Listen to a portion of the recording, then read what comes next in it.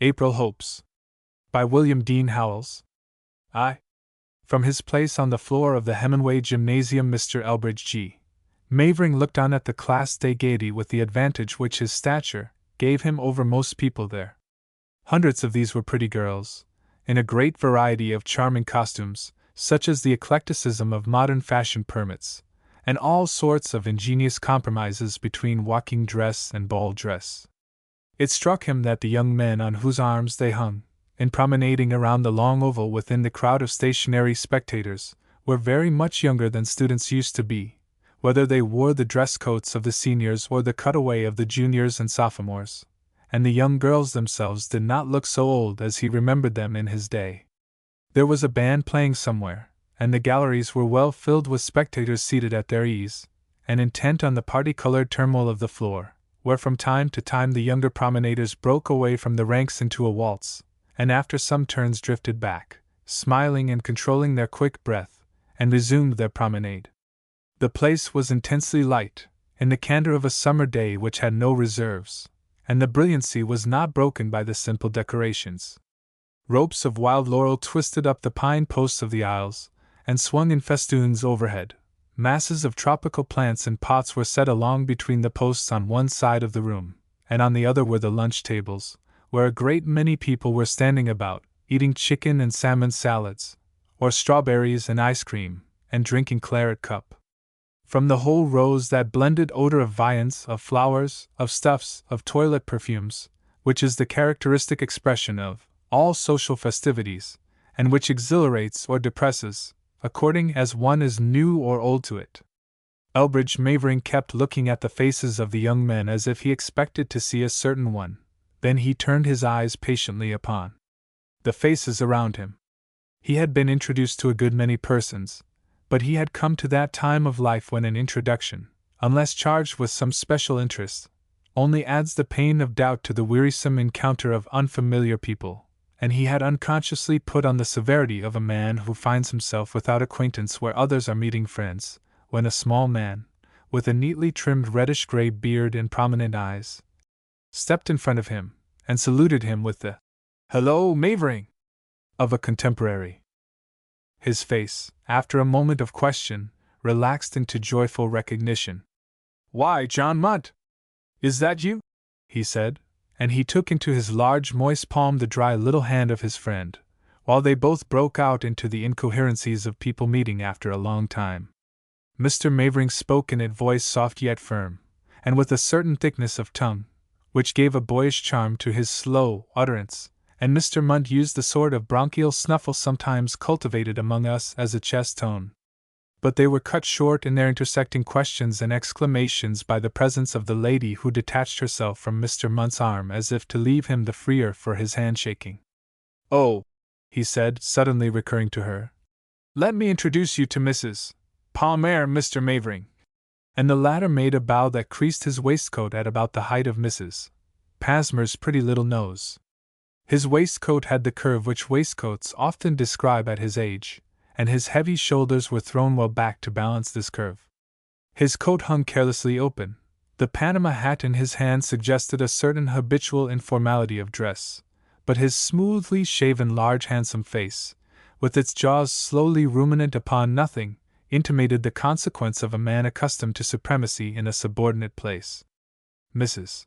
Palmer looked up to acknowledge the introduction with a sort of pseudo-respectfulness which it would be hard otherwise to describe. Whether she divined or not that she was in the presence of a magnate of some sort, she was rather superfluously demure in the first 2 or 3 things she said, and was all sympathy and interest in the meeting of these old friends. They declared that they had not seen each other for 20 years, or, at any rate, not since '59. She listened while they disputed about the exact date, and looked from time to time at Mr. Munt, as if for some explanation of Mr. Mavering, but Munt himself, when she saw him last, had only just begun to commend himself to society, which had since so fully accepted him, and she had so suddenly, the moment before, found herself hand in glove with him, that she might well have appealed to a third person for some explanation of Munt. But she was not a woman to be troubled much by this momentary mystification, and she was not embarrassed at all when Munt said, as if it had all been prearranged, Well, now, Mrs. Palmer, if you'll let me leave you with Mr. Mavering a moment, I'll go off and bring that unnatural child to you. No use dragging you round through this crowd longer. He made a gesture intended, in the American manner, to be at once polite and jocose, and was gone, leaving Mrs. Palmer a little surprised, and Mr. Mavering in some misgiving, which he tried to overcome, pressing his jaws together 2 or 3 times without speaking. She had no trouble in getting in the first remark. "Isn't all this charming, Mr. Mavering?" She spoke in a deep, low voice, with a caressing manner, and stood looking up at Mr. Mavering with one shoulder shrugged and the other drooped, and a tasteful composition of her fan and hands and handkerchief at her waist. "Yes, ma'am, it is," said Mr. Mavering. He seemed to say ma'am to her with a public or official accent, which sent Mrs. Palmer's mind fluttering forth to poise briefly at such conjectures as congressman from a country district? Judge of the common pleas? Bank president? Railroad superintendent? Leading physician in a large town? No, Mr. Munt said Mr. And then to return to her pretty blue eyes, and to center there in that pseudo-respectful attention under the arch of her neat brows and her soberly crinkled gray-threaded brown hair, and her very appropriate bonnet. A bonnet, she said, was much more than half the battle after 40, and it was now quite after 40 with Mrs. Palmer, but she was very well dressed otherwise. Mr. Mavering went on to say, with a deliberation that seemed an element of his unknown dignity, whatever it might be, "A number of the young fellows together can give a much finer spread, and make more of the day, in a place like this, than we used to do in our rooms." "Ah, then you're a Harvard man too," said Mrs. Palmer to herself, with surprise, which she kept to herself, and she said to Mavering, "Oh yes, indeed. It's altogether better. Aren't they nice-looking fellows?" she said, putting up her glass to look at the promenaders. "Yes," Mr. Mavering assented. "I suppose," he added, out of the consciousness of his own relation to the affair, "I suppose you've a son somewhere here?" "Oh dear, no!" cried Mrs. Palmer, with a mingling superhuman, but for her of ironical deprecation and derision. "Only a daughter, Mr. Mavering." At this feat of Mrs. Palmer's, Mr. Mavering looked at her with question as to her precise intention, and ended by repeating, hopelessly, "Only a daughter?" "Yes," said Mrs. Palmer, with a sigh of the same irony. "Only a poor, despised young girl, Mr. Mavering." "You speak," said Mr. Mavering, beginning to catch on a little, "as if it were a misfortune." And his dignity broke up into a smile that had its queer fascination. "Why isn't it?" asked Mrs. Palmer. "Well, I shouldn't have thought so.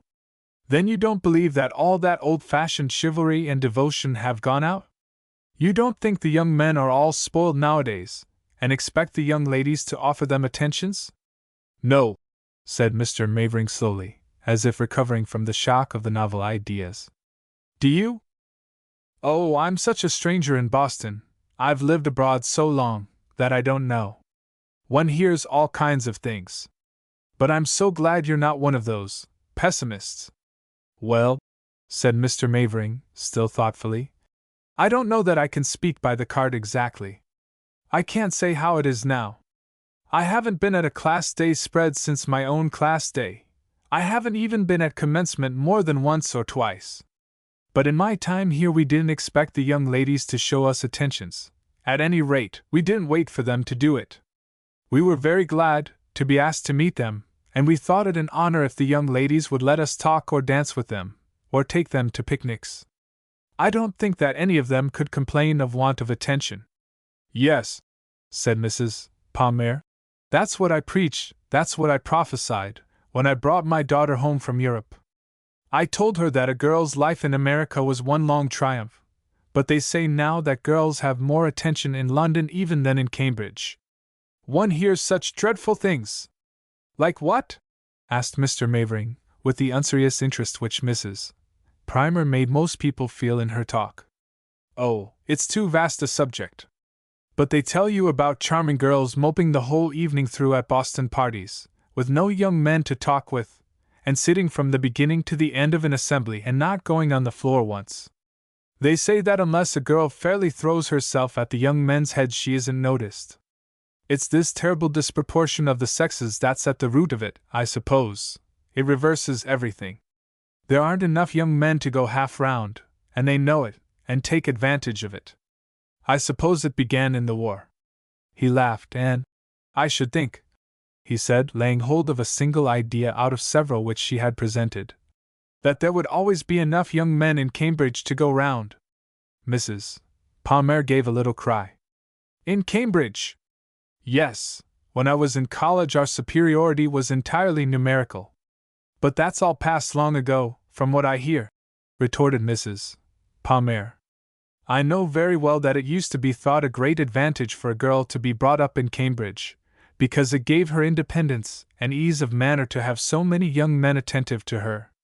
But they say the students all go into Boston now, and if the Cambridge girls want to meet them, they have to go there too.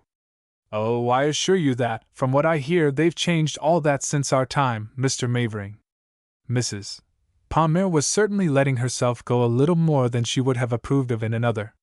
The result was apparent in the jocosity of this heavy Mr. Mavering's reply.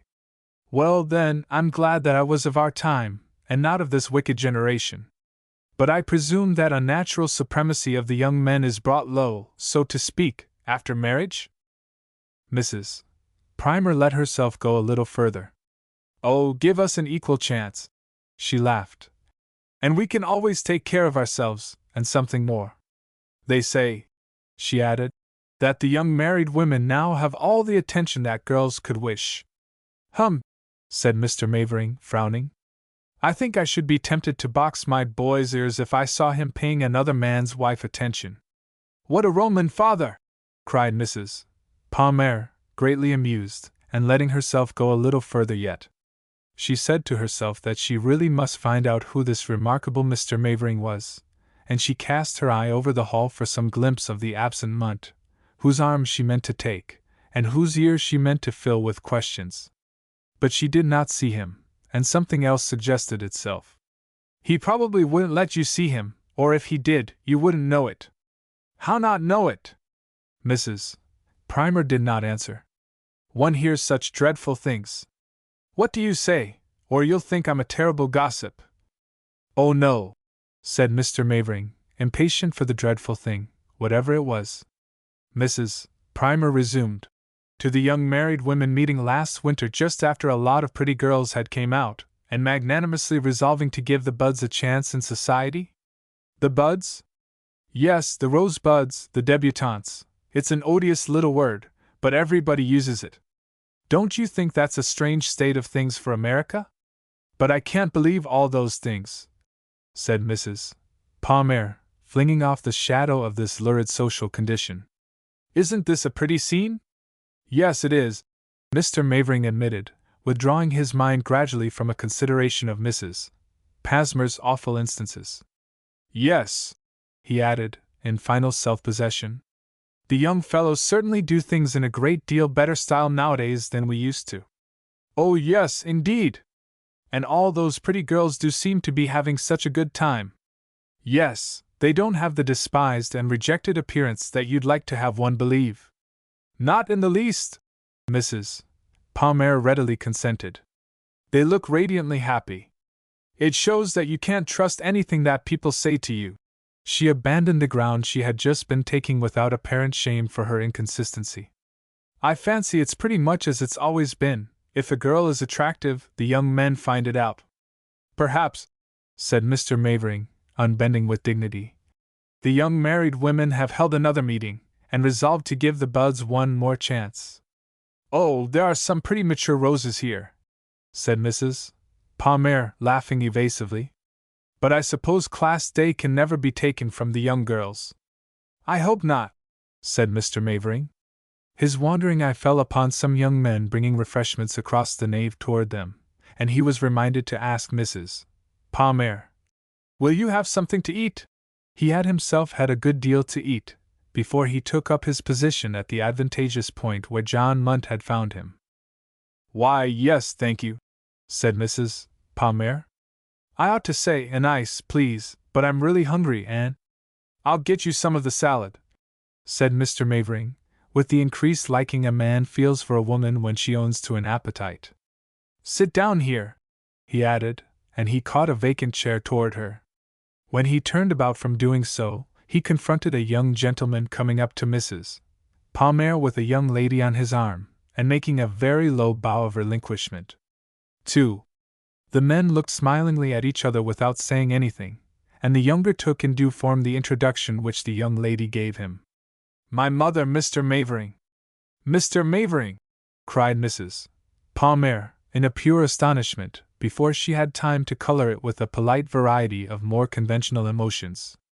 She glanced at the two men, and gave a little "oh" of inquiry and resignation, and then said demurely, Let me introduce you to Mr. Mavering, Alice.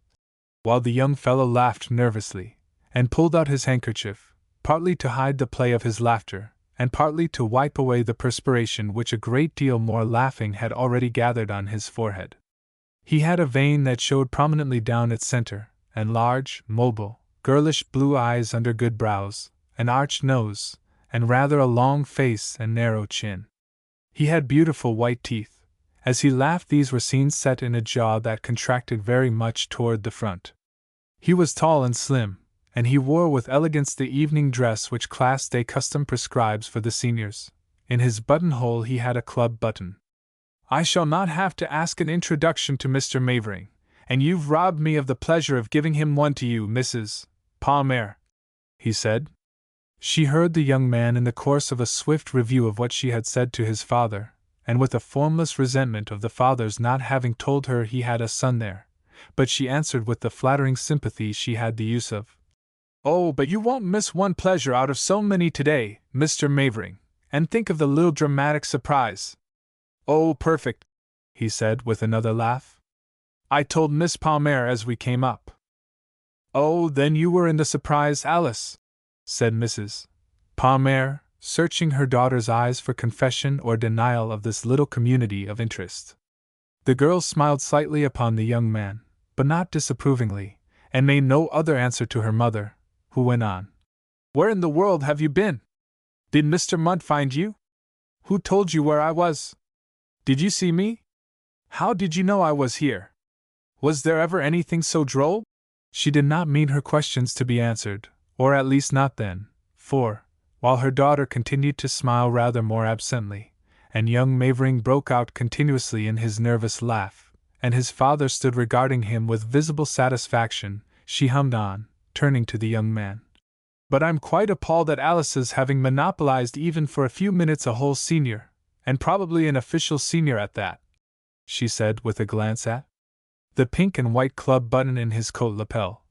And I can't let you stay another instant, Mr. Mavering. I know very well how many demands you have upon you, and you must go back directly to your sisters and your cousins and your aunts, and all the rest of them. You must indeed. Oh no! Don't drive me away, Mrs. Palmer, pleaded the young man, laughing violently, and then wiping his face. I assure you that I've no encumbrances of any kind here except my father, and he seems to have been taking very good care of himself. They all laughed at this, and the young fellow hurried on. Don't be alarmed at my button. It only means a love of personal decoration, if that's where you got the notion of my being an official senior. This isn't my spread. I shall hope to welcome you at Beck Hall after the tree, and I wish you'd let me be of use to you. Wouldn't you like to go round to some of the smaller spreads? I think it would amuse you. And have you got tickets to the tree, to see us make fools of ourselves? It's worth seeing, Mrs. Palmer, I assure you. He rattled on very rapidly, but with such a frankness in his urgency, such amiable kindliness, that Mrs. Palmer could not feel that it was pushing. She looked at her daughter, but she stood as passive in the transaction as the elder Mavering. She was taller than her mother, and as she waited, her supple figure described that fine lateral curve which one sees in some Louis Quinze portraits. This effect was enhanced by the fashion of her dress of pale sage green, with a wide stripe or sash of white dropping down the front, from her delicate waist. The same simple combination of colors was carried up into her hat, which surmounted darker hair than Mrs. Palmer's, and a complexion of wholesome pallor. Her eyes were gray and grave, with black brows, and her face, which was rather narrow, had a pleasing irregularity in the sharp jut of the nose. In profile, the parting of the red lips showed well back into the cheek. "I don't know," said Mrs. Palmer in her own behalf, and she added in his, "about letting you take so much trouble," so smoothly that it would have been quite impossible to detect the point of union in the two utterances. "Well, don't call it names anyway, Mrs. Palmer," pleaded the young man. "I thought it was nothing but a pleasure and a privilege. The fact is," she explained, neither consenting nor refusing, "that we were expecting to meet some friends who had tickets for us." Young Mavering's face fell. "And I can't imagine what's happened." "Oh, let's hope something dreadful," he cried. "Perhaps you know them." She delayed further. "Professor Saintsbury." "Well, rather. Why, they were here about an hour ago, both of them. They must have been looking for you." "Yes, we were to meet them here. We waited to come out with other friends, and I was afraid we were late." Mrs. Palmer's face expressed a tempered disappointment, and she looked at her daughter for indications of her wishes in the circumstances. Seeing in her eye a willingness to accept young Mavering's invitation, she hesitated more decidedly than she had yet done, for she was, other things being equal, quite willing to accept it herself. But other things were not equal, and the whole situation was very odd. All that she knew of Mr. Mavering the elder was that he was the old friend of John Munt, and she knew far too little of John Munt, except that he seemed to go everywhere, and to be welcome, not to feel that his introduction was hardly a warrant for what looked like an impending intimacy. She did not dislike Mr. Mavering. He was evidently a country person of great self-respect, and no doubt of entire respectability. He seemed very intelligent, too. He was a Harvard man. He had rather a cultivated manner, or else naturally a clever way of saying things. But all that was really nothing, if she knew no more about him, and she certainly did not. If she could only have asked her daughter who it was that presented young Mavering to her, that might have formed some clue. But there was no earthly chance of asking this, and besides, it was probably one of those haphazard introductions that people give on such occasions. Young Mavering's behavior gave her still greater question. His self-possession, his entire absence of anxiety, or any expectation of rebuff or snub, might be the ease of unimpeachable social acceptance, or it might be merely adventurous effrontery. Only something ingenuous and good in the young fellow's handsome face forbade this conclusion. That his face was so handsome was another of the complications. She recalled, in the dreamlike swiftness with which all these things passed through her mind, what her friends had said to Alice about her being sure to meet her fate on class day, and she looked at her again to see if she had met it. "Well, Mamma?" said the girl, smiling at her mother's look. Mrs. Palmer thought she must have been keeping young Mavering waiting a long time for his answer. "Why, of course, Alice. But I really don't know what to do about the Saintsburys." This was not in the least true, but it instantly seemed so to Mrs. Palmer, as a plausible excuse for when we make it. "Why, I'll tell you what, Mrs. Palmer," said young Mavering, with a cordial unsuspicion that both won and reassured her. "We'll be sure to find them at some of the spreads. Let me be of that much use, anyway, you must." "We really oughtn't to let you," said Mrs. Palmer, making a last effort to cling to her reluctance, but feeling it fail, with a sensation that was not disagreeable. She could not help being pleased with the pleasure that she saw in her daughter's face. Young Mavering's was radiant. "I'll be back in just half a minute," he said, and he took a gay leave of them and running to speak to another student at the opposite end of the hall. 3. "You must allow me to get you something to eat first, Mrs. Palmer," said the elder Mavering. "Oh no, thank you," Mrs. Palmer began. But she changed her mind and said, "Or yes, I will, Mr. Mavering, a very little salad, please." She had really forgotten her hunger, as a woman will in the presence of any social interest. But she suddenly thought his going would give her a chance for 2 words with her daughter, and so she sent him.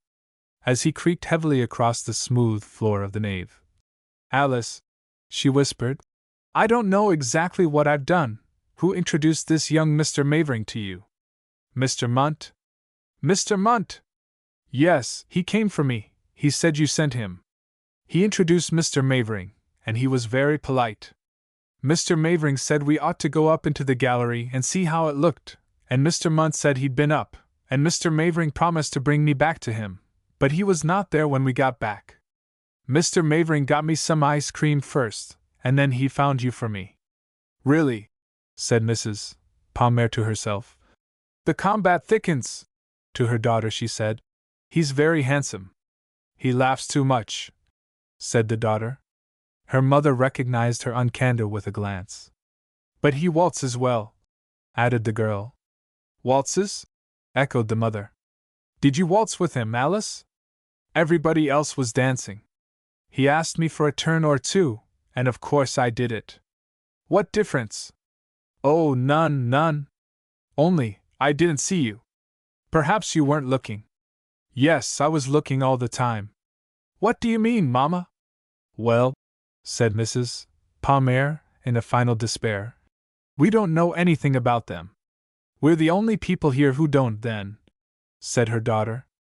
The ladies were bowing right left to him all the time, and he kept asking if I knew this one and that one, and all I could say was that some of them were distant cousins, but I wasn't acquainted with them. I would think he'd wonder who we were. Yes, said the mother thoughtfully. There! He's laughing with that other student. But don't look. Mrs.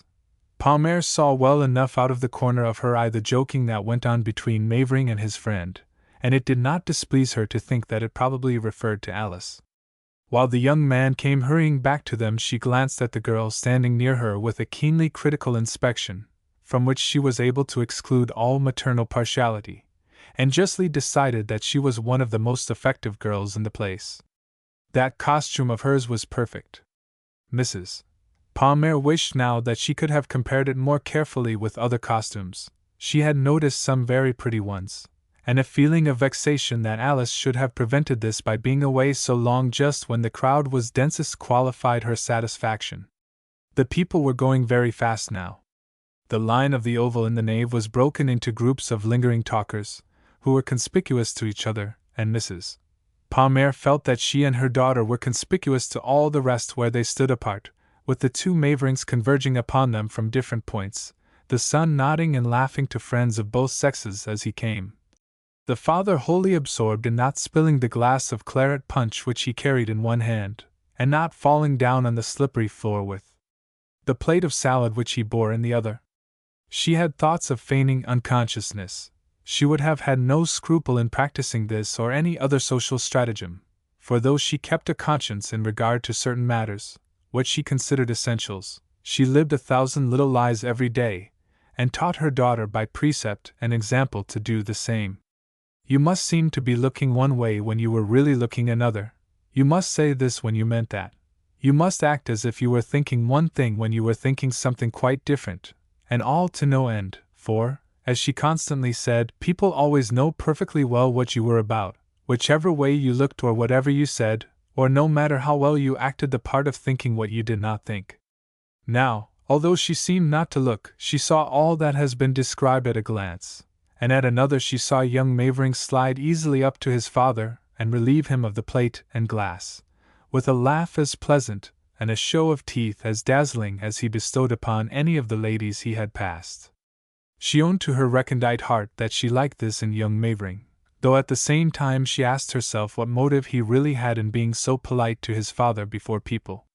But she had no time to decide. She had only time to pack the question hurriedly away for future consideration, when young Mavering arrived at her elbow, and she turned with a little of surprise so perfectly acted that it gave her the greatest pleasure. For, I don't think my father would have got here alive with these things, said young Mavering. Did you see how I came to his rescue? Mrs. Palmer instantly threw away all pretext of not having seen. Oh yes! My heart was in my mouth when you bore down upon him, Mr. Mavering. It was a beautiful instance of filial devotion. Well, do sit down now, Mrs. Palmer, and take it comfortably, said the young fellow, and he got her one of the many empty chairs, and would not give her the things, which he put in another, till she sat down and let him spread a napkin over her lap. Really, she said, I feel as if I were stopping all the wheels of Class Day. Am I keeping them from closing the gymnasium, Mr. Mavering? Not quite, said the young man, with one of his laughs. I don't believe they will turn us out, and I'll see that they don't lock us in. Don't hurry, Mrs. Palmer. I'm only sorry you hadn't something sooner. Oh, your father proposed getting me something a good while ago. Did he? Then I wonder you haven't had it. He's usually on time. You're both very energetic, I think, said Mrs. Palmer. He's the father of his son, said the young fellow, assuming the merit with a bow of burlesque modesty. It went to Mrs. Palmer's heart. Let's hope he'll never forget that, she said, in an enjoyment of the excitement and the salad that was beginning to leave her question of these Maverings a light, diaphanous cloud on the verge of the horizon. The elder Mavering had been trying, without success, to think of something to say to Miss Palmer. He had twice cleared his throat for that purpose. But this comedy between his son and the young lady's mother seemed so much lighter and brighter than anything he could have said, that he said nothing, and looked on with his mouth set in its queer smile, while the girl listened with the gravity of a daughter who sees that her mother is losing her head. Mrs. Palmer buzzed on in her badinage with the young man, and allowed him to go for a cup of coffee before she rose from her chair, and shook out her skirts with an air of pleasant expectation of whatever should come next. He came back without it. The coffee urn has dried up here, Mrs. Palmer. But you can get some at the other spreads. They'd be inconsolable if you didn't take something everywhere. They all started toward the door, but the elder Mavering said, holding back a little, Dan, I think I'll go and see. Oh no, you mustn't, father, cried the young man, laying his hand with caressing entreaty on his father's coat sleeve. I don't want you to go anywhere till you've seen Professor Saintsbury. We shall be sure to meet him at some of the spreads. I want you to have that talk with him. He corrected himself for the instant's deflection from the interests of his guest, and added, I want you to help me hunt him up for Mrs. Palmer. Now, Mrs. Palmer, you're not to think it's the least trouble, or anything but a boon, much less say it, he cried, turning to the deprecation in Mrs. Palmer's face. He turned away from it to acknowledge the smiles and bows of people going out of the place, and he returned their salutations with charming heartiness. In the vestibule they met the friends they were going in search of. With Mr. Mavering, of course, exclaimed Mrs. Saintsbury. I might have known it. Mrs. Palmer would have given anything she could think of to be able to ask why her friend might have known it, but for the present they could only fall upon each other with flashes of self-accusal and explanation, and rejoicing for their deferred and now accomplished meeting. The professor stood by with the satirical smile with which men witness the effusion of women. Young Mavering, after sharing the ladies' excitement fully with them, rewarded himself by an exclusive moment with Miss Palmer. You must get Mrs. Palmer to let me show you all of Class Day that a senior can. I didn't know what a perfect serpent's tooth it was to be one before. Mrs. Saintsbury, he broke off. Have you got tickets for the tree? Ah, she doesn't hear me. Mrs. Saintsbury was just then saying to the elder Mavering, I'm so glad you decided to come today. It would have been a shame if none of you were here. She made a feint of dropping her voice, with a glance at Dan Mavering. He's such a nice boy. Which made him laugh, and cry out, Oh, now? Don't poison my father's mind, Mrs. Saintsbury. Oh, someone would be sure to tell him, retorted the professor's wife. And he'd better hear it from a friend. The young fellow laughed again, and then he shook hands with some ladies going out, and asked were they going so soon, from an abstract hospitality, apparently, for he was not one of the hosts, and so turned once more to Miss Palmer. We must get away from here, or the afternoon will get away from us, and leave us nothing to show for it. Suppose we make a start, Miss Palmer? He led the way with her out of the vestibule, banked round with pots of palm and fern, and down the steps into the glare of the Cambridge sunshine, blown full, as is the case on Class Day, of fine Cambridge dust, which had drawn a delicate grey veil over the grass of the gymnasium lawn, and mounted in light clouds from the wheels powdering it finer and finer in the street. Along the sidewalks dusty hacks and carriages were ranged, and others were driving up to let people dismount at the entrances to the college yard. Within the temporary picket fences, secluding a part of the grounds for the students and their friends, were seen stretching from dormitory to dormitory long lines of Chinese lanterns, to be lit after nightfall, swung between the elms. Groups of ladies came and went, nearly always under the escort of some student. The caterers' carts, disburdened of their ice creams and salads, were withdrawn under the shade in the street, and their drivers lounged or drowsed upon the seats. Now and then a black waiter, brilliant as a bobolink in his white jacket and apron, appeared on some errand. The large, mild Cambridge policeman kept the entrances to the yard with a benevolent vigilance which was not harsh with the little Irish children, coming up from the marsh in their best to enjoy the sight of other people's pleasure. "Isn't it a perfect class day?" cried young Mavering, as he crossed Kirkland Street with Miss Palmer, and glanced down its vaulted perspective of elms, through which the sunlight broke, and lay in the road in pools and washes as far as the eye reached. "Did you ever see anything bluer than the sky today? I feel as if we'd ordered the weather, with the rest of the things, and I had some credit for it as host. Do make it a little compliment, Miss Palmer. I assure you I'll be very modest about it." "Ah, I think it's fully up to the occasion," said the girl, catching the spirit of his amiable satisfaction. "Is it the usual class day weather?" "You spoil everything by asking that," cried the young man. "It obliges me to make a confession. It's always good weather on class day. There haven't been more than a dozen bad class days in the century. But you'll admit that there can have been a better class day than this?" "Oh yes, it's certainly the pleasantest class day I've seen," said the girl, and now when Mavering laughed she laughed too. "Thank you so much for saying that. I hope it will pass off in unclouded brilliancy. It will, if I can make it. Why, hello! They're on the other side of the street yet, and looking about as if they were lost." He pulled his handkerchief from his pocket, and waved it at the others of their party. They caught sight of it, and came hurrying over through the dust. "Mrs. Saintsbury said, apparently as the sum of her consultations with Mrs. Palmer, the tree is to be at 5:30, and after we've seen a few spreads, I'm going to take the ladies home for a little rest." "Oh no, don't do that," pleaded the young man. After making this protest, he seemed not to have anything to say immediately in support of it. He merely added, "This is Miss Pasmer's first class day, and I want her to see it all. But you'll have to leave us very soon to get yourself ready for the tree," suggested the professor's lady, with a motherly provision. "I shall want just 15 minutes for that." "I know better, Mr. Mavering," said Mrs. Saintsbury, with finality. "You will want a good 3/4 of an hour to make yourself as disreputable as you'll look at the tree, and you'll have to take time for counsel and meditation. You may stay with us just half an hour, and then we shall part inexorably. I've seen a great many more class days than you have, and I know what they are in their demands upon the seniors." "Oh, well, then we won't think about the time," said the young man, starting on with Miss Palmer. "Well, don't undertake too much," said the lady. She came last in the little procession, with the elder Mavering, and her husband and Mrs. Palmer preceded her. "What?" young Mavering called back, with his smiling face over his shoulder. "She says not to bite off more than you can chew," the professor answered for her.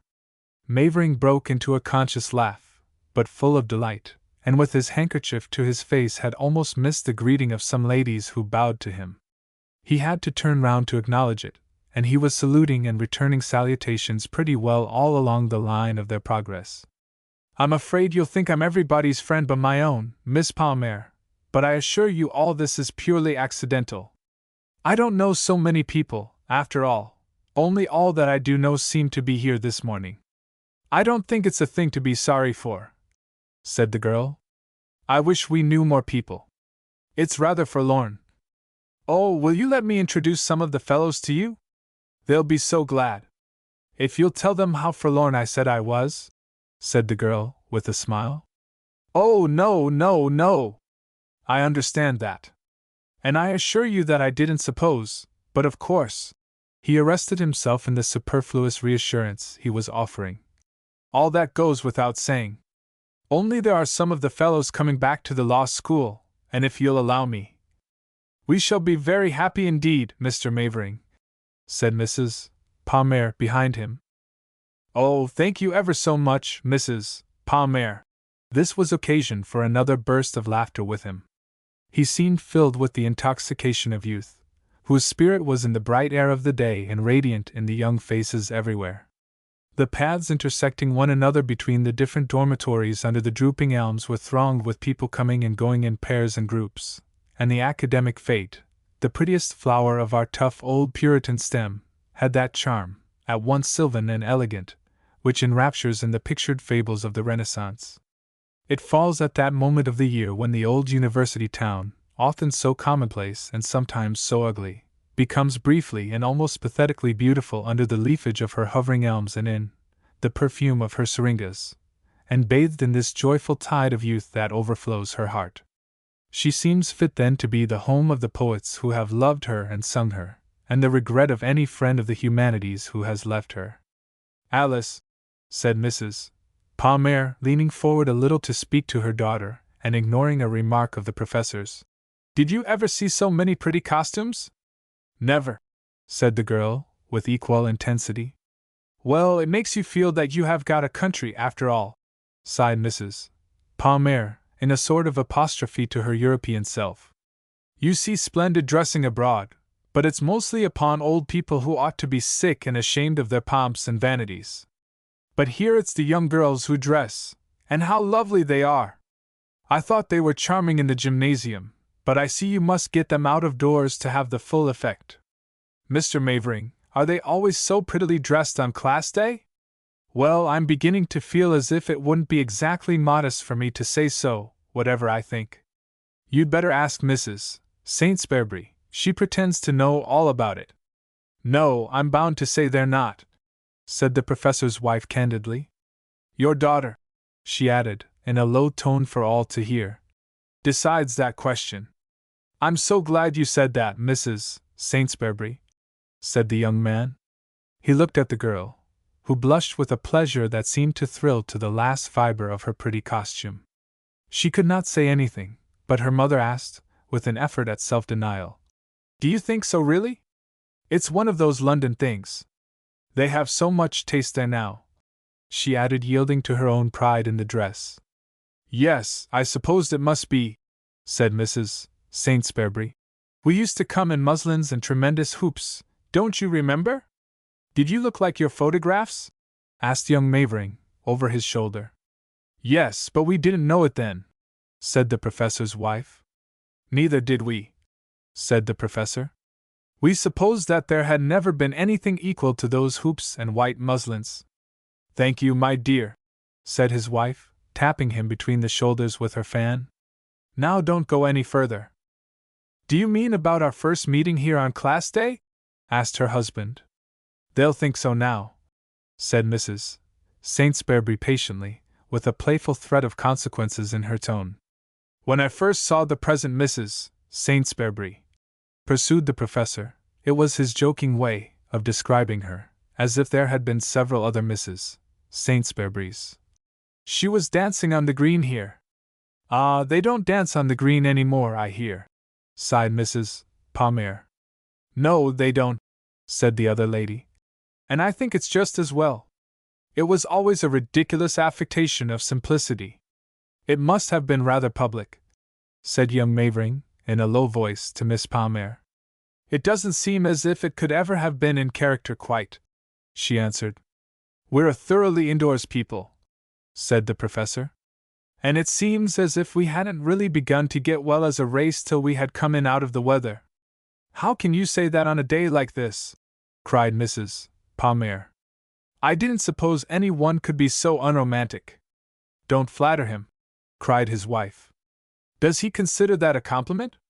Not personally, he answered, but it's the first duty of a professor of comparative literature to be unromantic. I don't understand, faltered Mrs. Palmer. He will be happy to explain, at the greatest possible length, said Mrs. Saintsbury. But you shan't spoil our pleasure now, John. They all laughed, and the professor looked proud of the wit at his expense.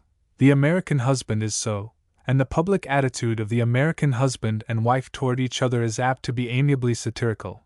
Their relation seems never to have lost its novelty, or to lack droll and surprising contrasts for them. Besides these passages with her husband, Mrs. Saintsbury kept up a full flow of talk with the elder Mavering, which Mrs. Palmer did her best to overhear, for it related largely to his son, whom, it seemed, from the father's expressions, the Saintsburys had been especially kind to. "No, I assure you," Mrs. Palmer heard her protest. "Mr. Saintsbury has been very much interested in him. I hope he has not put any troublesome ideas into his head. Of course, he's very much interested in literature, from his point of view, and he's glad to find any of the young men interested in it, and that's apt to make him overdo matters a little. Dan wished me to talk with him, and I shall certainly be glad to do so," said the father, but in a tone which conveyed to Mrs. Palmer the impression that though he was always open to conviction, his mind was made up on this point, whatever it was. 6. The party went to half a dozen spreads, some of which were on a scale of public grandeur approaching that of the gymnasium, and others of a subdued elegance befitting the more private hospitalities in the students' rooms. Mrs.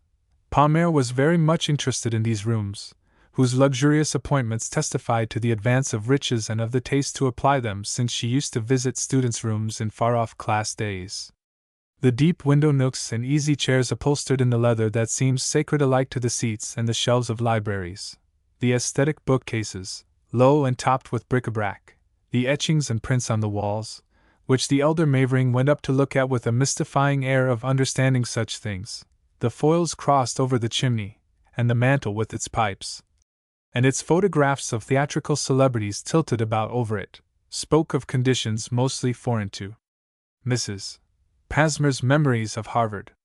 The photographed celebrities seemed to be chosen chiefly for their beauty, and for as much of their beauty as possible, Mrs. Palmer perceived, with an obscure misgiving of the sort which an older generation always likes to feel concerning the younger, but with a tolerance, too, which was personal to herself. It was to be considered that the massive thought and honest amiability of Salvini's face, and the deep and spiritualized power of Booth's, varied the effect of these companies of posturing nymphs. At many places she either met old friends with whom she clamored over the wonder of their encounter there, or was made acquainted with new people by the Saintsburys. She kept a mother's eye on her daughter, to whom young Mavering presented everybody within hail or reach, and whom she could see, whenever she looked at her, a radiant center of admiration. She could hear her talk sometimes, and she said to herself that really Alice was coming out. She had never heard her say so many good things before. She did not know it was in her. She was very glad then that she had let her wear that dress. It was certainly distinguished, and the girl carried it off, to her mother's amusement, with the air of a superb lady of the period from which it dated. She thought what a simple child Alice really was. All the time those other children, the seniors, were stealing their glances of bold or timid worship at her, and doubtless thinking her a brilliant woman of the world. But there could be no mistake that she was a success. Part of her triumph was of course due to Mrs. Saintsbury, whose chaperonage, Mrs. Palmer could see, was everywhere of effect. But it was also largely due to the vigilant politeness of young Mavering, who seemed bent on making her have good time, and who let no chance slip him. Mrs. Palmer felt his kindness truly, and she did not feel it the less because she knew that there was but one thing that could, at his frankly selfish age, make a young fellow wish to make a girl have a good time. Except for that reason he must be bending the whole soul of egotistic youth to making some other girl have a good time. But all the same, it gave her pause when someone to whom she was introduced spoke to her of her friends the Maverings, as if they were friends of the oldest standing instead of acquaintances of very recent accident. She did not think of disclaiming the intimacy, but, "Really I shall die of these Maverings," she said to herself, "unless I find out something about them pretty soon. I'm not going to take you to the Omicron spread, Mrs. Palmer," said young Mavering, coming up to her with such an effect of sympathetic devotion that she had to ask herself, "Are they my friends, the Maverings? The Saintsburys have been there already, and it is a little too common." The tone of superiority gave Mrs. Palmer courage. They're good fellows, and all that, but I want you to see the best. I suppose that we'll get back to giving the spreads all in the fellows' rooms again. It's a good deal pleasanter, don't you think? Oh, yes, indeed, assented Mrs. Palmer, though she had really been thinking the private spreads were not nearly so amusing as the large spread she had seen at the gymnasium. She had also wondered where all Mr. Mavering's relations and friends were, and the people who had social claims on him, that he could be giving up his class day in this reckless fashion to strangers. Alice would account for a good deal, but she would not account for everything. Mrs. Palmer would have been willing to take him from others, but if he were so anomalous as to have no one to be taken from, of course it lessened his value as a trophy. These things went in and out of her mind, with a final resolution to get a full explanation from Mrs. Saintsbury, while she stood and smiled her winning assent up into the young man's handsome face. Mrs. Saintsbury caught sight of them, and as if suddenly reminded of a forgotten duty, rushed vividly upon him. Mr. Mavering, I shall not let you stay with us another minute. You must go to your room now and get ready. You ought to have a little rest. He broke out in his laugh. Do you think I want to go and lie down a while, like a lady before a party? I'm sure you'd be the stronger for it, said Mrs. Saintsbury. But go upon any theory. Don't you see there isn't a senior left? He would not look round. They've gone to other spreads, he said. But now I'll tell you, it is pretty near time, and if you'll take me to my room, I'll go. You're a spoiled boy, said Mrs. Saintsbury. But I want Mrs. Palmer to see the room of a real student, a reading man, and all that, and will come to humor you. Well, come upon any theory, said young Mavering. His father, and Professor Saintsbury, who had been instructed by his wife not to lose sight of her, were at hand, and they crossed to that old hall which keeps its favor with the students in spite of the rivalry of the newer dormitories. It would be hard to say why. Mrs. Palmer willingly assented to its being much better, out of pure complaisance, though the ceilings were low and the windows small, and it did not seem to her that the Franklin stove and the aesthetic papering and painting of young Mavering's room brought it up to the level of those others that she had seen. But with her habit of saying some friendly lying thing, no matter what her impressions were, she exclaimed, "Oh, how cozy!" And glad of the word, she went about from one to another asking, "Isn't this cozy?"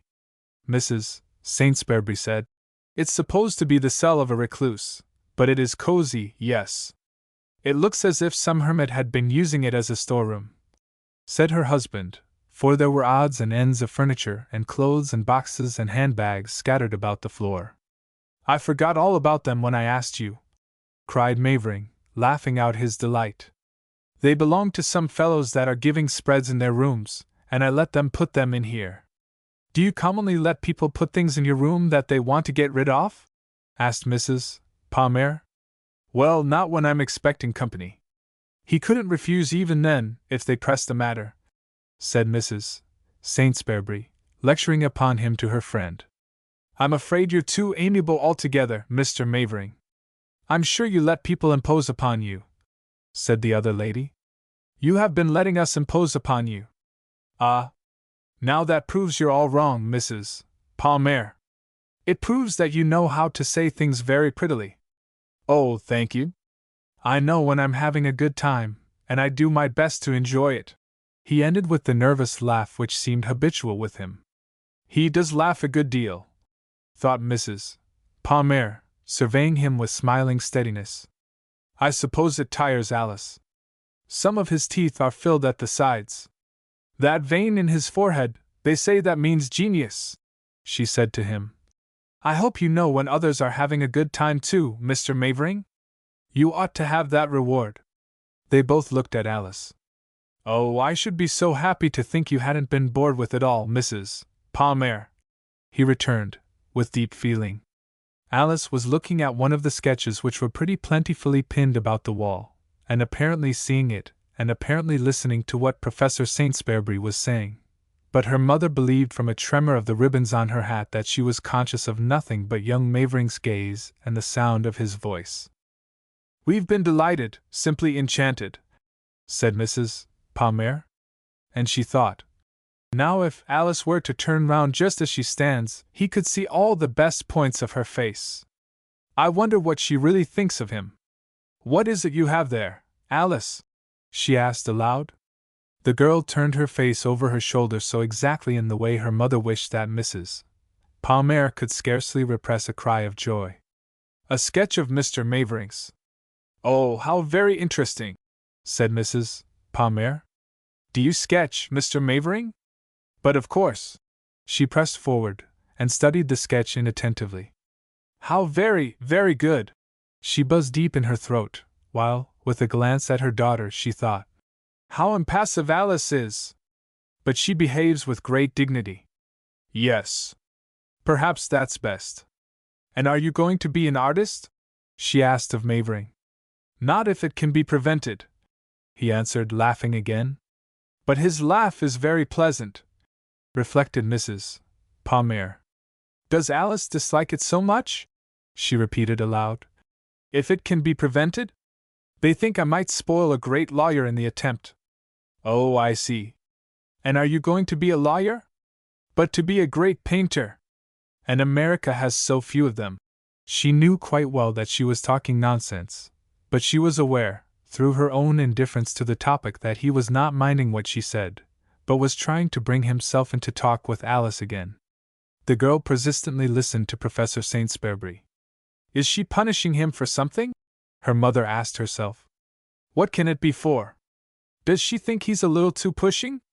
Perhaps he is a little pushing, she reflected, with an inward sigh, that she would know whether he was if she only knew more about him. He did the honors of his room very simply and nicely, and he said it was pretty rough to think this was the last of it. After which he faltered, and something occurred to Mrs. Saintsbury. Why, we're keeping you. It's time for you to dress for the tree. John, she reproached her husband. How could you let us do it? Far be it from me to hurry ladies out of other people's houses, especially ladies who have put themselves in charge of other people. No, don't hurry, pleaded Mavering. There's plenty of time. How much time? Asked Mrs. Saintsbury. He looked at his watch. Well, a good quarter of an hour. And I was to have taken Mrs. Palmer and Alice home for a little rest before the tree, cried Mrs. Saintsbury. And now we must go at once, or we shall get no sort of places. In the civil and satirical parley which followed, no one answered another, but young Mavering bore as full a part as the elder ladies, and only his father and Alice were silent. His guests got themselves out of his room. They met at the threshold a young fellow, short and dark and stout, in an old tennis suit. He fell back at sight of them, and took off his hat to Mrs. Saintsbury. Why, Mr. Boardman! Don't be bashful, Boardman, young Mavering called out. Come in and show them how I shall look in 5 minutes. Mr. Boardman took his introductions with a sort of main-force self-possession, and then said, You'll have to look it in less than 5 minutes now, Mavering. You're come for. What? Are they ready? We must fly, panted Mrs. Saintsbury, without waiting for the answer, which was lost in the incoherencies of all sorts of au revoirs called after and called back. 7. That is one thing, said Mrs. Saintsbury, looking swiftly round to see that the elder Mavering was not within hearing, as she hurried ahead with Mrs. Palmer, that I can't stand in Dan Mavering. Why couldn't he have warned us that it was getting near the time? Why should he have gone on pretending that there was no hurry?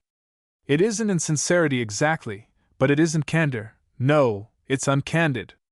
Oh, I suppose it's the artistic temperament, never coming straight to the point. What do you mean? Asked Mrs. Palmer eagerly. I'll tell you sometime. She looked round and halted a little for Alice, who was walking detached and neglected by the preoccupation of the two elderly men. I'm afraid you're tired, she said to the girl. Oh no. Of course not on class day. But I hope we shall get seats. What weather! The sun had not been oppressive at any time during the day, though the crowded building had been close and warm, and now it lay like a painted light on the grass and paths over which they passed to the entrance of the grounds around the tree. Holden Chapel, which enclosed the space on the right as they went in, shed back the sun from its brick-red flank, rising unrelieved in its venerable ugliness by any touch of the festive preparations. But to their left, and diagonally across from them, high stagings supported tiers of seats along the equally unlovely red bulks of Hollis and of Harvard. These seats, and the windows in the stories above them, were densely packed with people, mostly young girls dressed in 1,000 enchanting shades and colors, and bonneted and hatted to the last effect of fashion.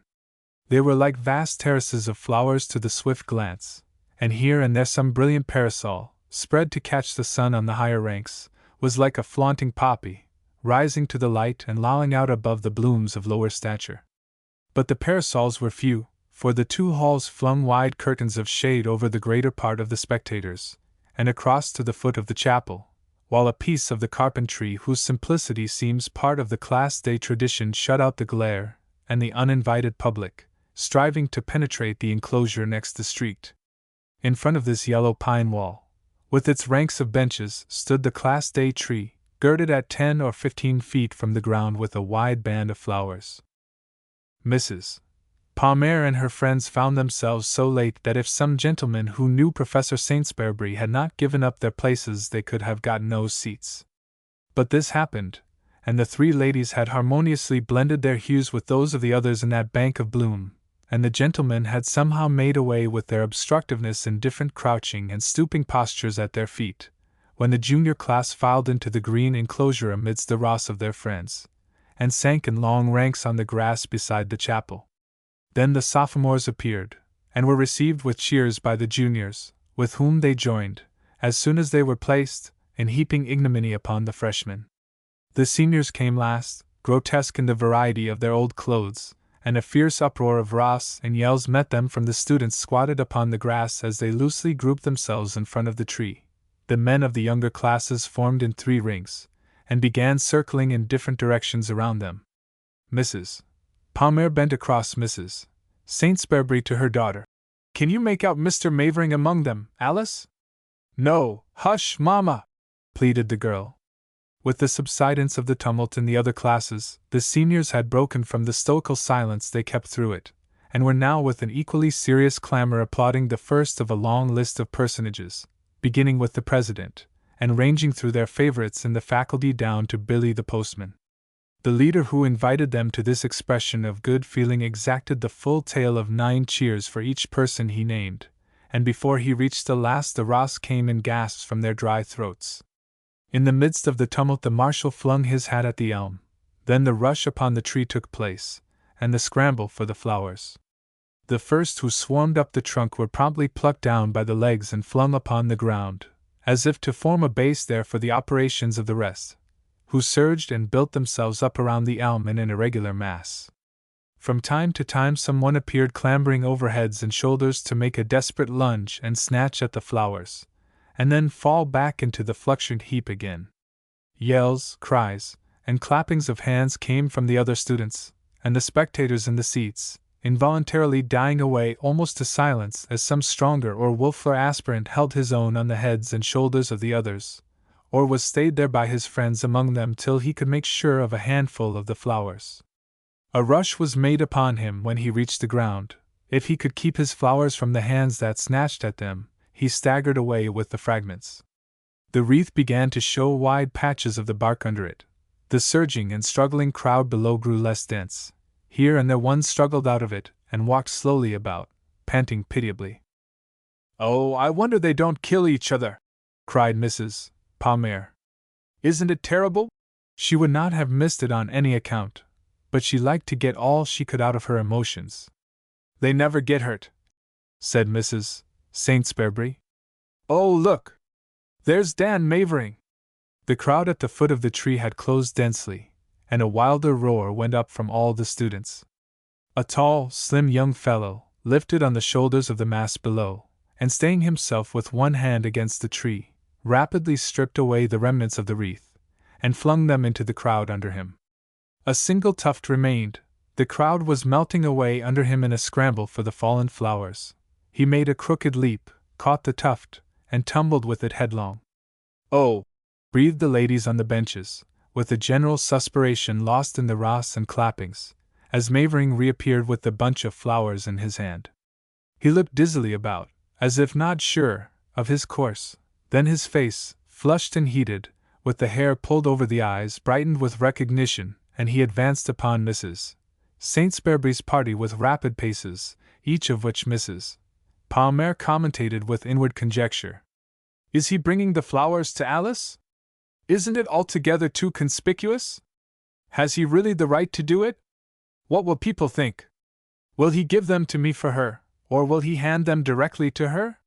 Which should I prefer him to do? I wonder if I know.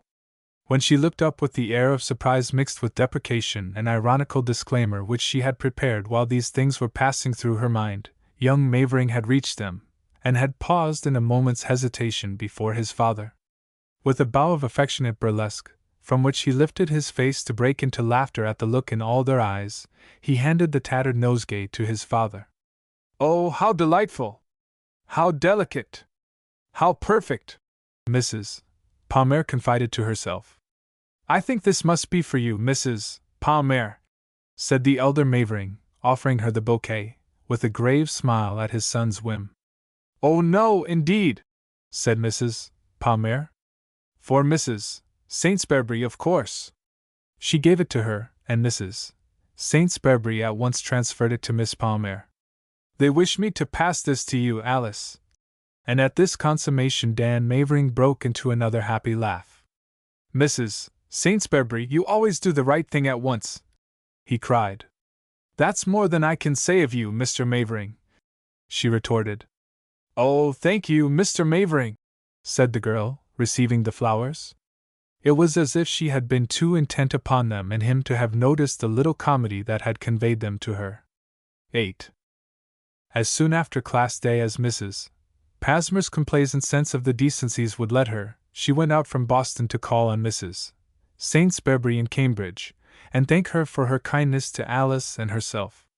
"She will know well enough what I come for," she said to herself, and she felt it the more important to ignore Mrs. Saintsbury's penetration by every polite futility. This was due to them both, and she did not go till the second day after. Mrs.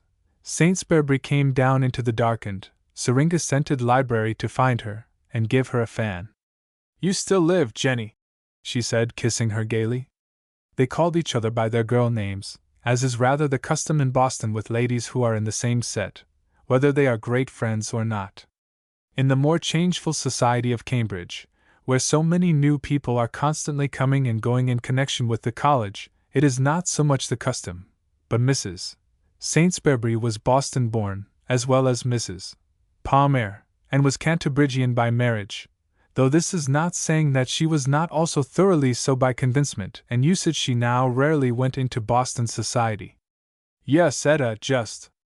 But I wasn't sure of it," said Mrs. Palmer. "When I woke yesterday, I was a mere aching jelly." "And Alice?" "Oh, I don't think she had any physical consciousness. She was a mere rapturous memory." "She did have a good time, didn't she?" said Mrs. Saintsbury, in a generous retrospect. "I think she was on her feet every moment in the evening. It kept me from getting tired to watch her.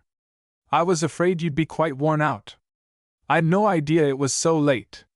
It must have been nearly 7:30 before we got away from the Beck Hall spread, and then by the time we had walked round the college grounds, how extremely pretty the lanterns were, and how charming the whole effect was, it must have been 9 before the dancing began.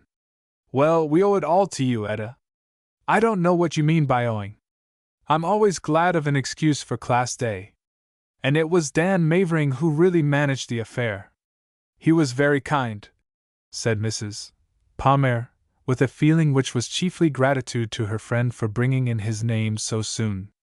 Now that it had been spoken, she felt it decorous to throw aside the outer integument of pretense, which if it could have been entirely exfoliated would have caused Mrs.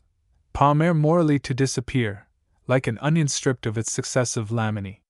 "What did you mean?" she asked, leaning forward, with her face averted. "About his having the artistic temperament? Is he going to be an artist?" "I should hope not." She remembered without shame that she had strongly urged him to consider how much better it would be to be a painter than a lawyer, in the dearth of great American painters. "He could be a painter if he liked," Up to a certain point, said Mrs. Saintsbury. Or he could be any one of half a dozen other things. His last craze was journalism. But you know what I mean by the artistic temperament. It's that inability to be explicit, that habit of leaving things vague and undefined, and hoping they'll somehow come out as you want them of themselves, that way of taking the line of beauty to get at what you wish to do or say, and of being very finicking about little things and lag about essentials. That's what I mean by the artistic temperament. Yes, that's terrible, sighed Mrs. Palmer, with the abstractly severe yet personally pitying perception of one whose every word and act was sincere and direct. I know just what you mean. But how does it apply to Mr. Mavering? It doesn't exactly, returned her friend. And I'm always ashamed when I say, or even think, anything against Dan Mavering. He's sweetness itself. We've known him ever since he came to Harvard, and I must say that a more constant and lovely fellow I never saw. It wasn't merely when he was a freshman, and he had that home feeling hanging about him still that makes all the freshmen so appreciative of anything you do for them, but all through the sophomore and junior years, when they're so taken up with their athletics and their societies and their college life generally that they haven't a moment for people that have been kind to them, he was just as faithful as ever.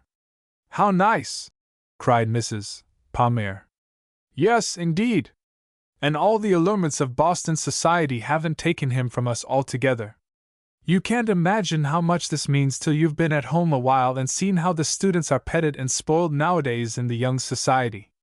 Oh, I've heard of it, said Mrs. Palmer. And is it his versatility and brilliancy, or his amiability, that makes him such a universal favorite? Universal favorite? I don't know that he's that. Well, popular then. Oh, he's certainly very much liked. But Jenny, there are no universal favorites in Harvard now. If there ever were, the classes are altogether too big. And it wouldn't be ability, and it wouldn't be amiability alone, that would give a man any sort of leadership. What in the world would it be? That question, more than anything else, shows how long you've been away, Jenny.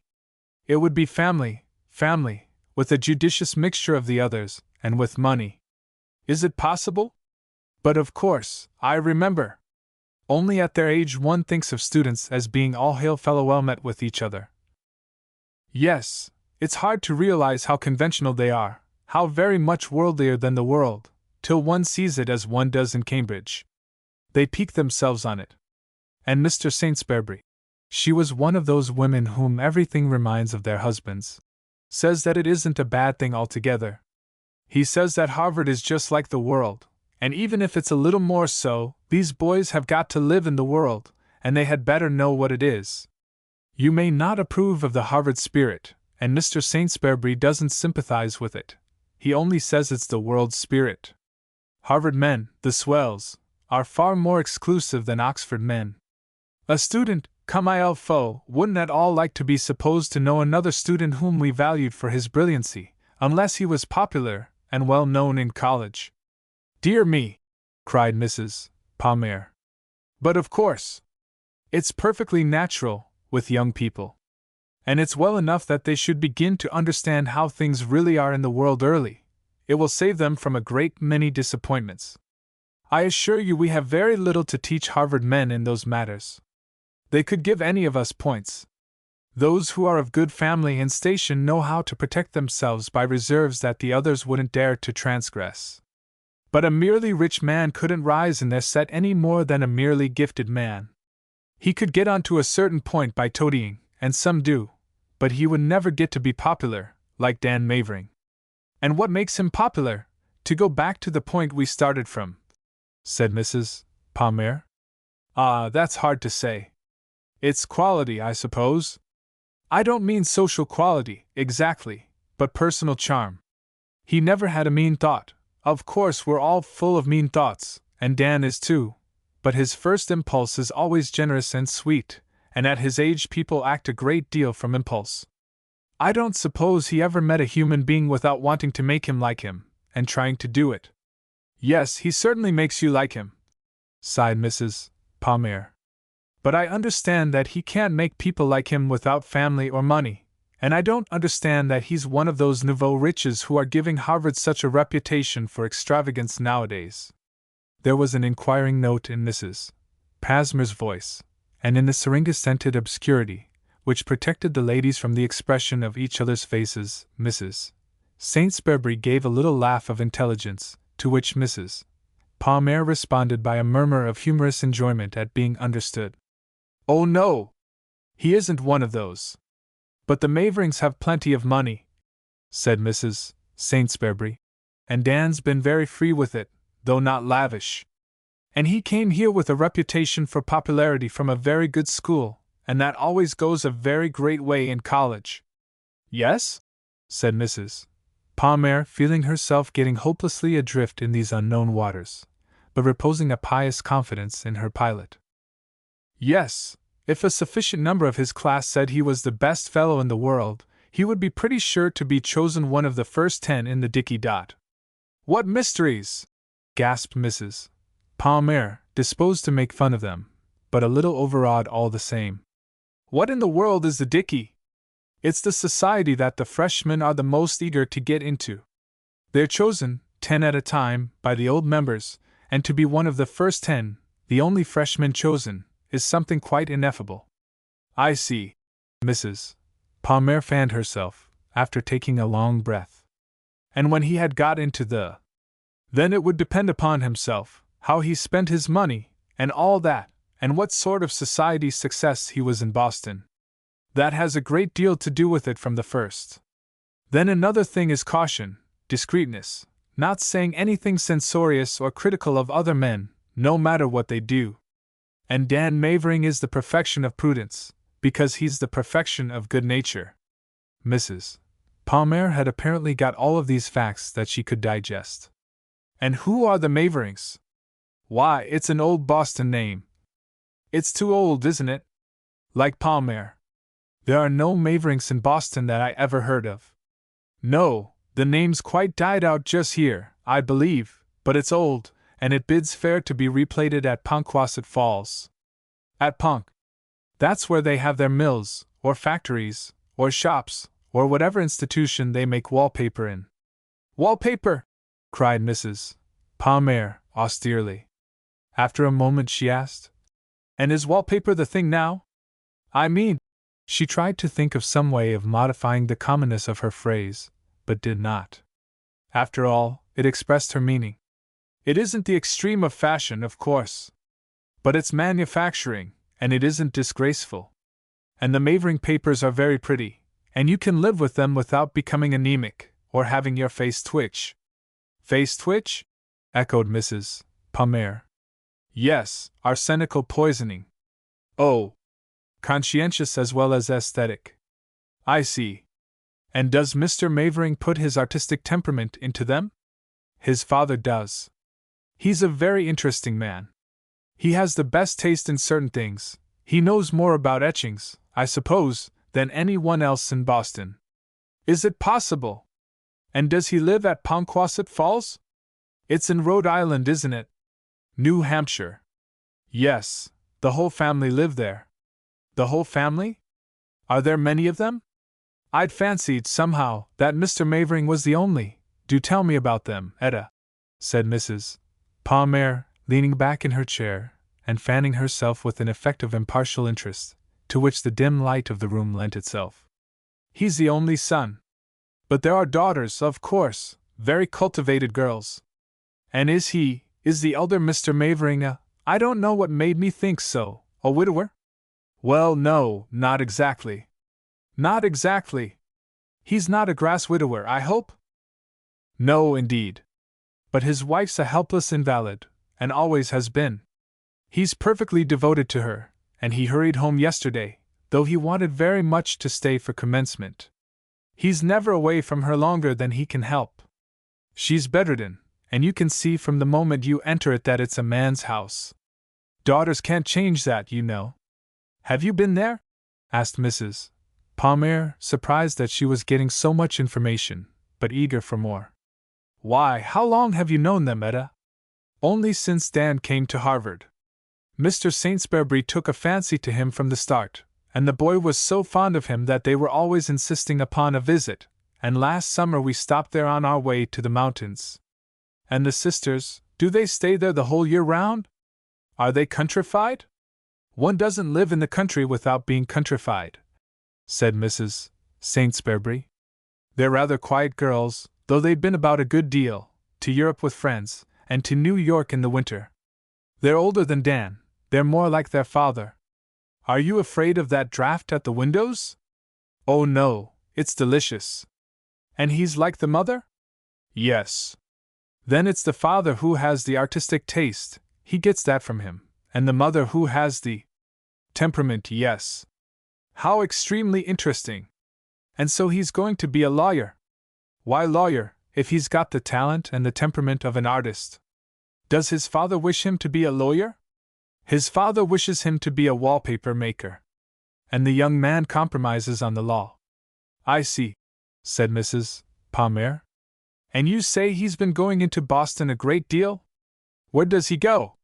The ladies entered into this social inquiry with a zest which it would be hard to make the reader share, or perhaps to feel the importance of. It is enough that it ended in the social vindication of Dan Mavering. It would not have been enough for Mrs. Palmer that he was accepted in the best Cambridge houses. She knew of old how people were accepted in Cambridge for their intellectual brilliancy or solidity, their personal worth, and all sorts of things, without consideration of the mystical something which gives vogue in Boston. How superb Alice was! Mrs. Saintsbury broke off abruptly. She has such a beautiful manner. Such repose. Repose! Yes, said her mother thoughtfully. But she's very intense. And I don't see where she gets it.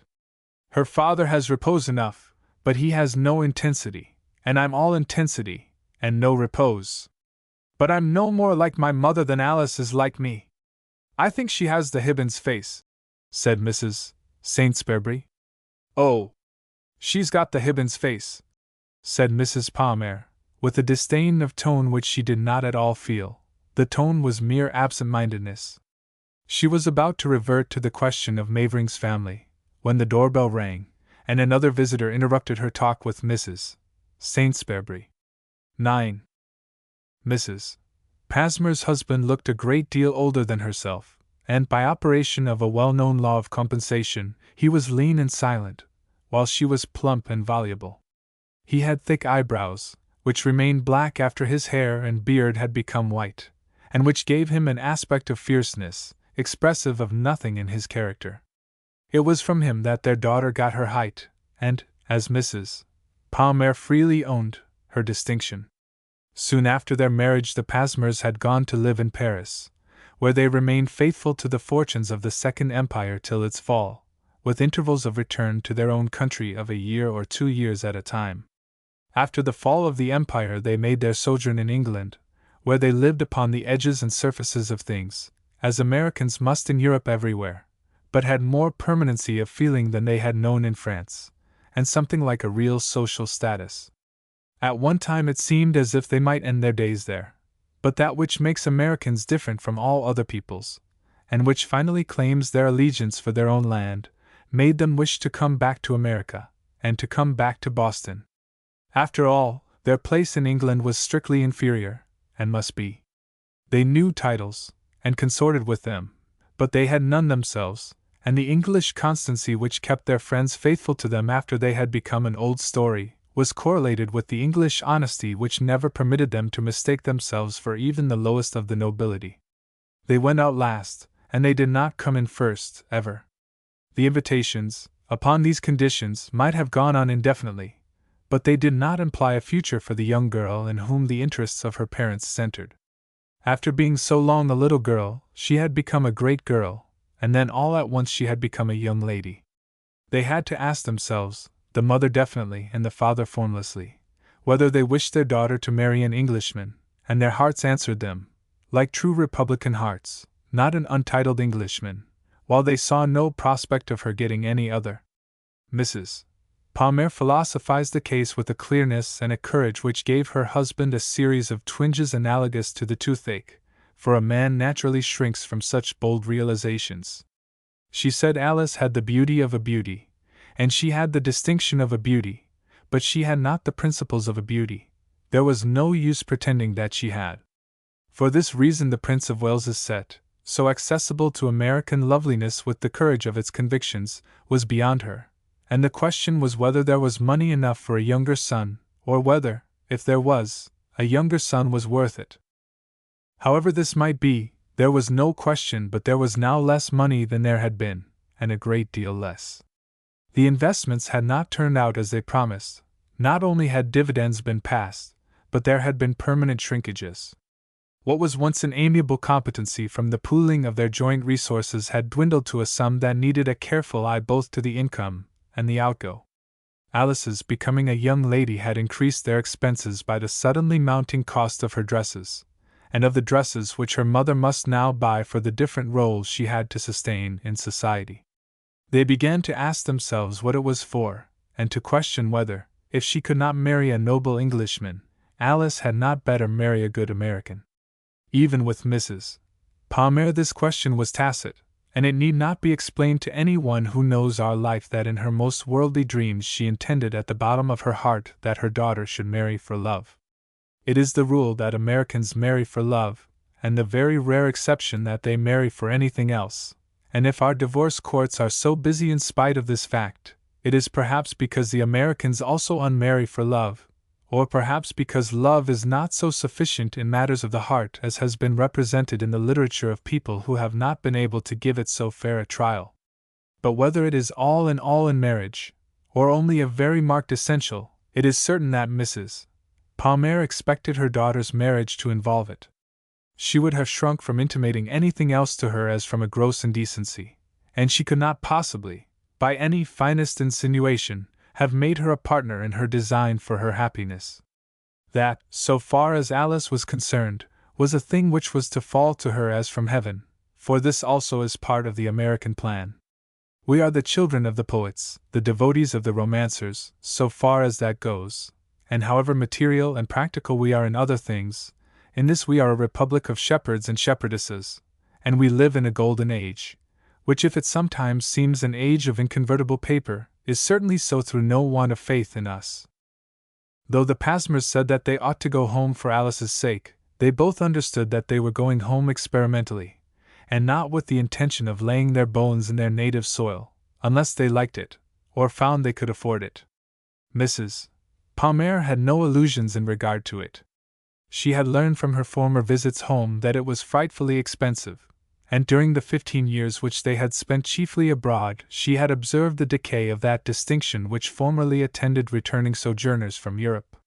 She had seen them cease gradually from the romantic reverence which once clothed them, and decline through a gathering indifference into something like slight and compassion, as people who have not been able to make their place or hold their own at home, and she had taught herself so well how to pocket the superiority natural to the Europeanized American before arriving at consciousness of this disesteem, that she paid a ready tribute to people who had always stayed at home.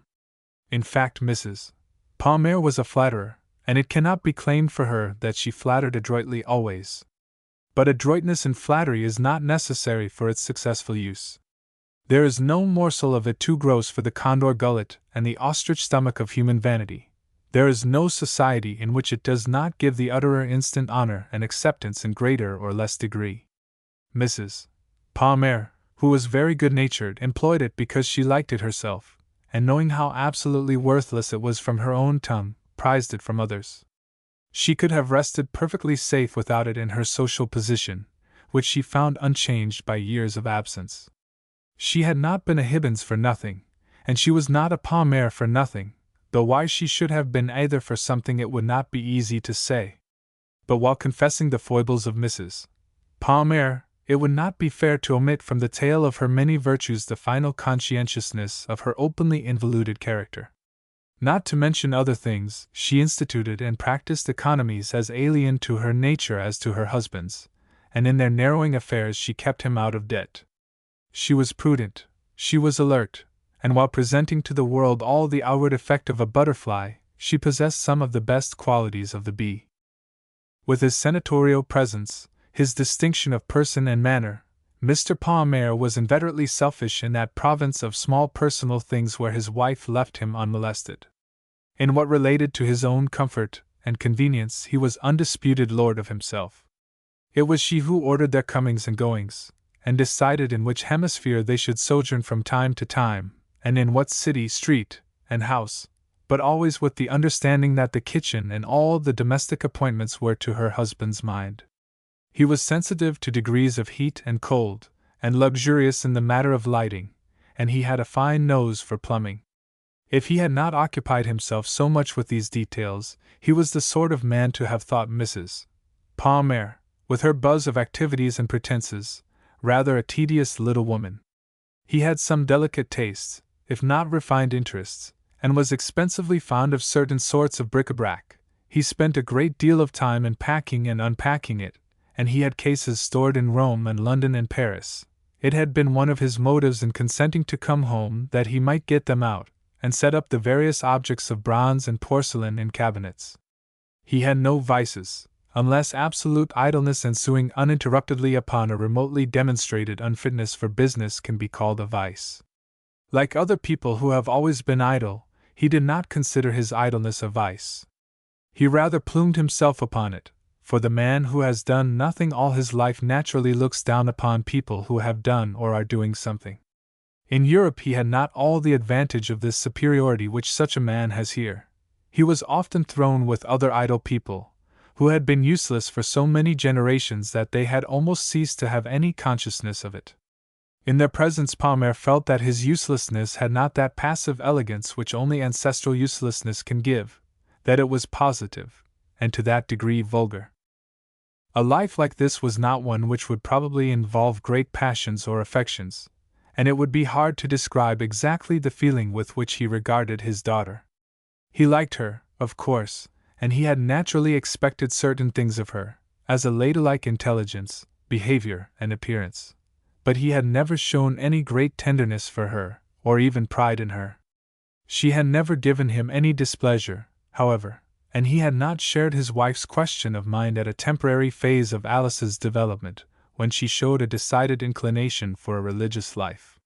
He had apparently not observed that the girl had a pensive temperament in spite of the effect of worldly splendor which her mother contrived for her, and that this pensiveness occasionally deepened to gloom. He had certainly never seen that in a way of her own she was very romantic. Mrs. Palmer had seen it, with amusement sometimes, and sometimes with anxiety, but always with the courage to believe that she could cope with it when it was necessary. Whenever it was necessary she had all the moral courage she wanted. It seemed as if she could have it or not as she liked, and in coming home she had taken a flat instead of a house, though she had not talked with her friends 3 minutes without perceiving that the moment when flats had promised to assert their social equality with houses in Boston was past forever. There were, of course, cases in which there could be no question of them, but for the most part they were plainly regarded as makeshifts, the resorts of people of small means, or the defiances or errors of people who had lived too much abroad. They stamped their occupants as of transitory and fluctuant character. Good people might live in them, and did, as good people sometimes boarded, but they could not be regarded as forming a social base, except in rare instances. They presented peculiar difficulties in calling, and for any sort of entertainment they were too, not public perhaps, but evident. In spite of these objections Mrs. Palmer took a flat in the Cavendish, and she took it furnished from people who were going abroad for a year. Mrs. Palmer stood at the drawing-room window of this apartment, the morning after her call upon Mrs. Saintsbury, looking out on the passage of an express wagon load of trunks through Cavendish Square, and commenting the fact with the tacit reflection that it was quite time she should be getting away from Boston too, when her daughter, who was looking out of the other window, started significantly back. "What is it, Alice?" "Nothing. Mr. Mavering, I think, and that friend of his." "Which friend?" "But where?" "Don't look. They will think we were watching them. I can't see them at all." "Which way were they going?" Mrs. Palmer dramatized a careless unconsciousness to the square, while vividly betraying this anxiety to her daughter. Alice walked away to the furthest part of the room. "They are coming this way," she said indifferently. before Mrs. Palmer had time to prepare a conditional mood, adapted either to their coming that way or going some other, she heard the janitor below in colloquy with her maid in the kitchen, and then the maid came in to ask if she should say the ladies were at home. "Oh, certainly," said Mrs. Palmer, with a caressing politeness that anticipated the tone she meant to use with Mavering and his friend. "Were you going, Alice? Better stay. It would be awkward sending out for you. You look well enough." "Well..." The young men came in, Mavering with his nervous laugh first, and then Boardman with his twinkling black eyes, and his main-force self-possession. "We couldn't go away as far as New London without coming to see whether you had really survived Class Day," said the former, addressing his solicitude to Mrs. Palmer. "I tried to find out from Mrs. Saintsbury, but she was very noncommittal." He laughed again, and shook hands with Alice, whom he now included in his inquiry. "I'm glad she was," said Mrs. Palmer, inwardly wondering what he meant by going to New London. "If it sent you to ask in person." She made them sit down, and she made as little as possible of the young ceremony they threw into the transaction. To be cozy, to be at ease instantly, was Mrs. Palmer's way. "We've not only survived, we've taken a new lease of life from Class Day. I'd forgotten how charming it always was. Or perhaps it didn't used to be so charming? I don't believe they have anything like it in Europe. Is it always so brilliant?" "I don't know," said Mavering.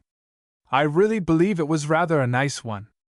"Oh, we were both enraptured," cried Mrs. Palmer. Alice added a quiet, "Yes, indeed," and her mother went on. "And we thought the Beck Hall spread was the crowning glory of the whole affair. We owe ever so much to your kindness." "Oh, not at all," said Mavering. "But we were talking afterward, Alice and I, about the sudden transformation of all that disheveled crew around the tree into the imposing swells. May I say howling swells?" "Yes, do say howling, Mrs. Palmer," implored the young man. "Whom we met afterward at the spread," she concluded. "How did you manage it all? Mr. Irving in the Lion's Mail was nothing to it.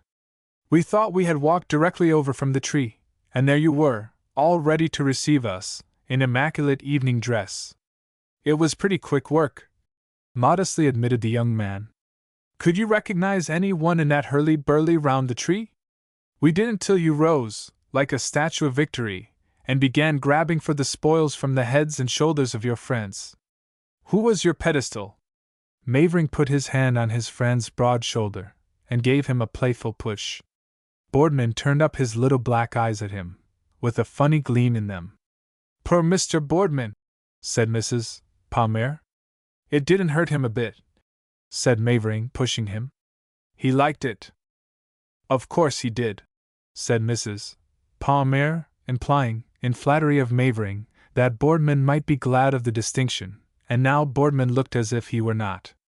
She began to get away and adding, "But I wonder you don't kill each other." "Oh, we're not so easily killed," said Mavering. "And what a fairy scene it was at the spread," said Mrs. Palmer, turning to Boardman. She had already talked its splendors over with Mavering the same evening. "I thought we should never get out of the hall, but when we did get out of the window upon that tapestried platform, and down on the tennis ground, with Turkey rugs to hide the bare spots in it." She stopped as people do when it is better to leave the effect to the listener's imagination. "Yes, I think it was rather nice," said Boardman. "Nice?" repeated Mrs. Palmer, and she looked at Mavering. "Is that the famous Harvard indifferentism?" "No, no, Mrs. Palmer. It's just his personal envy. He wasn't in the spread, and of course he doesn't like to hear anyone praise it." "Go on!" They all laughed. "Well, even Mr. Boardman will admit," said Mrs. Palmer, "that nothing could have been prettier than that pavilion at the bottom of the lawn, and the little tables scattered about over it, and all those charming young creatures under that lovely evening sky. Ah!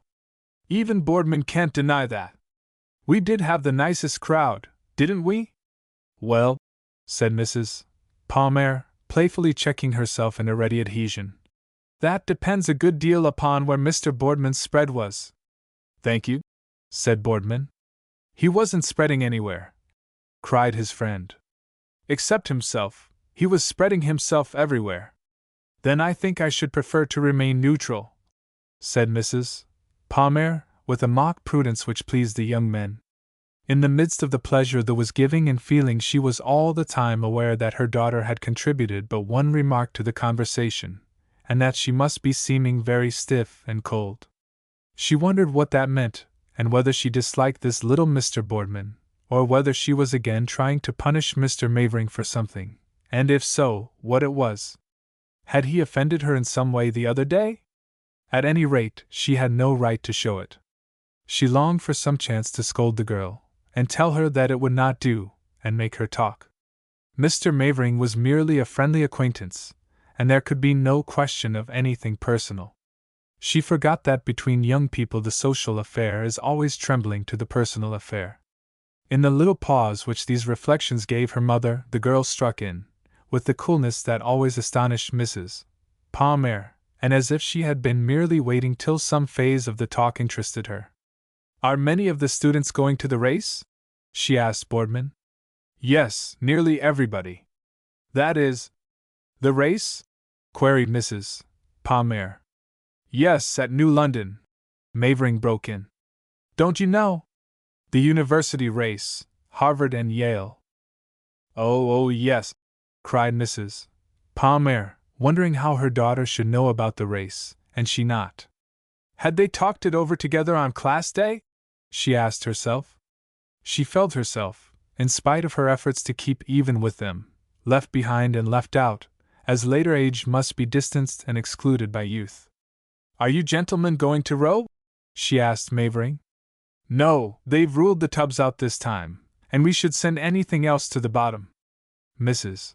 Palmer perceived that he was joking, but also that they were not of the crew, and she said that if that was the case they should not go.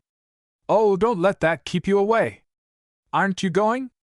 "I hoped you were going," continued the young man, speaking with his eyes on Mrs. Palmer, but with his mind, as she could see by his eyes, on her daughter. "No, no. Oh, do go, Mrs. Palmer," he urged. "I wish you'd go along to chaperone us." Mrs. Palmer accepted the notion with amusement. "I should think you might look after each other. At any rate, I think I must trust you to Mr. Boardman this time." "Yes, but he's going on business," persisted Mavering, as if for the pleasure he found in fencing with the air. "And he can't look after me." "On business?" said Mrs. Palmer, dropping her outspread fan on her lap, incredulously. "Yes, he's going into journalism, he's gone into it," laughed Mavering. "And he's going down to report the race for the events. "Really?" asked Mrs. Palmer, with a glance at Boardman, whose droll embarrassment did not contradict his friend's words. "How splendid!" she cried. "I had heard that a great many Harvard men were taking up journalism. I'm so glad of it. It will do everything to elevate its tone." Boardman seemed to suffer under these expectations a little, and he stole a glance of comical menace at his friend. "Yes," said Mavering.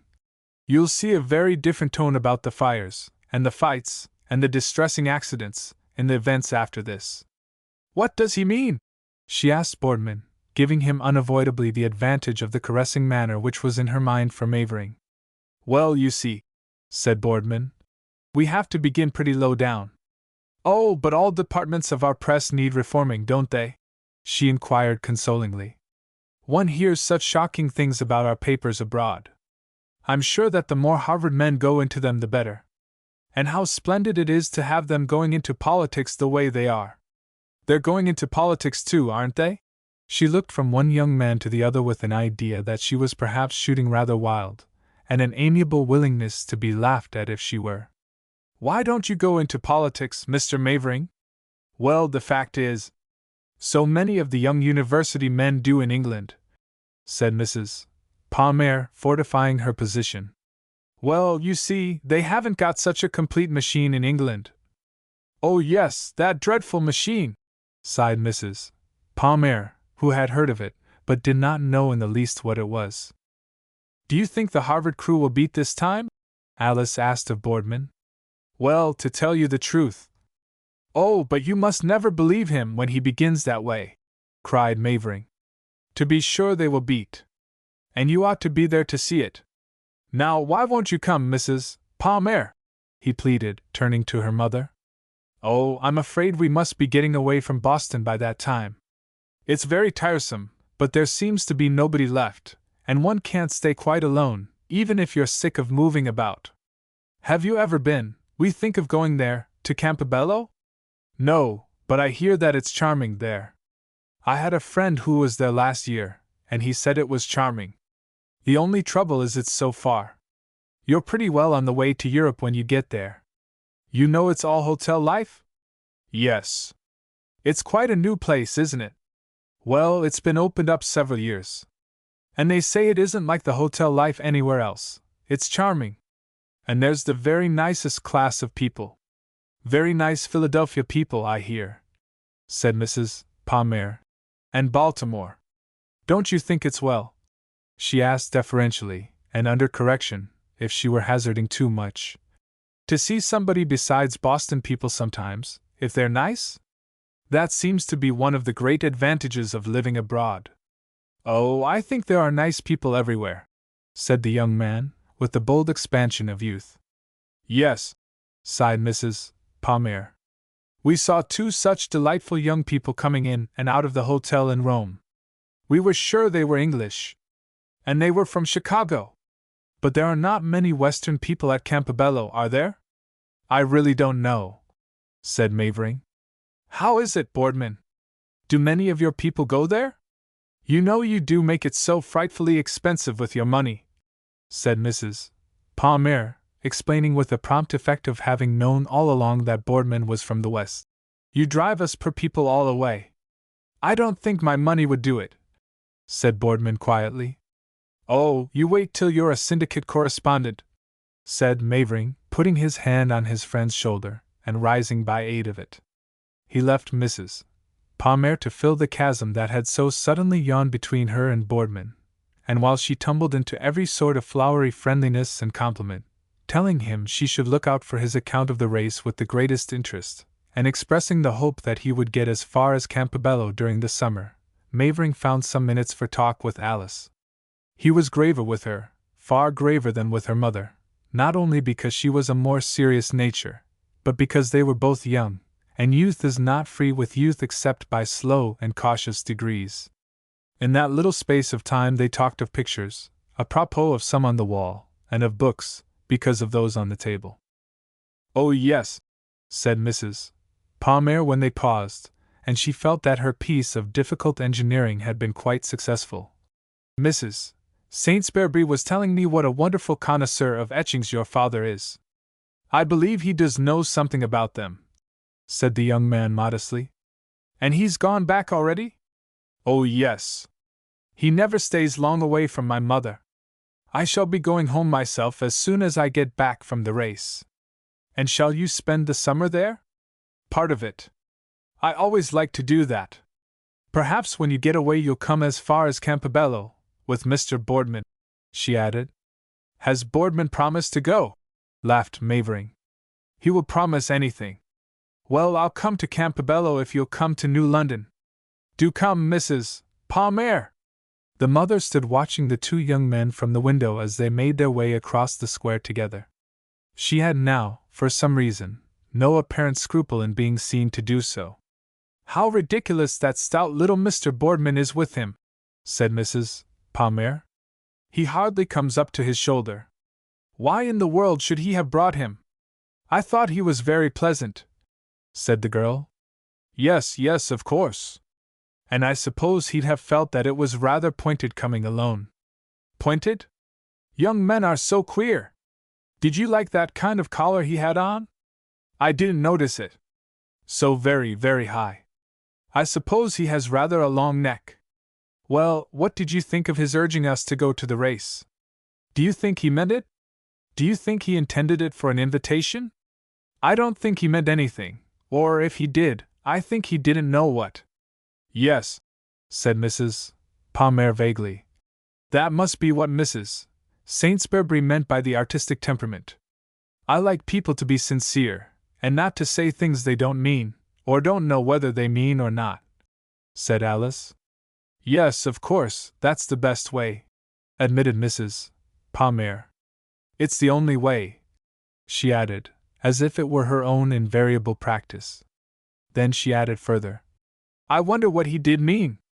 She began to yawn, for after her simulation of vivid interest in them the visit of the young men had fatigued her. In the midst of her yawn her daughter went out of the room, with an impatient gesture, and she suspended the yawn long enough to smile, and then finished it. 11. After first going to the Owen, at Campobello, the Pasmers took rooms at the Tyne-y-Coed, which is so much gayer, even if it is not so characteristic of the old Welsh admiral's baronial possession of the island. It is characteristic enough, and perched on its bluff overlooking the bay, or whatever the body of water is, it sees a score of pretty isles and long reaches of mainland coast, with a white marble effect of white-painted wood in Eastport, nestled in the wide lap of the shore, in apparent luxury and apparent innocence of smuggling and the manufacture of herring sardines. The waters that wrap the island in morning and evening fog temper the air of the latitude to a Newport softness in summer, with a sort of inner coolness that is peculiarly delicious, lulling the day with long calms and light breezes, and after nightfall commonly sending a stiff gale to try the stops of the hotel's gables and casements, and to make the cheerful blaze on its public hearths acceptable. Once or twice a day the Eastport ferryboat arrives, with passengers from the southward, at a floating wharf that sinks or swims 100 feet on the mighty tides of the northeast. But all night long the island is shut up to its own memories and devices.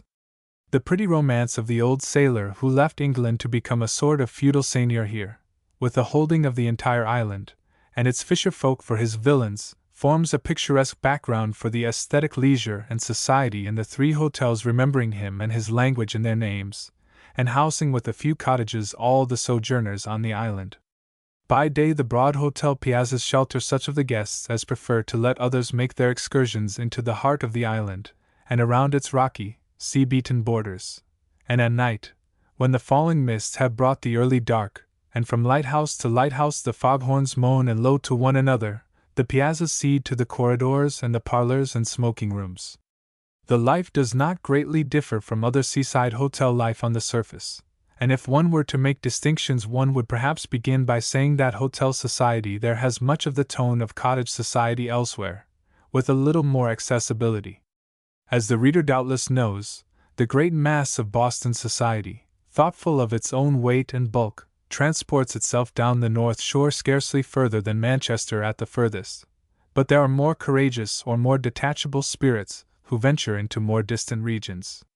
These contribute somewhat toward peopling Bar Harbor in the summer, but they scarcely characterize it in any degree, while at Campobello they settle in little daring colonies, whose self-reliance will enlist the admiration of the sympathetic observer. They do not refuse the knowledge of other colonies of other stirps and origins, and they even combine in temporary alliance with them. But, after all, Boston speaks one language, and New York another, and Washington a third, and though the several dialects have only slight differences of inflection, their moral accents render each a little difficult for the others. In fact, every society is repellent of strangers in the degree that it is sufficient to itself, and is incurious concerning the rest of the world. If it has not the elements of self-satisfaction in it, if it is uninformed and new and restless, it is more hospitable than an older society which has a sense of merit founded upon historical documents, and need no longer go out of itself for comparisons of any sort, knowing that if it seeks anything better it will probably be disappointed.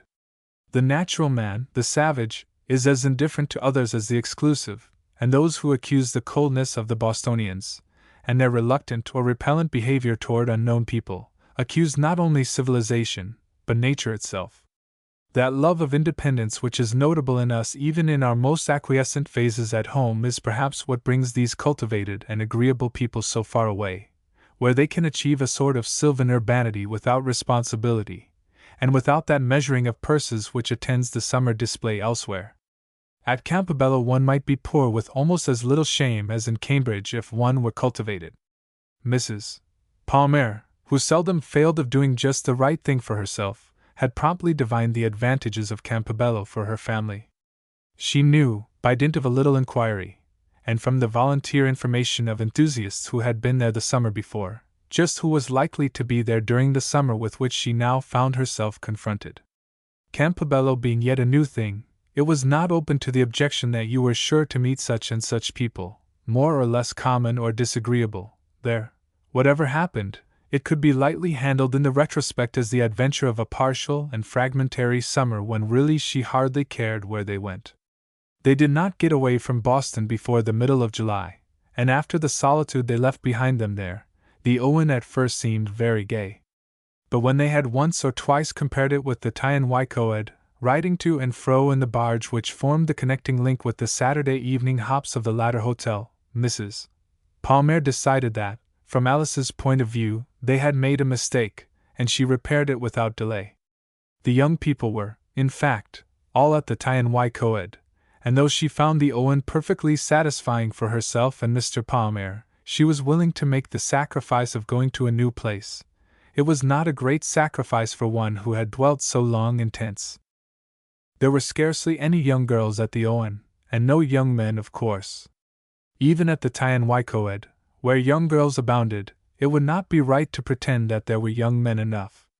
Nowhere, perhaps, except at Bar Harbor, is the long-lost balance of the sexes trimmed in New England, and even there the observer, abstractly delighting in the young girls and their dresses at that grand love exchange of Rodix, must question whether the adjustment is perfectly accurate.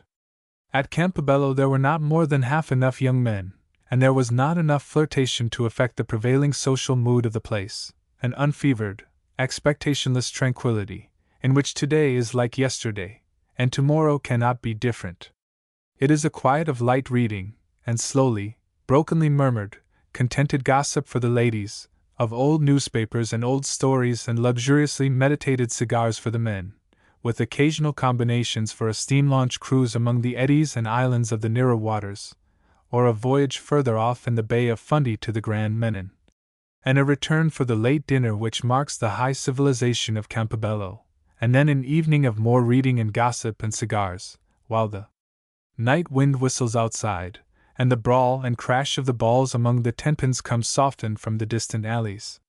There are pleasant walks, which people seldom take, in many directions, and there are drives and bridle paths all through the dense, sad, northern woods which still savagely clothe the greater part of the island to its further shores, where there are shelves and plateaus of rock incomparable for picnicking. One need ask nothing better, in fact, than to stroll down the sylvan road that leads to the Owen, past the little fishing village with its sheds for curing herring, and the pale blue smoke and appetizing savor escaping from them, and past the little chapel with which the old admiral attested his love of the established rite. On this road you may sometimes meet a little English bishop from the provinces, in his apron and knee breeches, and there is a certain bridge over a narrow estuary, where in the shallow landlocked pools of the deeply ebbing tide you may throw stones at sculpin, and witness the admirable indifference of those fish to human cruelty and folly. In the middle distance you will see a group of herring weirs, which with their coronals of tufted saplings form the very most picturesque aspect of any fishing industry. You may, now and then, find an artist at this point, who, crouched over his easel, or hers, seems to agree with you about the village and the weirs. But Alice Palmer cared little more for such things than her mother did, and Mrs. Palmer regarded nature in all her aspects simply as an adjunct of society, or an occasional feature of the entourage. The girl had no such worldly feeling about it, but she found slight sympathy in the moods of earth and sky with her peculiar temperament. This temperament, whose recondite origin had almost wholly broken up Mrs. Palmer's faith in heredity, was like other temperaments, not always in evidence, and Alice was variously regarded as cold, of shy, or proud, or insipid by the various other temperaments brought in contact with her own. She was apt to be liked because she was as careful of others as she was of herself, and she never was childishly greedy about such admiration as she won, as girls often are, perhaps because she did not care for it. Up to this time it is doubtful if her heart had been touched even by the fancies that shake the surface of the soul of youth, and perhaps it was for this reason that her seriousness at first fretted Mrs. Palmer with a vague anxiety for her future. Mrs. Palmer herself remained inalienably Unitarian, But she was aware of the prodigious growth which the church had been making in society, and when Alice showed her inclination for it, she felt that it was not at all as if she had developed a taste for orthodoxy. When finally it did not seem likely to go too far, it amused Mrs. Palmer that her daughter should have taken so intensely to the Anglican rite. In the hotel it attached to her by a common interest several of the ladies who had seen her earnestly responsive at the Little Owen Chapel, ladies left to that affectional solitude which awaits long widowhood through the death or marriage of children, and other ladies, younger, but yet beginning to grow old with touching courage. Alice was especially a favorite with the 3 or 4 who represented their class and condition at the Tyne Coed, and who read the best books read there, and had the gentlest manners. There was a tacit agreement among these ladies, who could not help seeing the difference in the temperaments of the mother and daughter, that Mrs. Palmer did not understand Alice, but probably there were very few people except herself whom Mrs. Palmer did not understand quite well. She understood these ladies and their compassion for Alice, and she did not in the least resent it. She was willing that people should like Alice for any reason they chose, if they did not go too far. With her little flutter of feudal deceits, her reverence for every form of human worth, and her trust in a providence which had seldom failed her, she smiled at the cult of Alice's friends, as she did at the girl's seriousness, which also she felt herself able to keep from going too far. While she did not object to the sympathy of these ladies, whatever inspired it, she encouraged another intimacy which grew up contemporaneously with theirs, and which was frankly secular and practical, though the girl who attached herself to Alice with one of those instant passions of girlhood was also in every exterior observance a strict and diligent churchwoman. The difference was through the difference of Boston and New York in everything, the difference between idealizing and the realizing tendency. The elderly and middle-aged Boston women who liked Alice had been touched by something high yet sad in the beauty of her face at church. The New York girl promptly owned that she had liked her effect the first Sunday she saw her there, and she knew in a minute she never got those things on this side. Her obeisances and genuflections throughout the service, much more profound and punctilious than those of any one else there, had apparently not prevented her from making a thorough study of Alice's costume and a correct conjecture as to its authorship. Miss Anderson, who claimed a collateral Dutch ancestry by the Van Hook, tucked in between her noncommittal family name and the Julia given her in christening, was of the ordinary slender make of American girlhood, with dull blonde hair and a dull blonde complexion, which would have left her face uninteresting if it had not been for the caprice of her nose in suddenly changing from the ordinary American regularity, after getting over its bridge, and turning out distinctly retroussé. This gave her profile animation and character. You could not expect a girl with that nose to be either irresolute or commonplace, and for good or for ill Miss Anderson was decided and original. She carried her figure, which was no great things of a figure as to height, with vigorous erectness. She walked with long strides, knocking her skirts into fine eddies and tangles as she went, and she spoke in a bold, deep voice, with tones like a man in it, all the more amusing and fascinating because of the perfectly feminine eyes with which she looked at you, and the nervous, feminine gestures which she used while she spoke. She took Mrs. Palmer into her confidence with regard to Alice at an early stage of their acquaintance, which from the first had a patronizing or rather protecting quality in it. If she owned herself less fine, she knew herself shrewder, and more capable of coping with actualities. "I think she's morbid, Alice is," she said. "She isn't morbid in the usual sense of the word, but she expects more of herself and of the world generally than anybody's going to get out of it. She thinks she's going to get as much as she gives, and that's a great mistake, Mrs. Palmer," she said, with that peculiar liquefaction of the canine letter which the New Yorkers alone have the trick of, and which it would be tiresome and futile to try to represent throughout her talk. "Oh yes, I quite agree with you," said Mrs. Palmer, deep in her throat, and reserving deeper still her enjoyment of this early wisdom of Miss Anderson's. "Now, even at church, she carries the same spirit into the church. She doesn't make allowance for human nature, and the church does." "Oh, certainly," Mrs. Palmer agreed. "She isn't like a person that's been brought up in the church. It's more like the old Puritan spirit. Excuse me, Mrs. Palmer." "Yes, indeed," Say anything you like about the Puritans, said Mrs. Palmer, delighted that, as a Bostonian, she should be thought to care for them. I always forget that you're a Bostonian. Miss Anderson apologized. Oh, thank you, cried Mrs. Palmer. I'm going to try to make her like other girls, continued Miss Anderson. Do, said Alice's mother, with the effect of wishing her joy of the undertaking. If there were a few young men about, a little over 17 and a little under 50, it would be easier, said Miss Anderson thoughtfully. But how are you going to make a girl like other girls when there are no young men? That's very true, said Mrs. Palmer, with an interest which she of course did her best to make impersonal. Do you think there will be more later on? They will have to hurry up if they are coming, said Miss Anderson. It's the middle of August now, and the hotel closes the second week in September. Yes, said Mrs. Palmer, vaguely looking at Alice.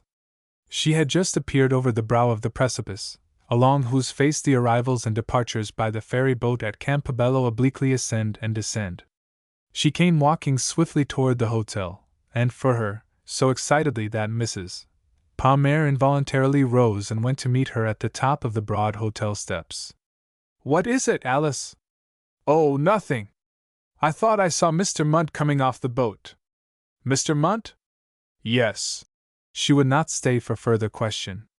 Her mother looked after her with the edge of her fan over her mouth till she disappeared in the depths of the hotel corridor. Then she sat down near the steps, and chatted with some half-grown boys lounging on the balustrade, and waited for Munt to come up over the brink of the precipice. Dan Mavering came with him, running forward with a polite eagerness at sight of Mrs. Palmer. She distributed a skillful astonishment equally between the two men she had equally expected to see, and was extremely cordial with them, not only because she was pleased with them, but because she was still more pleased with her daughter's being, after all, like other girls, when it came to essentials. 12. Alice came down to lunch in a dress which reconciled the seaside and the drawing-room in an effect entirely satisfactory to her mother, and gave her hand to both the gentlemen without the affectation of surprise at seeing either. I saw Mr. Munt coning up from the boat, she said in answer to Mavering's demand for some sort of astonishment from her. I wasn't certain that it was you. Mrs. Palmer, whose pretenses had been all given away by this simple confession, did not resent it. She was so much pleased with her daughter's evident excitement at the young man's having come. Without being conscious of it, perhaps, Alice prettily assumed the part of hostess from the moment of their meeting, and did the honors of the hotel with a tacit implication of knowing that he had come to see her there.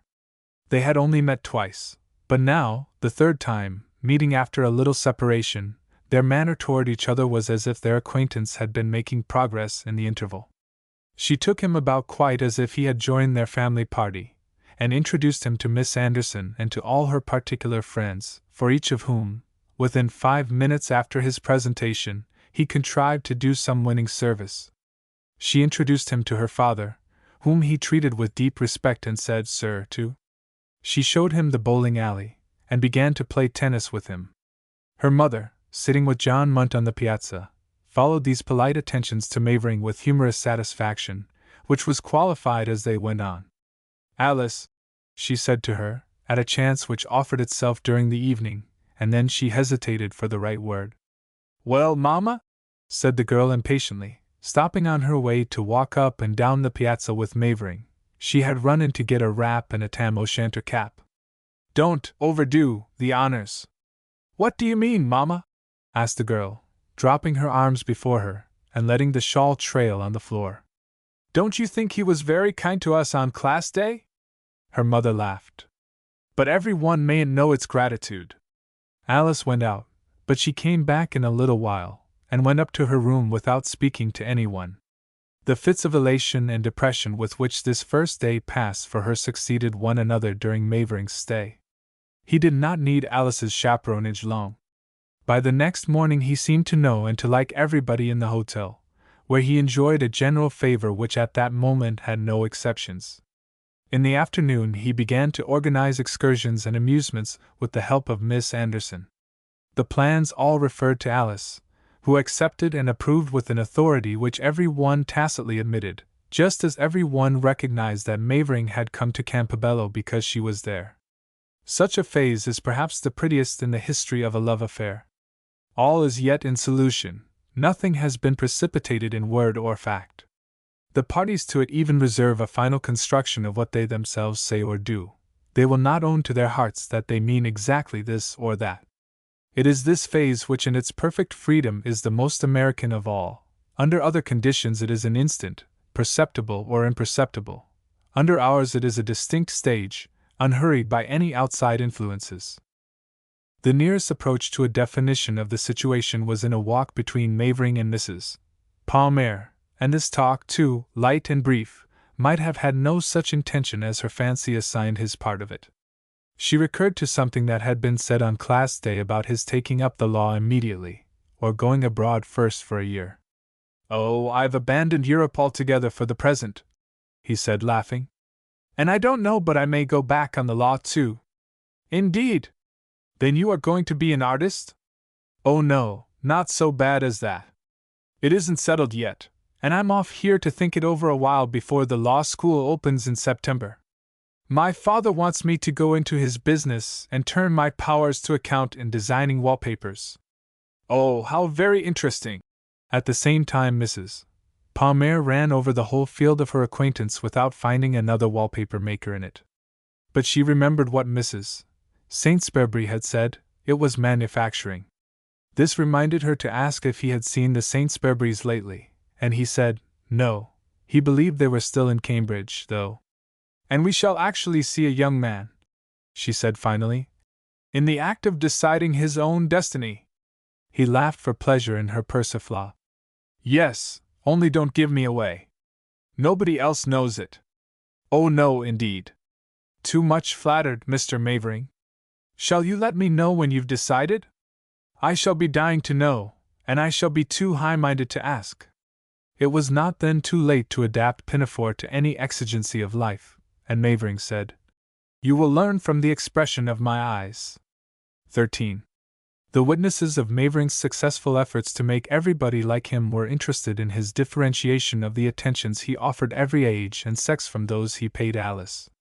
But while they all agreed that there never was a sweeter fellow, they would have been puzzled to say in just what this difference consisted, and much as they liked him, the ladies of her cult were not quite satisfied with him till they decided that it was marked by an anxiety, a timidity, which was perfectly fascinating in a man so far from bashfulness as he. That is, he did nice things for others without asking, but with her there was always an explicit pause, and an implicit prayer and permission first. Upon this condition they consented to the glamour which he had for her, and which was evident to every one probably but him. Once agreeing that no one was good enough for Alice Palmer, whose qualities they felt that only women could really appreciate, they were interested to see how near Mavering could come to being good enough, and as the drama played itself before their eyes, they pleased themselves in analyzing its hero. "He is not bashful, certainly," said one of a little group who sat midway of the piazza while Alice and Mavering walked up and down together. "But don't you think he's modest? There's that difference, you know." The lady addressed waited so long before answering that the young couple came abreast of the group, and then she had to wait till they were out of hearing. "Yes," she said then, with a tender, sighing thoughtfulness, "I've felt that in him. And really think he is a very lovable nature. The only question would be whether he wasn't too lovable." "Yes," said the First Lady, with the same kind of suspiration. "I know what you mean. And I suppose they ought to be something more alike in disposition." "Or sympathies?" suggested the other. "Yes, or sympathies." A third lady laughed a little. "Mr. Mavering has so many sympathies that he ought to be like her in some of them." "Do you mean that he's too sympathetic, that he isn't sincere?" asked the first, a single lady of 49, a Miss Cotton, who had a little knot of conscience between her pretty eyebrows, tied there by the unremitting effort of half a century to do and say exactly the truth, and to find it out. Mrs. Brinkley, whom she addressed, was of that obesity which seems often to incline people to sarcasm. "No, I don't think he's insincere. I think he always means what he says and does, Well, do you think a little more concentration of goodwill would hurt him for Miss Pasmer's purpose, if she has it? Yes, I see, said Miss Cotton. She waited, with her kind eyes fixed wistfully upon Alice, for the young people to approach and get by. I wonder what the men think of him. You might ask Miss Anderson, said Mrs. Brinkley. Oh, do you think they tell her? Not that exactly, said Mrs. Brinkley, shaking with good-humored pleasure in her joke. Her voice, oh yes. She and Alice are great friends, of course. I should think, said Mrs. Stammel, the second speaker, that Mr. Mavering would be jealous sometimes, till he looked twice. Yes, said Miss Cotton, obliged to admit the force of the remark, but feeling that Mr. Mavering had been carried out of the field of her vision by the turn of the talk. I suppose, she continued, that he wouldn't be so well liked by other young men as she is by other girls, do you think? I don't think, as a rule, said Mrs. Brinkley, that men are half so appreciative of one another as women are. It's most amusing to see the open scorn with which two young fellows treat each other if a pretty girl introduces them. All the ladies joined in the laugh with which Mrs. Brinkley herself led off. But Miss Cotton stopped laughing first. Do you mean, she asked, that if a gentleman were generally popular with gentlemen it would be because he wasn't generally so with women? Something like that, if you'll leave Mr. Mavering out of the question. Oh, how very good of them! She broke off, and all the ladies glanced at Mavering and Alice where they had stopped at the further end of the piazza, and were looking off. Now I can probably finish before they get back here again. What I do mean, Miss Cotton, is that neither sex willingly accepts the favorites of the other. Yes, said Miss Cotton admissively. And all that saves Miss Palmer is that she has not only the qualities that women like in women, but some of the qualities that men like in them. She's thoroughly human. A little sensation, almost a murmur, not wholly of assent, went round that circle which had so nearly voted Alice a saint. In the first place, she likes to please men. Oh, came from the group. And that makes them like her, if it doesn't go too far, as her mother says. The ladies all laughed, recognizing a common turn of phrase in Mrs. Palmer. I should think, said Mrs. Stammel, that she would believe a little in heredity if she noticed that in her daughter. And the ladies laughed again. Then, Mrs. Brinkley resumed concerning Alice. She has a very pretty face, an extremely pretty face, she has a tender voice, and she's very, very graceful, in rather an odd way. Perhaps it's only a fascinating awkwardness. Then she dresses, or her mother dresses her, exquisitely.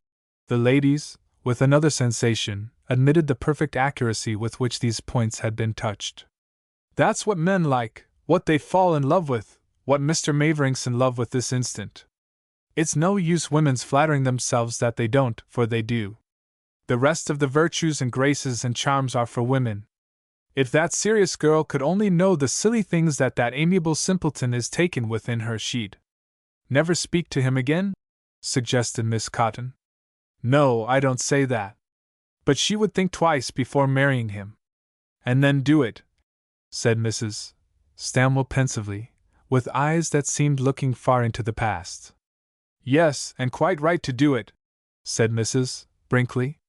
I don't know that we should be very proud ourselves if we confessed just what caught our fancy in our husbands. For my part, one shouldn't like to say how much a light hat that Mr. Brinkley happened to be wearing had to do with the matter. The ladies broke into another laugh, and then checked themselves so that Mrs. Palmer, coming out of the corridor upon them, naturally thought they were laughing at her.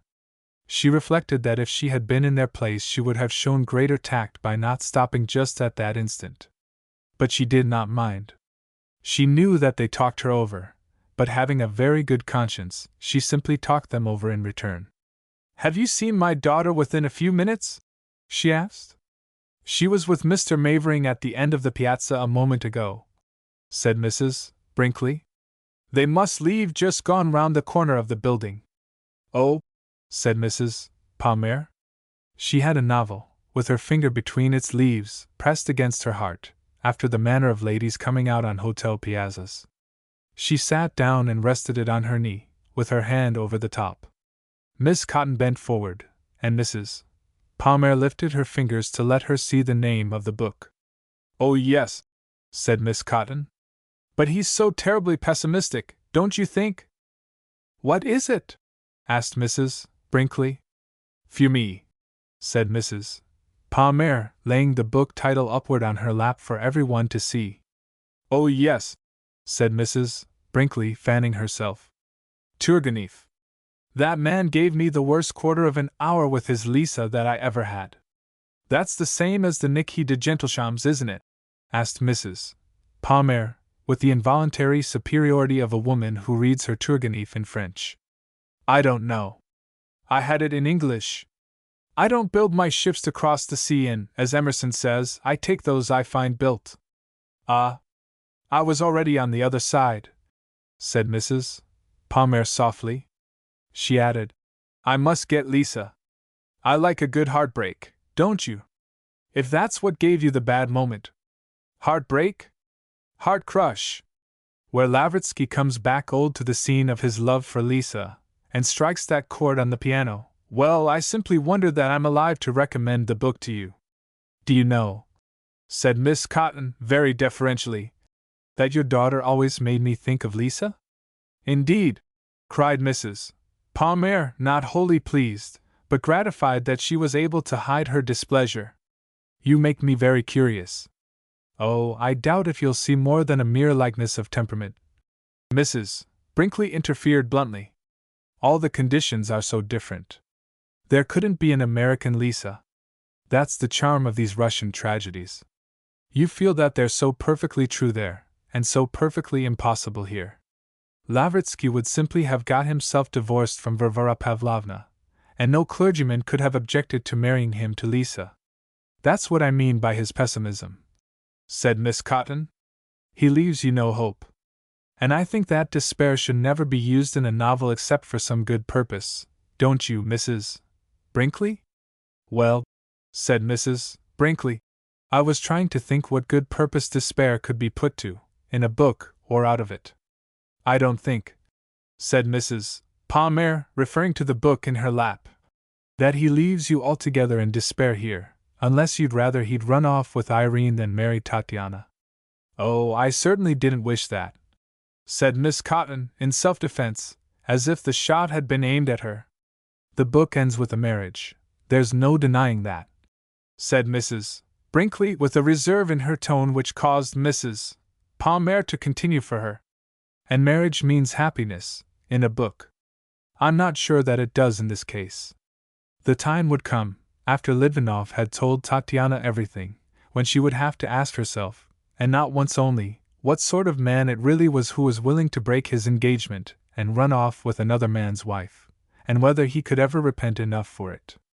She could make excuses for him, and would, but at the bottom of her heart, no, it seems to me that there, almost for the only time, Turgenev permitted himself an amiable weakness. All that part of the book has the air of begging the question. "But don't you see," said Miss Cotton, leaning forward in the way she had when very earnest, "that he means to show that her love is strong enough for all that? But he doesn't, because it isn't. Love isn't strong enough to save people from unhappiness through each other's faults. Do you suppose that so many married people are unhappy in each other because they don't love each other? No. It's because they do love each other that their faults are such a mutual torment. If they were indifferent, they wouldn't mind each other's faults. Perhaps that's the reason why there are so many American divorces. If they didn't care, like Europeans, who don't marry for love, they could stand it." "Then the moral is," said Mrs. Palmer, at her lightest through the surrounding gravity, "that as all Americans marry for love, only Americans who have been very good ought to get married." "I'm not sure that the have-been-goodness is enough either," said Mrs. Brinkley, willing to push it to the absurd. "You marry a man's future as well as his past." "Dear me! You are terribly exigent, Mrs. Brinkley," said Mrs. Palmer. "One can afford to be so, in the abstract," answered Mrs. Brinkley. They all stopped talking and looked at John Munt, who was coming toward them, and each felt a longing to lay the matter before him. There was probably not a woman among them but had felt more, read more, and thought more than John Munt, but he was a man, and the mind of a man is the court of final appeal for the wisest women. Till some man has pronounced upon their wisdom, they do not know whether it is wisdom or not. Munt drew up his chair, and addressed himself to the whole group through Mrs. Palmer. We are thinking of getting up a little picnic tomorrow. 14. The day of the picnic struggled till 10 o'clock to peer through the fog that wrapped it with that remote damp and coolness, and that nearer drouth and warmth which some fogs have. The low pine groves hung full of it, and it gave a silvery definition to the gossamer threads running from one grass spear to another in spacious networks over the open levels of the old fields that stretched back from the bluff to the woods. At last it grew thinner, somewhere over the bay. Then you could see the smooth water through it. Then it drifted off in ragged fringes before a light breeze. When you looked landward again it was all gone there, and seaward it had gathered itself in a low, dun bank along the horizon. It was the kind of fog that people interested in Campobello admitted as apt to be common there, but claimed as a kind of local virtue when it began to break away. They said that it was a very dry fog, not like Newport, and asked you to notice that it did not wet you at all. 4 or 5 carriages, driven by the gentlemen of the party, held the picnic, which was destined for that beautiful cove on the Bay of Fundy where the red granite ledges, smooth washed by ages of storm and sun, lend themselves to such festivities as if they had been artificially fashioned into shelves and tables. The whole place is yet so new to men that this haunt has not acquired that air of repulsive custom which the egg shells and broken bottles and sardine boxes of many seasons give. Or perhaps the winter tempests heap the tides of the bay over the ledge, and wash it clean of these vulgar traces of human resort, and enable it to offer as fresh a welcome to the picnics of each successive summer, as if there had never been a picnic in that place before.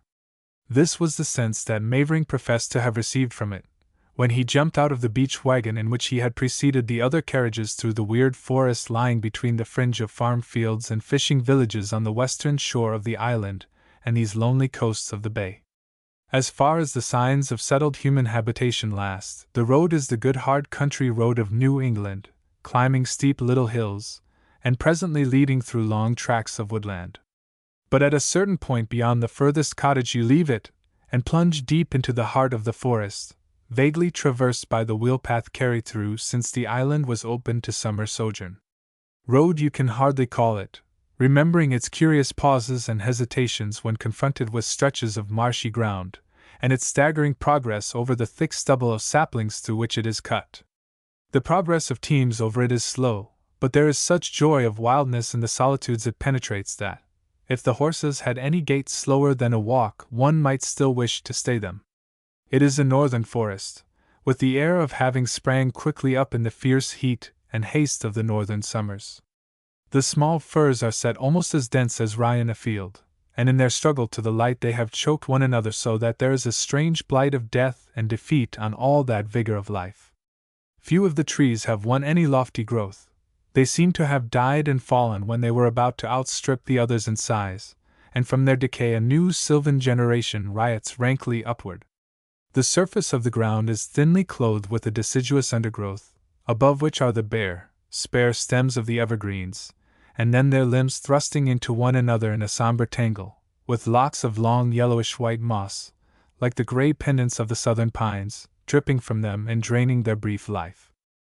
In such a place you must surrender yourself to its influences, profoundly yet vaguely melancholy, or you must resist them with whatever gaiety is in you, or may be conjured out of others. It was conceded that Mavering was the life of the party, as the phrase goes. His light-heartedness, as kindly and sympathetic as it was inexhaustible, served to carry them over the worst places in the road of itself.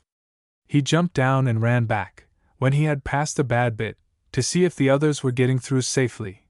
The least interesting of the party had some proof of his impartial friendliness. He promised an early and triumphant emergence from all difficulties. He started singing, and sacrificed himself in several tunes, for he could not sing well. His laugh seemed to be always coming back to Alice, where she rode late in the little procession. Several times, with the deference which he delicately qualified for her, he came himself to see if he could not do something for her. Miss Palmer, croaked her friend Miss Anderson, who always began in that ceremonious way with her, and got to calling her Alice further along in the conversation. "If you don't drop something for that poor fellow to run back 2 or 3 miles and get, pretty soon, I'll do it myself. It's perfectly disheartening to see his disappointment when you tell him there's nothing to be done. He seems to get over it," said Alice evasively. She smiled with pleasure in Miss Anderson's impeachment, however. "Oh, he keeps coming, if that's what you mean. But do drop an umbrella, or a rubber or something, next time, just to show a proper appreciation." But Mavering did not come any more. Just before they got to the cove, Miss Anderson leaned over again to whisper in Alice's ear. "I told you he was cute. Now you must be very good to him the rest of the time." Upon theory, a girl of Alice Pasmer's reserve ought to have resented this intervention, but it is not probable she did. She flushed a little, but not with offense, apparently, and she was kinder to Mavering, and let him do everything for her that he could invent in transferring the things from the wagons to the rocks. The party gave a gaiety to the wild place which accented its proper charm, as they scattered themselves over the ledges on the bright shawls spread upon the level spaces. On either hand craggy bluffs hemmed the cove in, but below the ledge it had a pebbly beach strewn with driftwood, and the bay of Fundy gloomed before it with small fishing craft tipping and tilting on the swell in the foreground, and dim sail melting into the dun fog bank at the horizon's edge. The elder ladies of the party stood up or stretched themselves on the shawls, as they found this or that posture more restful after their long drive. One, who was skilled in making coffee, had taken possession of the pot, and was demanding fire and water for it. The men scattered themselves over the beach, and brought her drift enough to roast an ox. 2 of them fetched water from the spring at the back of the ledge, whither they then carried the bottles of ale to cool in its thrilling pool. Each after his or her fashion symbolized a return to nature by some act or word of self-abandon. "You ought to have brought heavier shoes," said Mrs. Palmer, with a serious glance at her daughter's feet. "Well, never mind," she added. "It doesn't matter if you do spoil them." "Really," cried Mrs. Brinkley, casting her sandals from her, "I will not be enslaved to rubbers in such a sylvan scene as this, at any rate." "Look at Mrs. Stamwell," said Miss Cotton. "She's actually taken her hat off." Mrs. Stamwell had not only gone to this extreme, but had tied a lightly fluttering handkerchief round her hair. She said she should certainly not put on that heavy thing again till she got in sight of civilization. At these words Miss Cotton boldly drew off her gloves, and put them in her pocket. The young girls, slim in their blues flannel skirts, and their broad white canvas belts, went and came over the rocks. There were some children in the party, who were allowed to scream uninterruptedly in the games which they began to play as soon as they found their feet after getting out of the wagons. Some of the gentlemen drove a stake into the beach, and threw stones at it, to see which could knock off the pebble balanced on its top. Several of the ladies joined them in the sport, and shrieked and laughed when they made wild shots with the missiles the men politely gathered for them. Alice had remained with Mavering to help the hostess of the picnic lay the tables, but her mother had followed those who went down to the beach. At first Mrs. Palmer looked on at the practice of the stone throwers with disapproval, but suddenly she let herself go in this, as she did in other matters that her judgment condemned, and began to throw stones herself. She became excited, and made the wildest shots of any, accepting missiles right and left, and making herself dangerous to everybody within a wide circle. A gentleman who had fallen a victim to her skill said, "Just wait, Mrs. Palmer, till I get in front of the stake." The men became seriously interested, and worked themselves red and hot. The ladies soon gave it up, and sat down on the sand and began to talk. They all owned themselves hungry, and from time to time they looked up anxiously at the preparations for lunch on the ledge, where white napkins were spread, with bottles at the 4 corners to keep them from blowing away. This use of the bottles was considered very amusing. The ladies tried to make jokes about it, and the desire to be funny spread to certain of the men who had quietly left off throwing at the stake because they had wrenched their shoulders. They succeeded in being merry. They said they thought that coffee took a long time to boil. A lull of expectation fell upon all. Even Mavering sat down on the rocks near the fire, and was at rest a few minutes, by order of Miss Anderson, who said that the sight of his activity tired her to death. "I wonder why always boiled ham at a picnic?" said the lady who took a final plate of it from a basket. Under the ordinary conditions, few of us can be persuaded to touch it. It seems to be dear to nature, and to nature's children, said Mrs. Brinkley. Perhaps because their digestions are strong. Don't you wish that something could be substituted for it? Asked Miss Cotton. There have been efforts to replace it with chicken and tongue in sandwiches, said Mrs. Brinkley. But I think they've only measurably succeeded, about as temperance drinks have in place of the real strong waters. On the boat coming up, said Mavering, we had a troupe of genuine Darkham minstrels. One of them sang a song about ham that rather took me. Ham, good old ham. Ham is the best Obi meat, it's always good and sweet. You can bake it, you can boil it, you can fry it, you can broil it. Ham, good old ham. Oh, how good, sighed Mrs. Brinkley. How sincere. How native. Go on, Mr. Mavering, forever. I haven't the materials, said Mavering, with his laugh. The rest was da capo. But there was another song, about a colored lady. 6 foot high and 8 foot round, holler obi her foot made a hole in the ground. Ah, that's an old friend, said Mrs. Brinkley. I remember hearing of that colored lady when I was a girl. But it's a fine flight of the imagination. What else did they sing? I can't remember.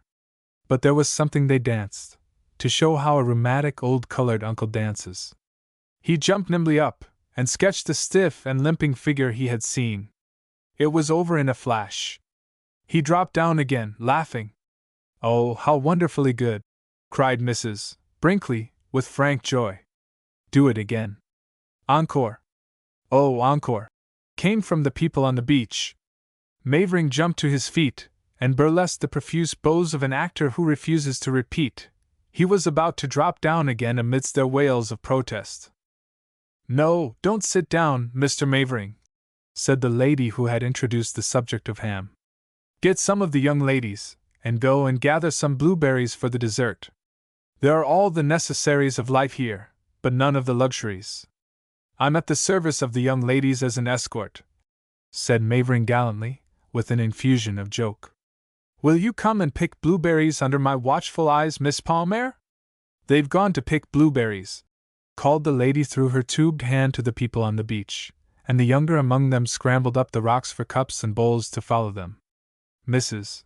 Palmer had an impulse to call her daughter back, and to make some excuse to keep her from going. She was in an access of decorum, naturally following upon her late outbreak, and it seemed a very pronounced thing for Alice to be going off into the woods with the young man. But it would have been a pronounced thing to prevent her, and so Mrs. Palmer submitted. Isn't it delightful, asked Mrs. Brinkley, following them with her eyes, to see the charm that gay young fellow has for that serious girl? She looked at him while he was dancing as if she couldn't take her eyes off him, and she followed him as if he drew her by an invisible spell. Not that spells are ever visible, she added, saving herself. Though this one seems to be, she added further, again saving herself. Do you really think so? Pleaded Miss Cotton. Well, I say so, whatever I think. And I'm not going to be caught up on the tenterhooks of conscience as to all my meanings, Miss Cotton. I don't know them all. But I'm not one of the aliciators, you know. No, of course not. But don't you think it would be a great pity? She's so superior, so very uncommon in every way, that it hardly seems. I should so like to see someone really fine, not a coarse fibre in him, don't you know? Not that Mr. Mavering's coarse. But beside her he does seem so light. Perhaps that's the reason she likes him. No! I can't believe that. She must see more in him than we can. I dare say she thinks she does. At any rate, it's a perfectly evident case on both sides, and the frank way he's followed her up here, and devoted himself to her, as if, well, not as if she were the only girl in the world, but incomparably the best, is certainly not common. No, sighed Miss Cotton, glad to admit it. That's beautiful. 15. In the edge of the woods and the open spaces among the trees the blueberries grew larger and sweeter in the late northern summer than a more southern sun seems to make them. They hung dense upon the low bushes, and gave them their tint through the soft gray bloom that veiled their blue. Sweet fern in patches broke their mass here and there, and exhaled its wild perfume to the foot or skirt brushing through it. "I don't think there's anything much prettier than these clusters, do you, Miss Palmer?" asked Mavering, as he lifted a bunch pendant from the little tree before he stripped it into the bowl he carried. "And see! It spoils the bloom to gather them." He held out a handful, and then tossed them away. "It ought to be managed more aesthetically for an occasion like this. I'll tell you what, Miss Palmer, are you used to blueberrying?" "No," she said. "I don't know that I ever went blueberrying before." "Why?" she asked. "Because if you haven't, you wouldn't be very efficient perhaps, and so you might resign yourself to sitting on that log and holding the berries in your lap, while I pick them. But what about the bowls then?" "Oh, never mind them. I've got an idea. See here." He clipped off a bunch with his knife, and held it up before her, tilting it this way and that. "Could anything be more graceful? My idea is to serve the blueberry on its native stem at this picnic. What do you think? Sugar would profane it, and of course they've only got milk enough for the coffee." "Delightful!" Alice arranged herself on the log, and made a lap for the bunch. He would not allow that the arrangement was perfect till he had cushioned the seat and carpeted the ground for her feet with sweet fern. "Now you're something like a wood nymph," he laughed. "Only, wouldn't a real wood nymph have an apron?" he asked, looking down at her dress.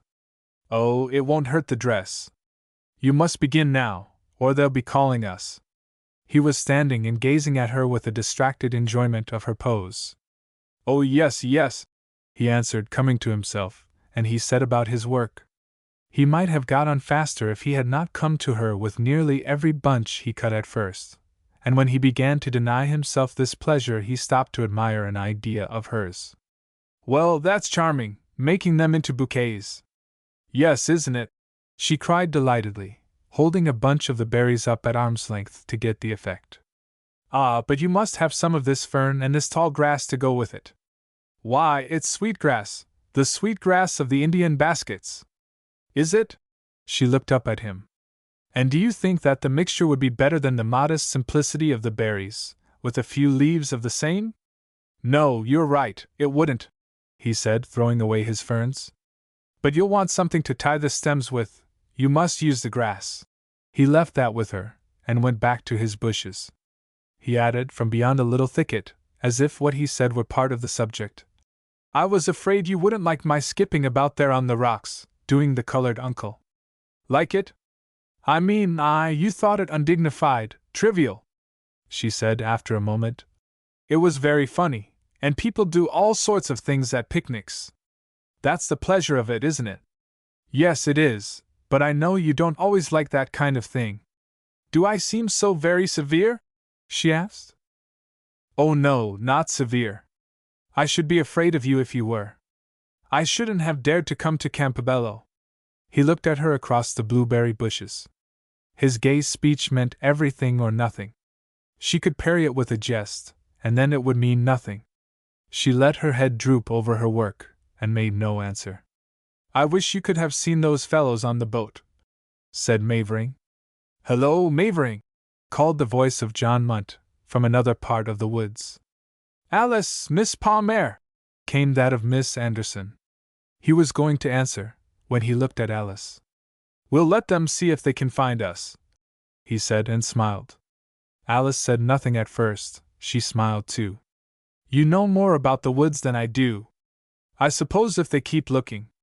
"Oh, yes." He came toward her with a mass of clusters which he had clipped. "How fast you do them," he said, standing and looking down at her. "I wish you'd let me come and make up the withes for you when you need them." "No, I couldn't allow that on any account," she answered, twisting some stems of the grass together. "Well, will you let me hold the bunches while you tie them, or tie them when you hold them?" "No." "This once, then?" "This once, perhaps." "How little you let me do for you!" he sighed. "That gives you a chance to do more for other people," she answered, and then she dropped her eyes as if she had been surprised into that answer.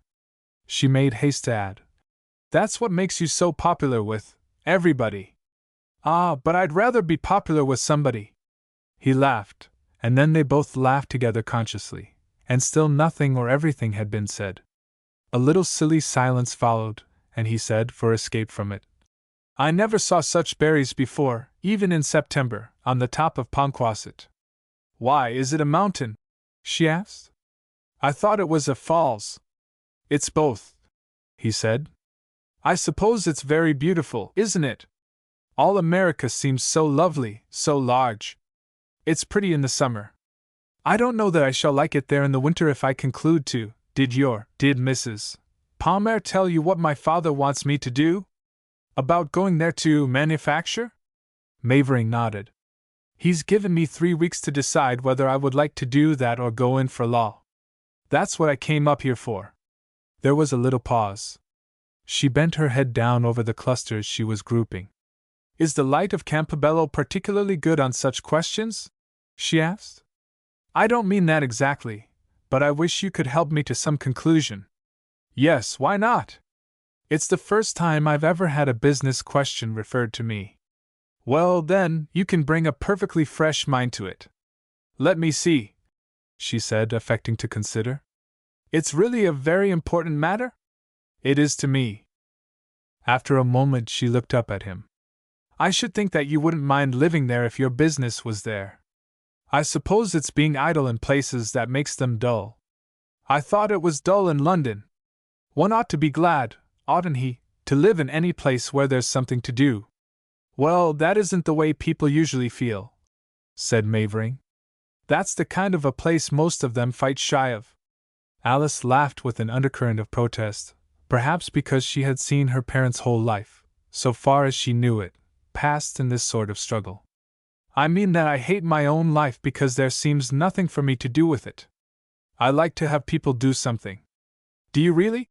asked Mavering soberly, as if struck by the novelty of the idea. "Yes," she said with exultation. "If I were a man." He burst into a ringing laugh. "Oh no, don't!" "Why?" she demanded, with provisional indignation. "Because then there wouldn't be any Miss Palmer." It seemed to Alice that this joking was rather an unwarranted liberty. Again she could not help joining in his light-heartedness, but she checked herself so abruptly, and put on a look so austere, that he was quelled by it. "I mean," he began. "That is to say, I mean that I don't understand why ladies are always saying that. I am sure they can do what they like, as it is." "Do you mean that everything is open to them now?"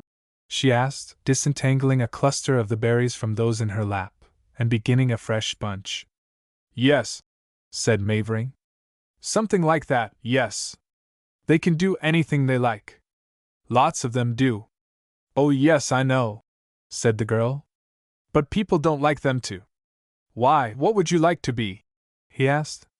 She did not answer, but sorted over the clusters in her lap. "We've got enough now, haven't we?" she said.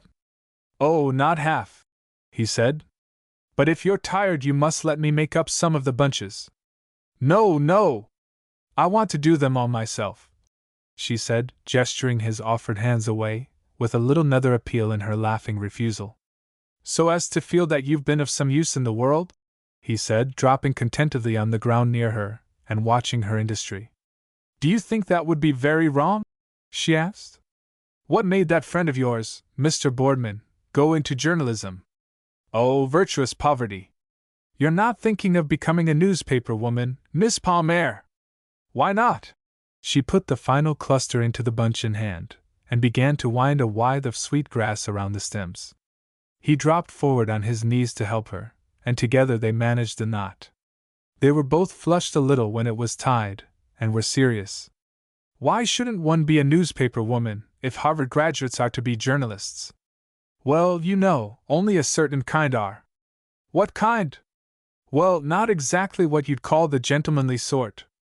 "I thought Mr. Boardman was a great friend of yours." "He is. He is one of the best fellows in the world. But you must have seen that he wasn't a swell. I should think he'd be glad he was doing something at once. If I were a—" She stopped, and they laughed together. "I mean that I should hate to be so long getting ready to do something as men are." "Then you'd rather begin making wallpaper at once than studying law?" Oh, I don't say that. I'm not competent to advise. But I should like to feel that I was doing something. I suppose it's hereditary. Mavering stared a little. One of my father's sisters has gone into a sisterhood. She's in England. Is she a Catholic? Asked Mavering. She isn't a Roman Catholic. Oh, yes! He dropped forward on his knees again to help her tie the bunch she had finished. It was not so easy as the first. Oh, thank you, she said, with unnecessary fervor. But you shouldn't like to go into a sisterhood, I suppose? Said Mavering, ready to laugh. Oh, I don't know. Why not? She looked at him with a flying glance, and dropped her eyes. Oh, no reason, if you have a fancy for that kind of thing. That kind of thing? Repeated Alice severely. Oh, I don't mean anything disrespectful to it, said Mavering, throwing his anxiety off in the laugh he had been holding back. And I beg your pardon. But I don't suppose you're in earnest. Oh no, I'm not in earnest, said the girl, letting her wrists fall upon her knees, and the clusters drop from her hands. I'm not in earnest about anything. That's the truth, that's the shame. Wouldn't you like, she broke off, to be a priest, and go round among these people up here on their frozen islands in the winter? No, shouted Mavering. I certainly shouldn't. I don't see how anybody stands it. Ponquasset Falls is bad enough in the winter, and compared to this region Ponquasset Falls is a metropolis. I believe in getting all the good you can out of the world you were born in, of course without hurting anybody else. He stretched his legs out on the bed of sweet fern, where he had thrown himself, and rested his head on his hand lifted on his elbow. I think this is what this place is fit for, a picnic, and I wish every one well out of it for 9 months of the year. I don't, said the girl, with a passionate regret in her voice. It would be heavenly here but you, no, you're different. You always want to share your happiness. I shouldn't call that happiness. But don't you? Asked Mavering. No, I'm selfish. You don't expect me to believe that, I suppose. Yes, she went on. It must be selfishness. You don't believe I'm so, because you can't imagine it. But it's true. If I were to be happy, I should be very greedy about it. I couldn't endure to let anyone else have a part in it. So it's best for me to be wretched, don't you see, to give myself up entirely to doing for others, and not expect anyone to do anything for me. Then I can be of some use in the world. That's why I should like to go into a sisterhood. Mavering treated it as the best kind of joke, and he was confirmed in this view of it by her laughing with him, after a first glance of what he thought mock piteousness. 16. The clouds sailed across the irregular space of pale blue northern sky which the break in the woods opened for them overhead. It was so still that they heard, and smiled to hear, the broken voices of the others, who had gone to get berries in another direction, Miss Anderson's hoarse murmur, and Munt's artificial bass. Some words came from the party on the rocks. Isn't it perfect? Cried the young fellow in utter content. Yes, too perfect, answered the girl, rousing herself from the reverie in which they had both lost themselves, she did not know how long. Shall you gather any more? No, I guess there's enough. Let's count them. He stooped over on his hands and knees, and made as much of counting the bunches as he could. There's about 1 bunch and a half apiece. How shall we carry them? We ought to come into camp as impressively as possible. Yes, said Alice, looking into his face with dreamy absence. It was going through her mind, from some romance she had read, what if he were some sylvan creature, with that gaiety, that natural gladness and sweetness of his, so far from any happiness that was possible to her. Ought not she to be afraid of him? She was thinking she was not afraid. I'll tell you, he said. Tie the stems of all the bunches together, and swing them over a pole, like grapes of Eshcol. Don't you know the picture? Oh, yes. Hold on. I'll get the pole. He cut a white birch sapling, and swept off its twigs and leaves, then he tied the bunches together, and slung them over the middle of the pole. Well? She asked. Now we must rest the ends on our shoulders. Do you think so? She asked, with the reluctance that complies. Yes, but not right away. I'll carry them out of the woods, and we'll form the procession just before we come in sight." Everyone on the ledge recognized the tableau when it appeared, and saluted it with cheers and hand-clapping. Mrs. Palmer bent a look on her daughter which she faced impenetrably. "Where have you been? We thought you were lost." "We were just organizing a search expedition," different ones shouted at them. The lady with the coffee pot was kneeling over it with her hand on it. "Have some coffee, you poor things! You must be almost starved. We looked about for you everywhere," said Munt, and shouted ourselves dumb. Miss Anderson passed near Alice. "I knew where you were all the time." Then the whole party fell to praising the novel conception of the bouquets of blueberries, and the talk began to flow away from Alice and Mavering in various channels. All that had happened a few minutes ago in the blueberry patch seemed a far-off dream. The reality had died out of the looks and words. He ran about from one to another, serving everyone. In a little while the whole affair was in his hospitable hands, and his laugh interspersed and brightened the talk. She got a little back of the others, and sat looking wistfully out over the bay, with her hands in her lap. "Hold on just half a minute, Miss Palmer! Don't move!" exclaimed the amateur photographer, who is now of all excursions. He jumped to his feet, and ran for his apparatus. She sat still, to please him, but when he had developed his picture, in a dark corner of the rocks, roofed with a waterproof, he accused her of having changed her position. "But it's going to be splendid," he said, with another look at it. He took several pictures of the whole party, for which they fell into various attitudes of consciousness. Then he shouted to a boatload of sailors who had beached their craft while they gathered some drift for their galley fire. They had flung their armloads into the boat, and had bent themselves to shove it into the water. "Keep still! Don't move!" he yelled at them, with the imperiousness of the amateur photographer, and they obeyed with the helplessness of his victims. But they looked round. "Oh, idiots!" groaned the artist. "I always wonder what that kind of people think of us kind of people," said Mrs. Brinkley, with her eye on the photographer's subjects. "Yes, I wonder what they do," said Miss Cotton, pleased with the speculative turn which the talk might take from this. "I suppose they envy us?" she suggested. "Well, not all of them, and those that do, not respectfully. They view us as the possessors of ill-gotten gains, who would be in a very different place if we had our deserts." "Do you really think so?" "Yes, I think so, but I don't know that I really think so." "That's another matter," said Mrs. Brinkley, with the whimsical resentment which Miss Cotton's conscientious pursuits seemed always to rouse in her.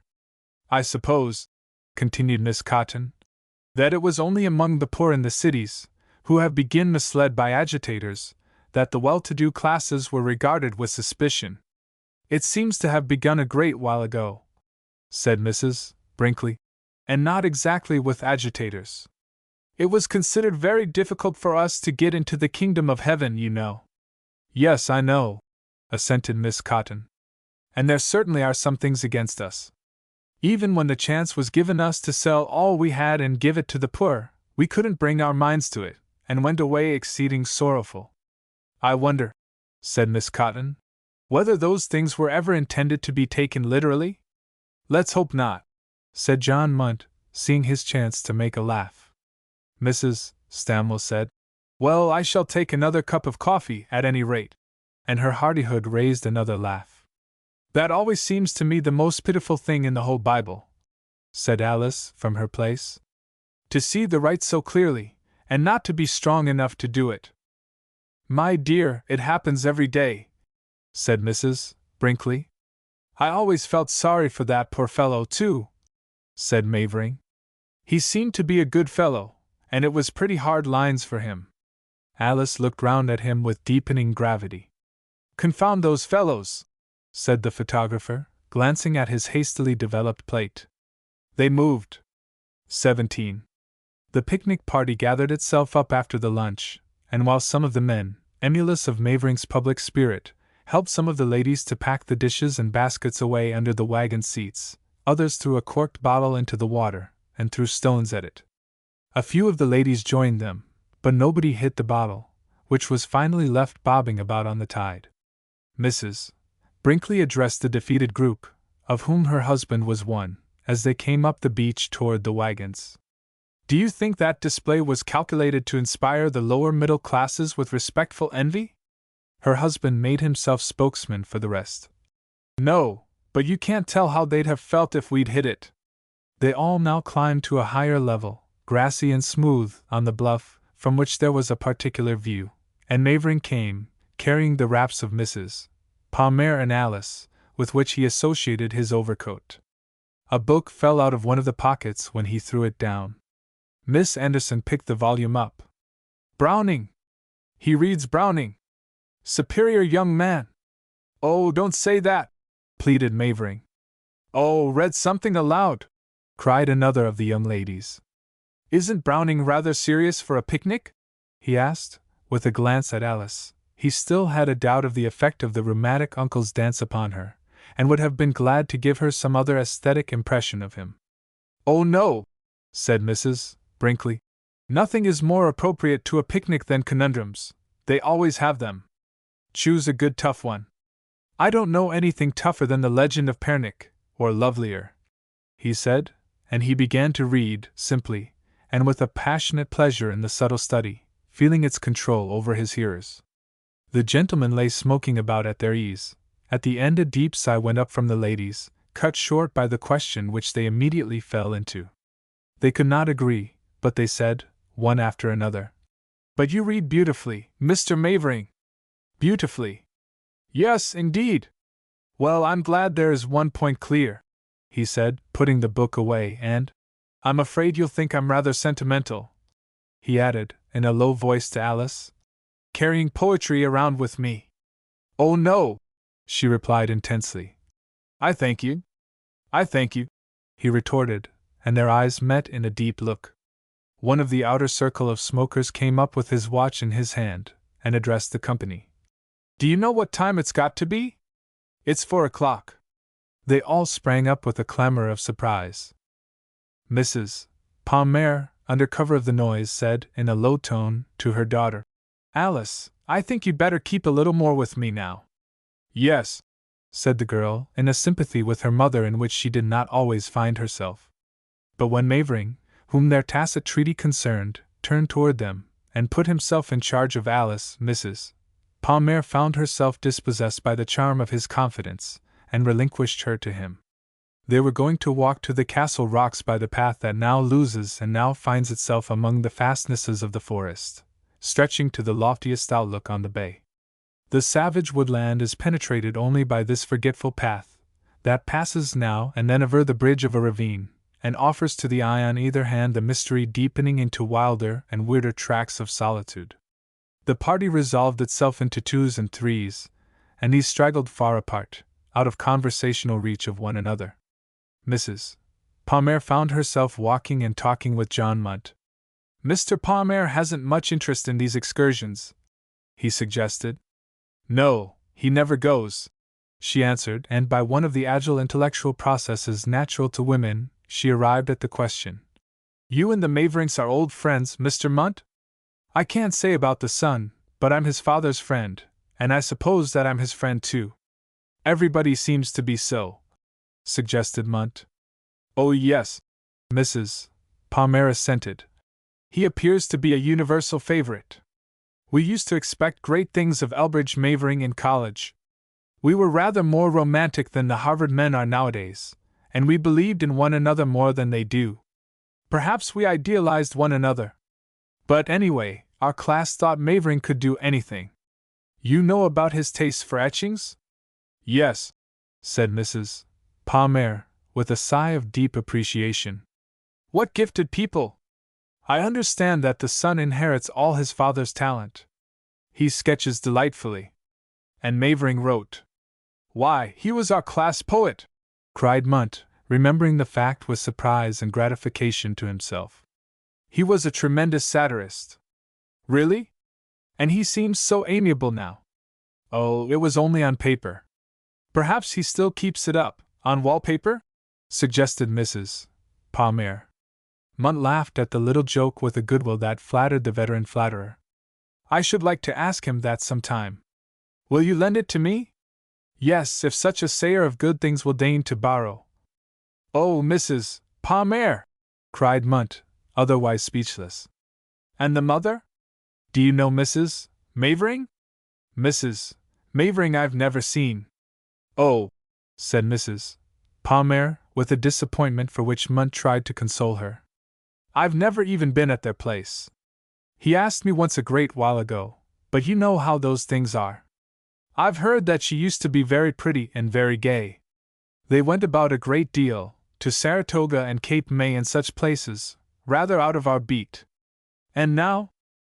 And now she's been an invalid for a great many years. Bedridden, I believe.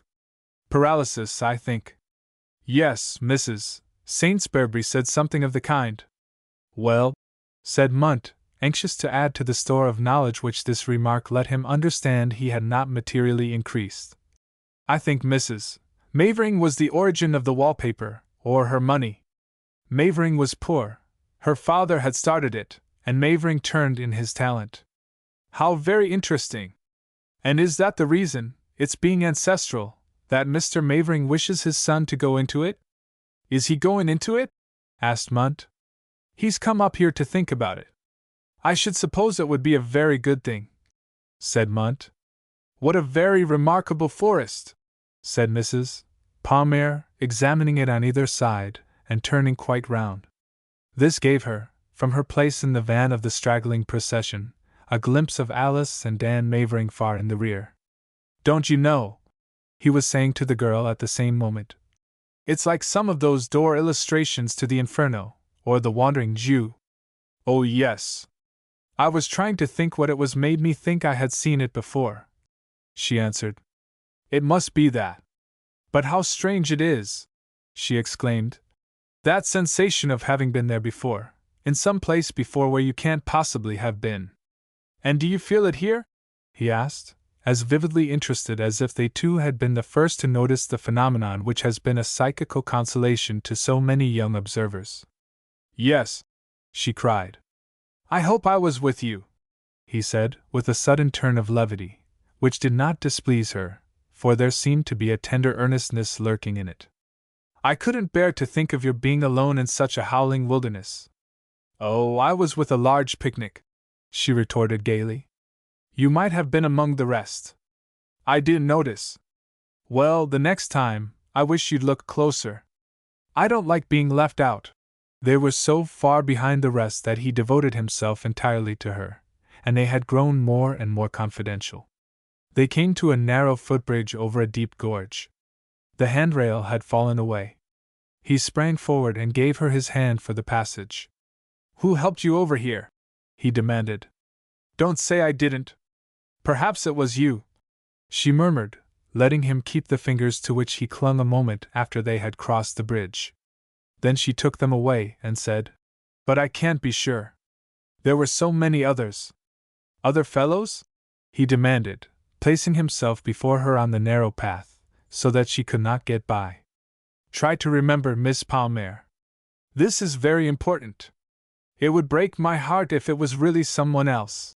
She stole a glance at his face, but it was smiling, though his voice was so earnest. I want to help you over all the bad places, and I don't want anyone else to have a hand in it. The voice and the face still belied each other, and between them the girl chose to feel herself trifled with by the artistic temperament. If you'll please step out of the way, Mr. Mavering, she said severely. I shall not need anybody's help just here. He instantly moved aside, and they were both silent, till she said, as she quickened her pace to overtake the others in front, I don't see how you can help liking nature in such a place as this. I can't, human nature, he said. It was mere folly, and an abstract folly at that, but the face that she held down and away from him flushed with sweet consciousness as she laughed. On the cliff beetling above the bay, where she sat to look out over the sad northern sea, lit with the fishing sail they had seen before, and the surge washed into the rocky coves far beneath them, he threw himself at her feet, and made her alone in the company that came and went and tried this view and that from the different points where the picnic hostess insisted they should enjoy it. She left the young couple to themselves, and Mrs. Palmer seemed to have forgotten that she had bidden Alice to be a little more with her, Alice had forgotten it too. She sat listening to Mavering's talk with a certain fascination, but not so much apparently because the meaning of the words pleased her as the sound of his voice, the motion of his lips in speaking, charmed her. At first he was serious, and even melancholy, as if he were afraid he had offended her, but apparently he soon believed that he had been forgiven, and began to burlesque his own mood, but still with a deference and a watchful observance of her changes of feeling which was delicately flattering in its way. Now and then when she answered something it was not always to the purpose. He accused her of not hearing what he said, but she would have it that she did, and then he tried to test her by proofs and questions. It did not matter for anything that was spoken or done. Speech and action of whatever sort were mere masks of their young joy in each other, so that when he said, after he had quoted some lines befitting the scene they looked out on, "Now was that from Tennyson or from Tupper?" and she answered, "Neither, it was from Shakespeare," they joined in the same happy laugh, and they laughed now and then without saying anything. Neither this nor that made them more glad or less. They were in a trance, vulnerable to nothing but the summons which must come to leave their dream behind, and issue into the waking world. In hope or in experience such a moment has come to all, and it is so pretty to those who recognize it from the outside that no one has the heart to hurry it away while it can be helped. The affair between Alice and Mavering had evidently her mother's sanction, and all the rest were eager to help it on. When the party had started to return, they called to them, and let them come behind together. At the carriages they had what Miss Anderson called a new deal, and Alice and Mavering found themselves together in the rear seat of the last. The fog began to come in from the sea, and followed them through the woods. When they emerged upon the highway it wrapped them densely round, and formed a little world, cozy, intimate, where they too dwelt alone with these friends of theirs, each of whom they praised for delightful qualities. The horses beat along through the mist, in which there seemed no progress, and they lived in a blissful arrest of time. Miss Anderson called back from the front seat, "My ear bins, you're talking about me." "Which ear?" cried Mavering. "Oh, the left, of course." "Then it's merely habit, Julie. You ought to have heard the nice things we were saying about you," Alice called. "I'd like to hear all the nice things you've been saying." This seemed the last effect of subtle wit. Mavering broke out in his laugh, and Alice's laugh rang above it. Mrs. Palmer looked involuntarily round from the carriage ahead. "They seem to be having a good time," said Mrs. Brinkley at her side. "Yes, I hope Alice isn't overdoing." "I'm afraid you're dreadfully tired," said Mavering to the girl, in a low voice, as he lifted her from her place when they reached the hotel through the provisional darkness, and found that after all it was only dinner time. "Oh no, I feel as if the picnic were just beginning." "Then you will come tonight?" "I will see what Mamma says." "Shall I ask her?" "Oh, perhaps not," said the girl, repressing his ardor, but not severely. 18. They were going to have some theatricals at one of the cottages, and the lady at whose house they were to be given made haste to invite all the picnic party before it dispersed. Mrs.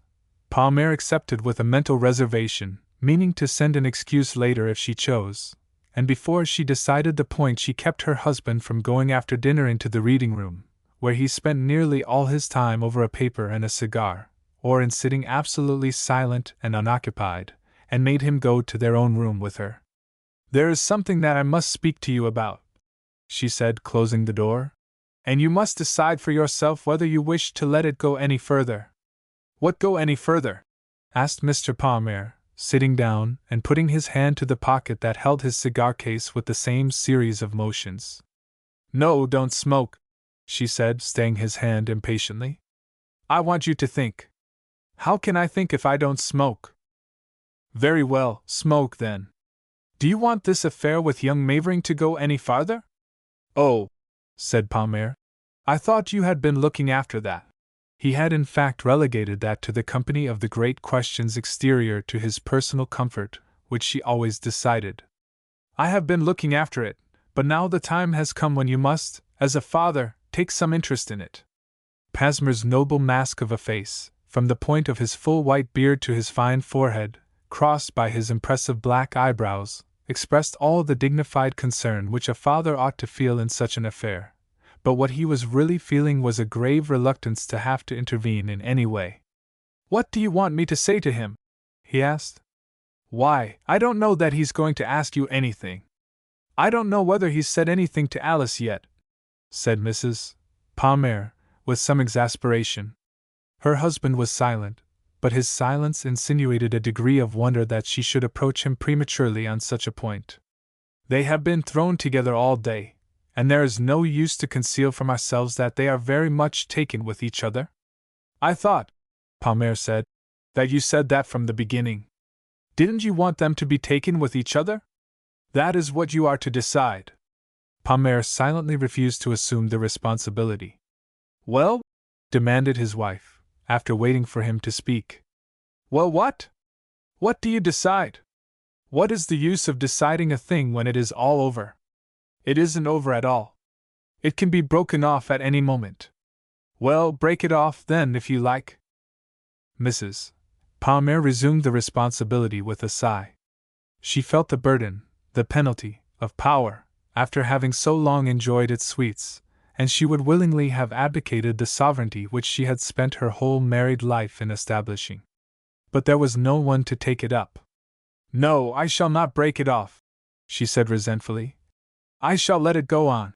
Then, seeing that her husband was not shaken by her threat from his long-confirmed subjection, she added, "It isn't an ideal affair, but I think it will be a very good thing for Alice. He is not what I expected, but he is thoroughly nice, and I should think his family was nice. I've been talking with Mr. Munt about them today, and he confirms all that Etta Saintsbury said. I don't think there can be any doubt of his intentions in coming here. He isn't a particularly artless young man, but he's been sufficiently frank about Alice since he's been here." Her husband smoked on. "His father seems to have taken up the business from the artistic side, and Mr. Mavering won't be expected to enter into the commercial part at once. If it wasn't for Alice, I don't believe he would think of the business for a moment. He would study law. Of course it's a little embarrassing to have her engaged at once before she's seen anything of society here, but perhaps it's all for the best. After all, the main thing is that she should be satisfied, and I can see that she's only too much so. Yes, she's very much taken with him, and I don't wonder. He is charming." It was not the first time that Mrs. Palmer had reasoned in this round, but the utterance of her thoughts seemed to throw a new light on them, and she took a courage from them that they did not always impart. She arrived at the final opinion expressed, with a throb of tenderness for the young fellow whom she believed eager to take her daughter from her, and now for the first time she experienced a desolation in the prospect, as if it were an accomplished fact. She was morally a bundle of finesses, but at the bottom of her heart her daughter was all the world to her. She had made the girl her idol, and if, like some other heathen, she had not always used her idol with the greatest deference, if she had often expected the impossible from it, and made it pay for her disappointment, still she had never swerved from her worship of it.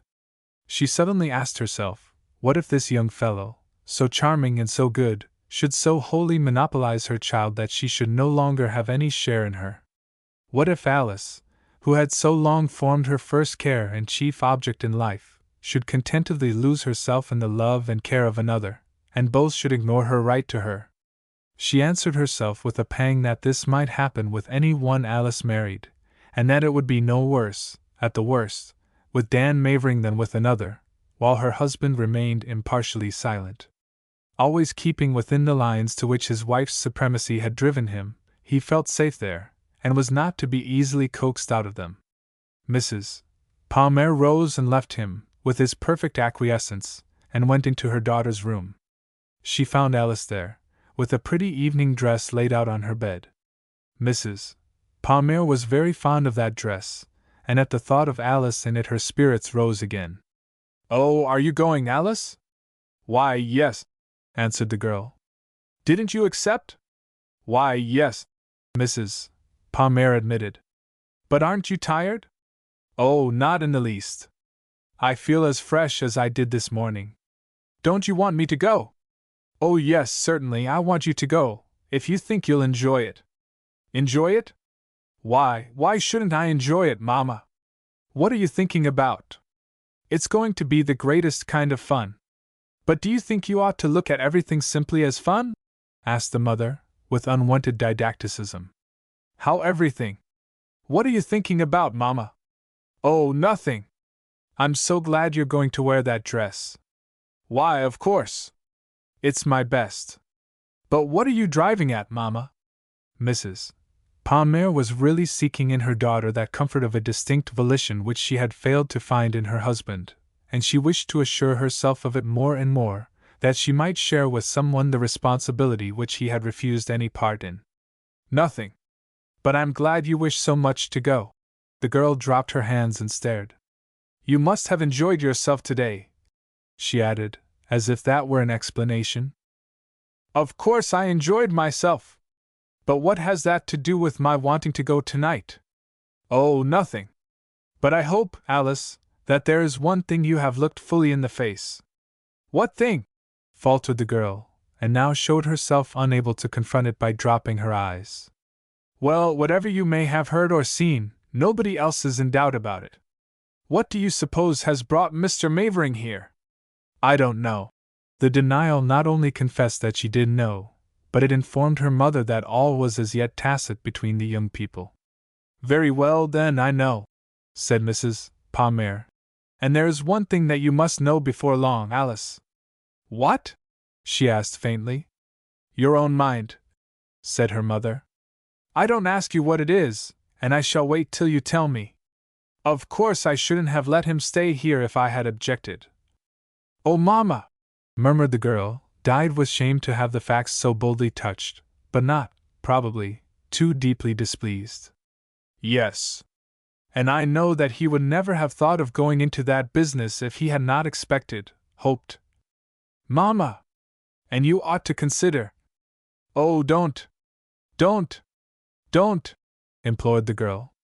That's all, said her mother, turning from Alice, who had hidden her face in her hands to inspect the costume on the bed. She lifted one piece of it after another, turned it over, looked at it, and laid it down. You can never get such a dress in this country. She went out of the room, as the girl dropped her face in the pillow. An hour later they met equipped for the evening's pleasure. To the keen glance that her mother gave her, the daughter's eyes had the brightness of eyes that have been weeping, but they were also bright with that knowledge of her own mind which Mrs. Palmer had desired for her. She met her mother's glance fearlessly, even proudly, and she carried her stylish costume with a splendor to which only occasions could stimulate her. They dramatized a perfect unconsciousness to each other, but Mrs. Palmer was by no means satisfied with the decision which she had read in her daughter's looks. Somehow it did not relieve her of the responsibility, and it did not change the nature of the case. It was gratifying, of course, to see Alice the object of a passion so sincere and so ardent. So far the triumph was complete, and there was really nothing objectionable in the young man and his circumstances, though there was nothing very distinguished. But the affair was altogether different from anything that Mrs. Palmer had imagined. She had supposed and intended that Alice should meet someone in Boston, and go through a course of society before reaching any decisive step. There was to be a whole season in which to look the ground carefully over, and the ground was to be all within certain well-ascertained and guarded precincts. But this that had happened was outside of these precincts, of at least on their mere outskirts. Class Day, of course, was all right, and she could not say that the summer colony at Campobello was not thoroughly and essentially Boston, and yet she felt that certain influences, certain sanctions, were absent. To tell the truth, she would not have cared for the feelings of Mavering's family in regard to the matter, except as they might afterward concern Alice, and the time had not come when she could recognize their existence in regard to the affair, and yet she could have wished that even as it was his family could have seen and approved it from the start. It would have been more regular. With Alice it was a simpler matter, and of course deeper. For her it was only a question of himself and herself. No one else existed to the sublime egotism of her love. She did not call it by that name, she did not permit it to assert itself by any name. It was a mere formless joy in her soul, a trustful and blissful expectance, which she now no more believed he could disappoint than that she could die within that hour. All the rebellion that she had sometimes felt at the anomalous attitude exacted of her sex in regard to such matters was gone. She no longer thought it strange that a girl should be expected to ignore the admiration of a young man till he explicitly declared it, and should then be fully possessed of all the materials of a decision on the most momentous question in life. For she knew that this state of ignorance could never really exist. She had known from the first moment that he had thought her beautiful. Tonight she was radiant for him. Her eyes shone with the look in which they should meet and give themselves to each other before they spoke, the look in which they had met already, in which they had lived that whole day. 19. The evening's entertainment was something that must fail before an audience which was not very kind. They were to present a burlesque of classic fable, and the parts, with their general intention, had been distributed to the different actors. But nothing had been written down, and beyond the situations and a few points of dialogue, all had to be improvised. The costumes and properties had been invented from such things as came to hand. Sheets sculpturesquely draped the deities who took part. A fox pelt from the hearth did duty as the leopard's skin of Bacchus. A feather duster served Neptune for a trident. The lyre of Apollo was a dustpan. A gull's breast furnished Jove with his grey beard. The fable was adapted to modern life, and the scene had been laid in Campobello, the peculiarities of which were to be satirized throughout. The principal situation was to be a passage between Jupiter, represented by Mavering, and Juno, whom Miss Anderson personated. It was to be a scene of conjugal reproaches and reprisals, and to end in reconciliation, in which the father of the gods sacrificed himself on the altar of domestic peace by promising to bring his family to Campobello every year. This was to be followed by a sketch of the Judgment of Paris, in which Juno and Pallas were to be personated by two young men, and Miss Anderson took the part of Venus. The pretty drawing-room of the Trevors, young people from Albany, and cousins of Miss Anderson, was curtained off at one end for a stage, and beyond the sliding doors which divided it in half were set chairs for the spectators. People had come in whatever dress they liked. The men were mostly in morning coats. The ladies had generally made some attempt at evening toilet, but they joined in admiring Alice Pasmer's costume, and one of them said that they would let it represent them all, and express what each might have done if she would.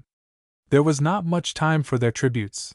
All the lamps were presently taken away and set along the floor in front of the curtain as footlights, leaving the company in a darkness which Mrs.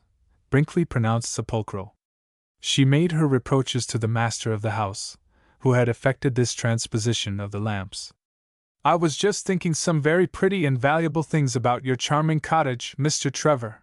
A rug on a bare floor, a trim of varnished pine, a wall with half a dozen simple etchings on it, an open fire, and a mantelpiece without bric-a-brac. How entirely satisfying it all is! And how it upbraids us for heaping up upholstery as we do in town." "Go on," said the host. "Those are beautiful thoughts." "But I can't go on in the dark," retorted Mrs. Brinkley. "You can't think in the dark, much less talk. Can you, Mrs. Palmer?" Mrs. Palmer, with Alice next to her, sat just in front of Mrs. Brinkley. "No," she assented. "But if I could, you can think anywhere, Mrs. Brinkley. Mrs. Trevor's lovely house would inspire me to it. Two birds with one stone. Thank you, Mrs. Palmer, for my part of the compliment. Pick yourself up, Mr. Trevor." "Oh, thank you, I'm all right," said Trevor, panting after the lady's meanings, as a man must. "I suppose thinking and talking in the dark is a good deal like smoking in the dark." "No, thinking and talking are not at all like smoking under any conditions." "Why in the world should they be?" "Oh, I can't get any fun out of a cigar unless I can see the smoke," the host explained. "Do you follow him, Mrs. Palmer?" "Yes, perfectly." "Thank you, Mrs. Palmer," said Trevor. "I'll get you to tell me how you did it some time," said Mrs. Brinkley. "But your house is a gem, Mr. Trevor." "Isn't it?" cried Trevor. "I want my wife to live here the year round." It was the Trevors' first summer in their cottage, and the experienced reader will easily recognize his mood. "But she's such a worldly spirit, she won't." "Oh, I don't know about the year round. Do you, Mrs. Palmer?" "I should," said Alice, with the suddenness of youth, breaking into the talk which she had not been supposed to take any interest in. Is it proper to kiss a young lady's hand? Said Trevor gratefully, appealing to Mrs. Brinkley. It isn't very customary in the 19th century, said Mrs. Brinkley. But you might kiss her fan. He might kiss her fan, mightn't he, Mrs. Palmer? Certainly. Alice, hold out your fan instantly. The girl humored the joke, laughing. Trevor pressed his lips to the perfumed sticks. I will tell Mrs. Trevor, he said, and that will decide her. It will decide her not to come here at all next year if you tell her all. He never tells me all, said Mrs. Trevor, catching so much of the talk as she came in from some hospitable cares in the dining room. They're incapable of it. What has he been doing now? Nothing. Or I will tell you when we are alone, Mrs. Trevor, said Mrs. Brinkley, with burlesque sympathy. We oughtn't to have a scene on both sides of the footlights. A boyish face, all excitement, was thrust out between the curtains forming the proscenium of the little theater. All ready, Mrs. Trevor? Yes, all ready, Jim. He dashed the curtains apart, and marred the effect of his own disappearance from the scene by tripping over the long legs of Jove, stretched out to the front, where he sat on Mrs. Trevor's richest rug, propped with sofa cushions on either hand. So perish all the impious race of Titans, enemies of the gods, said Mavering solemnly, as the boy fell sprawling. Pick the earth-born giant up, Vulcan, my son. The boy was very small for his age. Every one saw that the accident had not been premeditated, and when Vulcan appeared, with an exaggerated limp, and carried the boy off, a burst of laughter went up from the company. It did not matter what the play was to have been after that. It all turned upon the accident. Juno came on, and began to reproach Jupiter for his carelessness. I've sent Mercury upstairs for the Aenica, but he says it's no use, that boy won't be able to pass ball for a week. How often have I told you not to sit with your feet out that way? I knew you'd hurt somebody. I didn't have my feet out, retorted Jupiter. Besides, he added, with dignity, and a burlesque of marital special pleading which every wife and husband recognized, I always sit with my feet out so, and I always will, so long as I've the spirit of a god. Isn't he delicious? Buzzed Mrs. Palmer, leaning backward to whisper to Mrs. Brinkley. It was not that she thought what Dan had just said was so very fanny, but people are immoderately applausive of amateur dramatics, and she was feeling very fond of the young fellow. The improvisation went wildly and adventurously on, and the curtains dropped together amidst the facile acclaim of the audience. It's very well for Jupiter that he happened to think of the curtain, said Mrs. Brinkley. They couldn't have kept it up at that level much longer. Oh, do you think so? Softly murmured Mrs. Palmer. It seemed as if they could have kept it up all night if they liked. I doubt it. Mr. Trevor, said Mrs. Brinkley to the host, who had come up for her congratulations. Do you always have such brilliant performances? Well, we have so far, he answered modestly, and Mrs. Brinkley laughed with him. This was the first entertainment at Trevor Cottage. S.H. went up all round them, and Mrs. Trevor called across the room, in a reproachful whisper loud enough for everyone to hear. My dear, enjoying yourself? While Mavering stood between the parted curtains waiting for the attention of the company. On account of an accident to the callboy and the mental exhaustion of some of the deities, the next piece will be omitted, and the performance will begin with the one after. While the audience is waiting, Mercury will go round and take up a collection for the victim of the recent accident, who will probably be indisposed for life. The collector will be accompanied by a policeman, and may be safely trusted. He disappeared behind the curtain with a paw in a swirl of his draperies like the Lord Chancellor in Iolanthe, and the audience again abandoned itself to applause. How very witty he is, said Miss Cotton, who sat near John Munt. Don't you think he's really witty? Yes, Munt assented critically. But you should have known his father. Oh, do you know his father? I was in college with him.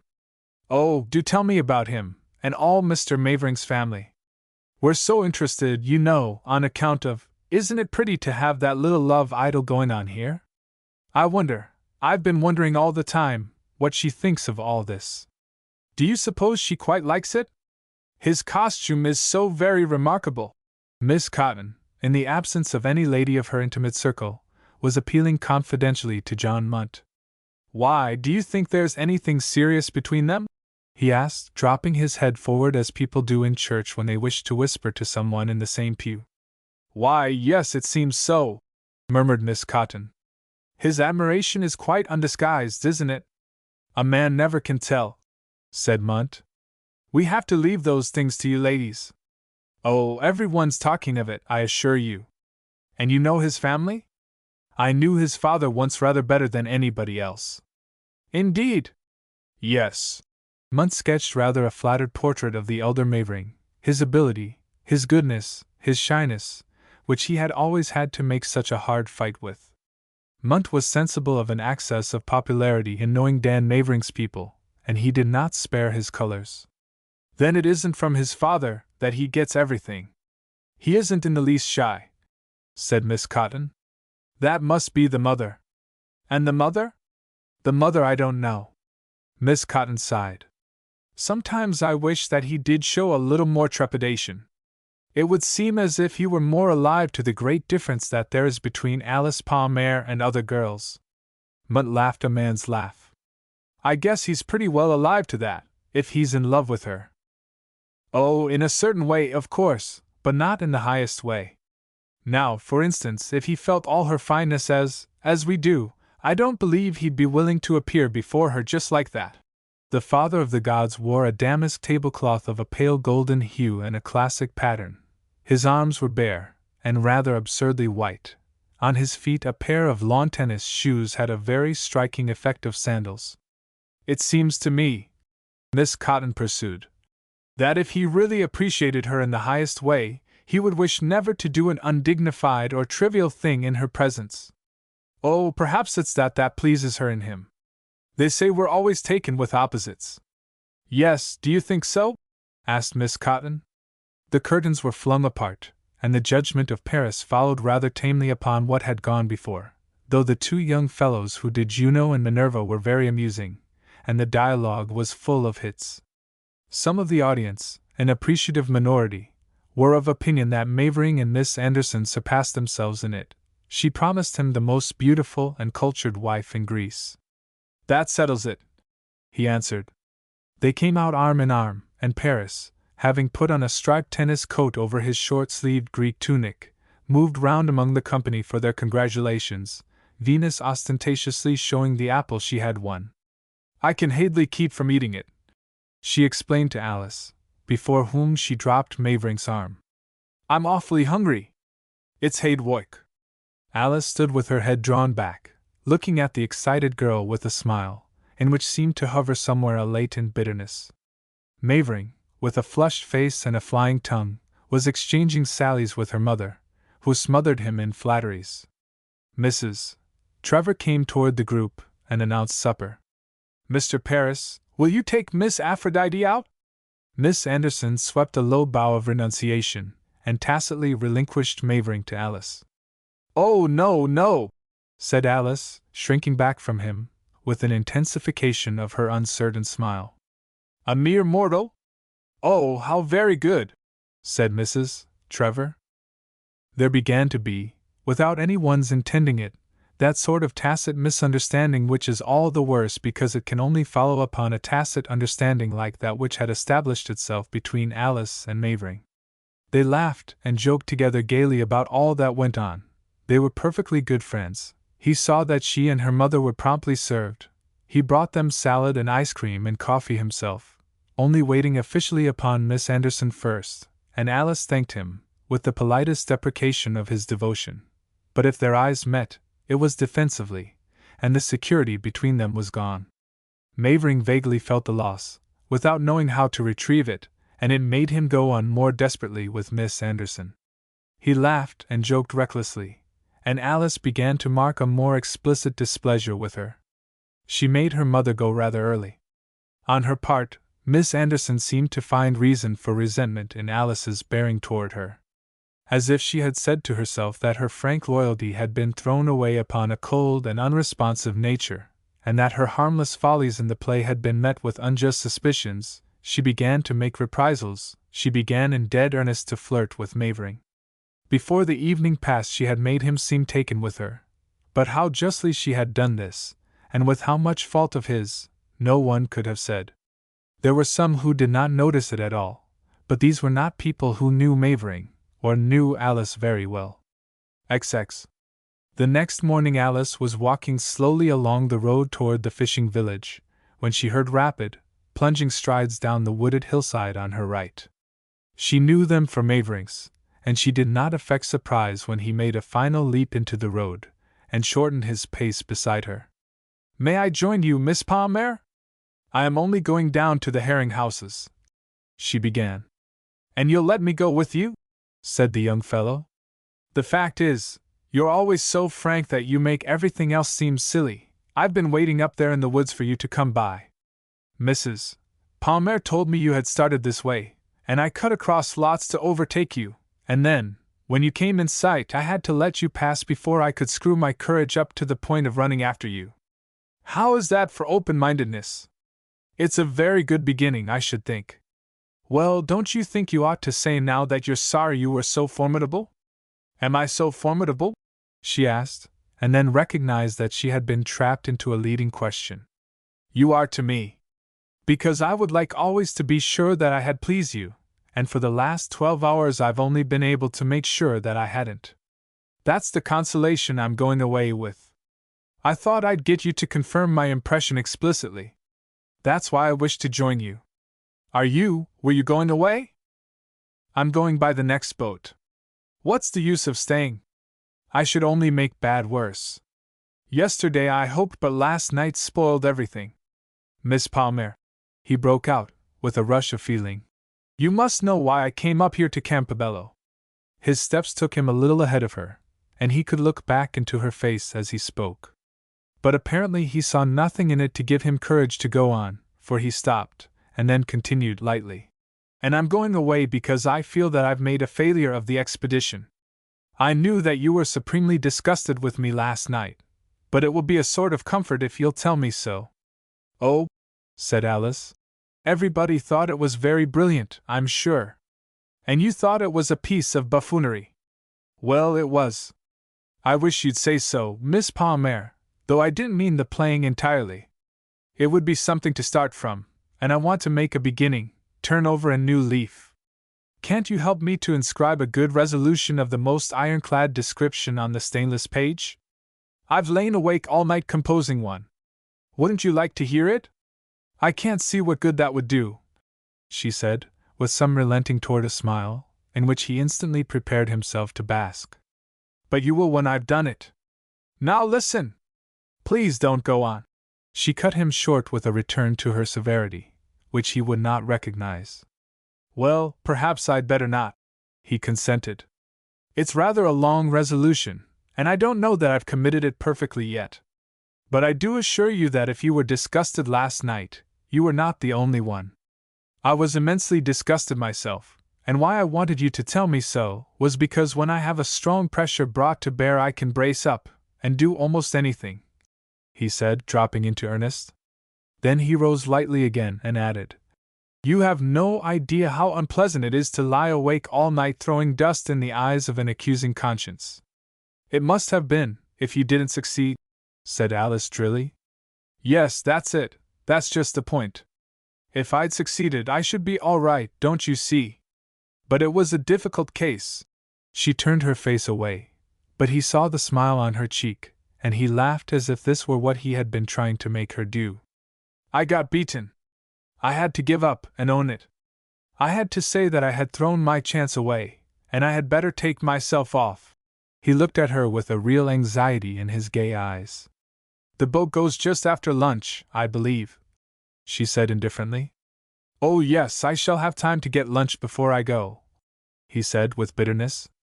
"But lunch isn't the only thing, it isn't even the main thing, Miss Palmer." "No?" She hardened her heart. He waited for her to say something more, and then he went on.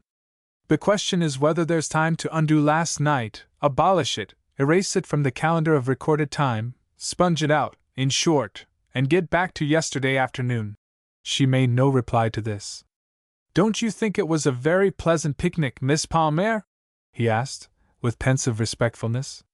Very, she answered drily. He cast a glance at the woods that bordered the road on either side.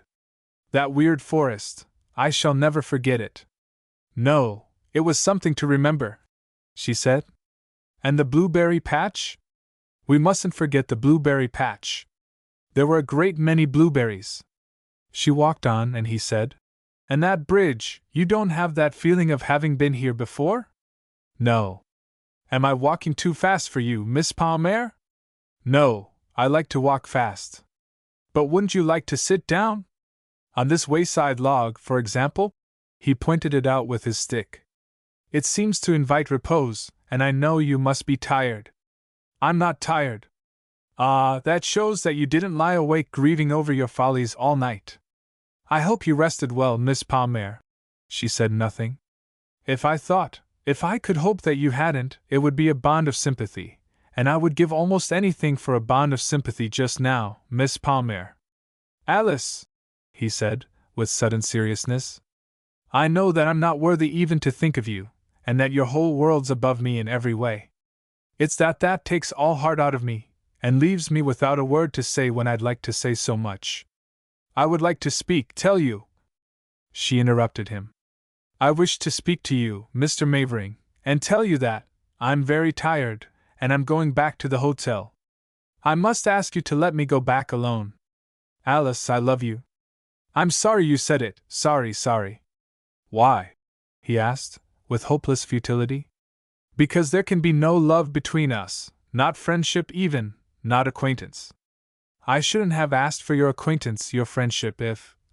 His words conveyed a delicate reproach, and they stung her, because they put her in the wrong.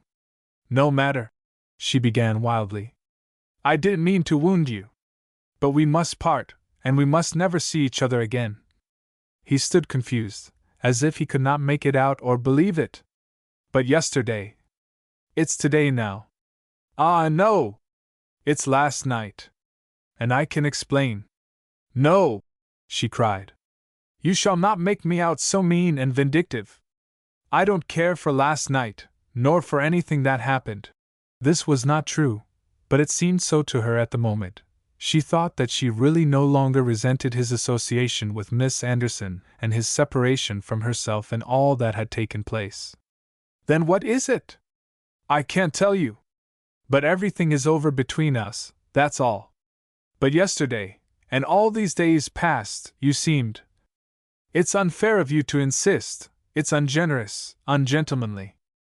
That word, which from a woman's tongue always strikes a man like a blow in the face, silenced Mavering. He set his lips and bowed, and they parted. She turned upon her way, and he kept the path which she had been going. It was not the hour when the piazzas were very full, and she slipped into the dim hotel corridor undetected, or at least undetained. She flung into her room, and confronted her mother. Mrs. Palmer was there looking into a trunk that had overflowed from her own chamber. What is the matter? She said to her daughter's excited face. Mr. Mavering. Well? And I refused him. Mrs. Palmer was one of those ladies who in any finality have a keen retrovision of all the advantages of a different conclusion. She had been thinking, since she told Dan Mavering which way Alice had gone to walk, that if he were to speak to her now, and she were to accept him, it would involve a great many embarrassing consequences. But she had consoled herself with the probability that he would not speak so soon after the effects of last night, but would only try at the furthest to make his peace with Alice. Since he had spoken, though, and she had refused him, Mrs. Palmer instantly saw all the pleasant things that would have followed in another event. Refused him? She repeated provisionally, while she gathered herself for a full exploration of all the facts. Yes, Mamma, and I can't talk about it. I wish never to hear his name again, or to see him, or to speak to him. Why, of course not, said Mrs. Palmer with a fine smile, from the vantage ground of her superior years. If you've refused him. She left the trunk which she had been standing over, and sat down, while Alice swept to and fro before her excitedly. But why did you refuse him, my dear? Why? Because he's detestable, perfectly ignoble. Her mother probably knew how to translate these exalted expressions into the more accurate language of mature life. Do you mean last night? Last night? Cried Alice tragically. No, why should I care for last night? Then I don't understand what you mean, retorted Mrs. Palmer. What did he say? She demanded, with authority. Mama, I can't talk about it, I won't. But you must, Alice. It's your duty. Of course I must know about it. What did he say? Alice walked up and down the room with her lips firmly closed. Like Mavering's lips, it occurred to her, and then she opened them, but without speaking. What did he say? Persisted her mother, and her persistence had its effect. Say? Exclaimed the girl indignantly. He tried to make me say. I see, said Mrs. Palmer. Well?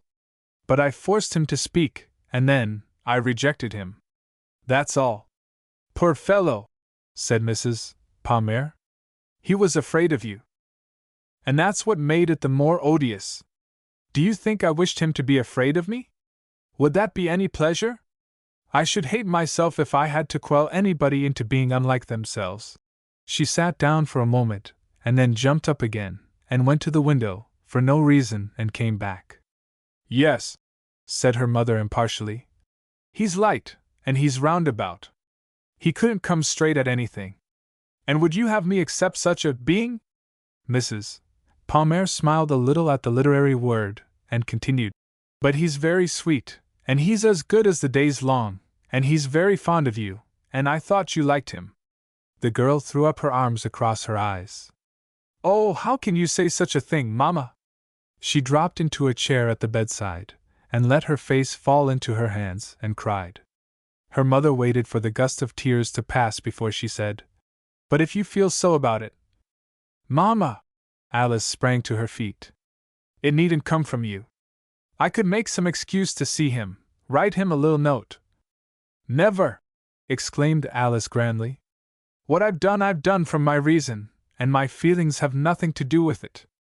Oh, very well, said her mother, going out of the room, not wholly disappointed with what she viewed as a respite, and amused by her daughter's tragics. But if you think that the feelings have nothing to do with such a matter, you're very much mistaken. If she believed that her daughter did not know her real motives in rejecting Dan Mavering, or had not been able to give them, she did not say so. The little group of alicilators on the piazza, who began to canvass the causes of Mavering's going before the top of his hat disappeared below the bank on the path leading to the ferry boat, were of two minds. One faction held that he was going because Alice had refused him, and that his gaiety up to the last moment was only a mask to hide his despair.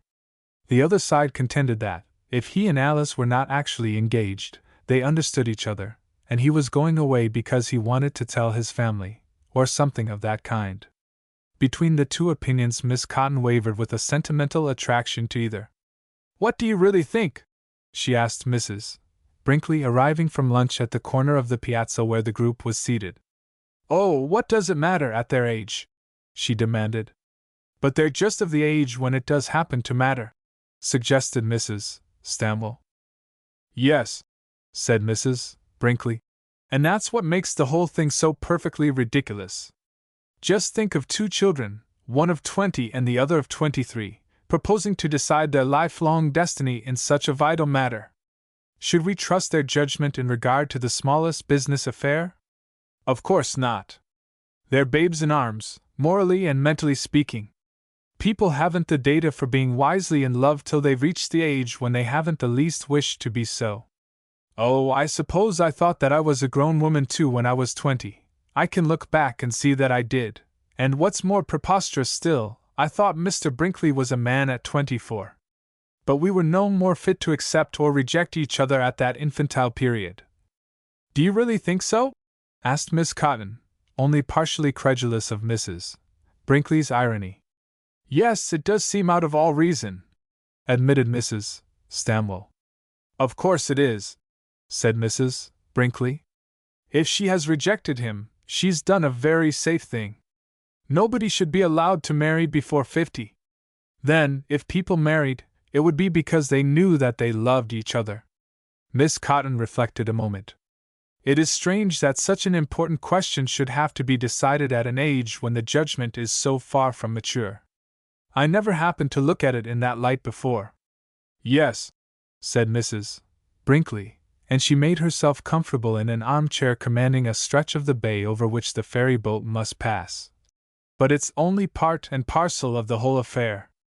I'm sure that no grown person can see the ridiculous young things, inexperienced, ignorant, feather-brained, that nature entrusts with children, their immortal little souls and their extremely perishable little bodies, without rebelling at the whole system. When you see what most young mothers are, how perfectly unfit and incapable, you wonder that the whole race doesn't teeth and die. Yes, there's one thing I feel pretty sure of, that, as matters are arranged now, there oughtn't to be mothers at all, there ought to be only grandmothers. The group all laughed, even Miss Cotton, but she was the first to become grave. At the bottom of her heart there was a doubt whether so light a way of treating serious things was not a little wicked. Perhaps, she said, we shall have to go back to the idea that engagements and marriages are not intended to be regulated by the judgment, but by the affections. I don't know what's intended, said Mrs. Brinkley, but I know what is. In 99 cases out of 100 the affections have it their own way, and I must say I don't think the judgment could make a greater mess of it. In fact, she continued, perhaps provoked to the excess by the deprecation she saw in Miss Cotton's eye, I consider every broken engagement nowadays a blessing in disguise. Miss Cotton said nothing. The other ladies said, Why, Mrs. Brinkley? Yes. The thing has gone altogether too far. The pendulum has swung in that direction out of all measure. We are married too much. And as a natural consequence we are divorced too much. The whole case is in a nutshell, if there were no marriages, there would be no divorces, and that great abuse would be corrected, at any rate. All the ladies laughed, Miss Cotton more and more sorrowfully. She liked to have people talk as they do in genteel novels. Mrs. Brinkley's bold expressions were a series of violent shocks to her nature, and imparted a terrible vibration to the fabric of her whole little rose-colored ideal world. If they had not been the expressions of a person whom a great many unquestionable persons accepted, who had such an undoubted standing, she would have thought them very coarse. As it was, they had a great fascination for her. But in a case like that of— she looked round and lowered her voice. Our young friends, I'm sure you couldn't rejoice if the engagement were broken off. Well, I'm not going to be a mush of concession, as Emerson says, Miss Cotton. And in the first place, how do you know they're engaged? I don't. I didn't mean that they were. But wouldn't it be a little pathetic if, after all that we've seen going on, his coming here expressly on her account, and his perfect devotion to her for the past 2 weeks, it should end in nothing? 2 weeks isn't a very long time to settle the business of a lifetime. No. Perhaps she's proposed delay, a little further acquaintance. Oh, of course, that would be perfectly right. Do you think she did? Not if she's as wise as the rest of us would have been at her age. But I think she ought. Yes? Said Miss Cotton semi-interrogatively. Do you think his behavior last night would naturally impress her with his wisdom and constancy? No, I can't say that it would, but— And this Alice of yours is rather a severe young person. She has her ideas, and I'm afraid they're rather heroic. She'd be just with him, of course. But there's nothing a man dreads so much as justice, some men. Yes, pursued Miss Cotton. But that very disparity, I know they're very unlike, don't you think? Oh yes, I know the theory about that. But if they were exactly alike in temperament, they'd be sufficiently unlike for the purposes of counterparts. That was arranged once for all when male and female created he them.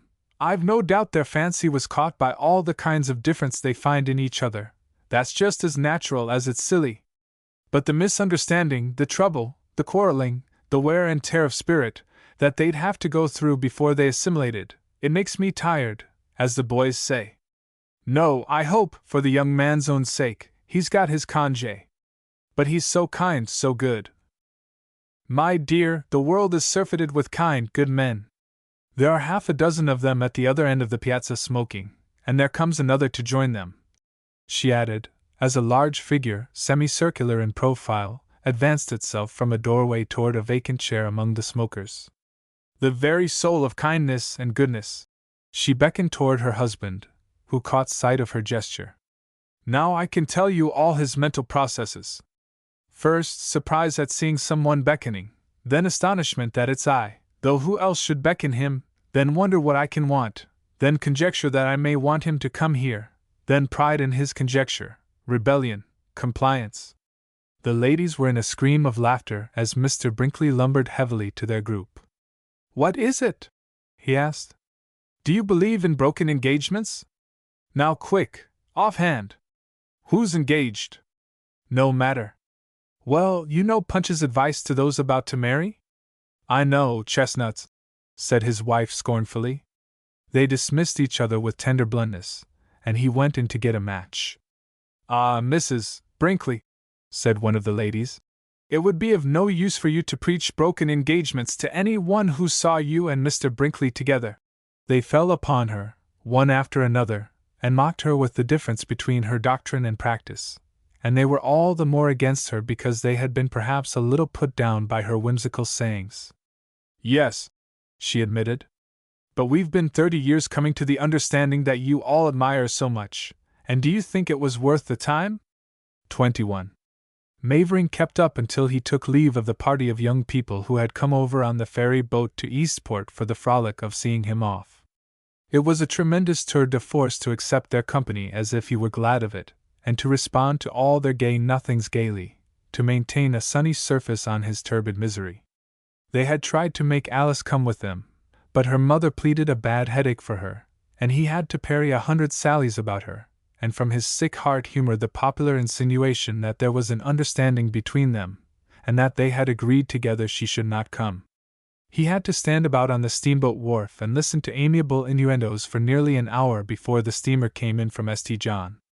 The fond adieus of his friends, their offers to take any message back, lasted during the interminable 15 minutes that she lay at her moorings, and then he showed himself at the stern of the boat, and waved his handkerchief in acknowledgment of the last parting salutations on shore.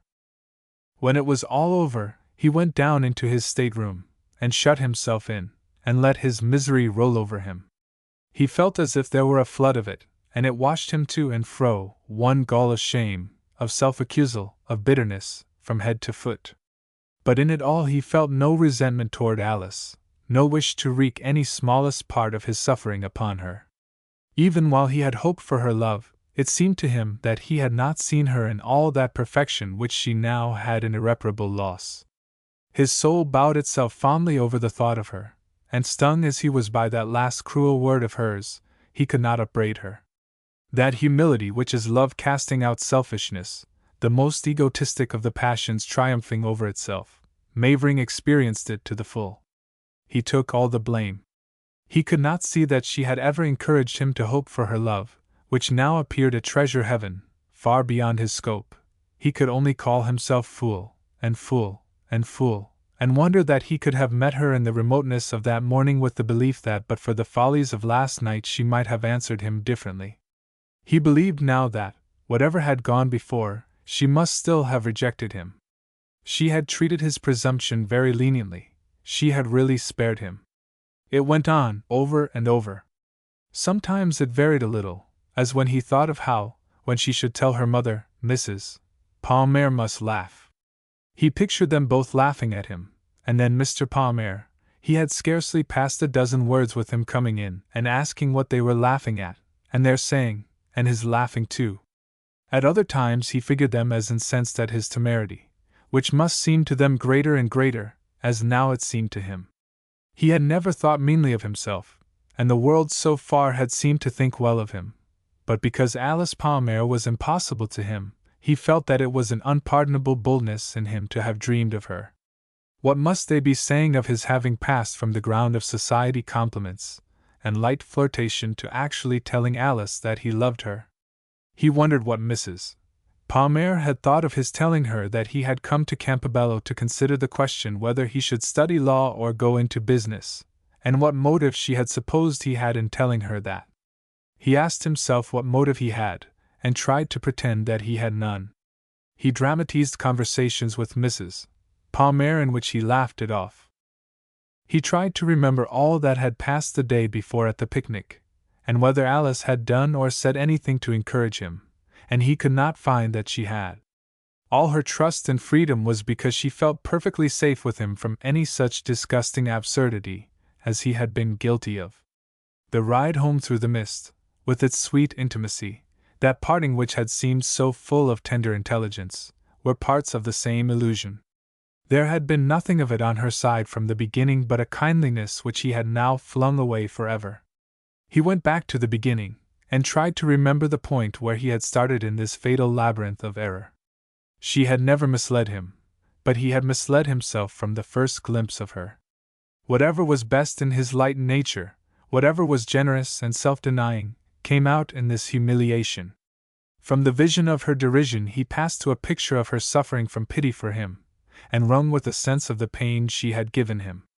He promised himself to write to her, and beg her not to care for him, because he was not worthy of that. He framed a letter in his mind, in which he posed in some noble attitudes, and brought tears into his eyes by his magnanimous appeal to her not to suffer for the sake of one so unworthy of her serious thought. He pictured her greatly moved by some of the phrases, and he composed for her a reply, which led to another letter from him, and so to a correspondence and a long and tender friendship. In the end he died suddenly, and then she discovered that she had always loved him.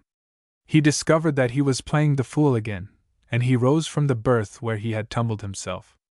The stateroom had that smell of parboiled paint which staterooms have, and reminded him of the steamer in which he had gone to Europe when a boy, with the family, just after his mother's health began to fail. He went down on the deck near the ladies' saloon, where the second-class passengers were gathered listening to the same band of plantation Negroes who had amused him so much on the eastward trip. The passengers were mostly pock-marked provincials, and many of them were women. They lounged on the barrels of apples neatly piled up, and listened to the music without smiling. One of the Negroes was singing to the banjo, and another began to do the rheumatic uncle's breakdown. Mavering said to himself, "I can't stand that. Oh, what a fool I am! Alice, I love you. Oh, merciful heavens! Oh, infernal jackass! Oh, go!" At the bow of the boat he found a gang of Italian laborers returning to the States after some job in the provinces. They smoked their pipes and whined their Neapolitan dialect together. It made Mavering think of Dante, of the Inferno, to which he passed naturally from his self-denunciation for having been an infernal jackass. The inscription on the gate of hell ran through his mind. He thought he would make his life, his desolate, broken life, a perpetual exile, like Dante's. At the same time he ground his teeth, and muttered, "Oh, what a fool I am! Oh, idiot! Beast! Oh! Oh!" The pipes reminded him to smoke, and he took out his cigarette case. The Italians looked at him. He gave all the cigarettes among them, without keeping any for himself. He determined to spend the miserable remnant of his life in going about doing good and bestowing alms. He groaned aloud, so that the Italians noticed it, and doubtless spoke of it among themselves. He could not understand their dialect, but he feigned them saying respectfully compassionate things. Then he gnashed his teeth again, and cursed his folly. When the bell rang for supper he found himself very hungry, and ate heavily. After that he went out in front of the cabin, and walked up and down, thinking, and trying not to think. The turmoil in his mind tired him like a prodigious physical exertion. Toward 10 o'clock the night grew rougher. The sea was so phosphorescent that it broke in sheets and flakes of pale bluish flame from the bows and wheelhouses, and out in the dark the waves revealed themselves in flashes and long gleams of fire. One of the officers of the boat came and hung with Mavering over the guard. The weird light from the water was reflected on their faces, and showed them to each other. "Well, I never saw anything like this before. Looks like hell, don't it?" said the officer. "Yes," said Mavering. "Is it uncommon?" "Well, I should say so. I guess we're going to have a picnic." Mavering thought of blueberries, but he did not say anything. "I guess it's going to be a regular circus." Mavering did not care. He asked incuriously, "How do you find your course in such weather?" "Well, we guess where we are, and then give her so many turns of the wheel. The officer laughed, and Mavering laughed too. He was struck by the hollow note in his laugh. It seemed to him pathetic. He wondered if he should now always laugh so, and if people would remark it. He tried another laugh. It sounded mechanical. He went to bed, and was so worn out that he fell asleep and began to dream. A face came up out of the sea, and brooded over the waters, as in that picture of Vedder's which he calls Memory. But the hair was not blonde, it was the color of those phosphorescent flames, and the eyes were like it. Horrible! Horrible! He tried to shriek, but he cried, Alice, I love you. There was a burglar in the room, and he was running after Miss Palmer. Mavering caught him, and tried to beat him. His fists fell like bowls of cotton. The burglar drew his breath in with a long, washing sound like water. Mavering woke deathly sick, and heard the sweep of the waves. The boat was pitching frightfully. He struggled out into the saloon, and saw that it was 5 o'clock. In 5 hours more it would be a day since he told Alice that he loved her. It now seemed very improbable. There were a good many half-dressed people in the saloon, and a woman came running out of her stateroom straight to Mavering. She was in her stocking feet, and her hair hung down her back. Oh! Are we going down? She implored him. Have we struck? Oughtn't we to pray, somebody? Shall I wake the children? Mavering reassured her, and told her there was no danger. Well then, she said, I'll go back for my shoes. Yes, better get your shoes. The saloon rose round him and sank. He controlled his sickness by planting a chair in the center and sitting in it with his eyes shut. As he grew more comfortable, he reflected how he had calmed that woman, and he resolved again to spend his life in doing good. Yes, that's the only ticket, he said to himself, with involuntary frivolity. He thought of what the officer had said, and he helplessly added, circus ticket, reserved seat. Then he began again, and loaded himself with execration. The boat got into Portland at 9 o'clock, and Mavering left her, taking his handbag with him, and letting his trunk go on to Boston. The officer who received his ticket at the gangplank noticed the destination on it, and said, Got enough? Yes, for one while. Mavering recognized his acquaintance of the night before. Don't like picnics very much. No, said Mavering with abysmal gloom. They don't agree with me. Never did. He was aware of trying to make his laugh bitter. The officer did not notice. Mavering was surprised, after the chill of the storm at sea, to find it rather a warm, close morning in Portland. The restaurant to which the hackman took him as the best in town was full of flies. They bit him awake out of the dreary reveries he fell into while waiting for his breakfast. In a mirror opposite he saw his face. It did not look haggard, it looked very much as it always did. He fancied playing a part through life, hiding a broken heart under a smile. Oh, you incorrigible ass, he said to himself, and was afraid he had said it to the young lady who brought him his breakfast, and looked haughtily at him from under her bang. She was very thin, and wore a black jersey. He tried to find out whether he had spoken aloud by addressing her pleasantly. It's pretty cold this morning. What say? Pretty cool. Oh yes. But it's pretty cielos, she replied, in her Yankee cantillation. She went away and left him to the bacon and eggs he had ordered at random. There was a fly under one of the slices of bacon, and Mavering confined himself to the coffee. A man came up in a white cap and jacket from a basement in the front of the restaurant, where confectionery was sold, and threw down a mass of malleable candy on a marble slab, and began to work it. Mavering watched him, thinking fuzzily all the time of Alice, and holding long, fatiguing dialogues with the people at the Ty-and-Wycoed, whose several voices he heard. He said to himself that it was worse than yesterday. He wondered if it would go on getting worse every day. He saw a man pass the door of the restaurant who looked exactly like Boardman as he glanced in. The resemblance was explained by the man's coming back, and proving to be really Boardman. 22. Mavering sprang at him with a demand for the reason of his being there. I thought it was you as I passed, said Boardman. But I couldn't make sure, so dark back here. And I thought it was you, but I couldn't believe it, said Mavering, with equal force, cutting short an interior conversation with Mr. Palmer, which had begun to hold itself since his first glimpse of Boardman. "I came down here to do a sort of one-horse yacht race today," Boardman explained. "Going to be a yacht race? Better have some breakfast. Or better not, here. Flies under your bacon." "Rough on the flies," said Boardman, snapping the bell which summoned the spectre in the black jersey, and he sat down. "What are you doing in Portland?" Mavering told him, and then Boardman asked him how he had left the Pasmers. Mavering needed no other hint to speak, and he spoke fully, while Boardman listened with an agreeable silence, letting the hero of the tale break into self-scornful groans and doleful laughs, and ease his heart with grotesque, inarticulate noises, and made little or no comments. By the time his breakfast came, Boardman was ready to say, "I didn't suppose it was so much of a mash." "I didn't either," said Mavering, "when I left Boston. Of course I knew I was going down there to see her, but when I got there it kept going on, just like anything else, up to the last moment.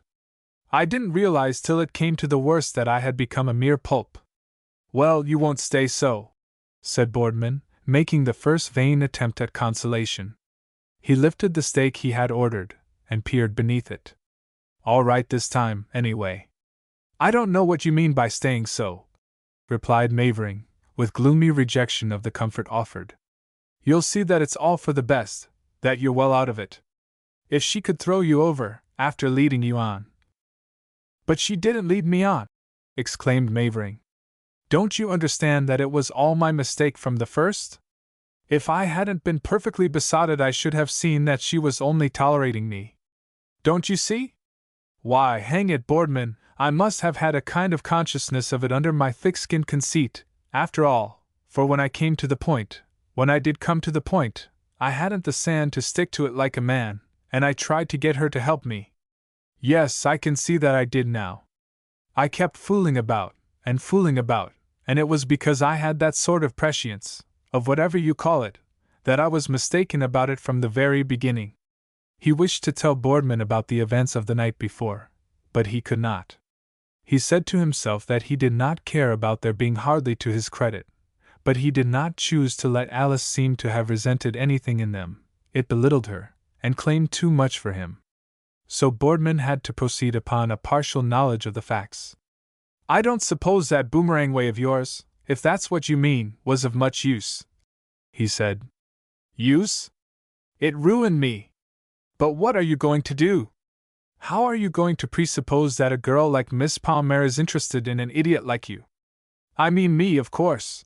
Mavering broke off with a dolorous laugh.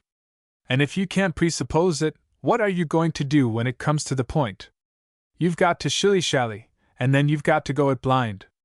I tell you it's a leap in the dark. Well, then, if you've got yourself to blame—" "How am I to blame, I should like to know?" retorted Mavering, rejecting the first offer from another of the censure which he had been heaping upon himself. The irritation of his nerves spoke. "I did speak out at last, when it was too late. Well, let it all go." He groaned aimlessly. "I don't care. But she isn't to blame. I don't think I could admire anybody very much who admired me. No, sir. She did just right. I was a fool, and she couldn't have treated me differently." "Oh, I guess it'll come out all right," said Boardman, abandoning himself to mere optimism. "How come all right?" demanded Mavering, flattered by the hope he refused. "It's come right now. I've got my deserts, that's all." "Oh no, you haven't. What harm have you done? It's all right for you to think small beer of yourself, and I don't see how you could think anything else just at present. But you wait a while. When did it happen?" Mavering took out his watch. "1 day, 1 hour, 20 minutes, and 15 seconds ago." "Sure about the seconds? I suppose you didn't hang round a great while afterward?" "Well, people don't, generally," said Mavering, with scorn. "Never tried it," said Boardman, looking critically at his fried potatoes before venturing upon them. "If you had stayed, perhaps she might have changed her mind," he added, as if encouraged to this hopeful view by the result of his scrutiny. "Where did you get your fraudulent reputation for common sense, Boardman?" retorted Mavering, who had followed his examination of the potatoes with involuntary interest. "She won't change her mind. She isn't one of that kind. But she's the one woman in this world who could have made a man of me, Boardman." "Is that so?" asked Boardman lightly. "Well, she is a good-looking girl. She's divine. What a dress that was she had on class day! I never think what she has on. She makes everything perfect, and then makes you forget it. She's got style, there's no mistake about that." "Style!" sighed Mavering, but he attempted no exemplification. "She's awfully graceful. What a walk she's got!" "Oh, don't, Boardman. All that's true, and all that's nothing to her goodness. She's so good, Boardman. Well, I give it up. She's religious. You wouldn't think that, maybe. You can't imagine a pretty girl religious. And she's all the more intoxicating when she's serious, and when she's forgotten your whole worthless existence she's 10,000 times more fascinating than an other girl when she's going right for you. There's a kind of look comes into her eyes, kind of absence, rapture, don't you know, when she's serious, that brings your heart right into your mouth. She makes you think of some of those pictures. I want to tell you what she said the other day at a picnic when we were off getting blueberries, and you'll understand that she isn't like other girls, that she has a soul full of, you know what, Boardman. She has high thoughts about everything. I don't believe she's ever had a mean or ignoble impulse. She couldn't have." In the business of imparting his ideas confidentially, Mavering had drawn himself across the table toward Boardman, without heed to what was on it. "Look out! You'll be into my steak first thing you know." "Oh, confound your steak!" cried Mavering, pushing the dish away. "What difference does it make? I've lost her anyway." "I don't believe you've lost her," said Boardman. "What's the reason you don't?" retorted Mavering, with contempt. "Because if she's the serious kind of a girl you say she is, she wouldn't let you come up there and dangle round a whole fortnight without letting you know she didn't like it, unless she did like it. Now you just go a little into detail." Mavering was quite willing. He went so much into detail that he left nothing to Boardman's imagination. He lost the sense of its calamitous close in recounting the facts of his story at Campobello. He smiled and blushed and laughed in telling certain things. He described Miss Anderson and imitated her voice. He drew heads of some of the ladies on the margin of a newspaper, and the tears came into his eyes when he repeated the cruel words which Alice had used at their last meeting. "Oh, well, you must brace up," said Boardman. "I've got to go now." "She didn't mean it, of course." "Mean what?" "That you were ungentlemanly. Women don't know half the time how hard they're hitting." "I guess she meant that she didn't want me anyway," said Mavering gloomily. I don't know about that. You'd better ask her the next time you see her. Goodbye." He had risen, and he offered his hand to Mavering, who was still seated. "Why, I've half a mind to go with you." "All right, come along."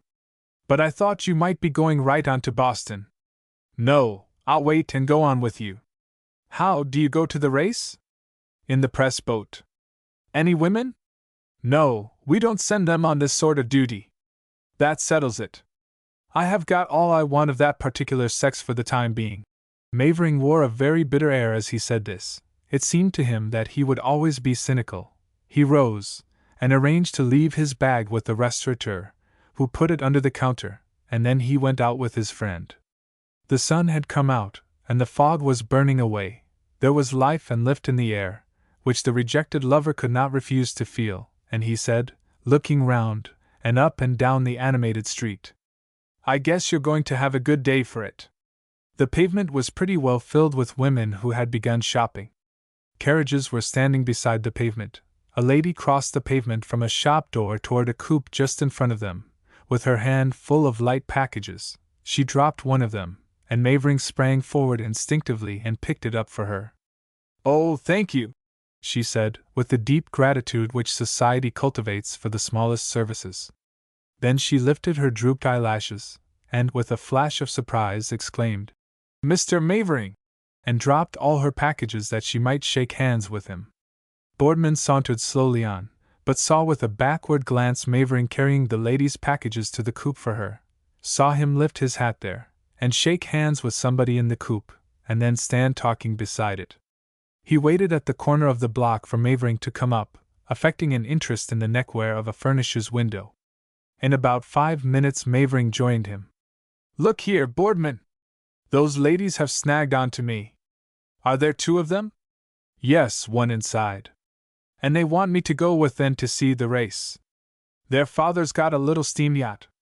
They want you to go too." Boardman shook his head. "Well, that's what I told them. Told them that you had to go on the press boat. They said they wished they were going on the press boat too. But I don't see how I can refuse. They're ladies that I met class day, and I ought to have shown them a little more attention then, but I got so taken up with." "I see," said Boardman, showing his teeth, fine and even as grains of popcorn, in a slight sarcastic smile. "Sort of poetical justice," he suggested. "Well, it is sort of," said Mavering, with a shamefaced consciousness. "What train are you going back on?" 7 o'clock. "I'll be there." He hurried back to rejoin the ladies, and Boardman saw him, after some parley and laughter, get into the coupe, from which he inferred that they had turned down the little seat in front, and made him take it, and he inferred that they must be very jolly, sociable girls. He did not see Mavering again till the train was on its way, when he came in, looking distraughtly about for his friend. He was again very melancholy, and said dejectedly that they had made him stay to dinner, and had then driven him down to the station, bag and all. "The old gentleman came too. I was in hopes I'd find you hanging round somewhere, so that I could introduce you. They're awfully nice. None of that infernal Boston stiffness. The one you saw me talking with is married, though." Boardman was writing out his report from a little book with shorthand notes in it. There were half a dozen other reporters in the car busy with their work. A man who seemed to be in authority said to one of them, "Try to throw in a little humor." Mavering pulled his hat over his eyes, and leaned his head on the back of his seat, and tried to sleep. 23. At his father's agency in Boston he found, the next morning, a letter from him saying that he expected to be down that day, and asking Dan to meet him at the Parker house for dinner. The letter intimated the elder Mavering's expectation that his son had reached some conclusion in the matter they had talked of before he left for Campobello. It gave Dan a shiver of self-disgust and a sick feeling of hopelessness. He was quite willing now to do whatever his father wished, but he did not see how he could face him and own his defeat. When they met, his father did not seem to notice his despondency, and he asked him nothing about the Pasmers, of course. That would not have been the American way. Nothing had been said between the father and son as to the special advantages of Campobello for the decision of the question pending when they saw each other last. But the son knew that the father guessed why he chose that island for the purpose, and now the elder knew that if the younger had anything to tell him he would tell it, and if he had not he would keep it. It was tacitly understood that there was no objection on the father's part to Miss Palmer. In fact, there had been a glimmer of humorous intelligence in his eye when the son said he thought he should run down to Bar Harbor, and perhaps to Campobello, but he had said nothing to betray his consciousness. They met in the reading room at Parker's, and Dan said, "Hello, father," and his father answered, "Well, Dan," and they shyly touched the hands dropped at their sides as they pressed together in the crowd. The father gave his boy a keen glance, and then took the lead into the dining room, where he chose a corner table, and they disposed of their hats on the window seat. "All well at home?" asked the young fellow, as he took up the bill of fare to order the dinner. His father hated that, and always made him do it. Yes, as usual, I believe. Minnie is off for a week at the mountains. Eunice is at home. Oh, how would you like some green goose, with applesauce, sweet potatoes, and succotash? It seems to me that was pretty good the last time. All right, if you like it. I don't know that I care for anything much. I'm a little off my feed. No soup, he said, looking up at the waiter bending over him, and then he gave the order. I think you may bring me half a dozen Blue Points if they're good, he called after him. Didn't Bar Harbor agree with you, or Campobello? Asked Mr. Mavering, taking the opening offered him. No, not very well, said Dan, and he said no more about it, leaving his father to make his own inferences as to the kind or degree of the disagreement. Well, have you made up your mind? Asked the father, resting his elbows on either side of his plate, and putting his hands together softly, while he looked across them with a cheery kindness at his boy. Yes, I have, said Dan slowly. Well, I don't believe I care to go into the law. Sure? Yes. Well, that's all right then. I wish you to choose freely, and I suppose you've done so. Oh, yes. I think you've chosen wisely, and I'm very glad. It's a weight off my mind. I think you'll be happier in the business than you would in the law. I think you'll enjoy it. You needn't look forward to a great deal of Ponquasset Falls, unless you like. I shouldn't mind going there, said Dan listlessly. It won't be necessary, at first. In fact, it won't be desirable. I want you to look up the business at this end a little. Dan gave a start. In Boston? Yes. It isn't in the shape I want to have it. I propose to open a place of our own, and to put you in charge. Something in the young man's face expressed reluctance, and his father asked kindly, Would that be distasteful to you? Oh no, it isn't the thing I object to, but I don't know that I care to be in Boston. He lifted his face and looked his father full in the eyes, but with a gaze that refused to convey anything definite. Then the father knew that the boy's love affair had gone seriously wrong. The waiter came with the dinner, and made an interruption in which they could be naturally silent. When he had put the dinner before them, and cumbered them with superfluous service, after the fashion of his kind, he withdrew a little way, and left them to resume their talk.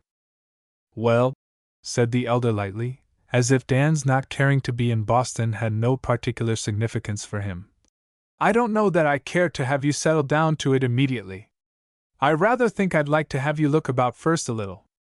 Go to New York, go to Philadelphia, and see their processes there. We can't afford to get old-fashioned in our ways. I've always been more interested by the aesthetic side of the business, but you ought to have a taste for the mechanism, from your grandfather. Your mother has it.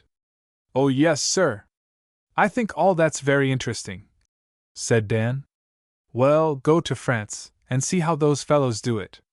Go to London, and look up William Morris. Yes, that would be very nice, admitted the young fellow, beginning to catch on. But I didn't expect to begin life with a picnic.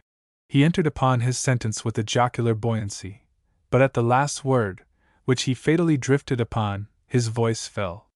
He said to himself that he was greatly changed, that he should never be gay and bright again. There would always be this undercurrent of sadness. He had noticed the undercurrent yesterday when he was laughing and joking with those girls at Portland. Oh, I don't want you to buckle down at once, said his father, smiling. If you'd decided upon the law, I should have felt that you'd better not lose time. But as you're going into the business, I don't mind your taking a year off. It won't be lost time if you keep your eyes open. I think you'd better go down into Italy and Spain. Look up the old tapestries and stamped leathers. You may get some ideas. How would you like it? First rate. I should like it, said Dan, rising on the waft of his father's suggestion, but gloomily lapsing again. Still, it was pleasing to picture himself going about through Europe with a broken heart, and he did not deny himself the consolation of the vision. Well, there's nobody to dislike it, said his father cheerily. He was sure now that Dan had been jilted, otherwise he would have put forth some objection to a scheme which must interrupt his love-making. There's no reason why, with our resources, we shouldn't take the lead in this business. He went on to speak more fully of his plans, and Dan listened with another reference of it all to Alice, but still with a surface intelligence on which nothing was lost. Are you going home with me tomorrow? Asked his father as they rose from the table. Well, perhaps not tomorrow. I've got some of my things to put together in Cambridge yet, and perhaps I'd better look after them. But I've a notion I'd better spend the winter at home, and get an idea of the manufacture before I go abroad. I might sail in January. They say it's a good month. Yes, there's sense in that, said his father. And perhaps I won't break up in Cambridge till I've been to New York and Philadelphia. What do you think? It's easier striking them from here. I don't know, but you're right, said his father easily. They had come out of the dining room, and Dan stopped to get some cigarettes in the office. He looked mechanically at the theater bills over the cigar case. "I see Irving's at the Boston." "Oh, you don't say," said his father. "Let's go and see him." "If you wish it, sir," said Dan, with pensive acquiescence. All the Maverings were fond of the theater, and made any mood the occasion or the pretext of going to the play. If they were sad, they went. If they were gay, they went. As long as Dan's mother could get out of doors, she used to have herself carried to a box in the theater whenever she was in town. Now that she no longer left her room, she had a dominant passion for hearing about actors and acting. It was almost a work of piety in her husband and children to see them and report to her. His father left him the next afternoon, and Dan, who had spent the day with him looking into business for the first time, with a running accompaniment of Alice in all the details, remained to uninterrupted misery. He spent the evening in his room, too wretched even for the theater. It is true that he tried to find Boardman, but Boardman was again off on some newspaper duty, and after trying at several houses in the hope, which he knew was vain, of finding any one in town yet, he shut himself up with his thoughts. They did not differ from the thoughts of the night before, and the night before that, but they were calmer, and they portended more distinctly a life of self-abnegation and solitude from that time forth. He tested his feelings, and found that it was not hurt vanity that he was suffering from, it was really wounded affection. He did not resent Alice's cruelty. He wished that she might be happy. He could endure to see her happy. He wrote a letter to the married one of the two ladies he had spent the day with in Portland, and thanked them for making pass pleasantly a day which he would not otherwise have known how to get through. He let a soft, mysterious melancholy pervade his letter. He hinted darkly at trouble and sorrow of which he could not definitely speak. He had the good sense to tear his letter up when he had finished it, and to send a short, sprightly note instead, saying that if Mrs. Frobisher and her sister came to Boston at the end of the month, as they had spoken of doing, they must be sure to let him know. Upon the impulse given him by this letter, he went more cheerfully to bed, and fell instantly asleep. During the next 3 weeks he bent himself faithfully to the schemes of work his father had outlined for him. He visited New York and Philadelphia, and looked into the business and the processes there, and he returned to Ponquasset Falls to report and compare his facts intelligently with those which he now examined in his father's manufactory for the first time. He began to understand how his father, who was a man of intellectual and artistic interests, should be fond of the work. He spent a good deal of time with his mother, and read to her, and got upon better terms with her than they usually were. They were very much alike, and she objected to him that he was too light and frivolous. He sat with his sisters, and took an interest in their pursuits. He drove them about with his father's sorrels, and resumed something of the old relations with them which the selfish years of his college life had broken off.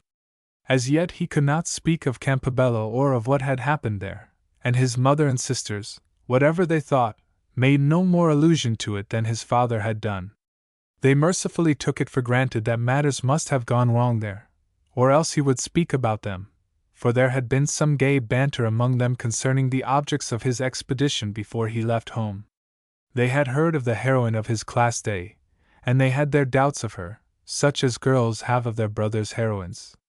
They were not inconsolably sorry to have her prove unkind, and their mother found in the probable event another proof of their father's total want of discernment where women were concerned, for the elder Mavering had come home from class day about as much smitten with this mysterious Miss Palmer as Dan was. She talked it over indignantly with her daughters. They were glad of Dan's escape, but they were incensed with the girl who could let him escape, and they inculpated her in a high degree of heartless flirtation. They knew how sweet Dan was, and they believed him most sincere and good. He had been brilliantly popular in college, and he was as bright as he could be. What was it she chose not to like in him? They vexed themselves with asking how or in what way she thought herself better.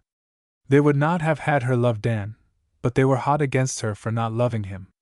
They did not question him, but they tried in every way to find out how much he was hurt, and they watched him in every word and looked for signs of change to better or worse, with a growing belief that he was not very much hurt. It could not be said that in 3 weeks he forgot Alice, or had begun to forget her, but he had begun to reconcile himself to his fate, as people do in their bereavements by death. His consciousness habituated itself to the facts as something irretrievable. He no longer framed in his mind situations in which the past was restored.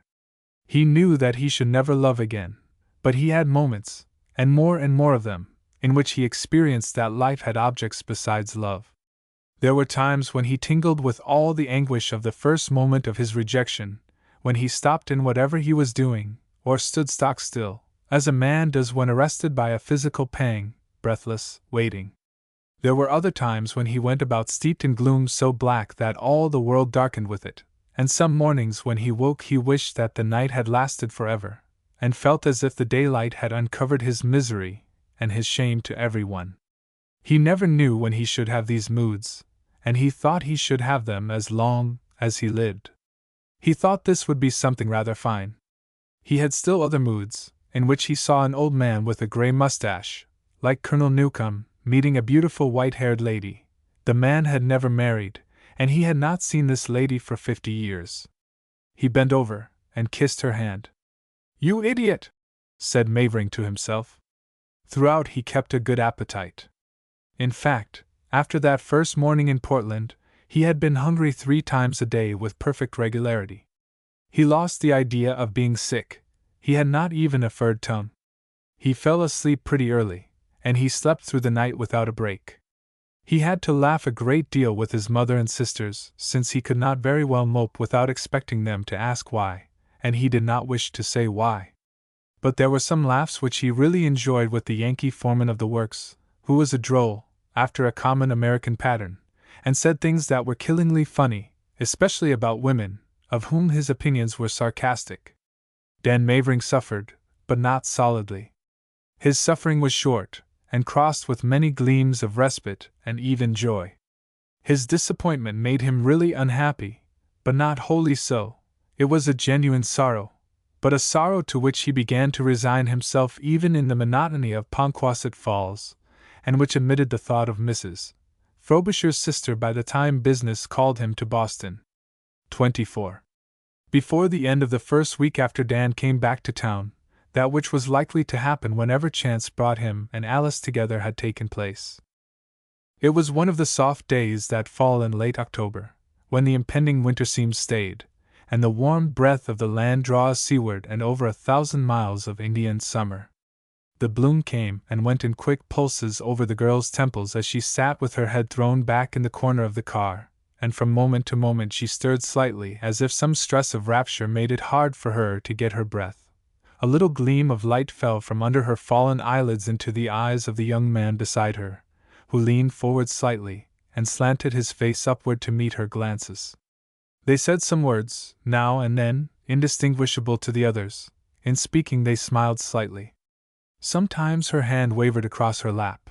In both their faces there was something beyond happiness, a transport, a passion, the brief splendor of a supreme moment. They left the car at the Arlington Street corner of the public garden, and followed the winding paths diagonally to the further corner on Charles Street. "How stupid we were to get into that ridiculous horse car," she said. "What in the world possessed us to do it?"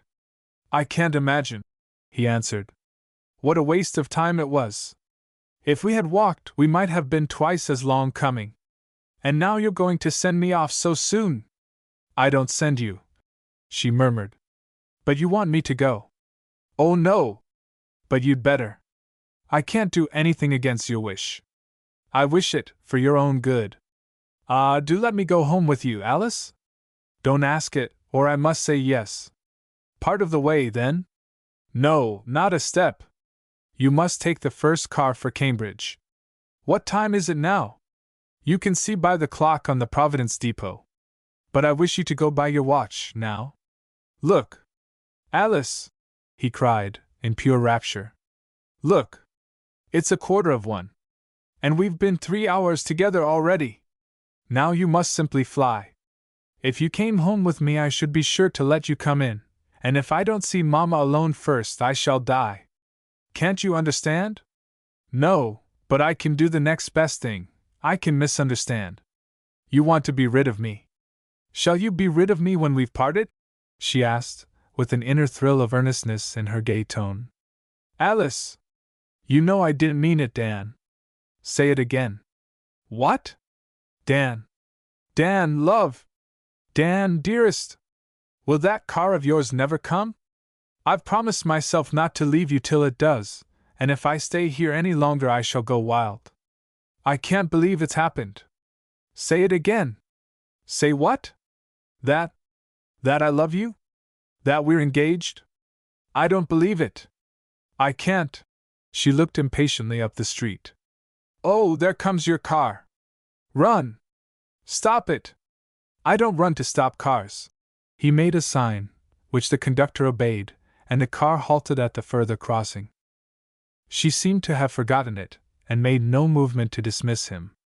Oh, doesn't it seem too good to be standing here talking in this way, and people think it's about the weather or society? She set her head a little on one side, and twirled the open parasol on her shoulder. Yes, it does. Tell me it's true, love. It's true. How splendid you are. She said it with an effect for the world outside of saying it was a lovely day. He retorted, with the same apparent nonchalance. How beautiful you are. How good. How divine. The conductor, seeing himself apparently forgotten, gave his bell a vicious snap, and his car jolted away. She started nervously. There! You've lost your car, Dan. Have I? Asked Mavering, without troubling himself to look after it. She laughed now, with a faint suggestion of unwillingness in her laugh. What are you going to do? Walk home with you? No, indeed, you know I can't let you. And are you going to leave me here alone on the street corner, to be run over by the first bicycle that comes along? You can sit down in the garden, and wait for the next car. No, I would rather go back to the art museum, and make a fresh start. To the art museum? She murmured tenderly. Yes. Wouldn't you like to see it again? Again? I should like to pass my whole life in it. Well, walk back with me a little way. There's no hurry about the car. Dan, she said, in a helpless compliance, and they paced very, very slowly along the Beacon Street path in the garden. This is ridiculous. Yes, but it's delightful. Yes, that's what I meant. Do you suppose anyone ever made love there before? How can you say such things? Yes. I always supposed it would be somewhere else. It was somewhere else, once. Oh, I meant the second time. Then you did think there was going to be a second time? How do I know? I wished it. Do you like me to say that? I wish you would never say anything else. Yes, there can't be any harm in it now. I thought that if you had ever, like me, you would still. So did I, but I couldn't believe that you. Oh, I could. Alice! Don't you like my confessing it? You asked me to. Like it? How silly we are! Not half so silly as we've been for the last 2 months. I think we've just come to our senses. At least I have. 2 months, she sighed. Has it really been so long as that? 2 years. 2 centuries. It was back in the dark ages when you refused me. Dark ages. I should think so. But don't say refused. It wasn't refusing exactly. What was it then? Oh, I don't know. Don't speak of it now. But Alice, why did you refuse me? Oh, I don't know. You mustn't ask me now. I'll tell you some time. Well, come to think of it, said Mavering, laughing it all lightly away. There's no hurry. Tell me why you accepted me today. I couldn't help it. When I saw you, I wanted to fall at your feet. What an idea! I didn't want to fall at yours. I was awfully mad. I shouldn't have spoken to you if you hadn't stopped me and held out your hand. Really? Did you really hate me, Dan? Well, I haven't exactly doted on you since we last met. She did not seem offended at this. Yes, I suppose so. And I've gone on being fonder and fonder of you every minute since that day. I wanted to call you back when you had got halfway to Eastport. I wouldn't have come. It's bad luck to turn back. She laughed at his drolling. How funny you are! Now I'm of rather a gloomy temperament. Did you know it? You don't look it. Oh, but I am. Just now I'm rather excited and happy. So glad. Go on. Go on. I like you to make fun of me. The benches on either side were filled with nursemaids in charge of baby carriages, and of young children who were digging in the sand with their little beach shovels, and playing their games back and forth across the walk unrebuked by the indulgent policeman. A number of them had enclosed a square in the middle of the path with 4 of the benches, which they made believe was a fort.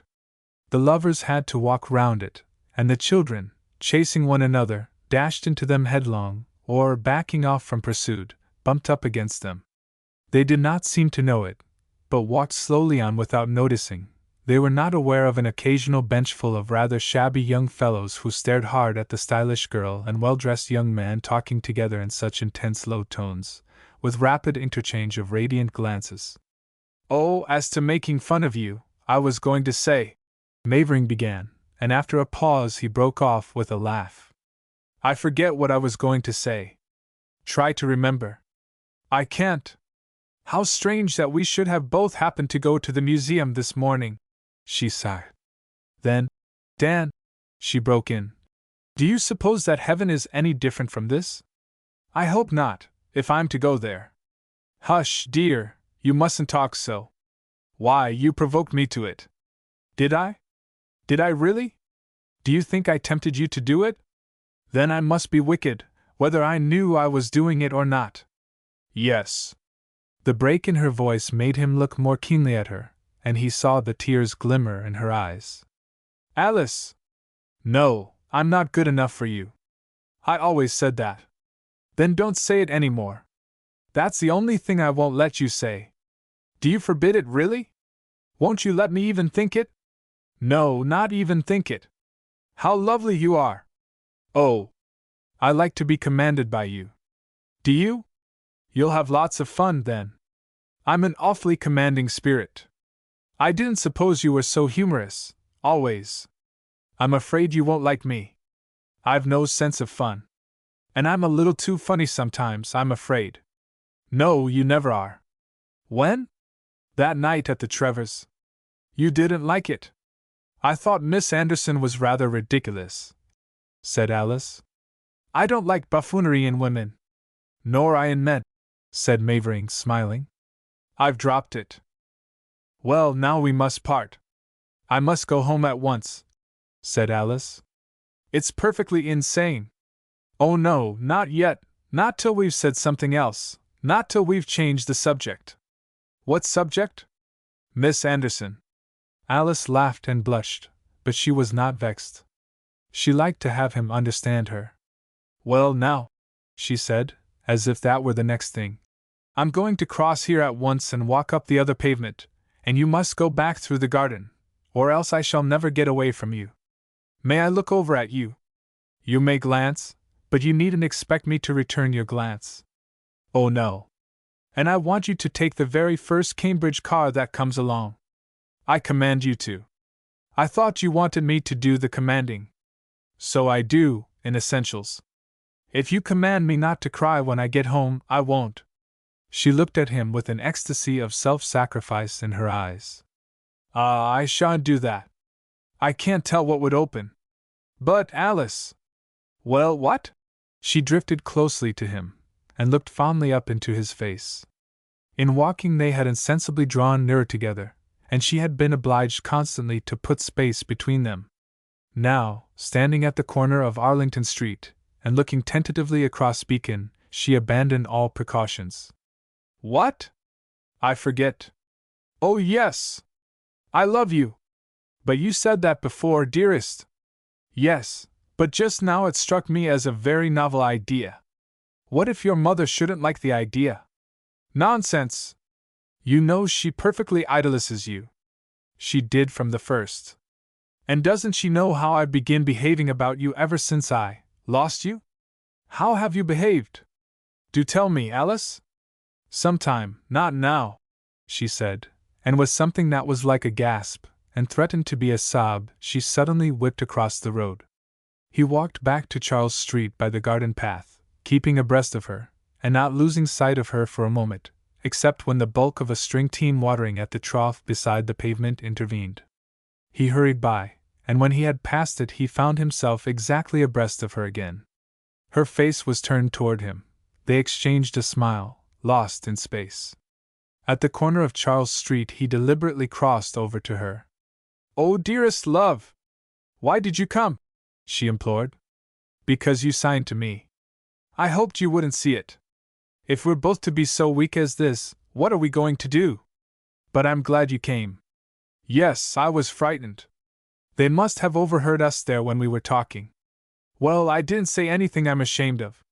Besides, I shouldn't care much for the opinion of those nurses and babies." "Of course not. But people must have seen us. Don't stand here talking, Dan. Do come on." She hurried him across the street, and walked him swiftly up the incline of Beacon Street. There, in her new fall suit, with him, glossy-hatted, faultlessly gloved, at a fit distance from her side, she felt more in keeping with the social frame of things than in the garden path, which was really only a shade better than the Beacon Street Mall of the Common. "Do you suppose anybody saw us that knew us?" "I hope so. Don't you want people to know it?" "Yes, of course. They will have to know it, in the right way. Can you believe that it's only half a year since we met? It won't be a year till Class Day." "I don't believe it, Alice. I can't recollect anything before I knew you." "Well, now, as time is so confused, we must try to live for eternity. We must try to help each other to be good. Oh, when I think what a happy girl I am, I feel that I should be the most ungrateful person under the sun not to be good. Let's try to make our lives perfect, perfect. They can be. And we mustn't live for each other alone. We must try to do good as well as be good. We must be kind and forbearing with everyone," he answered, with tender seriousness. "My life's in your hands, Alice. It shall be whatever you wish." They were both silent in their deep belief of this. When they spoke again, she began gaily. "I shall never get over the wonder of it. How strange that we should meet at the museum!" They had both said this already, but that did not matter. They had said nearly everything 2 or 3 times. "How did you happen to be there?" she asked, and the question was so novel that she added, "I haven't asked you before." He stopped, with a look of dismay that broke up in a hopeless laugh. "Why, I went there to meet some people, some ladies. And when I saw you I forgot all about them." Alice laughed too. This was a part of their joy, their triumph. "Who are they?" she asked indifferently, and only to heighten the absurdity by realizing the persons. "You don't know them," he said. "Mrs. Frobisher and her sister of Portland. I promised to meet them there and go out to Cambridge with them." "What will they think?" asked Alice. "It's too amusing. They'll think I didn't come," said Mavering, with the easy conscience of youth and love, and again they laughed at the ridiculous position together. "I remember now I was to be at the door, and they were to take me up in their carriage. I wonder how long they waited. You put everything else out of my head. Do you think I'll keep it out?" she asked archly. "Oh yes, there is nothing else but you now." The eyes that she dropped, after a glance at him, glistened with tears. A lump came into his throat. "Do you suppose," he asked huskily, "that we can ever misunderstand each other again?" "Never. I see everything clearly now. We shall trust each other implicitly, and at the least thing that isn't clear we can speak. Promise me that you'll speak." "I will, Alice. But after this all will be clear. We shall deal with each other as we do with ourselves." "Yes, that will be the way. And we mustn't wait for question from each other. We shall know, we shall feel, when there's any misgiving, and then the one that's caused it will speak." "Yes," she sighed emphatically. "How perfectly you say it! But that's because you feel it, because you are good." They walked on, treading the air in a transport of fondness for each other. Suddenly he stopped. "Miss Palmer, I feel it my duty to warn you that you're letting me go home with you." "Am I? How noble of you to tell me, Dan, for I know you don't want to tell." "Well, I might as well. But I shan't let you come in. You won't try, will you? Promise me you won't try." "I shall only want to come in the first door." "What for?" What for? Oh, for half a second. She turned away her face. He went on. This engagement has been such a very public affair so far that I think I'd like to see my fiancée alone for a moment. I don't know what in the world you can have to say more. He went into the first door with her, and then he went with her upstairs to the door of Mrs. Pasmer's apartment. The passages of the Cavendish were not well lighted. The little lane or alley that led down to this door from the stairs landing was very dim. So dark here, murmured Alice, in a low voice, somewhat tremulous. But not too dark. 25. She burst into the room where her mother sat looking over some housekeeping accounts. His kiss and his name were upon her lips. Her soul was full of him. Mamma! She panted. Her mother did not look round. She could have had no premonition of the vital news that her daughter was bringing, and she went on comparing the first autumn month's provision bill with that of the last spring month, and trying to account for the difference. The silence, broken by the rattling of the two bills in her mother's hands as she glanced from one to the other through her glasses, seemed suddenly impenetrable, and the prismatic world of the girl's rapture burst like a bubble against it. There is no explanation of the effect outside of temperament and overwrought sensibilities. She stared across the room at her mother, who had not heard her, and then she broke into a storm of tears. Alice! Cried her mother, with that sanative anger which comes to rescue women from the terror of any sudden shock. What is the matter with you? What do you mean? She dropped both of the provision bills to the floor, and started toward her daughter. Nothing, nothing! Let me go. I want to go to my room. She tried to reach the door beyond her mother. Indeed you shall not! Cried Mrs. Palmer. I will not have you behaving so. What has happened to you? Tell me. You have frightened me half out of my senses. The girl gave up her efforts to escape, and flung herself on the sofa, with her face in the pillow, where she continued to sob. Her mother began to relent at the sight of her passion. As a woman and as a mother she knew her daughter, and she knew that this passion, whatever it was, must have vent before there could be anything intelligible between them. She did not press her with further question, but set about making her a little more comfortable on the sofa. She pulled the pillow straight, and dropped a light shawl over the girl's shoulders, so that she should not take cold. Then Mrs. Palmer had made up her mind that Alice had met Mavering somewhere, and that this outburst was the retarded effect of seeing him. During the last 6 weeks she had assisted at many phases of feeling in regard to him, and knew more clearly than Alice herself the meaning of them all.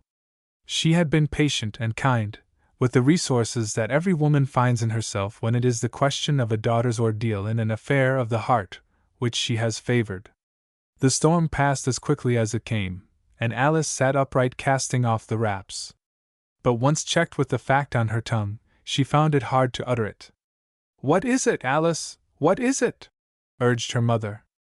Nothing.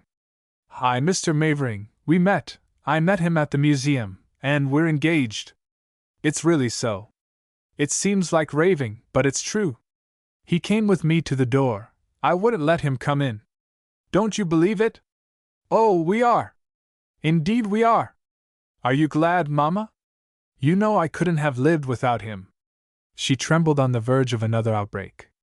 Mrs. Palmer sacrificed her astonishment in the interest of sanity, and returned quietly. Glad, Alice? You know that I think he's the sweetest and best fellow in the world. Oh, Mamma! But are you sure? Yes, yes. I'm not crazy, it isn't a dream he was there, and I met him. I couldn't run away. I put out my hand. I couldn't help it. I thought I should give way, and he took it, and then we were engaged. I don't know what we said. I went in to look at the Joan of Arc again, and there was no one else there. He seemed to feel just as I did. I don't know whether either of us spoke. But we knew we were engaged, and we began to talk. Mrs. Palmer began to laugh.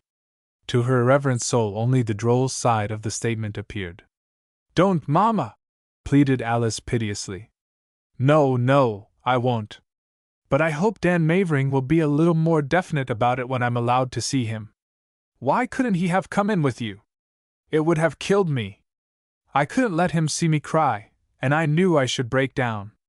He'll have to see you cry a great many times, Alice, said her mother, with almost unexampled seriousness. Yes, but not yet, not so soon. He must think I'm very gloomy, and I want to be always bright and cheerful with him. He knows why I wouldn't let him come in. He knew I was going to have a cry. Mrs. Palmer continued to laugh. Don't, Mama, pleaded Alice. No, I won't, replied her mother, as before. I suppose he was mystified. But now, if it's really settled between you, he'll be coming here soon to see your papa and me. Yes, tonight. Well, it's very sudden, said Mrs. Palmer. Though I suppose these things always seem so. Is it too sudden? Asked Alice, with misgiving. It seemed so to me when it was going on, but I couldn't stop it. Her mother laughed at her simplicity. No, when it begins once, nothing can stop it. But you've really known each other a good while, and for the last 6 weeks at least you've known your own mind about him pretty clearly. It's a pity you couldn't have known it before. Yes, that's what he says. He says it was such a waste of time. Oh, everything he says is perfectly fascinating. Her mother laughed and laughed again. What is it, Mama? Are you laughing at me? Oh no, what an idea! He couldn't seem to understand why I didn't say yes the first time, if I meant it. She looked down dreamily at her hands in her lap, and then she said, with a blush and a start, They're very queer, don't you think? Who? Young men. Oh, very. Yes, Alice went on musingly. Their minds are so different. Everything they say and do is so unexpected, and yet it seems to be just right. Mrs. Palmer asked herself if this single-mindedness was to go on forever, but she had not the heart to treat it with her natural levity. Probably it was what charmed Mavering with the child. Mrs. Palmer had the firm belief that Mavering was not single-minded, and she respected him for it. She would not spoil her daughter's perfect trust and hope by any of the cynical suggestions of her own dark wisdom, but entered into her mood, as such women are able to do, and flattered out of her every detail of the morning's history. This was a feat which Mrs. Palmer enjoyed for its own sake, and it fully satisfied the curiosity which she naturally felt to know all. She did not comment upon many of the particulars. She opened her eyes a little at the notion of her daughter sitting for 2 or 3 hours and talking with a young man in the galleries of the museum, and she asked if anybody they knew had come in. When she heard that there were only strangers, and very few of them, she said nothing, and she had the same consolation in regard to the walking back and forth in the garden. She was so full of potential escapades herself, so apt to let herself go at times, that the fact of Alice's innocent self-forgetfulness rather satisfied a need of her mother's nature. She exulted in it when she learned that there were only nurses and children in the garden. "And so you think you won't take up art this winter?" she said when, in the process of her cross-examination, Alice had left the sofa and got as far as the door, with her hat in her hand and her sacque on her arm. "No." "And the sisters of St. James, you won't join them either?" The girl escaped from the room. "Alice! Alice!" her mother called after her. She came back. "You haven't told me how he happened to be there." "Oh, that was the most amusing part of it. He had gone there to keep an appointment with 2 ladies from Portland. They were to take him up in their carriage and drive out to Cambridge, and when he saw me he forgot all about them. And what became of them? We don't know. Isn't it ridiculous?" If it appeared other or more than this to Mrs. Palmer, she did not say. She merely said, after a moment, "Well, it was certainly devoted, Alice," and let her go. 26. Mavering came in the evening, rather excessively well dressed, and with a hot face and cold hands. While he waited, nominally alone, in the little drawing-room for Mr. Palmer, Alice flew in upon him for a swift embrace, which prolonged itself till the father's step was heard outside the door, and then she still had time to vanish by another. The affair was so nicely adjusted that if Mavering had been in his usual mind he might have fancied the connivance of Mrs. Palmer. He did not say what he had meant to say to Alice's father, but it seemed to serve the purpose, for he emerged presently from the sound of his own voice, unnaturally clamorous, and found Mr. Palmer saying some very civil things to him about his character and disposition, so far as they had been able to observe it, and their belief and trust in him. There seemed to be something provisional or probational intended, but Dan could not make out what it was, and finally it proved of no practical effect. He merely inferred that the approval of his family was respectfully expected, and he hastened to say, "Oh, that's all right, sir." Mr. Palmer went on with more civilities, and lost himself in dumb conjecture as to whether Mavering's father had been in the class before him, or the class after him in Harvard. He used his black eyebrows a good deal during the interview, and Mavering conceived an awe of him greater than he had felt at Campobello, yet not unmixed with the affection in which the newly accepted lover embraces even the relations of his betrothed. From time to time Mr. Palmer looked about with the vague glance of a man unused to being so long left to his own guidance, and one of these appeals seemed at last to bring Mrs. Palmer through the door, to the relief of both the men, for they had improvidently dispatched their business, and were getting out of talk. Mr. Palmer had, in fact, already asked Dan about the weather outside when his wife appeared. Dan did not know whether he ought to kiss her or not, but Mrs. Palmer did not in the abstract seem like a very kissing kind of person, and he let himself be guided by this impression, in the absence of any fixed principle applying to the case.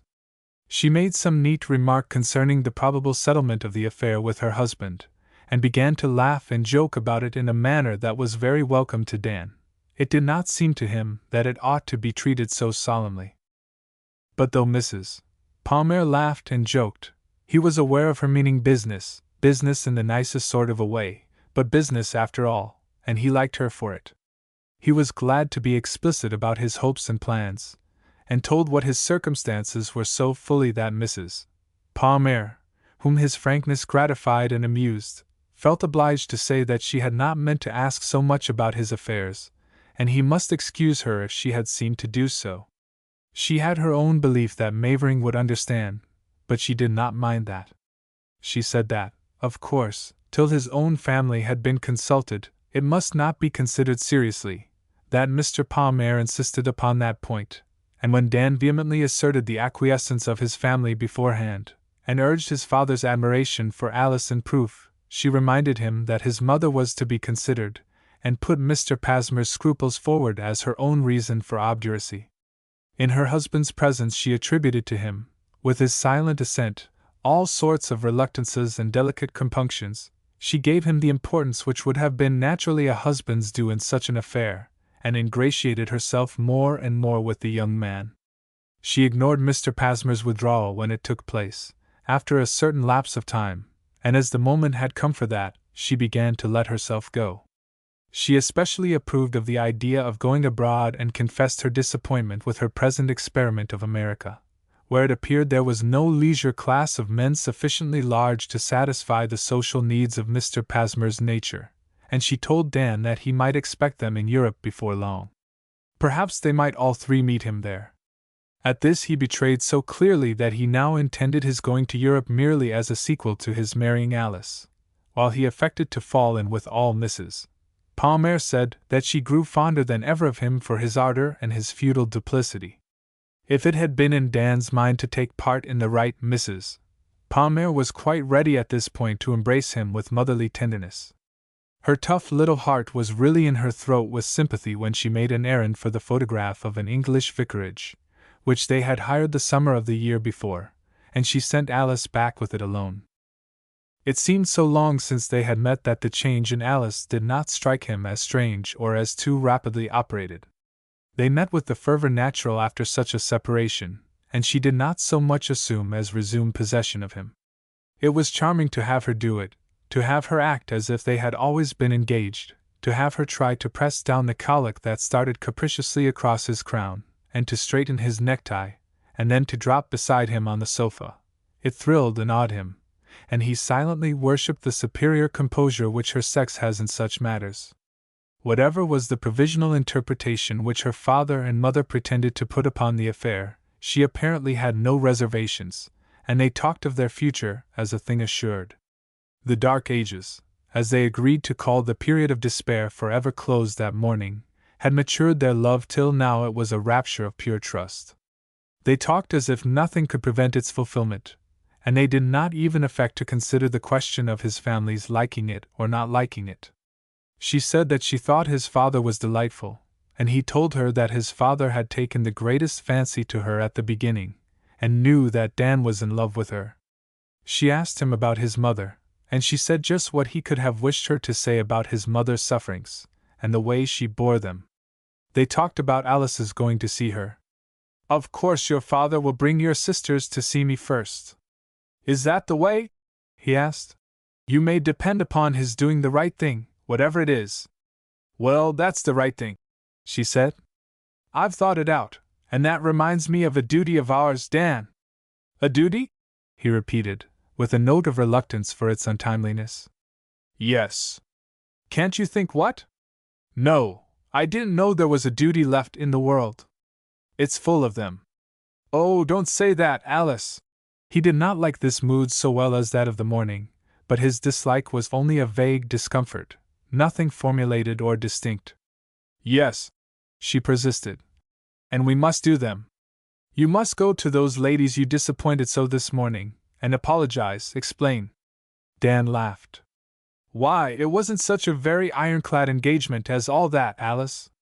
They said they were going to drive out to Cambridge over the Milldam, and I said I was going out there to get some of my traps together, and they could pick me up at the Art Museum if they liked. Besides, how could I explain?" She laughed consciously with him. "Of course. But," she added ruefully, "I wish you hadn't disappointed them." "Oh, they'll get over it.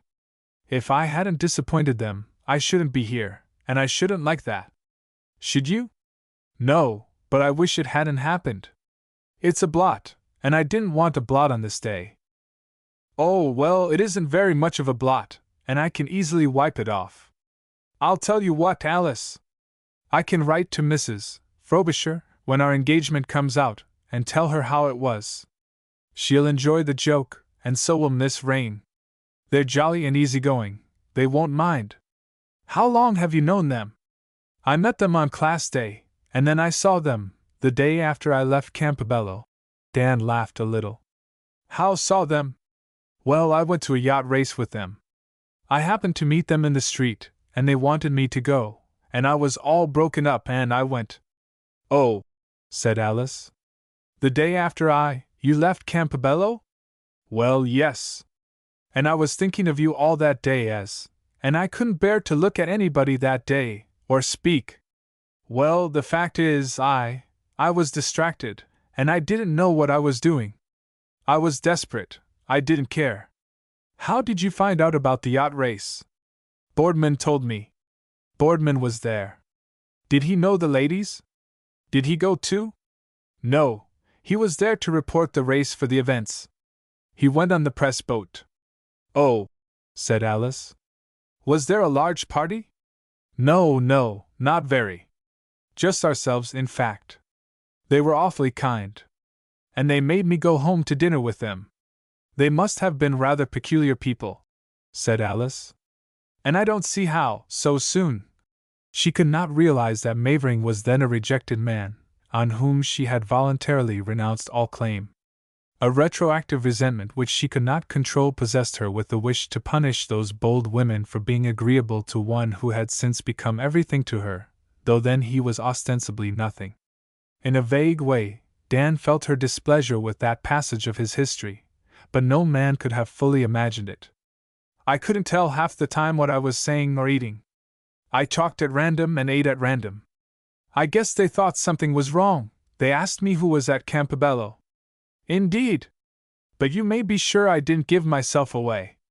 I was awfully broken up," he concluded inconsequently. She liked his being broken up, but she did not like the rest. She would not press the question further now. She only said rather gravely, "If it's such a short acquaintance, can you write to them in that familiar way?" "Oh, yes. Mrs. Frobisher is one of that kind." Alice was silent a moment before she said, "I think you'd better not write. Let it go." She sighed. "Yes, that's what I think," said Dan. "Better let it go. I guess it will explain itself in the course of time. But I don't want any blots around." He leaned over and looked her smilingly in the face. "Oh no," she murmured, and then suddenly she caught him round the neck, crying and sobbing. "It's only because I wanted it to be perfect. Oh, I wonder if I'd done right? Perhaps I oughtn't to have taken you, after all, but I do love you, dearly, dearly. And I was so unhappy when I'd lost you. And now I'm afraid I shall be a trial to you, nothing but a trial." The first tears that a young man sees a woman shed for love of him are inexpressibly sweeter than her smiles. Dan choked with tender pride and pity. When he found his voice, he raved out with incoherent endearments that she only made him more and more happy by her wish to have the affair perfect, and that he wished her always to be exacting with him, for that would give him a chance to do something for her, and all that he desired, as long as he lived, was to do just what she wished. At the end of his vows and entreaties, she lifted her face radiantly, and bent a smile upon him as sunny as that with which the sky after a summer storm denies that there has ever been rain in the world. "Ah! You!" He could say no more. He could not be more enraptured than he was. He could only pass from surprise to surprise, from delight to delight. It was her love of him which wrought these miracles. It was all a miracle, and no part more wonderful than another. That she, who had seemed as distant as a star, and divinely sacred from human touch, should be there in his arms, with her head on his shoulder, where his kiss could reach her lips, not only unforbidden, but eagerly welcome, was impossible, and yet it was true. But it was no more impossible and no truer, than that a being so poised, so perfectly self-centered as she, should already be so helplessly dependent upon him for her happiness. In the depths of his soul he invoked awful penalties upon himself if ever he should betray her trust, if ever he should grieve that tender heart in the slightest thing, if from that moment he did not make his whole life a sacrifice and an expiation. He uttered some of these exalted thoughts, and they did not seem to appear crazy to her. She said yes, they must make their separate lives offerings to each other, and their joint lives an offering to God. The tears came into his eyes at these words of hers. They were so beautiful and holy and wise. He agreed that one ought always to go to church, and that now he should never miss a service. He owned that he had been culpable in the past. He drew her closer to him, if that were possible, and sealed his words with a kiss. But he could not realize his happiness then, or afterward, when he walked the streets under the thinly misted moon of that Indian summer night.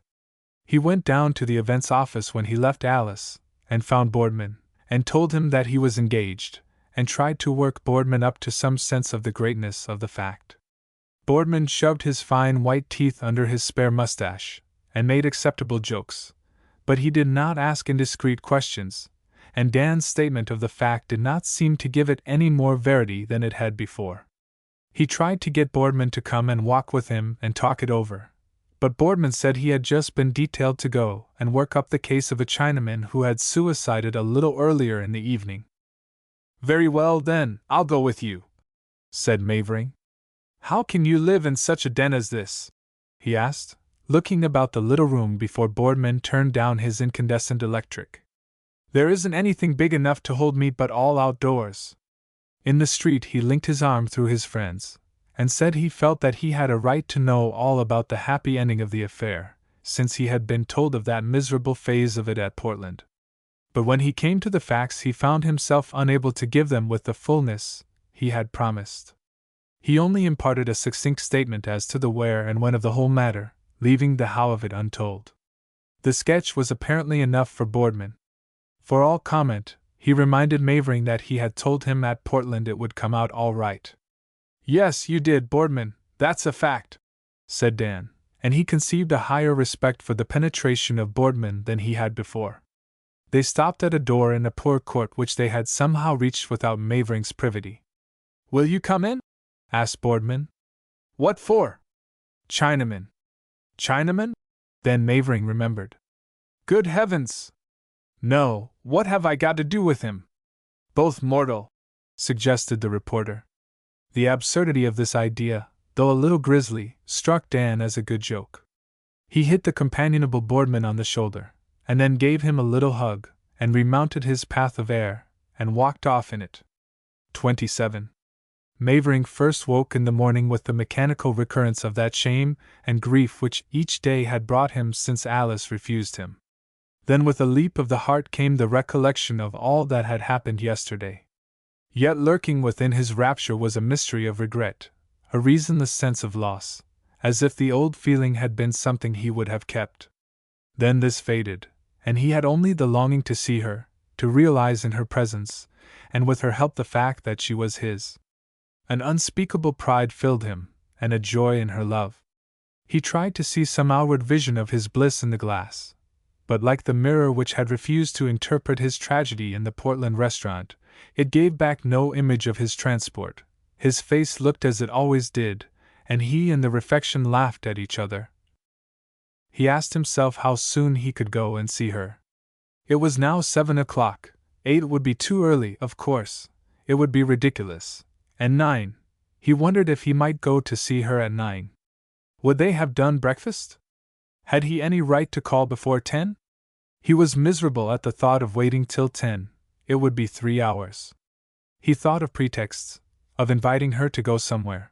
But that was absurd, for he could see her at home all day if he liked, of carrying her a book, but there could be no such haste about a book, of going to ask if he had left his cane. But why should he be in such a hurry for his cane? All at once he thought he could take her some flowers, a bouquet to lay beside her plate at breakfast.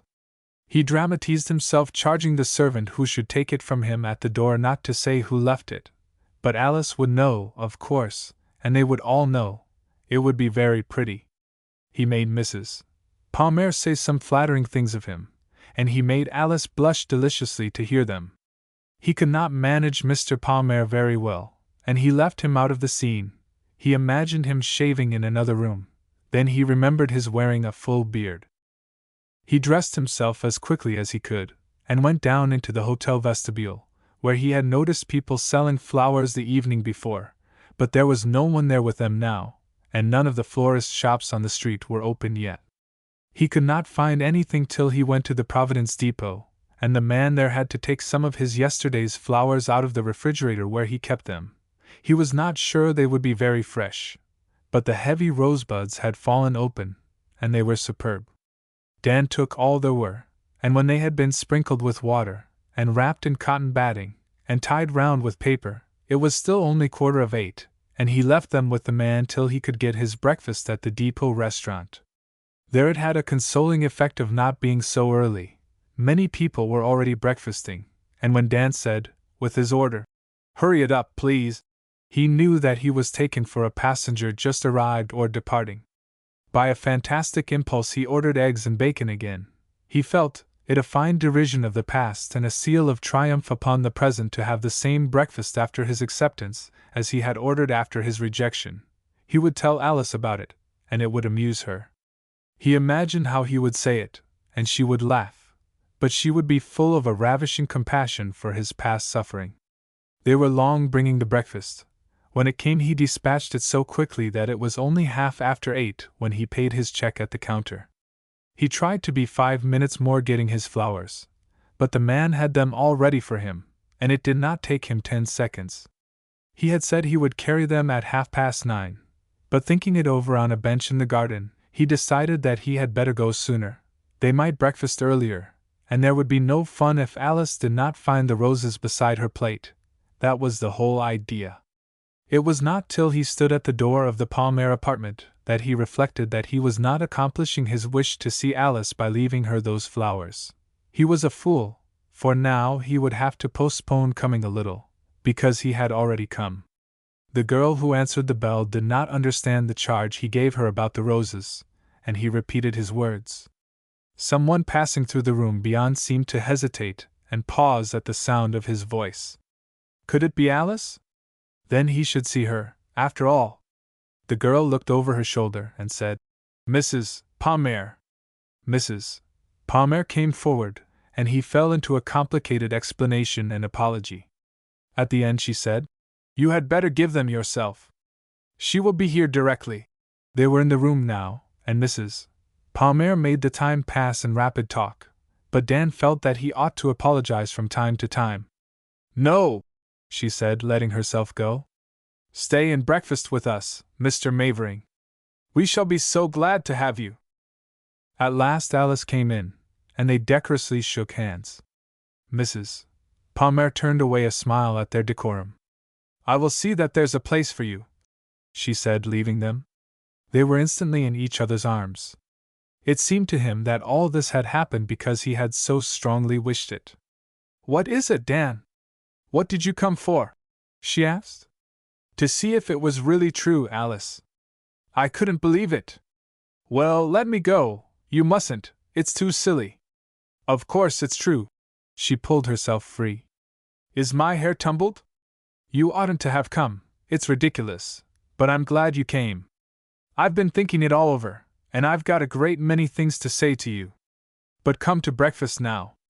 She had a businesslike way of treating the situation that was more intoxicating than sentiment would have been, and gave it more actuality. Mrs. Palmer was alone at the table, and explained that Alice's father never breakfasted with them, or very seldom. Where are your flowers? She asked Alice. Flowers? What flowers? That Mr. Mavering brought. They all looked at one another. Dan ran out and brought in his roses. They were trying to get away in the excitement, I guess, Mrs. Palmer. I found them behind the door. He had flung them there, without knowing it, when Mrs. Palmer left him with Alice. He expected her to join him and her mother in being amused at this, but he was as well pleased to have her touched at his having brought them, and to turn their gaiety off in praise of the roses. She got a vase for them, and set it on the table. He noticed for the first time the pretty house dress she had on, with its barred corsage and underskirt, and the heavy silken rope knotted round it at the waist, and dropping in heavy tufts or balls in front. The breakfast was continental in its simplicity, and Mrs.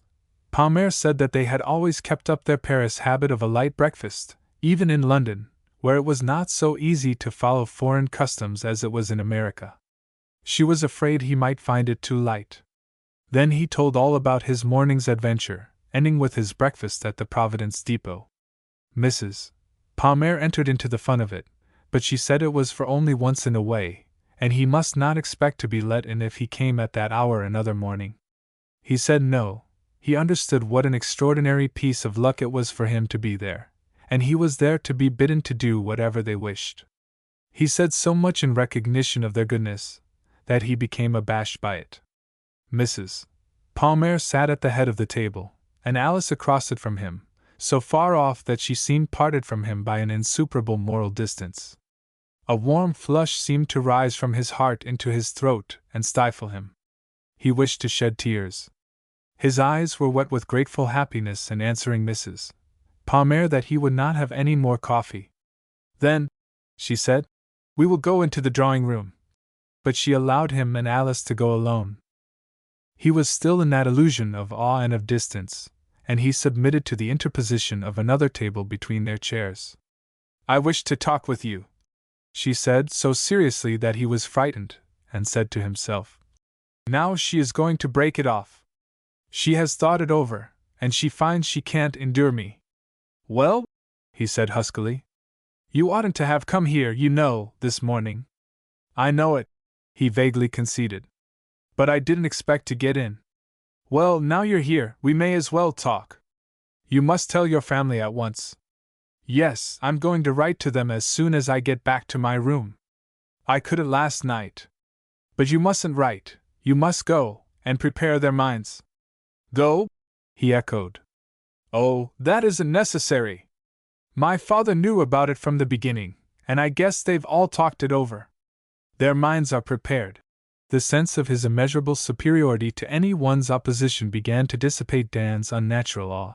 At the pleading face which Alice put on, resting one cheek against the back of one of her clasped hands, and leaning on the table with her elbows, he began to be teased by that silken rope round her waist. But you don't understand, dear, she said, and she said dear, as if they were old married people. You must go to see them, and tell them, and then some of them must come to see me, your father and sisters. Why, of course.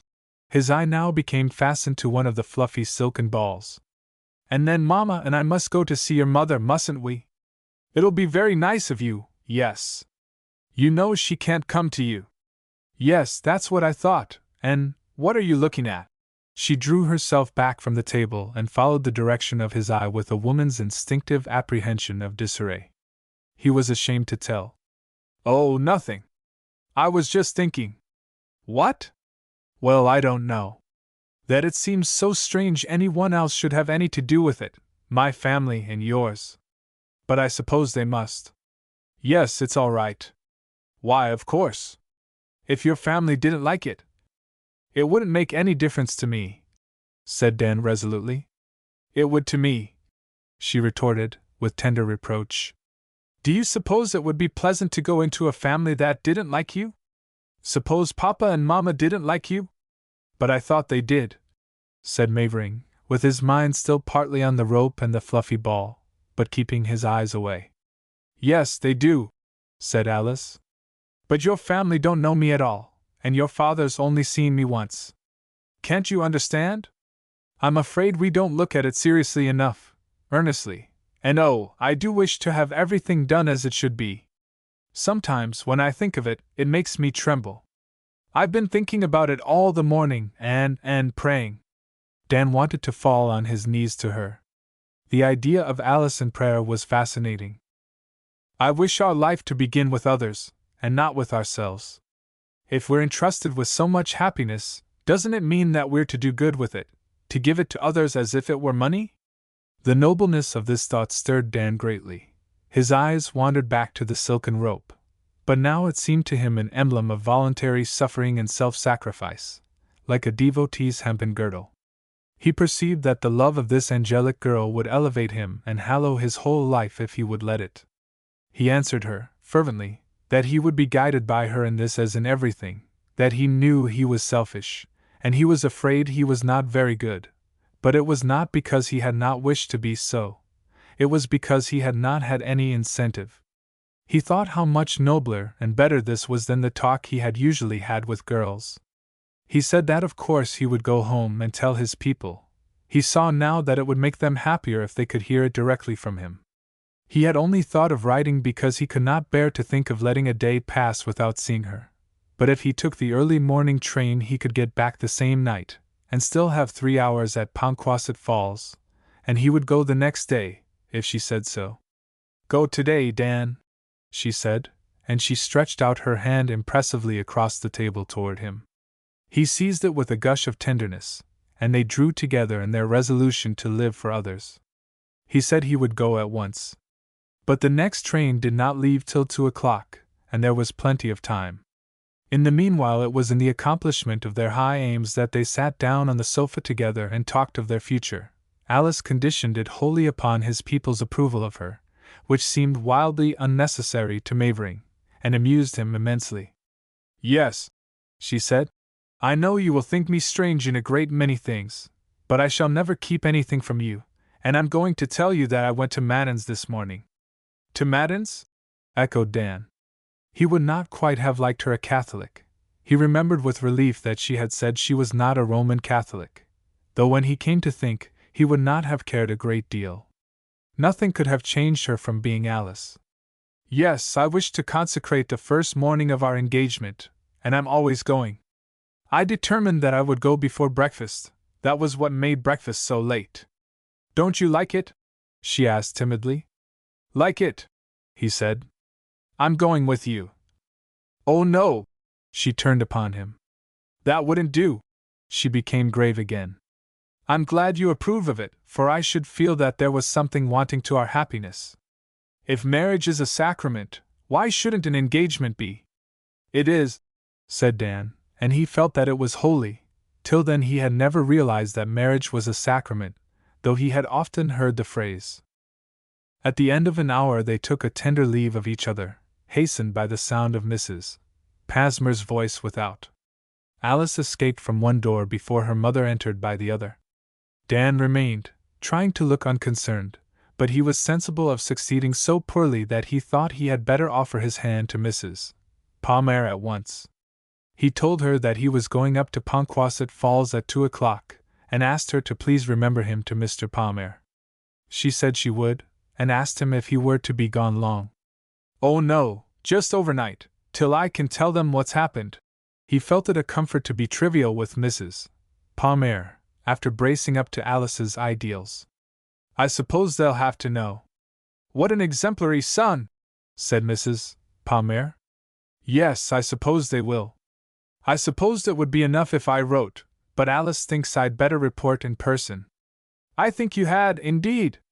And it will be a good thing for you both to have the time for clarifying your ideas. Did she tell you she had been at Madden's this morning?" A light of laughter trembled in Mrs.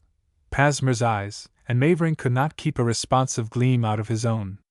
In an instant the dedication of his engagement by morning prayer ceased to be a high and solemn thought, and became deliciously amusing, and this laughing Alice over with her mother did more to realize the fact that she was his than anything else had yet done. In that dark passage outside he felt two arms go tenderly round his neck, and a soft shape strain itself to his heart. "I know you have been laughing about me. But you may. I'm yours now, even to laugh at if you want. You are mine to fall down and worship," he vowed, with an instant revulsion of feeling. Alice didn't say anything. He felt her hand fumbling about his coat lapel. "Where is your breast pocket?" she asked, and he took hold of her hand, which left a carte de visite shaped something in his. "It isn't very good," she murmured, as well as she could, with her lips against his cheek. "But I thought you'd like to show them some proof of my existence. I shall have none of yours while you're gone." "Oh, Alice! You think of everything." His heart was pierced by the soft reproach implied in her words.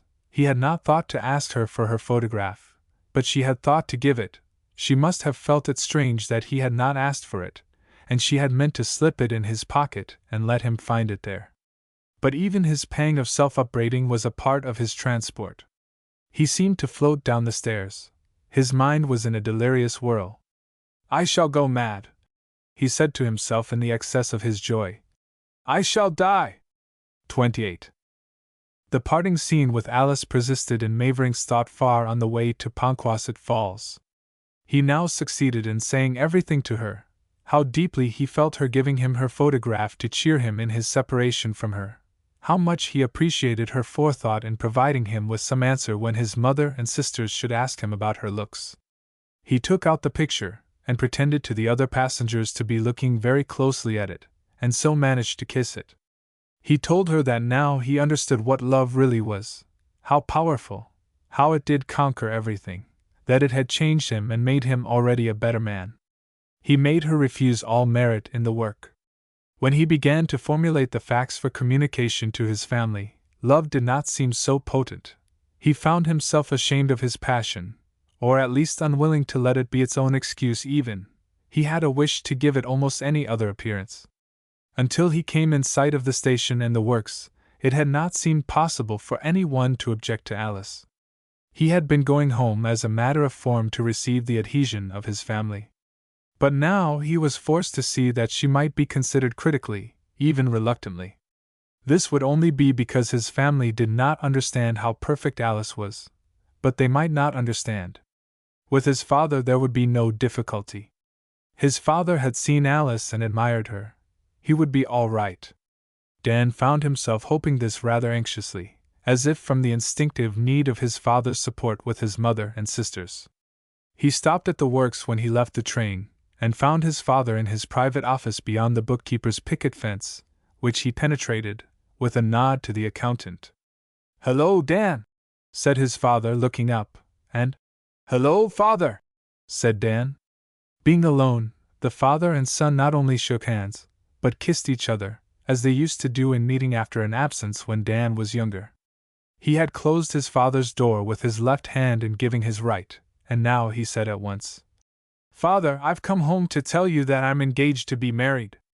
Dan had prearranged his father's behavior at this announcement, but he now perceived that he would have to modify the scene if it were to represent the facts. His father did not brighten all over and demand, "Miss Palmer, of course." He contrived to hide whatever start the news had given him, and was some time in asking, with his soft lisp, "Isn't that rather sudden, Dan?" "Well, not for me," said Dan, laughing uneasily. "You know her, father, Miss Palmer."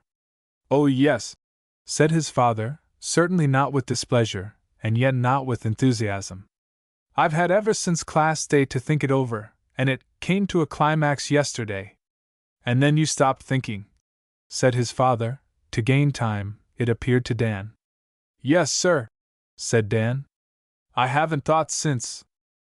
Well, said his father, with an amusement which was not unfriendly. He added, after a moment, but I thought that had been broken off. And Dan's instinct penetrated to the lurking fact that his father must have talked the rupture over with his mother, and not wholly regretted it. There was a kind of hitch at one time, he admitted. But it's all right now. Well, well, said his father. This is great news, great news. And he seemed to be shaping himself to the new posture of affairs, while giving it a conditional recognition. She's a beautiful creature. Isn't she? Cried Dan, with a little break in his voice, for he had found his father's manner rather trying. And she's good too. I assure you that she is simply perfect every way. Well, said the elder Mavering, rising and pulling down the rolling top of his desk. I'm glad to hear it, for your sake, Dan. Have you been up at the house yet? No, I'm just off the train. How is her mother? How is Mrs. Palmer? All well? Yes, sir, said Dan. They're all very well. You don't know Mr. Palmer, I believe, sir, do you?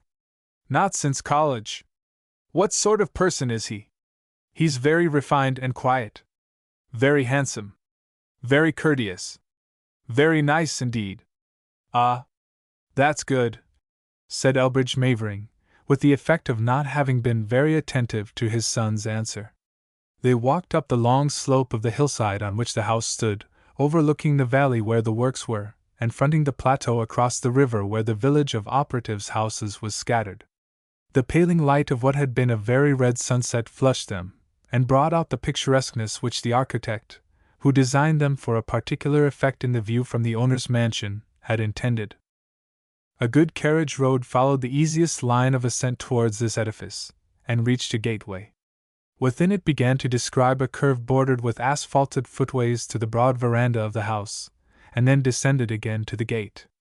The grounds enclosed were planted with deciduous shrubs, which had now mostly dropped their leaves, and clumps of firs darkening in the evening light with the gleam of some garden statues shivering about the lawn next the house. The breeze grew colder and stiffer as the father and son mounted toward the mansion which Dan used to believe was like a chateau, with its mansard roof and dormer windows and chimneys. It now blocked its space sharply out of the thin pink of the western sky, and its lights sparkled with a wintry keenness which had often thrilled Dan when he climbed the hill from the station in former homecomings. Their brilliancy gave him a strange sinking of the heart for no reason. He and his father had kept up a sort of desultory talk about Alice, and he could not have said that his father had seemed indifferent. He had touched the affair only too acquiescently. It was painfully like everything else. When they came in full sight of the house, Dan left the subject, as he realized presently, from a reasonless fear of being overheard. It seems much later here, sir, than it does in Boston, he said, glancing round at the maples, which stood ragged, with half their leaves blown from them. Yes, we're in the hills, and we're further north, answered his father. There's Minnie. Dan had seen his sister on the veranda, pausing at sight of him, and puzzled to make out who was with her father. He had an impulse to hail her with a shout, but he could not. In his last walk with her he had told her that he should never marry, and they had planned to live together. It was a joke, but now he felt as if he had come to rob her of something, and he walked soberly on with his father. Why, Dan, you good-for-nothing fellow! She called out when he came near enough to be unmistakable, and ran down the steps to kiss him. What in the world are you doing here? When did you come? Why didn't you hollow, instead of letting me stand here guessing? You're not sick, are you? The father got himself indoors unnoticed in the excitement of the brother's arrival.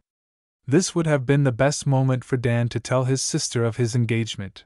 He knew it, but he parried her curiosity about his coming, and then his sister Eunice came out, and he could not speak.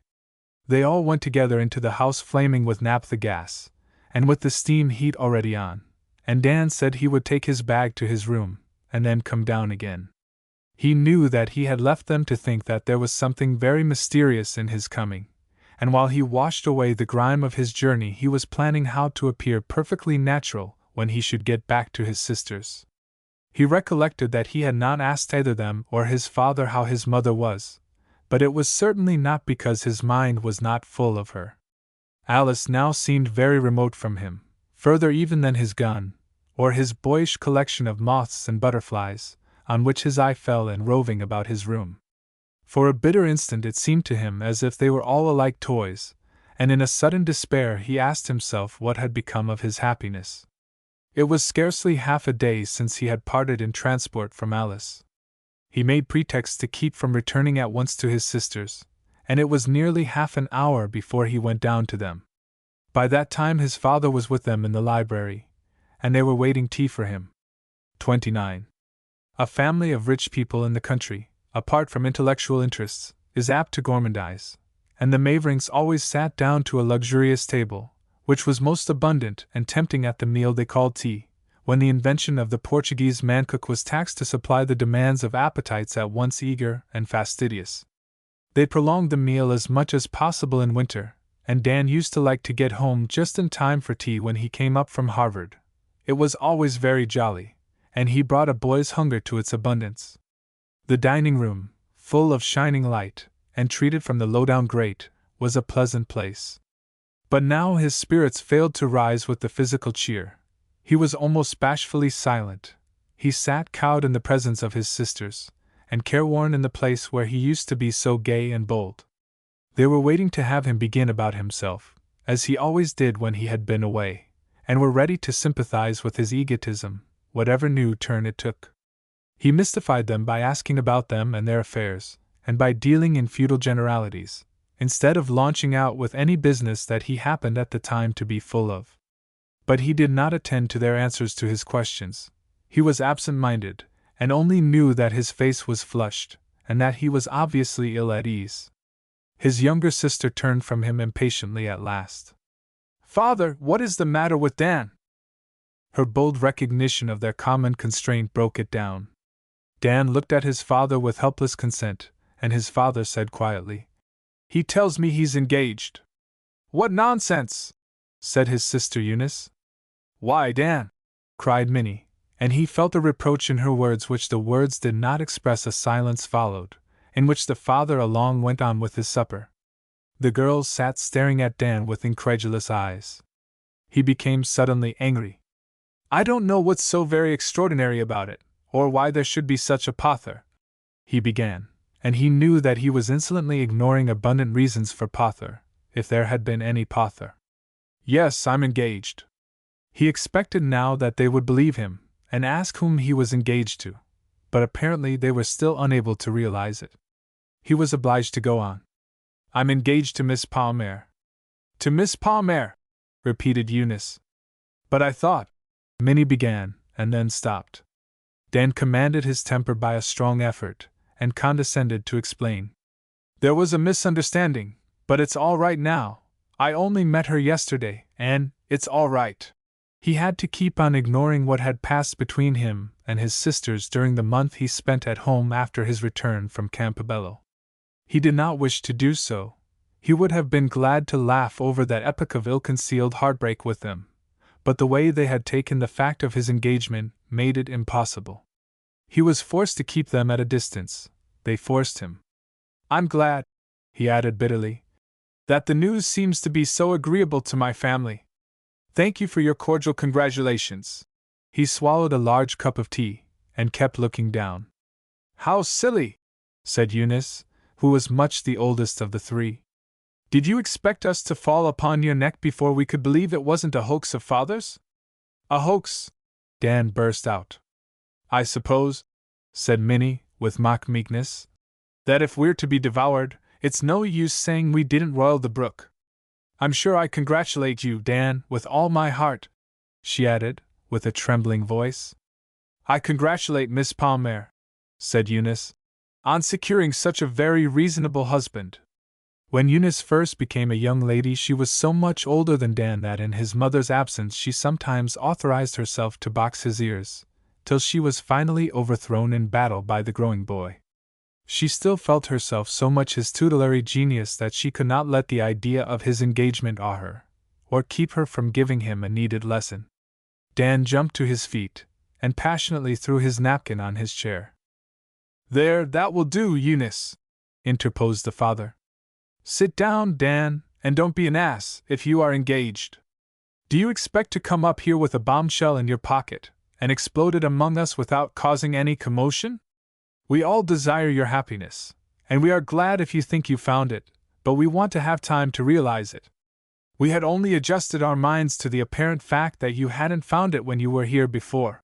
His father began very severely, but when he ended with this recognition of what they had all blinked till then, they laughed together.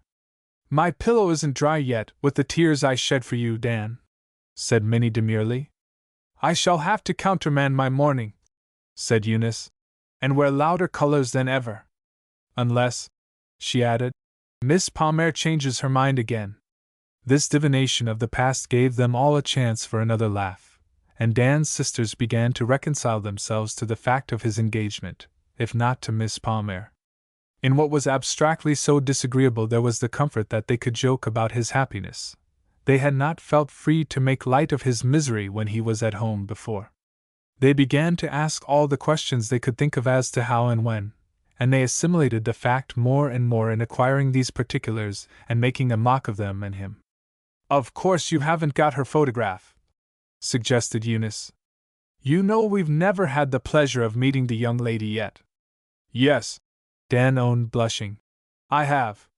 She thought I might like to show it to Mother, but it isn't a very good one, they never are," said Minnie. "And it was taken several years ago, they always are," said Eunice. "And she doesn't photograph well, anyway. And this one was just after a long fit of sickness." Dan drew it out of his pocket, after some fumbling for it, while he tolerated their jibes. Eunice put her nose to it. "I hope it's your cigarettes it smells of," she said. "Yes, she doesn't use the weed," answered Dan. "Oh, I didn't mean that exactly," returned his sister, holding the picture off at arm's length, and viewing it critically with contracted eyes. Dan could not help laughing. "I don't think it's been near any other cigar case," he answered tranquilly. Minnie looked at it very near to, covering all but the face with her hand. "Dan, she's lovely!" she cried, and Dan's heart leaped into his throat as he gratefully met his sister's eyes. "You'll like her, Min." Eunice took the photograph from her for a second scrutiny. "She's certainly very stylish. Rather a beak of a nose, and a little too bird-like on the whole. But she isn't so bad. Is it like her?" she asked with a glance at her father. "I might say, after looking," he replied. "True. I didn't know but Dan had shown it to you as soon as you met. He seemed to be in such a hurry to let us all know," the father said. "I don't think it flatters her." And he looked at it more carefully. "Not much of her mother there," he suggested to Dan. "No, sir, she's more like her father. Well, after all this excitement, I believe I'll have another cup of tea, and take something to eat, if Miss Pasmer's photograph doesn't object," said Eunice, and she replenished her cup and plate. "What colored hair and eyes has she, Dan?" asked Minnie. He had to think so as to be exact. "Well, you might say they were black, her eyebrows are so dark. But I believe they're a sort of grayish blue.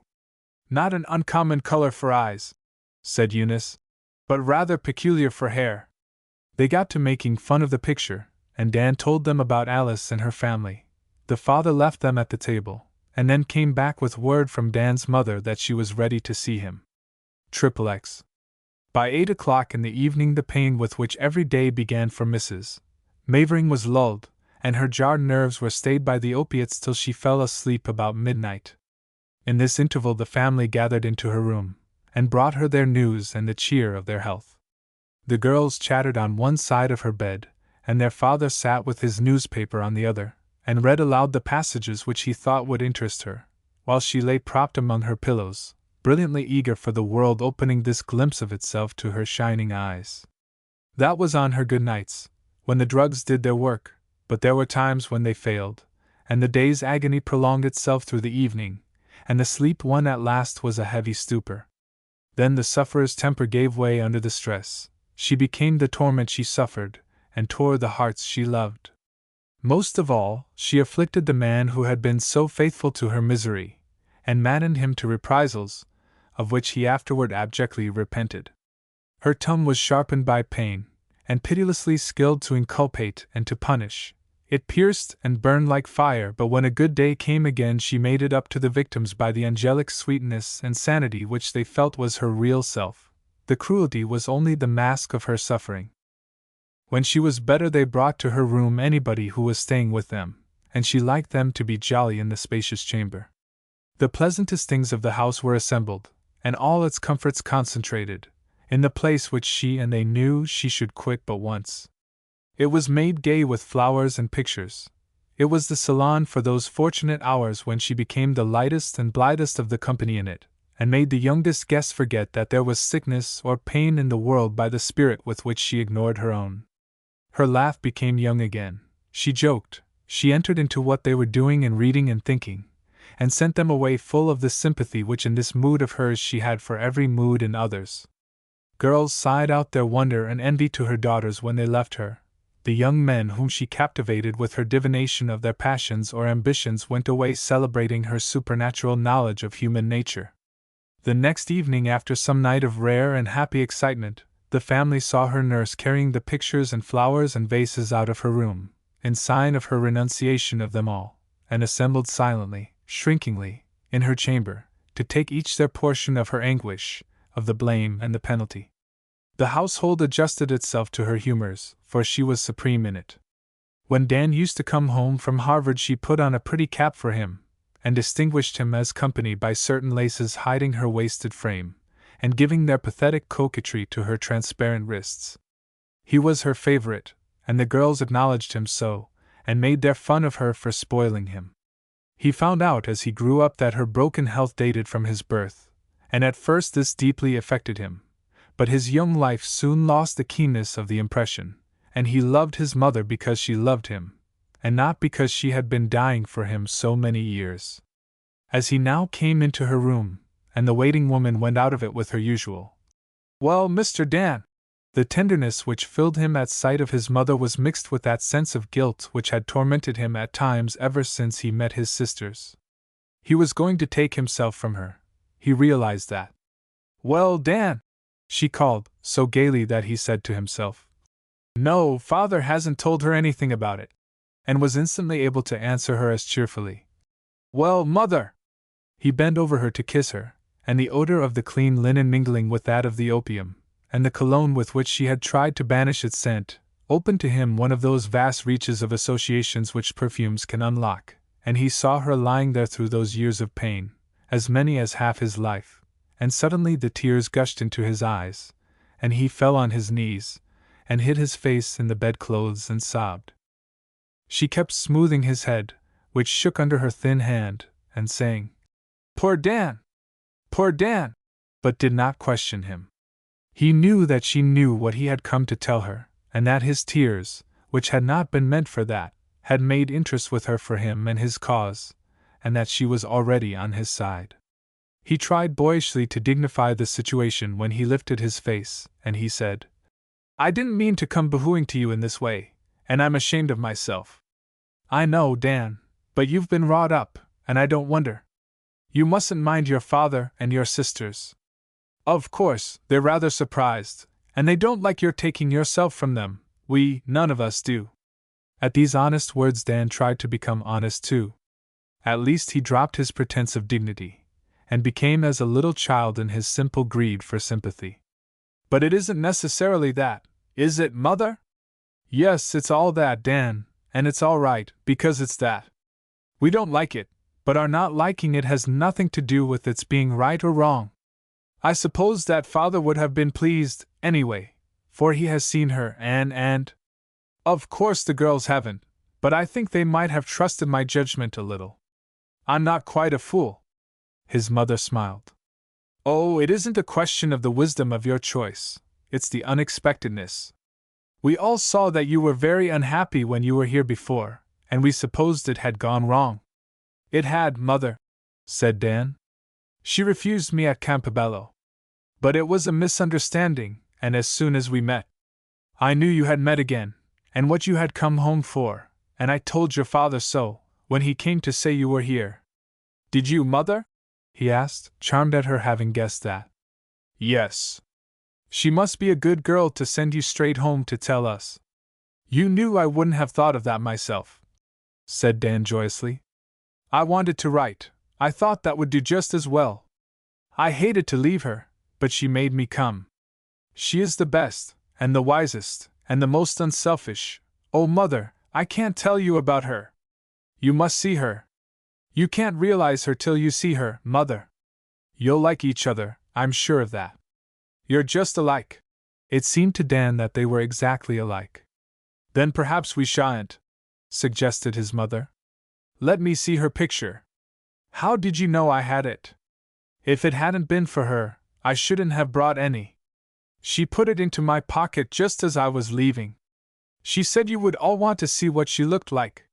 He had taken it out of his pocket, and he held it, smiling fondly upon it.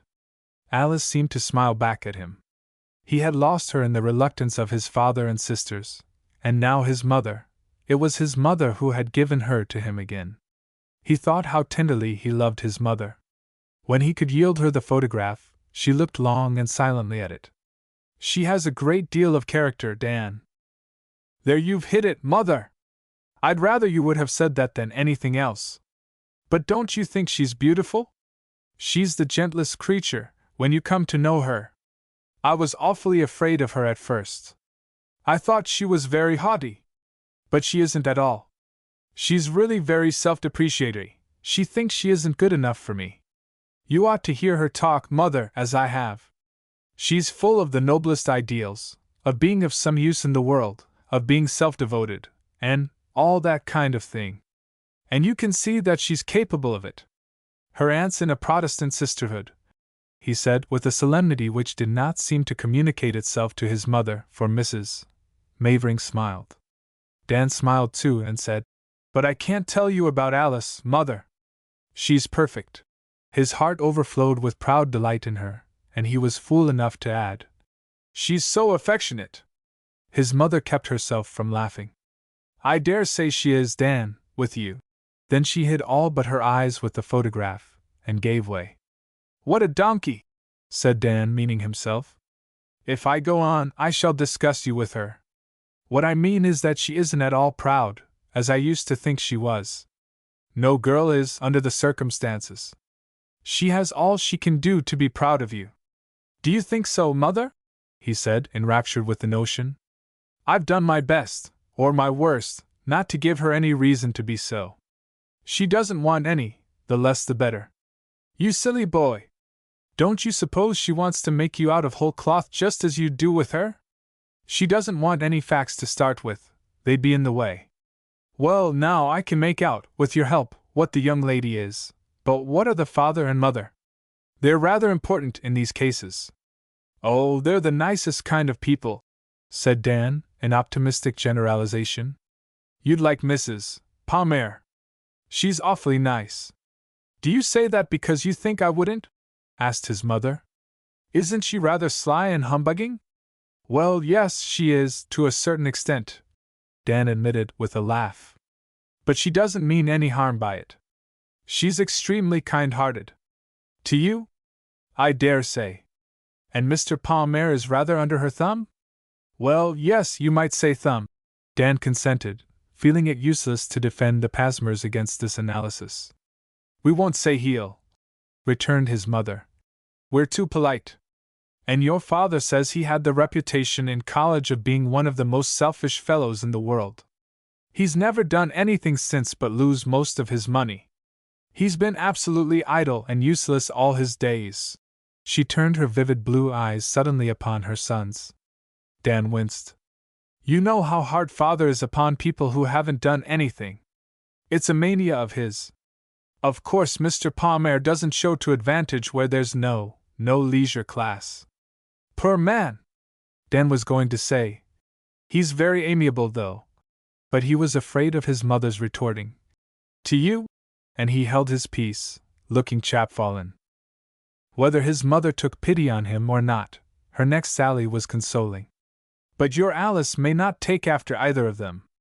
Her father is the worst of his breed, it seems. The rest are useful people, from what your father knows, and there's a great deal to be hoped for collaterally. She had an uncle in college at the same time who was everything that her father was not. One of her aunts is in one of those Protestant religious houses in England, repeated Dan. Oh, said his mother shortly. I don't know that I like that particularly. But probably she isn't useless there. Is Alice very religious? Well, I suppose, said Dan, with a smile for the devotions that came into his thought. She's what would be called Episcopal pious. Mrs. Mavering referred to the photograph, which she still held in her hand. Well, she's pure and good, at any rate. I suppose you look forward to a long engagement. Dan was somewhat taken aback at a supposition so very contrary to what was in his mind. Well, I don't know. Why? It might be said that you are very young. How old is Agnes, Alice, I mean? 21. But now, look here, Mother! It's no use considering such a thing in the abstract, is it? No, said his mother, with a smile for what might be coming. This is the way I've been viewing it. I may say it's the way Alice has been viewing it, or Mrs. Palmer, rather. Decidedly Mrs. Palmer, rather. Better be honest, Dan. I'll do my best. I was thinking, hoping that as I'm going right into the business, have gone into it already, in fact, and could begin life at once, that perhaps there wouldn't be much sense in waiting a great while. Yes? That's all. That is, if you and Father are agreed. He reflected upon this provision, and added, with a laugh of confusion and pleasure, it seems to be so very much more of a family affair than I used to think it was. You thought it concerned just you and her? Said his mother, with arch sympathy. Well, yes. Poor fellow! She knew better than that, you may be sure. At any rate, her mother did. What Mrs. Palmer doesn't know isn't probably worth knowing, said Dan, with an amused sense of her omniscience. I thought so, sighed his mother, smiling too. And now you begin to find out that it concerns the families in all their branches on both sides. Oh, if it stopped at the families and their ramifications! But it seems to take in society and the general public. So it does, more than you can realize. You can't get married to yourself alone, as young people think, and if you don't marry happily, you sin against the peace and comfort of the whole community. Yes, that's what I'm chiefly looking out for now. I don't want any of those people in Central Africa to suffer. That's the reason I want to marry Alice at the earliest opportunity. But I suppose there'll have to be a Mavering embassy to the high contracting powers of the other part now. Your father and one of the girls had better go down. Yes? And invite Mr. and Mrs. Palmer and their daughter to come up here. All on probation? Oh no, if you're pleased, Dan. I am, Mother, measurably. They both laughed at this mild way of putting it. Why, then it's to be supposed that we're all pleased. You needn't bring the whole Palmer family home to live with you, if you do marry them all. No, said Dan, and suddenly he became very distraught. It flashed through him that his mother was expecting him to come home with Alice to live, and that she would not be at all pleased with his scheme of a European sojourn, which Mrs. Palmer had so cordially adopted. He was amazed that he had not thought of that, but he refused to see any difficulty which his happiness could not cope with. No, there's that view of it, he said jollily, and he buried his momentary anxiety out of sight, and, as it were, danced upon its grave. Nevertheless, he had a desire to get quickly away from the spot.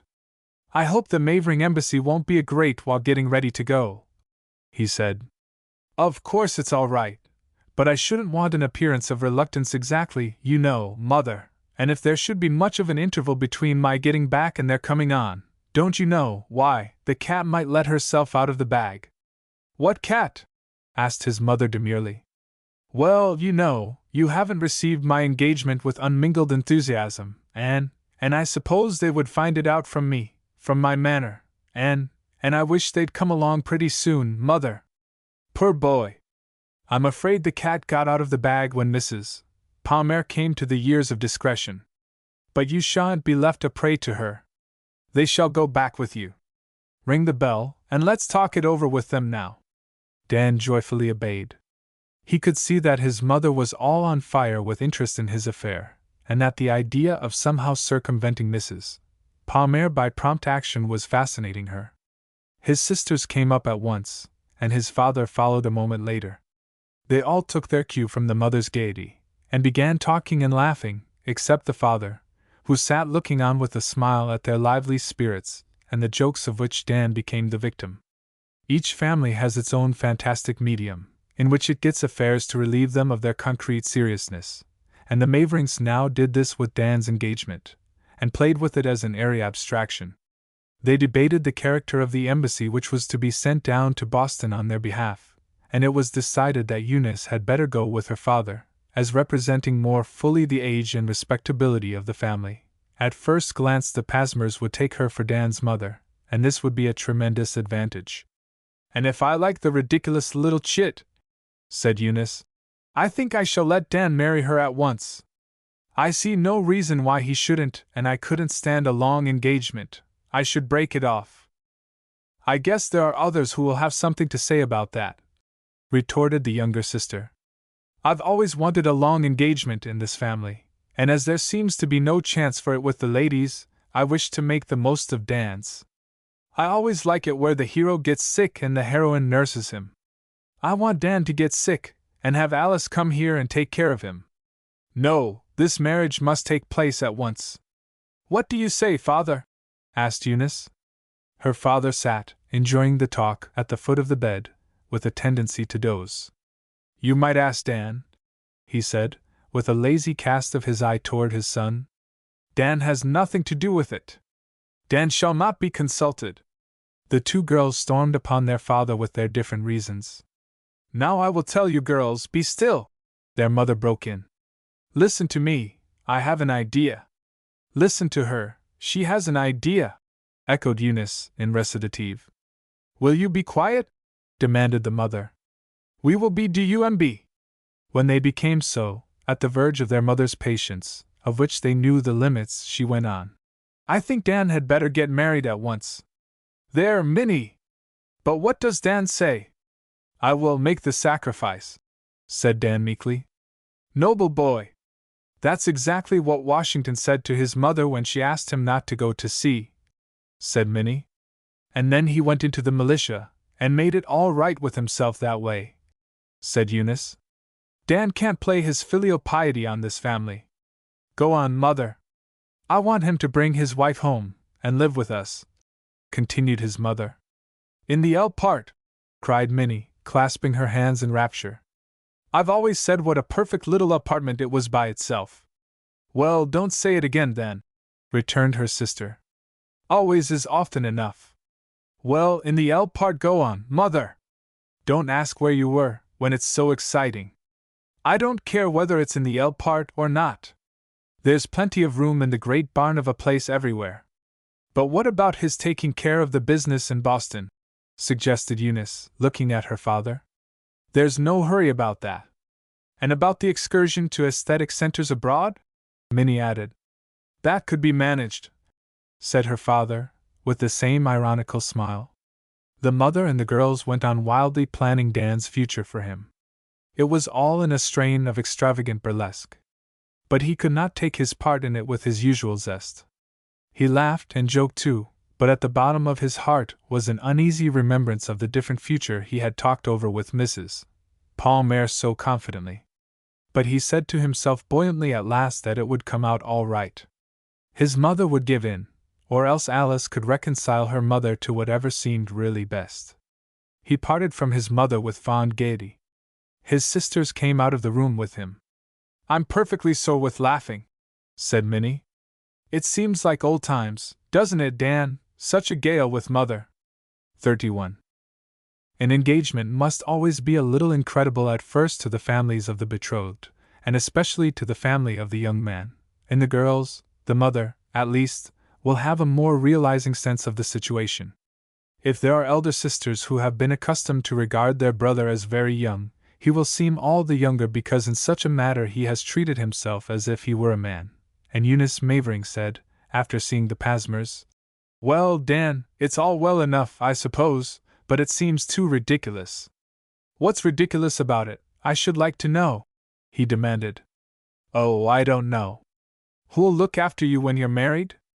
"Oh, I forgot Mam Palmer." "I guess we shall be able to look after ourselves," said Dan, a little sulkily.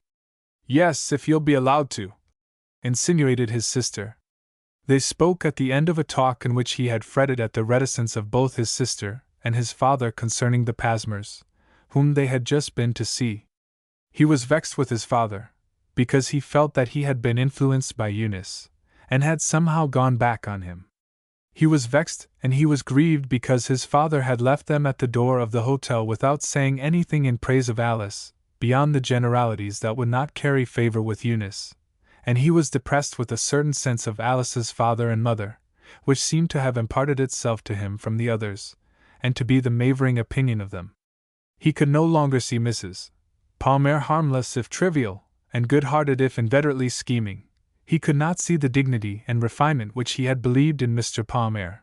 They had both suffered a sort of shrinkage or collapse, from which he could not rehabilitate them. But this would have been nothing if his sister's and his father's eyes, through which he seemed to have been looking, had not shown him Alice in a light in which she appeared strange and queer almost to eccentricity. He was hurt at this effect from their want of sympathy. His pride was touched, and he said to himself that he should not fish for Eunice's praise. But he found himself saying, without surprise, "I suppose you will do what you can to prejudice Mother and Min." "Isn't that a little previous?" asked Eunice. "Have I said anything against Miss Palmer?" "You haven't because you couldn't," said Dan, with foolish bitterness. "Oh, I don't know about that.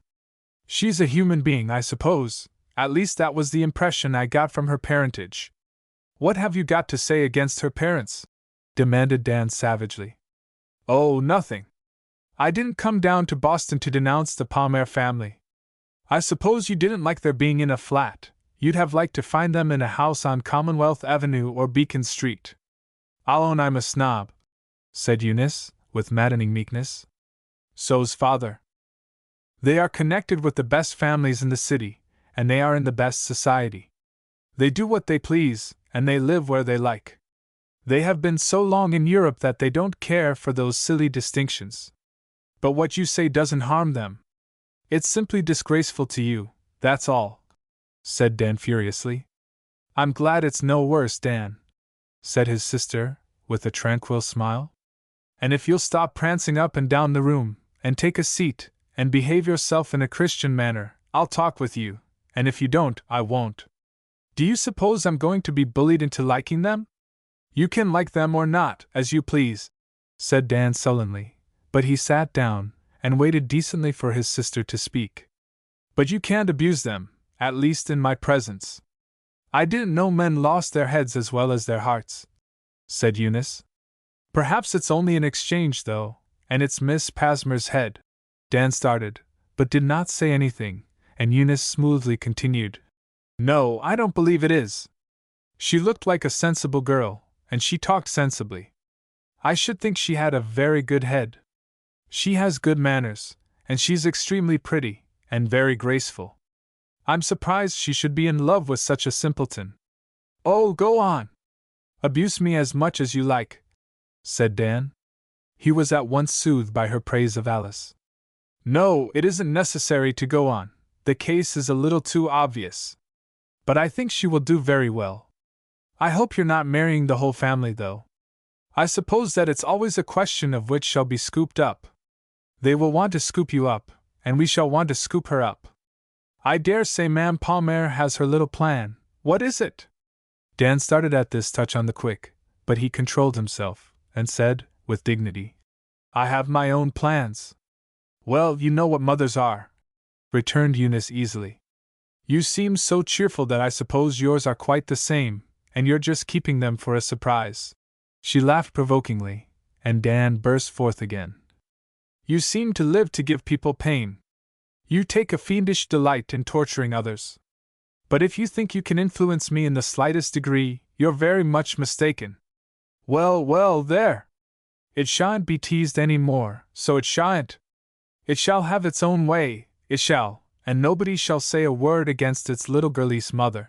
Eunice rose from her chair and patted Dan on the head as she passed to the adjoining room. He caught her hand and flung it violently away. She shrieked with delight in his childish resentment and left him sulking. She was gone 2 or 3 minutes, and when she came back it was in quite a different mood, as often happens with women in a little lapse of time. Dan, I think Miss Palmer is a beautiful girl, and I know we shall all like her, if you don't set us against her by your arrogance. Of course we don't know anything about her yet, and you don't, really, but she seems a very lovable little thing, and if she's rather silent and undemonstrative, why, she'll be all the better for you. You've got demonstration enough for 20. And I think the family are well enough. Mrs. Palmer is thoroughly harmless, and Mr. Palmer is a most dignified personage. His eyebrows alone are worth the price of admission. Dan could not help smiling. All that there is about it is, you mustn't expect to drive people into raptures about them, and expect them to go groveling round on their knees because you do. Oh, I know I'm an infernal idiot, said Dan, yielding to the mingled sarcasm and flattery. It's because I'm so anxious, and you all seem so confoundedly provisional about it. Eunice, what do you suppose Father really thinks? Eunice seemed tempted to a relapse into her teasing, but she did not yield. Oh, Father's all right, from your point of view. He's been ridiculous from the first. Perhaps that's the reason he doesn't feel obliged to expatiate and expand a great deal at present. Do you think so? Cried Dan, instantly adopting her as an ally. Well, if I said so, oughtn't it to be enough? It depends upon what else you say. Look here, now, Eunice, Dan said, with a laughing mixture of fun and earnest. What are you going to say to Mother? It's no use being disagreeable, is it? Of course, I don't contend for ideal perfection anywhere, and I don't expect it. But there isn't anything experimental about this thing, and don't you think we had better all make the best of it? That sounds very impartial. It is impartial. I'm a purely disinterested spectator. Oh, quite. And don't you suppose I understand Mr. and Mrs. Palmer quite as well as you do? All I say is that Alice is simply the noblest girl that ever breathed, and… Now you're talking sense, Dan! Well, what are you going to say when you get home, Eunice? Come! That we had better make the best of it. And what else? That you're hopelessly infatuated, and that she will twist you round her finger. Well? But that you've had your own way so much, it will do you good to have somebody else's a while. I guess you're pretty solid, said Dan, after thinking it over for a moment. I don't believe you're going to make it hard for me, and I know you can make it just what you please. But I want you to be frank with Mother. Of course I wish you felt about the whole affair just as I do, but if you're right on the main question, I don't care for the rest. I'd rather Mother would know just how you feel about it, said Dan, with a sigh for the honesty which he felt to be not immediately attainable in his own case. Well, I'll see what can be done, Eunice finally assented. Whatever her feelings were in regard to the matter, she must have satisfied herself that the situation was not to be changed by her disliking it, and she began to talk so sympathetically with Dan that she soon had the whole story of his love out of him. They laughed a good deal together at it, but it convinced her that he had not been hoodwinked into the engagement. It is always the belief of a young man's family, especially his mother and sisters, that unfair means have been used to win him, if the family of his betrothed are unknown to them, and it was a relief, if not exactly a comfort, for Eunice Mavering to find that Alice was as great a simpleton as Dan, and perhaps a sincerer simpleton. 32. A week later, in fulfillment of the arrangement made by Mrs. Palmer and Eunice Mavering, Alice and her mother returned the formal visit of Dan's people. While Alice stood before the mirror in one of the sumptuously furnished rooms assigned them, arranging a ribbon for the effect upon Dan's mother after dinner, and regarding its relation to her serious beauty, Mrs. Palmer came out of her chamber adjoining, and began to inspect the formal splendor of the place. What a perfect man's house, she said, peering about. You can see that everything has been done to order.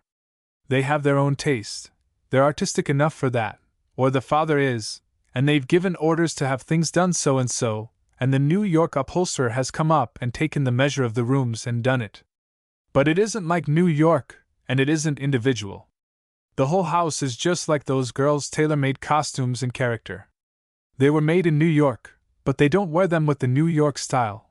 There's no more atmosphere about them than if they were young men dressed up.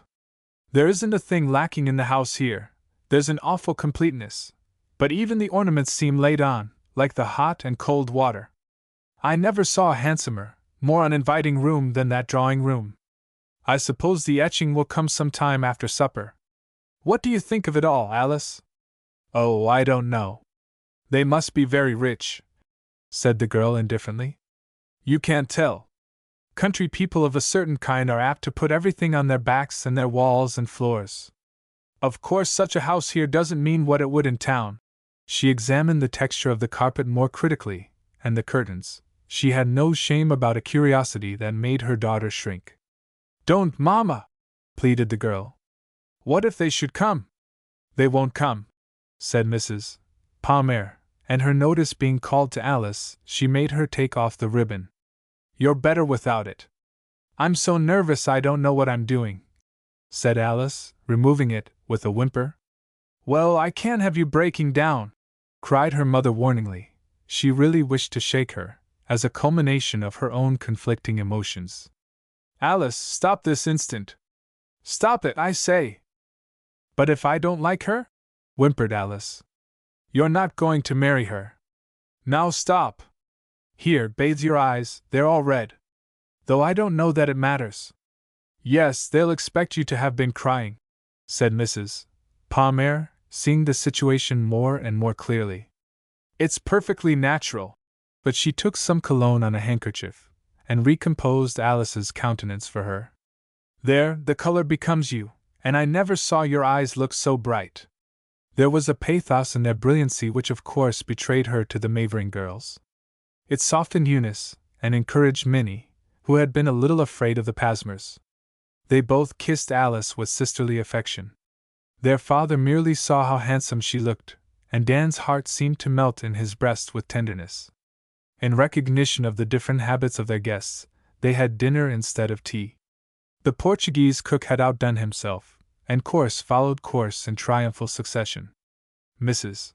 Palmer praised it all with a sincerity that took away a little of the zest she felt in making flattering speeches.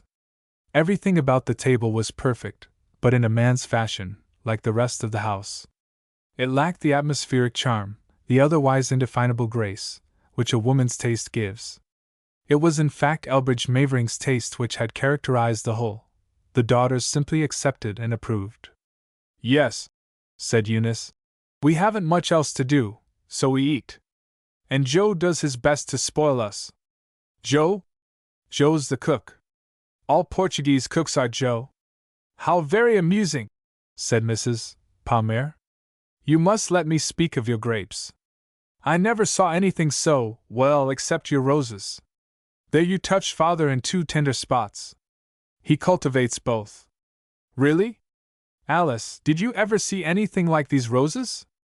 Alice looked away from Dan a moment, and blushed to find that she had been looking so long at him. I have, said Mavering gallantly. Does he often do it? Asked Mrs. Palmer, in an obvious aside to Eunice. Dan answered for him. He never had such a chance before. Between coffee, which they drank at table, and tea, which they were to take in Mrs. Mavering's room, they acted upon a suggestion from Eunice that her father should show Mrs. Palmer his rose house. At one end of the dining room was a little apse of glass full of flowering plants growing out of the ground, and with a delicate fountain tinkling in their midst.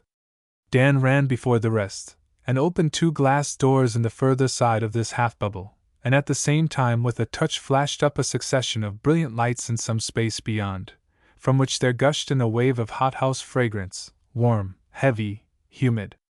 It was a pretty little effect for guests new to the house, and was part of Elbridge Mavering's pleasure in this feature of his place. Mrs. Palmer responded with generous sympathy, for if she really liked anything with her whole heart, it was an effect, and she traversed the half-bubble by its pebbled path, showering praises right and left with a fullness and accuracy that missed no detail, while Alice followed silently, her hand in Minnie Mavering's, and cold with suppressed excitement. The rose house was divided by a wall, pierced with frequent doorways, over which the trees were trained and the roses hung, and on either side were ranks of rare and costly kinds, weighed down with bud and bloom. The air was thick with their breath and the pungent odors of the rich soil from which they grew, and the glass roof was misted with the mingled exhalations. Mr. Mavering walked beside Alice, modestly explaining the difficulties of rose culture, and his method of dealing with the red spider. He had a stout knife in his hand, and he cropped long, heavy-laden stems of roses from the walls and the beds, casually giving her their different names, and laying them along his arm in a massive sheaf. Mrs. Palmer and Eunice had gone forward with Dan, and were waiting for them at the thither end of the rose house. "Alice! Just imagine, the grapery is beyond this!" cried the girl's mother. "It's a cold grapery," said Mr. Mavering. "I hope you'll see it tomorrow." "Oh, why not tonight?" shouted Dan. "Because it's a cold grapery," said Eunice. "And after this rose house, it's an Arctic grapery." "You're crazy, Dan." "Well, I want Alice to see it anyway," he persisted wilfully. "There's nothing like a cold grapery by starlight. I'll get some wraps." They all knew that he wished to be alone with her a moment, and the three women, consenting with their hearts, protested with their tongues, following him in his flight with their chorus, and greeting his return. He muffled her to the chin in a fur-lined overcoat, which he had laid hands on the first thing, and her mother, still protesting, helped to tie a scarf over her hair so as not to disarrange it. "Here," he pointed. "We can run through it, and it's worth seeing. Better come," he said to the others as he opened the door, and hurried Alice down the path under the keen sparkle of the crystal roof, blotched with the leaves and bunches of the vines. Coming out of the dense, sensuous, vaporous air of the rose house into this clear, thin atmosphere, delicately penetrated with the fragrance, pure and cold, of the fruit, it was as if they had entered another world. His arm crept round her in the odorous obscurity. "Look up! See the stars through the vines!" But when she lifted her face, he bent his upon it for a wild kiss. Don't, she murmured. "I want to think. I don't know what I'm doing." "Neither do I. I feel as if I were a blessed ghost." Perhaps it is only in these ecstasies of the senses that the soul ever reaches self-consciousness on earth, and it seems to be only the man-soul which finds itself even in this abandon. The woman soul has always something else to think of. "What shall we do?" said the girl. "If we, oh, I dread to meet your mother. Is she like either of your sisters?" "No," he cried joyously. "She's like me. If you're not afraid of me, and you don't seem to be, you're all I have in the world. Do you think she'll like me? Oh, do you love me, Dan? You darling! You divine!" The rest was a mad embrace. "If you're not afraid of me, you won't mind Mother. I wanted you here alone for just a last word, to tell you needn't be afraid, to tell you to, but I needn't tell you how to act. You mustn't treat her as an invalid, you must treat her like anyone else, that's what she likes. But you'll know what's best, Alice. Be yourself, and she'll like you well enough. I'm not afraid."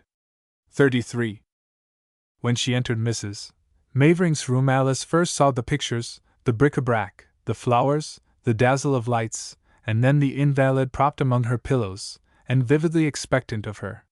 She seemed all eager eyes to the girl, aware next of the strong resemblance to Dan in her features, and of the careful toilet the sick woman had made for her. To youth all forms of suffering are abhorrent, and Alice had to hide a repugnance at sight of this spectre of what had once been a pretty woman.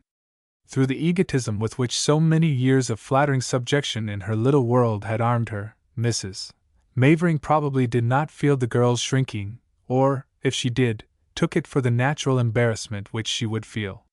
She had satisfied herself that she was looking her best, and that her cap and the lace jacket she wore were very becoming, and softened her worst points. The hangings of her bed and the richly embroidered crimson silk coverlet were part of the coquetry of her costume, from which habit had taken all sense of ghastliness. She was proud of them, and she was not aware of the scent of drugs that insisted through the odor of the flowers. She lifted herself on her elbow as Dan approached with Alice, and the girl felt as if an intense light had been thrown upon her from head to foot in the moment of searching scrutiny that followed. The invalid's set look broke into a smile, and she put out her hand, neither hot nor cold, but of a dry neutral, spiritual temperature, and pulled Alice down and kissed her. "Why, child, your hand's like ice!" she exclaimed without preamble. "We used to say that came from a warm heart. I guess it comes from a cold grapery in this case, Mother," said Dan with his laugh. "I've just been running Alice through it. And perhaps a little excitement." "Excitement?" echoed his mother. "Cold grapery, I dare say, and very silly of you, Dan, but there's no occasion for excitement, as if we were strangers. Sit down in that chair, my dear. And Dan, you go round to the other side of the bed. I want Alice all to myself. I saw your photograph a week ago, and I've thought about you for ages since, and wondered whether you would approve of your old friend." "Oh, yes," whispered the girl, suppressing a tremor, and Dan's eyes were suffused with grateful tears at his mother's graciousness. Alice's reticence seemed to please the invalid. "I hope you'll like all your old friends here. You've begun with the worst among us, but perhaps you like him the best because he is the worst." "I do." "You may believe just half of that, Alice," cried Dan. "Then believe the best half, or the half you like best," said Mrs. Mavering. "There must be something good in him if you like him. Have they welcomed you home, my dear?" "We've all made a stagger at it," said Dan, while Alice was faltering over the words which were so slow to come. "Don't try to answer my formal stupidities. You are welcome, and that's enough, and more than enough of speeches. Did you have a comfortable journey up?" "Oh, very." "Was it cold?" "Not at all. The cars were very hot." "Have you had any snow yet at Boston?" "No, none at all yet." "Now I feel that we're talking sense. I hope you found everything in your room?" "I can't look after things as I would like, and so I inquire." "There's everything," said Alice. "We're very comfortable." "I'm very glad. I had Dan look. He's my housekeeper. He understands me better than my girls. He's like me, more. That's what makes us so fond of each other. It's a kind of personal vanity. But he has his good points, Dan has. He's very amiable, and I was too, at his age, until I came here. But I'm not going to tell you of his good points. I dare say you've found them out. I'll tell you about his bad ones. He says you're very serious." "Are you?" She pressed the girl's hand, which she had kept in hers, and regarded her keenly. Alice dropped her eyes at the odd question. "I don't know," she faltered.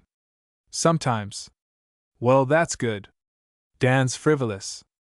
"Oh, sometimes, only sometimes," he interposed. "He's frivolous, and he's very light-minded, but he's none the worse for that." "Oh, thank you," said Dan, and Alice, still puzzled, laughed provisionally. "No, I want you to understand that. He's light-hearted too, and that's a great thing in this world. If you're serious you'll be apt to be heavy-hearted, and then you'll find Dan of use. And I hope he'll know how to turn your seriousness to account too. He needs something to keep him down, to keep him from blowing away. Yes, it's very well for people to be opposites. Only they must understand each other. If they do that, then they get along. Lightheartedness or heavy-heartedness comes to the same thing if they know how to use it for each other. You see, I've got to be a great philosopher lying here. Nobody dares contradict me or interrupt me when I'm constructing my theories, and so I get them perfect. I wish I could hear them all," said Alice, with sincerity that made Mrs. Mavering laugh as light-heartedly as Dan himself, and that seemed to suggest the next thing to her. "You can for the asking, almost any time. Are you a very truthful person, my dear? Don't take the trouble to deny it if you are," she added at Alice's stare. "You see, I'm not at all conventional and you needn't be. Come! Tell the truth for once, at any rate. Are you habitually truthful?" "Yes, I think I am," said Alice, still staring. "Dan's not," said his mother quietly. "Oh, see here, now, Mother! Don't give me away! He'll tell the truth in extremity, of course, and he'll tell it if it's pleasant, always.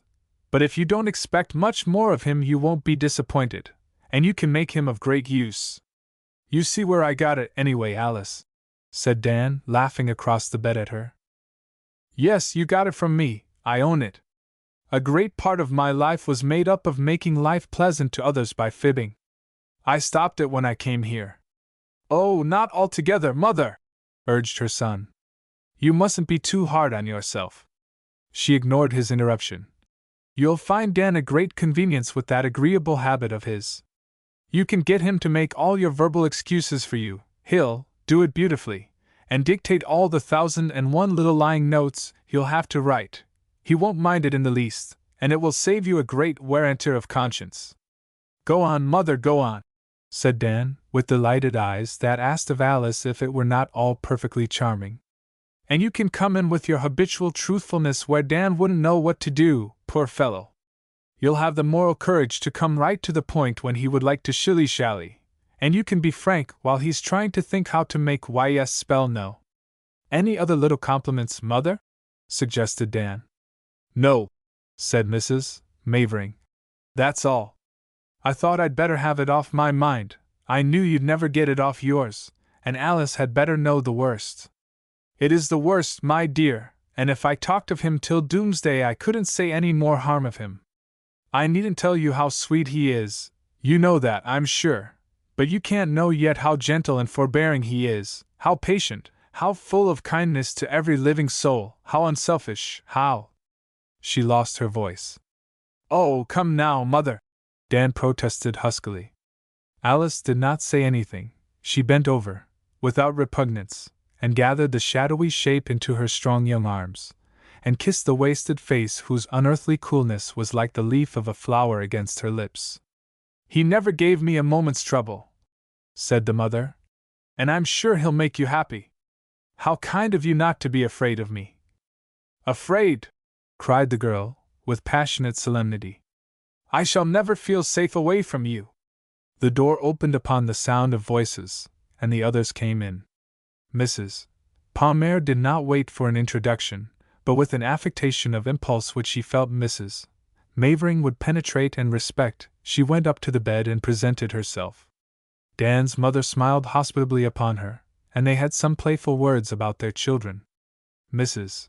Palmer neatly conveyed the regrets of her husband, who had hoped up to the last moment that the heavy cold he had taken would let him come with her, and the invalid made her guest sit down on the right hand of her bed, which seemed to be the place of honor, while her husband took Dan's place on the left, and admired his wife's skill in fence.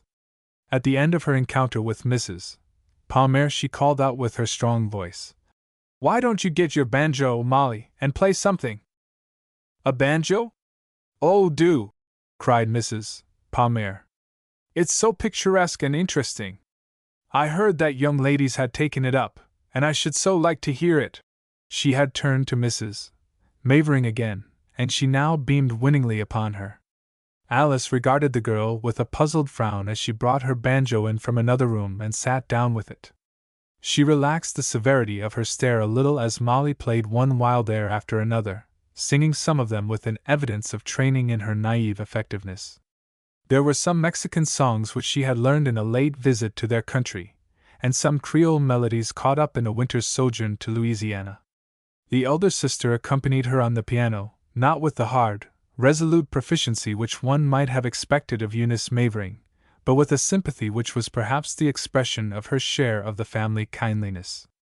"Your children seem to have been everywhere," said Mrs. Palmer, with a sigh of flattering envy. "Oh, you're not going to stop," she pleaded, turning from Mrs. Mavering to Molly. "I think Dan had better do the rheumatic uncle now," said Eunice from the piano. "Oh, yes! The rheumatic uncle, do," said Mrs. Palmer. "We know the rheumatic uncle," she added, with a glance at Alice. Dan looked at her too, as if doubtful of her approval, and then he told in character a Yankee story which he had worked up from the talk of his friend the foreman. It made them all laugh. Mrs. Palmer was the gayest. She let herself go, and throughout the evening she flattered right and left, and said, in her good night to Mrs. Mavering, that she had never imagined so delightful a time. "Oh, Mrs. Mavering, I don't wonder your children love their home. It's a revelation." 34.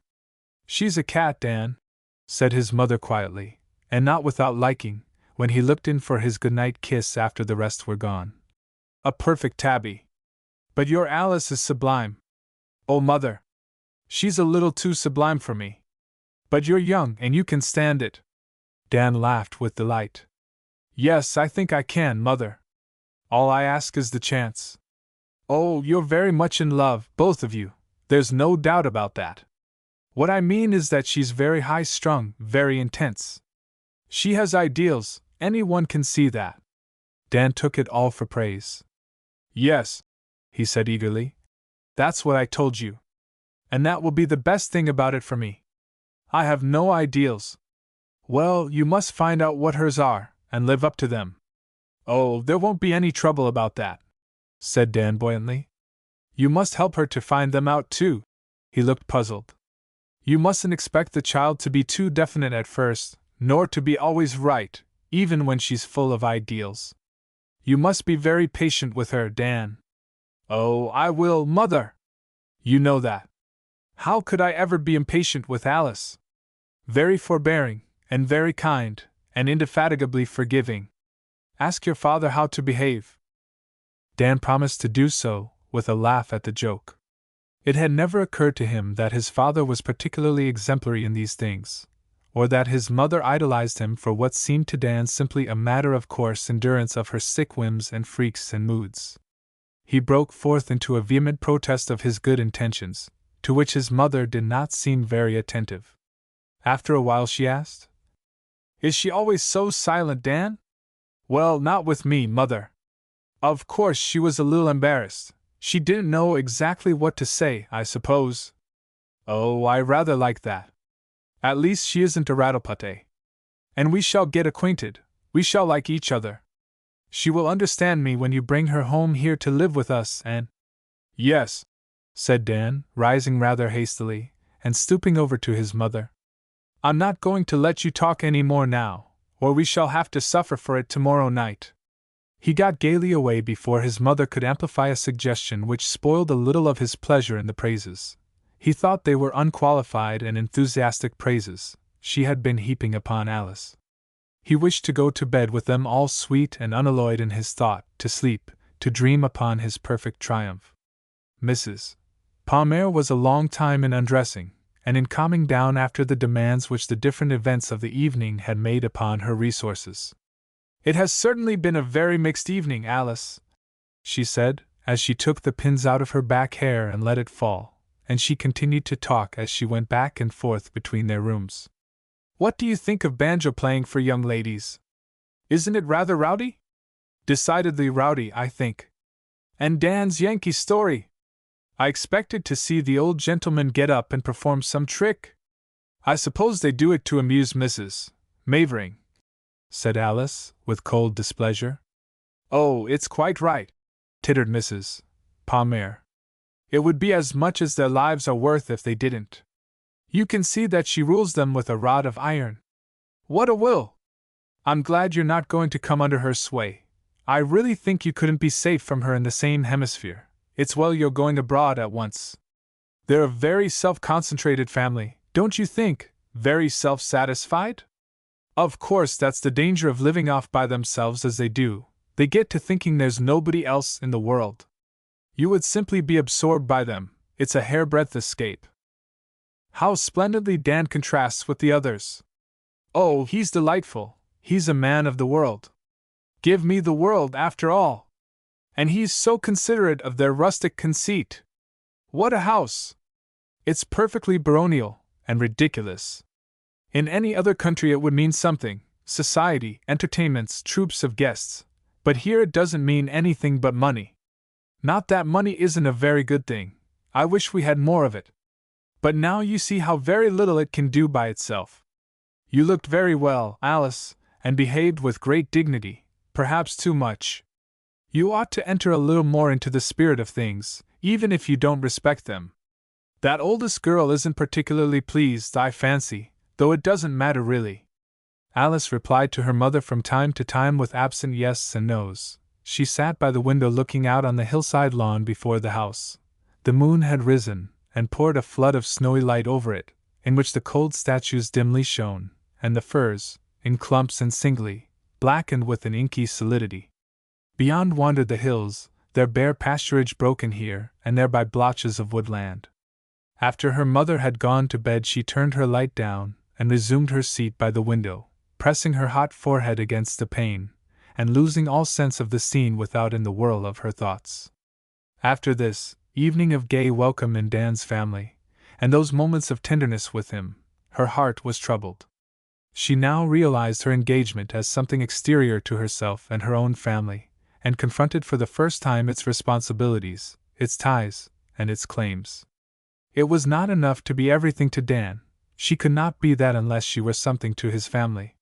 She did not realize this vividly, but with the remoteness which all verities except those of sensation have for youth.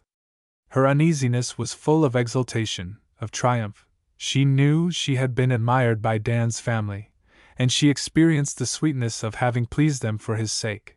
His happy eyes shone before her, but she was touched in her self-love by what her mother had coarsely characterized in them. They had regarded her liking them as a matter of course. His mother had ignored her even in pretending to decry Dan to her. But again this was very remote, very momentary. It was no nearer, no more lasting on the surface of her happiness, than the flying whiffs of thin cloud that chased across the moon and lost themselves in the vast blue around it. 35. People came to the first of Mrs. James Bellingham's receptions with the expectation of pleasure which the earlier receptions of the season awaken even in the oldest and wisest. But they tried to dissemble their eagerness in a fashionable tardiness. "We get later and later," said Mrs. Brinkley to John Munt, as she sat watching the slow gathering of the crowd. By 11:30 it had not yet hidden Mrs. Bellingham, where she stood near the middle of the room, from the pleasant corner they had found after accidentally arriving together. Mr. Brinkley had not come. He said he might not be too old for receptions, but he was too good. In either case he preferred to stay at home. "We used to come at 9 o'clock, and now we come, and I'm getting into a quotation from Mother Goose, I think." "I thought it was Browning," said Munt, with his witticism manner. Neither he nor Mrs. Brinkley was particularly glad to be together, but at Mrs. James Bellingham's it was well not to fling any companionship away till you were sure of something else. Besides, Mrs. Brinkley was indolent and good-natured, and Munt was active and good-natured, and they were well fitted to get on for 10 or 15 minutes. While they talked she kept an eye out for other acquaintance, and he stood alert to escape at the first chance. "How is it we are here so early, or rather you are?" she pursued irrelevantly. "Oh, I don't know," said Munt, accepting the implication of his superior fashion with pleasure. "I never mind being among the first. It's rather interesting to see people come in, don't you think?" "That depends a good deal on the people. I don't find a great variety in their smirks and smiles to Mrs. Bellingham. I seem to be doing them all myself. And there's a monotony about their apprehension and helplessness when they're turned adrift that's altogether too much like my own. No, Mr. Munt, I can't agree with you that it's interesting to see people come in. It's altogether too autobiographical. What else have you to suggest?" "I'm afraid I'm at the end of my string," said Munt. "I suppose we shall see the Pasmers and young Mavering here tonight." Mrs. Brinkley turned and looked sharply at him. "You've heard of the engagement?" he asked. "No, decidedly I haven't. And after his flight from Campobello it's the last thing I expected to hear of. When did it come out?" "Only within a few days. They've been keeping it rather quiet. Mrs. Palmer told me herself." Mrs. Brinkley gave herself a moment for reflection. "Well, if he can stand it, I suppose I can." "That isn't exactly what people are saying to Mrs. Palmer, Mrs. Brinkley," suggested Munt, with his humorous manner. "I dare say they're trying to make her believe that her daughter is sacrificed. That's the way. But she knows better. There's no doubt but she's informed herself. She put me through my catechism about the Maverings the day of the picnic down there. Do you know them?" Bridge Mavering and I were at Harvard together. Tell me about them. Mrs. Brinkley listened to Munt's praises of his old friend with an attention superficially divided with the people to whom she bowed and smiled. The room was filling up. Well, she said at the end, he's a sweet young fellow. I hope he likes his Pasmers. I guess there's no doubt about his liking one of them, the principal one. Yes, if she is the principal one. There was an implication in everything she said that Dan Mavering had been hoodwinked by Mrs. Palmer. Mature ladies always like to imply something of the sort in these cases. They like to ignore the prime agency of youth and love, and pretend that marriage is a game that parents play at with us, as if we were in an old comedy. It is a tradition. Will he take her home to live? No, I heard that they're all going abroad, for a year or two at least. Ah, I thought so, cried Mrs. Brinkley. She looked up with whimsical pleasure in the uncertainty of an old gentleman who is staring hard at her through his glasses.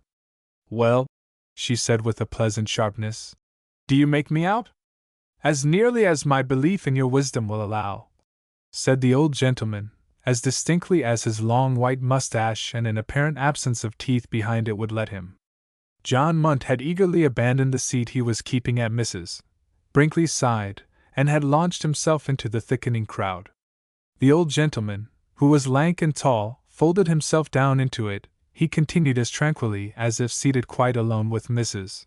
Brinkley, and not minding that his voice, with the senile crow in it, made itself heard by others. I'm always surprised to find sensible people at these things of Jane's. They're most extraordinary things. Jane's idea of society is to turn a herd of human beings loose in her house, and see what will come of it.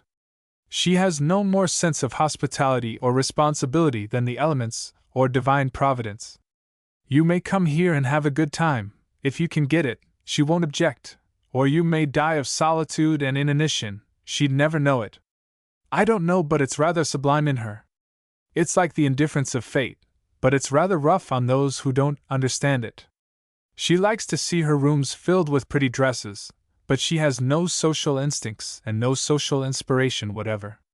She lights and heats and feeds her guests, and then she leaves them to themselves. She's a kind woman, Jane is a very good-natured woman, and I really think she'd be grieved if she thought anyone went away unhappy, but she does nothing to make them at home in her house, absolutely nothing. Perhaps she does all they deserve for them. I don't know that anyone acquires merit by coming to an evening party, and it's impossible to be personally hospitable to everybody in such a crowd. Yes, I've sometimes taken that view of it. And yet if you ask a stranger to your house, you establish a tacit understanding with him that you won't forget him after you have him there. I like to go about and note the mystification of strangers who've come here with some notion of a little attention. It's delightfully poignant. I suffer with them. It's a cheap luxury of woe. I follow them through all the turns and windings of their experience. Of course, the theory is that, being turned loose here with the rest, they may speak to anybody, but the fact is, they can't. Sometimes I should like to hail some of these unfriended spirits, but I haven't the courage. I'm not individually bashful, but I have 1,000 years of Anglo-Saxon civilization behind me. There ought to be policemen, to show strangers about and be kind to them. I've just seen 2 pretty women cast away in a corner, and clinging to a small watercolor on the wall with a show of interest that would melt a heart of stone. Why do you come, Mrs. Brinkley? I should like to know. You're not obliged to. No, said Mrs. Brinkley, lowering her voice instinctively, as if to bring his down. I suppose I come from force of habit. I've been coming a long time, you know. Why do you come? Because I can't sleep. If I could sleep, I should be at home in bed. A weariness came into his thin face and dim eyes that was pathetic, and passed into a whimsical sarcasm. I'm not one of the great leisure class, you know, that voluntarily turns night into day. Do you know what I go about saying now? Something amusing, I suppose. You'd better not be so sure of that. I've discovered a fact, or rather I've formulated an old one. I've always been troubled how to classify people here. There are so many exceptions, and I've ended by broadly generalizing them as women and men. Mrs. Brinkley was certainly amused at this. It seems to me that there you've been anticipated by nature, not to mention art. Oh, not in my particular view. The women in America represent the aristocracy which exists everywhere else in both sexes. You are born to the patrician leisure, you have the accomplishments and the clothes and manners and ideals, and we men are a natural commonalty, born to business, to newspapers, to cigars and horses. This natural female aristocracy of ours establishes the forms, usages, places, and times of society. The epicene aristocracies of other countries turn night into day in their social pleasures, and our noblesse sympathetically follows their example. You ladies, who can lie till noon next day, come to Jane's reception at 11 o'clock, and you drag along with you a herd of us brokers, bankers, merchants, lawyers, and doctors, who must be at our offices and counting rooms before 9 in the morning. The hours of us work people are regulated by the wholesome industries of the great democracy which we're a part of, and the hours of our wives and daughters by the deleterious pleasures of the old world aristocracy. That's the reason we're not all at home in bed. I thought you were not at home in bed because you couldn't sleep. I know it. And you've no idea how horrible a bed is that you can't sleep in. The old man's voice broke in a tremor. Ah, it's a bed of torture. I spend many a wicked hour in mine, envying St. Lawrence his gridiron. But what do you think of my theory? It's a very pretty theory. My only objection to it is that it's too flattering. You know I rather prefer to abuse my sex, and to be set up as a natural aristocracy. I don't know that I can quite agree to that, even to account satisfactorily for being at your sister-in-law's reception. You're too modest, Mrs. Brinkley. No, really. There ought to be some men among us, men without morrows. Now, why don't you and my husband set an example to your sex? Why don't you relax your severe sense of duty? Why need you insist upon being at your offices every morning at 9? Why don't you fling off these habits of lifelong industry, and be gracefully indolent in the interest of the higher civilization? Bromfield Corey looked round at her with a smile of relish for her satire. Her husband was a notoriously lazy man, who had chosen to live restrictively upon an inherited property rather than increase it by the smallest exertion. Do you think we could get Andy Palmer to join us? No, I can't encourage you with that idea. You must get on without Mr. Palmer. He's going back to Europe with his son-in-law. Do you mean that their girl's married? No, engaged. It's just out. Well, I must say Mrs. Palmer has made use of her time. He too liked to imply that it was all an effect of her maneuvering, and that the young people had nothing to do with it. This survival from European fiction dies hard. Who is the young man? Mrs. Brinkley gave him an account of Dan Mavering as she had seen him at Campobello, and of his family as she just heard of them. Mr. Munt was telling me about them as you came up. Why, was that John Munt? Yes, didn't you know him? No, said Corey sadly.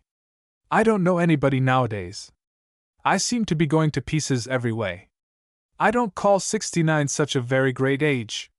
Not at all, cried Mrs. Brinkley. I'm 54 myself, and Brinkley's 60. But I feel 1,000 years old. I don't see people, and when I do I don't know 'em. My head's in a cloud. He let it hang heavily, then he lifted it, and said, He's a nice, comfortable fellow, Munt is. Why didn't he stop and talk a bit? Well, Munt's modest, you know, and I suppose he thought he might be the third that makes company a crowd. Besides, nobody stops and talks a bit at these things. They're afraid of boring or being bored. Yes, they're all in as unnatural a mood as if they were posing for a photograph. I wonder who invented this sort of thing? Do you know, said the old man, that I think it's rather worse with us than with any other people? We're a simple, sincere folk, domestic in our instincts, not gregarious or frivolous in any way, and when we're wrenched away from our firesides, and packed in our best clothes into Jane's gilded saloons, we feel vindictive, we feel wicked. When the Boston being abandons himself, or herself, to fashion, she suffers a depravation into something quite lurid. She has a bad conscience, and she hardens her heart with talk that's tremendously cynical. It's amusing, said Corey, staring round him purblindly at the groups and files of people surging and eddying past the corner where he sat with Mrs. Brinkley. No, it's shocking, said his companion. At any rate, you mustn't say such things, even if you think them. I can't let you go too far, you know. These young people think it heavenly here. She took with him the tone that elderly people use with those older than themselves who have begun to break. There were authority and patronage in it. At the bottom of her heart she thought that Bromfield Corey should not have been allowed to come, but she determined to keep him safe and harmless as far as she could. From time to time the crowd was a stationary mass in front of them, then it dissolved and flowed away, to gather anew. There were moments when the floor near them was quite vacant, then it was inundated again with silken trains. From another part of the house came the sound of music, and most of the young people who passed went two and two, as if they were partners in the dance, and had come out of the ballroom between dances. There was a good deal of nervous talk, politely subdued among them, but it was not the note of unearthly rapture which Mrs. Brinkley's conventional claim had implied. It was self-interested, eager, anxious, and was probably not different from the voice of good society anywhere. 36. Why, there's Dan Mavering now, said Mrs. Brinkley, rather to herself than to her companion. And alone! Dan's face showed above most of the heads and shoulders about him. It was flushed, and looked troubled and excited. He caught sight of Mrs. Brinkley, and his eyes brightened joyfully. He slipped quickly through the crowd, and bowed over her hand, while he stammered out, without giving her a chance for reply till the end. Oh, Mrs. Brinkley, I'm so glad to see you! I'm going. I want to ask a great favor of you, Mrs. Brinkley. I want to introduce some friends of mine to you, some ladies, Mrs. Brinkley, very nice people I met last summer at Portland. Their father, General Rain, has been building some railroads down east, and they're very nice people, but they don't know any ladies, and they've been looking at the pictures ever since they came. They're very good pictures, but it isn't an exhibition. He broke down with a laugh. Why, of course, Mr. Mavering, I shall be delighted, said Mrs. Brinkley, with a hospitality rendered reckless by her sympathy with the young fellow. By all means. Oh, thank you ever so much, said Dan. I'll bring them to you, they'll understand. He slipped into the crowd again. Corey made an offer of going. Mrs. Brinkley stopped him with her fan. No, stay, Mr. Corey. Unless you wish to go. I fancy it's the people you were talking about, and you must help me through with them. I ask nothing better, said the old man, unresentful of Dan's having not even seemed to see him, in his generous preoccupation. I should like to see how you'll get on, and perhaps I can be of use. Of course you can, the greatest. But why hasn't he introduced them to his Pasmers? What? Eh? Oh. Corey made these utterances in response to a sharper pressure of Mrs. Brinkley's fan on his arm. Dan was opening a way through the crowd before them for two ladies, whom he now introduced. Mrs. Frobisher, Mrs. Brinkley, and Miss Rain. Mrs. Brinkley cordially gave her hand to the ladies and said, May I introduce Mr. Corey? Mr. Mavering, let me introduce you to Mr. Corey. The old man rose and stood with the little group. Dan's face shone with flattered pride and joyous triumph. He bubbled out some happy incoherencies about the honor and pleasure, while at the same time he beamed with tender gratitude upon Mrs. Brinkley, who was behaving with a gracious, humorous kindliness to the aliens cast upon her mercies. Mrs. Frobisher, after a half-hour of Boston society, was not that presence of easy gaiety which crossed Dan's path on the Portland pavement the morning of his arrival from Campobello, but she was still a handsome, effective woman, of whom you would have hesitated to say whether she was showy or distinguished. Perhaps she was a little of both, with an air of command bred of supremacy in frontier garrisons. Her sister was like her in the way that a young girl may be like a young matron. They blossomed alike in the genial atmosphere of Mrs. Brinkley and of Mr. Corey. He began at once to make bantering speeches with them both. The friendliness of an old man and a stout elderly woman might not have been their ideal of success at an evening party, used as they were to the unstinted homage of young captains and lieutenants, but a brief experience of Mrs. Bellingham's hospitality must have taught them humility, and when a stout, elderly gentleman, whose baldness was still trying to be blonde, joined the group. The spectacle was not without its points of resemblance to a social ovation. Perhaps it was a Boston social ovation. "Hello, Corey!" said this stout gentleman, whom Mrs. Brinkley at once introduced as Mr. Bellingham, and whose salutation Corey returned with, "Hello, Charles!" of equal intimacy. Mr. Bellingham caught at the name of Frobisher. "Mrs. Major Dick Frobisher?" "Mrs. Colonel now, but Dick always," said the lady, with immediate camaraderie. "Do you know my husband?" "I should think so," said Bellingham, and a talk of common interest and mutual reminiscence sprang up between them. Bellingham graphically depicted his meeting with Colonel Frobisher the last time he was out on the plains, and Mrs.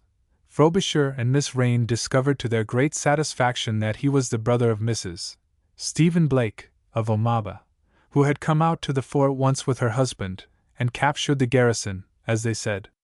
Mrs.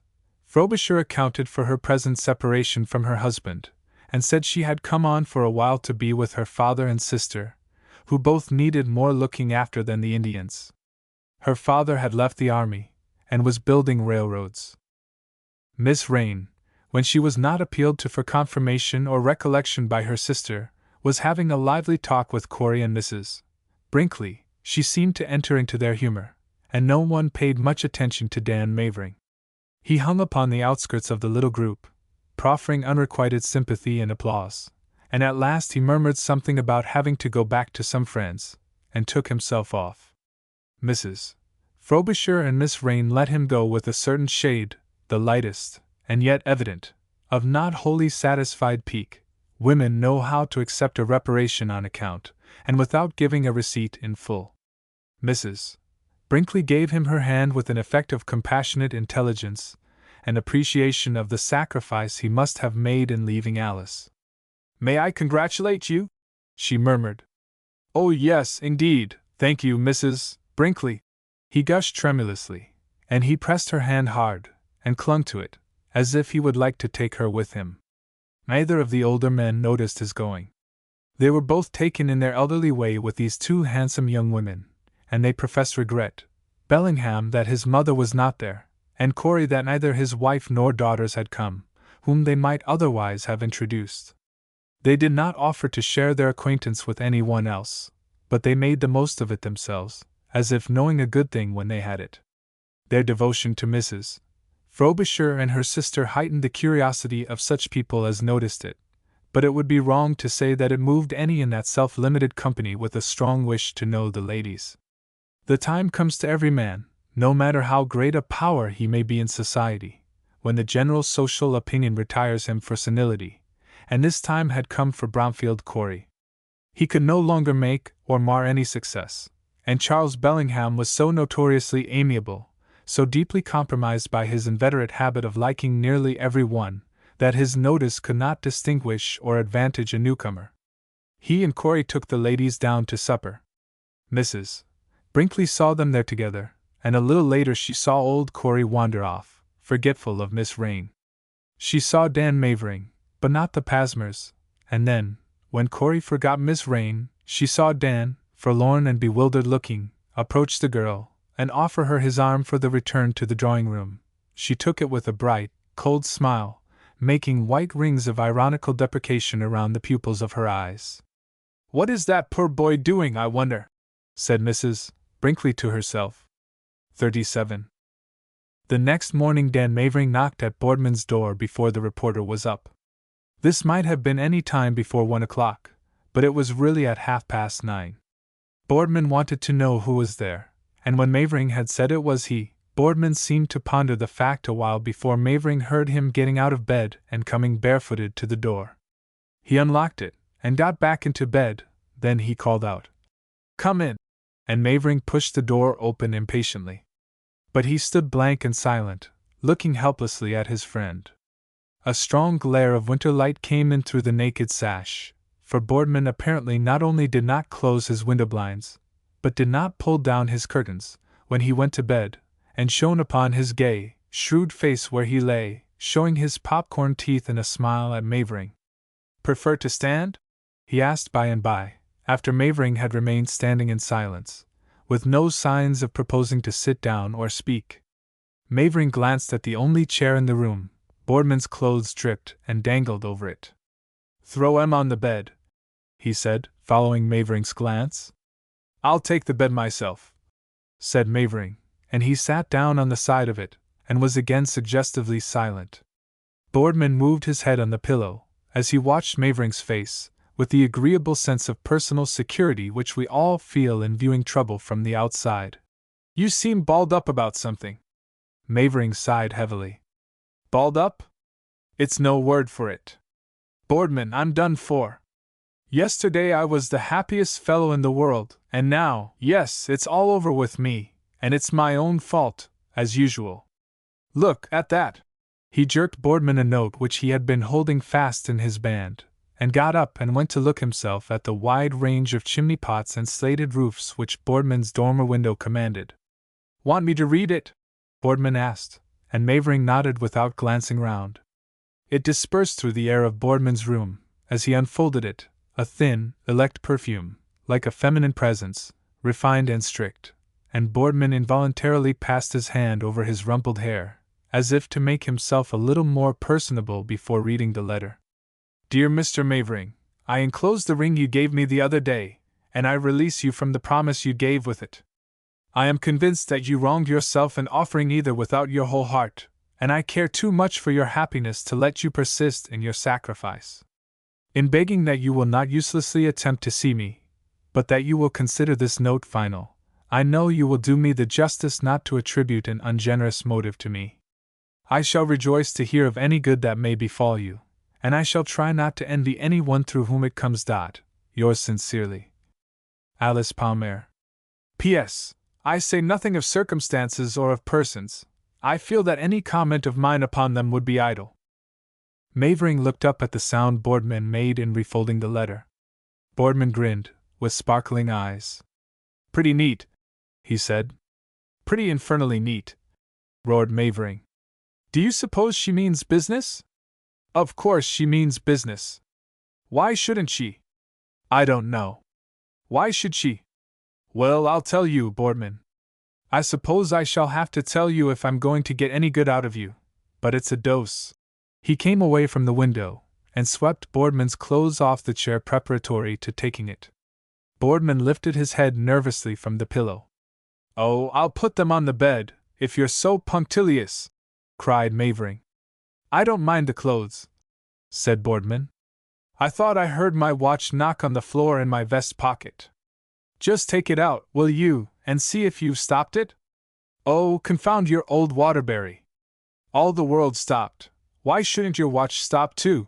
Mavering tugged it out of the pocket, and then shoved it back disdainfully. "You couldn't stop that thing with anything short of a sledgehammer. It's rattling away like a mowing machine. You know those Portland women, those ladies I spent the day with when you were down there at the regatta, the day I came from Campobello, Mrs. Frobisher and her sister?" He agglutinated one query to another till he saw a light of intelligence dawn in Boardman's eye. "Well, they're at the bottom of it, I suppose. I was introduced to them on class day, and I ought to have shown them some attention there, but the moment I saw Alice, Miss Palmer, I forgot all about em. But they didn't seem to have noticed it much, and I made it all right with them that day at Portland, and they came up in the fall, and I made an appointment with them to drive out to Cambridge and show them the place. They were to take me up at the Art Museum, but that was the day I met Miss Palmer, and I forgot about those women again." Boardman was one of those who seldom laugh, but his grin expressed all the malicious enjoyment he felt. He said nothing in the impressive silence which Mavering let follow at this point. "Oh, you think it was funny?" cried Mavering. "I thought it was funny too, but Alice herself opened my eyes to what I'd done, and I always intended to make it all right with them when I got the chance. I suppose she wished me to." Boardman grinned afresh. "She told me I must, though she seemed to dislike my having been with them the day after she'd thrown me over." But if Mavering interrupted himself to say, as the grin widened on Boardman's face, "If you think it was any case of vulgar jealousy, you're very much mistaken, Boardman. She isn't capable of it, and she was so magnanimous about it that I made up my mind to do all I could to retrieve myself. I felt that it was my duty to her. Well, last night at Mrs. Jim Bellingham's reception. A look of professional interest replaced the derision in Boardman's eyes. Any particular occasion for the reception? Given in honor of anybody? I'll contribute to your society notes some other time, Boardman, said Mavering haughtily. I'm speaking to a friend, not an interviewer. Well, whom should I see after the first waltz? I'd been dancing with Alice, and we were taking a turn through the drawing-room, and she hanging on my arm, and I knew everybody saw how it was, and I was feeling well. Whom should I see but these women? They were in a corner by themselves, looking at a picture, and trying to look as if they were doing it voluntarily. But I could see at a glance that they didn't know anybody, and I knew they had better be in the heart of the Sahara without acquaintances than where they were. And when they bowed forlornly across the room to me, my heart was in my mouth. I felt so sorry for them, and I told Alice who they were, and I supposed she'd want to rush right over to them with me. And did she rush? Asked Boardman, filling up a pause which Mavering made in wiping his face. How infernally hot you have it in here! He went to the window and threw it up, and then did not sit down again, but continued to walk back and forth as he talked. She didn't seem to know who they were at first, and when I made her understand she hung back, and said those showy things, and I must say I think she was wrong. They were dressed as quietly as 9/10 of the people there, only they are rather large, handsome women. I said I thought we ought to go and speak to them, they seemed stranded there, but she didn't seem to see it, and when I persisted she said, well, you go if you think best, but take me to Mama, and I supposed it was all right, and I told Mrs. Palmer I'd be back in a minute, and then I went off to those women. And after I talked with them a while I saw Mrs. Brinkley sitting with old Bromfield Corey in another corner, and I got them across and introduced them, after I'd explained to Mrs. Brinkley who they were, and they began to have a good time, and I didn't. Just so, said Boardman. I thought I hadn't been gone any while at all from Alice, but the weather had changed by the time I had got back. Alice was pretty serious, and she was engaged 2 or 3 dances deep, and I could see her looking over the fellow's shoulders, as she went round and round, pretty pale. I hung about till she was free, but then she couldn't dance with me, she said her head ached, and she made her mother take her home before supper, and I mooned round like my own ghost a while, and then I went home. And as if that wasn't enough, I could see by the looks of those other women, old Corey forgot Miss Rain in the supper room, and I had to take her back, that I hadn't made it right with them, even, they were as hard and smooth as glass. I'd ruined myself, and ruined myself for nothing. Mavering flung Boardman's chair over, and seated himself on its rungs. I went to bed, and waited for the next thing to happen. I found my thunderbolt waiting for me when I woke up. I didn't know what it was going to be, but when I felt the ring through the envelope of that note I knew what it was. I might read that note before I opened it. Give it to the Society for Psychical Research, suggested Boardman. Been to breakfast? Breakfast, echoed Mavering. Well, now, Boardman, what use do you suppose I've got for breakfast under the circumstances? Well, not very much, but your stories made me pretty hungry. Would you mind turning your back, or going out and sitting on the top step of the stairs landing, or something, while I get up and dress? Oh, I can go, if you want to get rid of me, said Mavering, with unresentful sadness. But I hoped you might have something to suggest, Bordy. Well, I've suggested 2 things, and you don't like either. Why not go round and ask to see the old lady? Mrs. Palmer? Yes. Well, I thought of that. But I didn't like to mention it, for fear you'd sit on it. When would you go? Well, about as quick as I could get there. It's early for a call, but it's a peculiar occasion, and it'll show your interest in the thing. You can't very well let it cool on your hands, unless you mean to accept the situation. What do you mean? Demanded Mavering, getting up and standing over Boardman. Do you think I could accept the situation, as you call it, and live? You did once, said Boardman. You couldn't unless you could fix it up with Mrs. Frobisher's sister. Mavering blushed. It was a different thing altogether then. I could have broken off then, but I tell you it would kill me now. I've got in too deep. My whole life's set on that girl. You can't understand, Boardman, because you've never been there, but I couldn't give her up. All right. Better go and see the old lady without loss of time, or the old man, if you prefer. Mavering sat down on the edge of the bed again. Look here, Boardman, what do you mean? By what? By being so confoundedly heartless. Did you suppose that I wanted to pay those women any attention last night from an interested motive? Seems to have been Miss Pasmer's impression. Well, you're mistaken. She had no such impression. She would have too much self-respect, too much pride, magnanimity. She would know that after such a girl as she is I couldn't think of any other woman. The thing is simply impossible. That's the theory. Theory? It's the practice. Certain exceptions. There's no exception in my case. No, sir. I tell you this thing is for all time, for eternity. It makes me or it mars me, once for all.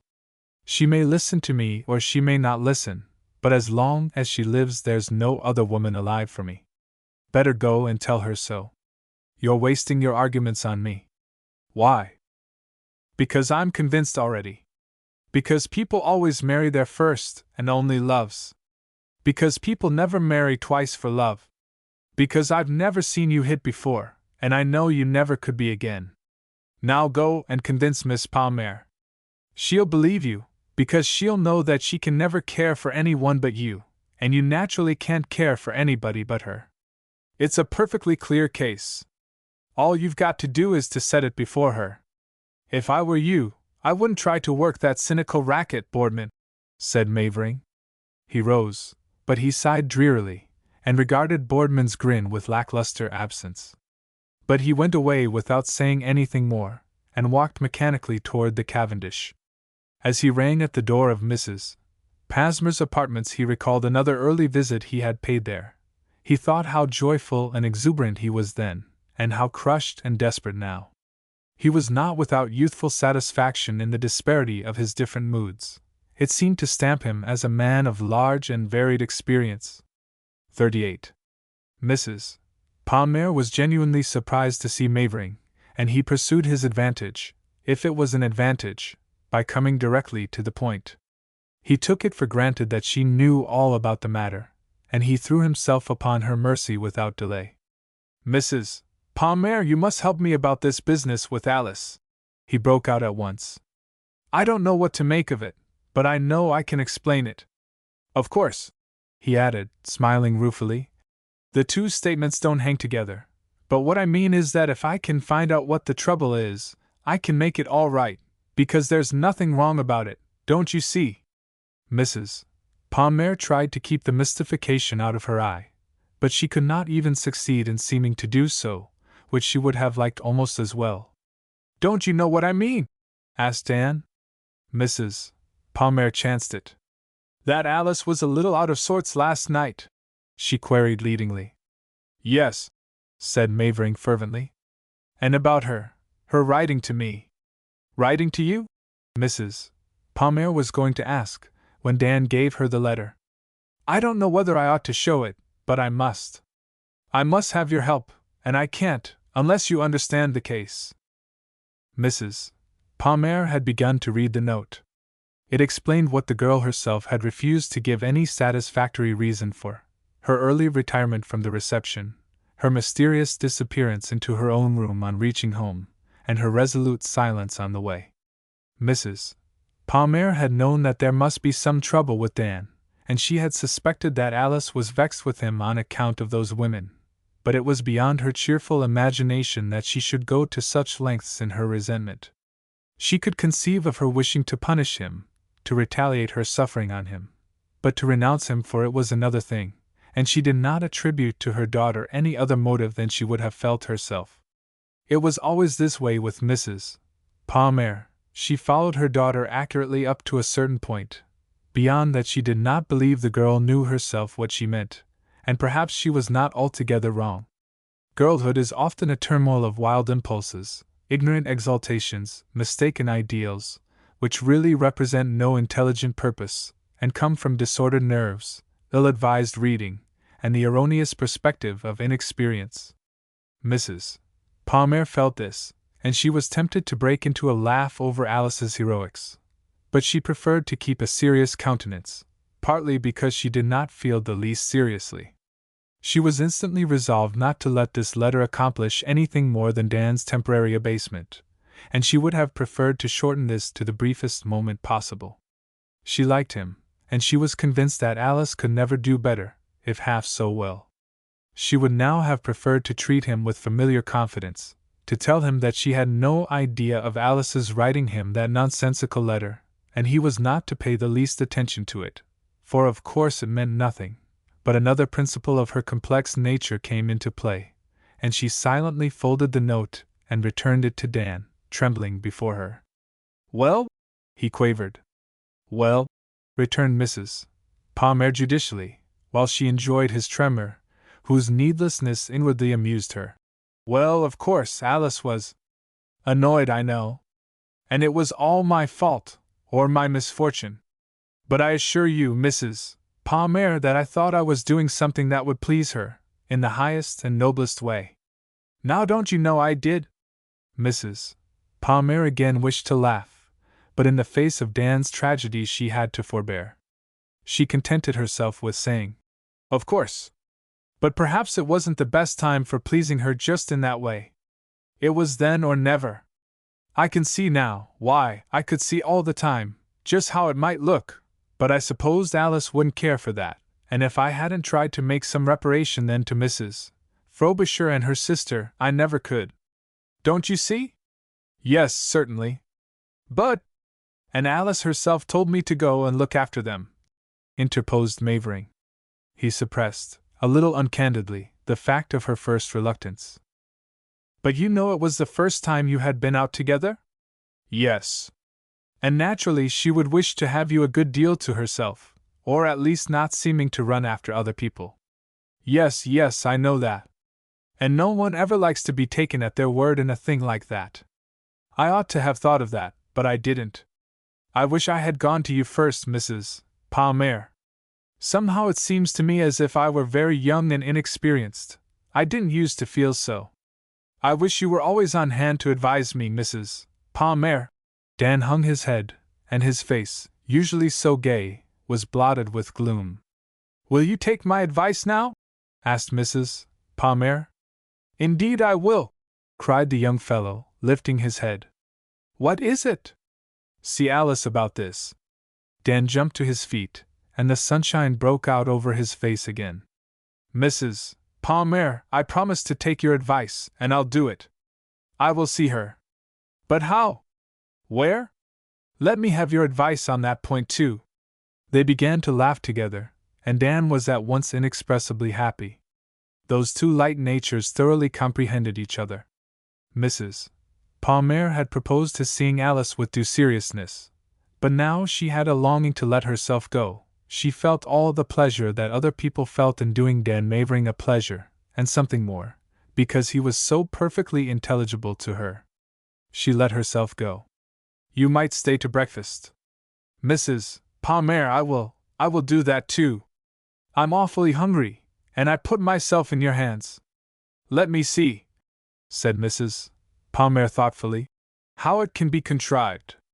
"Yes," said Mavering, ready for a panic. "How? She wouldn't stand a surprise?" "No, I had thought of that." "No behind a screen or next room business?" "No," said Mrs. Palmer, with a light sigh. "Alice is peculiar. I'm afraid she wouldn't like it. Isn't there any little ruse she would like?" "I can't think of any." "Perhaps I'd better go and tell her you're here and wish to see her." "Do you think you'd better?" asked Dan doubtfully. "Perhaps she won't come." "She will come," said Mrs. Palmer confidently. She did not say that she thought Alice would be curious to know why he had come, and that she was too just to condemn him unheard. But she was right about the main point. Alice came, and Dan could see with his own weary eyes that she had not slept either. She stopped just inside the portière, and waited for him to speak. But he could not, though a smile from his sense of the absurdity of their seriousness hovered about his lips. His first impulse was to rush upon her and catch her in his arms, and perhaps this might have been well, but the moment for it passed, and then it became impossible. "Well?" she said at last, lifting her head and looking at him with impassioned solemnity. You wished to see me? I hoped you wouldn't. It would have spared me something. But perhaps I had no right to your forbearance. Alice, how can you say such things to me? Asked the young fellow, deeply hurt. She responded to his tone. I'm sorry if it wounds you. But I only mean what I say. You've a right to my forbearance, and not only that, but to my life, to everything that I am, cried Dan, in a quiver of tenderness at the sight of her and the sound of her voice. Alice, why did you write me that letter? Why did you send me back my ring? Because, she said, looking him seriously in the face. Because I wished you to be free, to be happy. Well, you've gone the wrong way about it. I can never be free from you. I never can be happy without you. I did it for your good then, which ought to be above your happiness. Don't think I acted hastily. I thought it over all night long. I didn't sleep. Neither did I, interposed Dan. And I saw that I had no claim to you, that you never could be truly happy with me.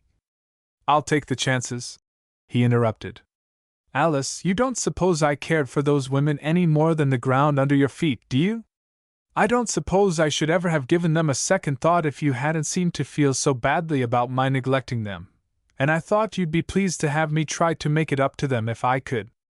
I know your motive was good, the noblest. Don't think that I did you injustice, or that I was vexed because you went away with them. You sent me. Yes, and now I give you up to them altogether. It was a mistake, a crime, for me to think we could be anything to each other when our love began with a wrong to someone else. With a wrong to someone else? You neglected them on class day after you saw me. Why, of course I did. How could I help it? A flush of pleasure came into the girl's pale face, but she banished it, and continued gravely. Then at Portland you were with them all day.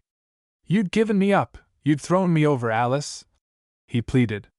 I know that, I don't blame you. But you made them believe that you were very much interested in them. I don't know what I did. I was perfectly desperate. Yes, it was my fault.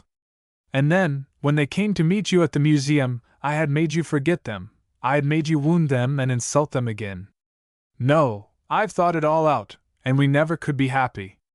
Don't think that I do it from any resentful motive. Alice? How could I think that, of you?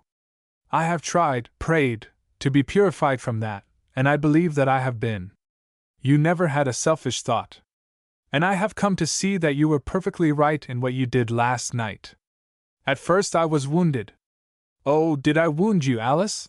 He grieved. But afterward I could see that you belonged to them, and not me, and I give you up to them. Yes, freely, fully. Alice stood there, beautiful, pathetic, austere, and Dan had halted in the spot to which he had advanced, when her eye forbade him to approach nearer. He did not mean to joke, and it was in despair that he cried out. But which, Alice? There are two of them. Two? She repeated vaguely. Yes, Mrs. Frobisher and Miss Rain. You can't give me up to both of them. Both? She repeated again. She could not condescend to specify. It would be ridiculous, and as it was, she felt her dignity hopelessly shaken. The tears came into her eyes. Yes. And neither of them wants me, they haven't got any use for me. Mrs. Frobisher is married already, and Miss Rain took the trouble last night to let me feel that, so far as she was concerned, I hadn't made it all right, and couldn't. I thought I had rather a cold parting with you, Alice, but it was quite tropical to what you left me to. A faint smile, mingled with a blush of relenting, stole into her face, and he hurried on. I don't suppose I tried very hard to thaw her out. I wasn't much interested. If you must give me up, you must give me up to someone else, for they don't want me, and I don't want them. Alice's head dropped lower, and he could come nearer now without her seeming to know it. But why need you give me up? There's really no occasion for it, I assure you. I wished, she explained, to show you that I loved you for something above yourself and myself, far above either. She stopped and dropped the hand which she had raised to fend him off, and he profited by the little pause she made to take her in his arms without seeming to do so. Well, he said. "I don't believe I was formed to be loved on a very high plane. But I'm not too proud to be loved for my own sake, and I don't think there's anything above you, Alice." "Oh, yes, there is. I don't deserve to be happy, and that's the reason why I'm not allowed to be happy in any noble way. I can't bear to give you up, you know I can't, but you ought to give me up, indeed you ought. I have ideals, but I can't live up to them. You ought to go. You ought to leave me." She accented each little sentence by vividly pressing herself to his heart, and he had the wisdom or the instinct to treat their reconciliation as nothing settled, but merely provisional in its nature. "Well, we'll see about that. I don't want to go till after breakfast, anyway. Your mother says I may stay, and I'm awfully hungry. If I see anything particularly base in you, perhaps I shan't come back to lunch." Dan would have liked to turn it all off into a joke, now that the worst was apparently over, but Alice freed herself from him, and held him off with her hand set against his breast. "Does Mama know about it?" she demanded sternly. "Well, she knows there's been some misunderstanding," said Dan, with a laugh that was anxious, in view of the clouds possibly gathering again. "How much?" "Well, I can't say exactly." He would not say that he did not know, but he felt that he could truly say that he could not say.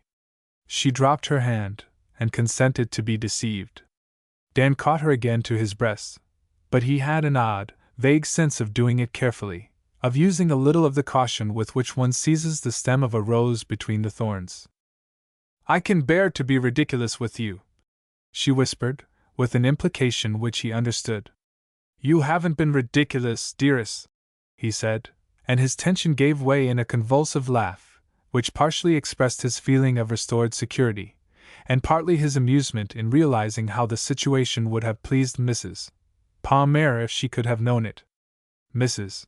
Palmer was seated behind her coffee biggin at the breakfast table when he came into the room with Alice, and she lifted an eye from its glass bulb long enough to catch his flying glance of exultation and admonition. Then, while she regarded the chemical struggle in the bulb, with the rapt eye of a magician reading fate in his crystal ball, she questioned herself how much she should know, and how much she should ignore. It was a great moment for Mrs. Palmer, full of delicious choice. "Do you understand this process, Mr. Mavering?" she said, glancing up at him warily for farther instruction. "I've seen it done," said Dan, "but I never knew how it was managed. I always thought it was going to blow up, but it seemed to me that if you were good and true and very meek, and had a conscience void of offense, it wouldn't." "Yes, that's what it seems to depend upon," said Mrs. Palmer, keeping her eye on the bulb. She dodged suddenly forward, and put out the spirit lamp. "Now have your coffee!" she cried, with a great air of relief. "You must need it by this time," she said with a low, cynical laugh. "Both of you! Did you always make coffee with a biggin in France, Mrs. Palmer?"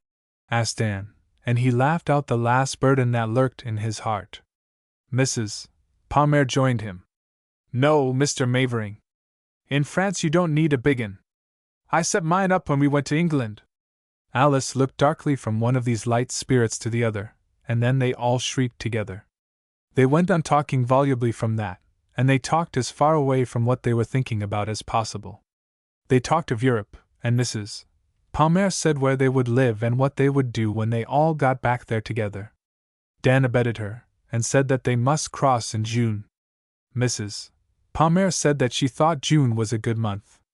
He asked if it were not the month of the marriages too, and she answered that he must ask Alice about that. Alice blushed and laughed her sweet, reluctant laugh, and said she did not know, she had never been married. It was silly, but it was delicious. It made them really one family. Deep in his consciousness a compunction pierced and teased Dan. But he said to himself that it was all a joke about their European plans, or else his people would consent to it if he really wished it. 39. A period of entire harmony and tenderness followed the episode which seemed to threaten the lovers with the loss of each other. Mavering forbore to make Alice feel that in attempting a sacrifice which consulted only his good and ignored his happiness, and then failing in it so promptly, she had played rather a silly part. After one or two tentative jokes in that direction he found the ground unsafe, and with the instinct which served him in place of more premeditated piety he withdrew, and was able to treat the affair with something like religious awe. He was obliged, in fact, to steady Alice's own faith in it, and to keep her from falling under dangerous self-condemnation in that and other excesses of uninstructed self-devotion. This brought no fatigue to his robust affection, whatever it might have done to a heart more tried in such exercises. Love acquaints youth with many things in character and temperament which are none the less interesting because it never explains them, and Dan was of such a make that its revelations of Alice were charming to him because they were novel. He had thought her a person of such serene and flawless wisdom that it was rather a relief to find her subject to gusts of imprudence, to unexpected passions and resentments, to foibles and errors, like other people. Her power of cold reticence, which she could employ at will, was something that fascinated him almost as much as that habit of impulsive concession which seemed to come neither from her will nor her reason. He was a person himself who was so eager to give other people pleasure that he quivered with impatience to see them happy through his words or acts. He could not bear to think that any one to whom he was speaking was not perfectly comfortable in regard to him, and it was for this reason perhaps that he admired a girl who could prescribe herself a line of social conduct, and follow it out regardless of individual pangs, who could act from ideals and principles, and not from emotions and sympathies. He knew that she had the emotions and sympathies, for there were times when she lavished them on him, and that she could seem without them was another proof of that depth of nature which he liked to imagine had first attracted him to her. Dan Mavering had never been able to snub anyone in his life. It gave him a great respect for Alice that it seemed not to cost her an effort or a regret, and it charmed him to think that her severity was part of the unconscious sham which imposed her upon the world for a person of inflexible design and invariable constancy to it. He was not long in seeing that she shared this illusion, if it was an illusion, and that perhaps the only person besides himself who was in the joke was her mother. Mrs. Palmer and he grew more and more into each other's confidence in talking Alice over, and he admired the intrepidity of this lady, who was not afraid of her daughter even in the girl's most topping moments of self-abasement. For his own part, these moods of hers never failed to cause him confusion and anxiety. They commonly intimated themselves parenthetically in the midst of some blissful talk they were having, and overcast his clear sky with retrospective ideals of conduct or presentimental plans for contingencies that might never occur. He found himself suddenly under condemnation for not having reproved her at a given time when she forced him to admit she had seemed unkind or cold to others. She made him promise that even at the risk of alienating her affections he would make up for her deficiencies of behavior in such matters whenever he noticed them. She now praised him for what he had done for Mrs. Frobisher and her sister at Mrs. Bellingham's reception. She said it was generous, heroic.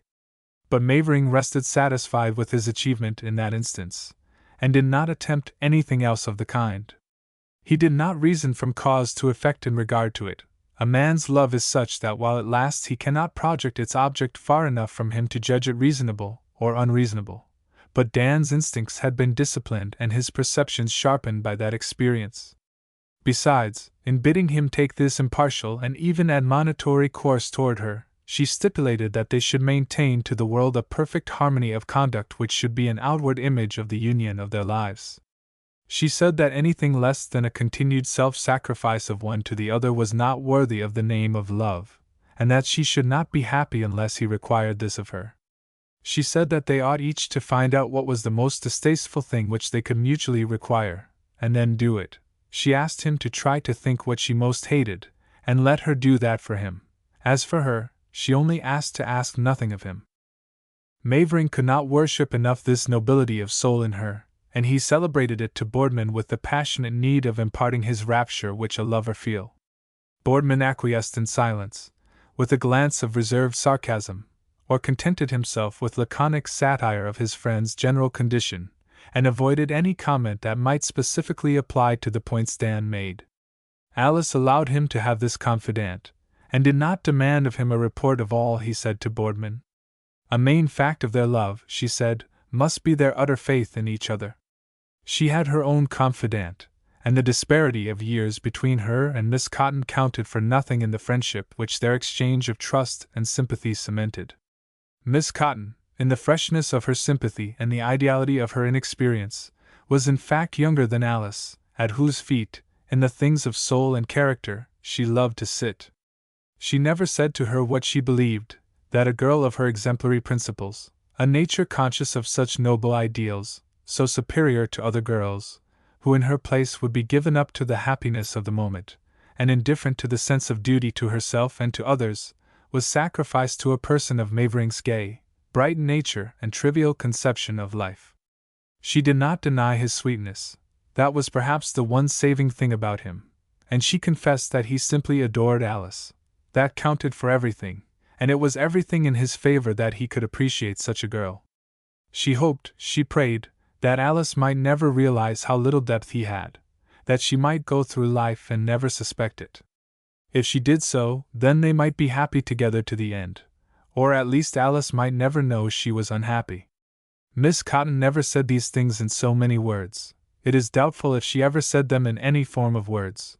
With her sensitive anxiety not to do injustice to anyone, she took Dan's part against those who viewed the engagement as she allowed it to appear only to her secret heart. She defended him the more eagerly because she felt that it was for Alice's sake, and that everything must be done to keep her from knowing how people looked at the affair, even to changing people's minds. She said to all who spoke to her of it that of course Alice was superior to him, but he was devoted to her, and he would grow into an equality with her. He was naturally very refined, she said, and if he was not a very serious person, he was amiable beyond anything. She alleged many little incidents of their acquaintance at Campobello in proof of her theory that he had an instinctive appreciation of Alice, and she was sure that no one could value her nobleness of character more than he. She had seen them a good deal together since their engagement, and it was beautiful to see his manner with her. They were opposites, but she counted a good deal upon that very difference in their temperaments to draw them to each other. It was an easy matter to see Dan and Alice together. Their engagement came out in the usual way. It had been announced to a few of their nearest friends, and intelligence of it soon spread from their own set through society generally. It had been published in the Sunday papers while it was still in the tender condition of a rumor, and had been denied by some of their acquaintance, and believed by all. The Palmer cousinship had been just in the performance of the duties of blood toward Alice since the return of her family from Europe, and now did what was proper in the circumstances. All who were connected with her called upon her and congratulated her. They knew Dan, the younger of them, much better than they knew her, and though he had shrunk from the nebulous bulk of social potentiality which every young man is to that much smaller nucleus to which definite betrothal reduces him, they could be perfectly sincere in calling him the sweetest fellow that ever was, and too lovely to live. In such a matter Mr. Palmer was naturally nothing. He could not be less than he was at other times, but he was not more, and it was Mrs. Palmer who shared fully with her daughter the momentary interest which the engagement gave Alice with all her kindred. They believed, of course, that they recognized in it an effect of her skill in managing. They agreed to suppose that she had got Mavering for Alice, and to ignore the beauty and passion of youth as factors in the case. The closest of the kindred, with the romantic delicacy of Americans in such things, approached the question of Dan's position and prospects, and heard with satisfaction the good accounts which Mrs. Palmer was able to give of his father's prosperity. There had always been more or less apprehension among them of a time when a family subscription would be necessary for Bob Palmer, and in the relief which the new situation gave them some of them tried to remember having known Dan's father in college, but it finally came to their guessing that they must have heard John Munt speak of him. Mrs. Palmer had a supreme control in the affair. She believed with the rest, so deeply is this delusion seated, that she had made the match. But knowing herself to have used no dishonest magic in the process, she was able to enjoy it with a clean conscience. She grew fonder of Dan. They understood each other. She was his refuge from Alice's ideals, and helped him laugh off his perplexity with them. They were none the less sincere because they were not in the least frank with each other. She let Dan beat about the bush to his heart's content, and waited for him at the point which she knew he was coming to, with an unconsciousness which he knew was factitious. Either of them got tired of this, or failed freshly to admire the other's strategy. XL. It cannot be pretended that Alice was quite pleased with the way her friends took her engagement, or rather the way in which they spoke of Dan. It seemed to her that she alone, or she chiefly, ought to feel that sweetness and loveliness of which every one told her, as if she could not have known it. If he was sweet and lovely to every one, how was he different to her except in degree? Ought he not to be different in kind? She put the case to Miss Cotton, whom it puzzled, while she assured Alice that he was different in kind to her, though he might not seem so. The very fact that he was different in degree proved that he was different in kind. This logic sufficed for the moment of its expression, but it did not prevent Alice from putting the case to Dan himself. At one of those little times when she sat beside him alone and rearranged his necktie, or played with his watch chain, or passed a critical hand over his cowlick, she asked him if he did not think they ought to have an ideal in their engagement. What ideal? He asked. He thought it was all solid ideal through and through. Oh, she said, be more and more to each other. He said he did not see how that could be. If there was anything more of him, she was welcome to it, but he rather thought she had it all. She explained that she meant being less to others, and he asked her to explain that. Well, when we're anywhere together, don't you think we ought to show how different we are to each other from what we are to anyone else? Dan laughed. I'm afraid we do, Alice. I always supposed one ought to hide that little preference as much as possible.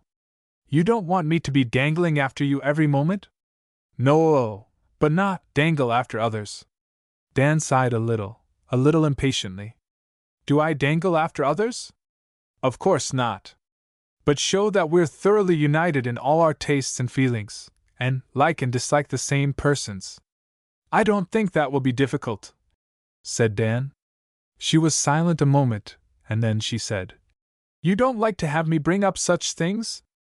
Oh yes, I do. I wish to be and do just what you wish. But I can understand, that you would sooner pass the time without talking of them. You like to be perfectly happy, and not to have any cares when you're with me this way? Well, yes, I suppose I do, said Dan, laughing again. I suppose I rather do like to keep pleasure and duty apart. But there's nothing you can wish, Alice, that isn't a pleasure to me. I'm very different, said the girl. I can't be at peace unless I know that I have a right to be so. But now, after this, I'm going to do your way. If it's your way, it'll be the right way, for me. She looked sublimely resolved, with a grand lift of the eyes, and Dan caught her to him in a rapture, breaking into laughter. Oh, don't! Mine's a bad way, the worst kind of a way, he cried. It makes everybody like you, and mine makes nobody like me. It makes me like you, and that's quite enough. I don't want other people to like you. Yes, that's what I mean, cried Alice, and now she flung herself on his neck, and the tears came. Do you suppose it can be very pleasant to have everybody talking of you as if everybody loved you as much as I do? She clutched him tighter and sobbed. Oh, Alice! Alice! Alice! Nobody could ever be what you are to me! He soothed and comforted her with endearing words and touches. But before he could have believed her half consoled, she pulled away from him, and asked, with shining eyes, Do you think Mr. Boardman is a good influence in your life? Boardman! Cried Mavering, in astonishment. Why, I thought you liked Boardman. I do, and I respect him very much. But that isn't the question. Don't you think we ought to ask ourselves how others influence us? Well, I don't see much of Bordy nowadays, but I like to drop down and touch earth and Bordy once in a while. I'm in the air so much. Board has more common sense, more solid chunk wisdom, than anybody I know. He's kept me from making a fool of myself more times. Wasn't he with you that day with those women in Portland? Dan winced a little, and then laughed. No, he wasn't. That was the trouble. Boardman was off on the press boat.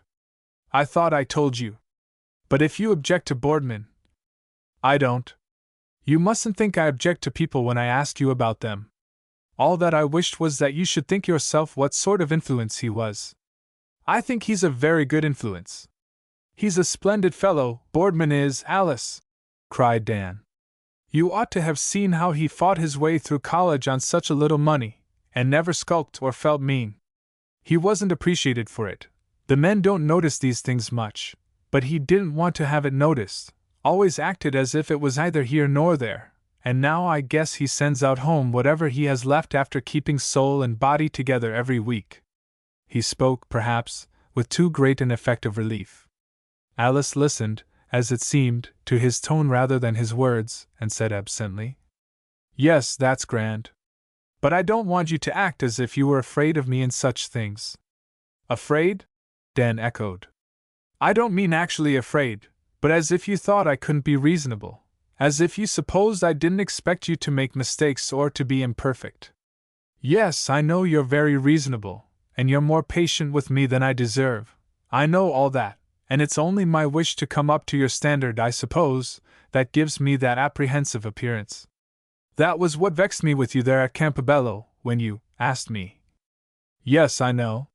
You ought to have understood me better.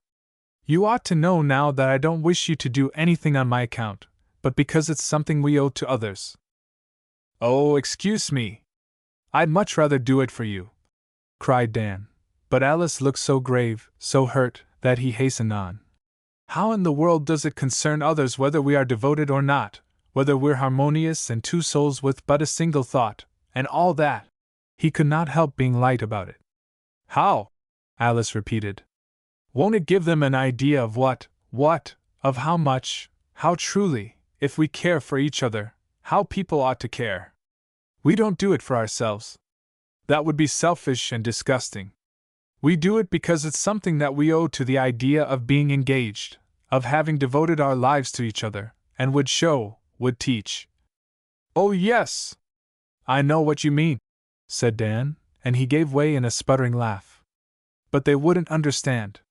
They'd only think we were spoons on each other, and if they noticed that I cooled off toward people I'd liked, and warmed up toward those you liked, they'd say you made me." "Should you care?" asked Alice sublimely, withdrawing a little from his arm. "Oh, no! Only on your account," he answered, checking his laugh. "You needn't on my account," she returned. "If we sacrifice some little preferences to each other, isn't that right? I shall be glad to sacrifice all of mine to you. Isn't our marriage to be full of such sacrifices? I expect to give up everything to you." She looked at him with a sad severity. He began to laugh again. "Oh no, Alice! Don't do that! I couldn't stand it. I want some little chance at the renunciations myself." She withdrew still further from his side, and said, with a cold anger, "It's that detestable Mrs. Brinkley." "Mrs. Brinkley!" shouted Dan. "Yes, with her pessimism. I have heard her talk. She influences you. Nothing is sacred to her. It was she who took up with those army women that night. Well, Alice, I must say you can give things as ugly names as the next one. I haven't seen Mrs. Brinkley the whole winter, except in your company. But she has more sense than all the other women I know." "Oh, thank you. You know I don't mean you," he pushed on. "And she isn't a pessimist. She's very kind-hearted, and that night she was very polite and good to those army women, as you call them, when you had refused to say a word or do anything for them." "I knew it had been rankling in your mind all along," said the girl. "I expected it to come out sooner or later. And you talk about renunciation! You never forget nor forgive the slightest thing. But I don't ask your forgiveness. Alice! No, you are as hard as iron. You have that pleasant outside manner that makes people think you're very gentle and yielding, but all the time you're like adamant. I would rather die than ask your forgiveness for anything, and you'd rather let me than give it.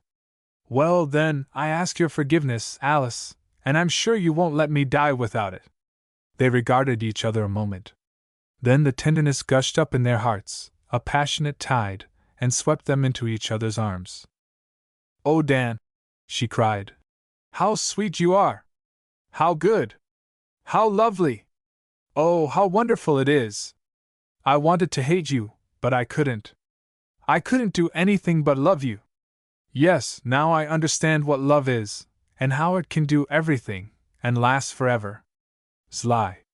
Mavering came to lunch the next day, and had a word with Mrs. Palmer before Alice came in. Mr. Palmer usually lunched at the club. "We don't see much of Mrs. Saintsbury nowadays," he suggested.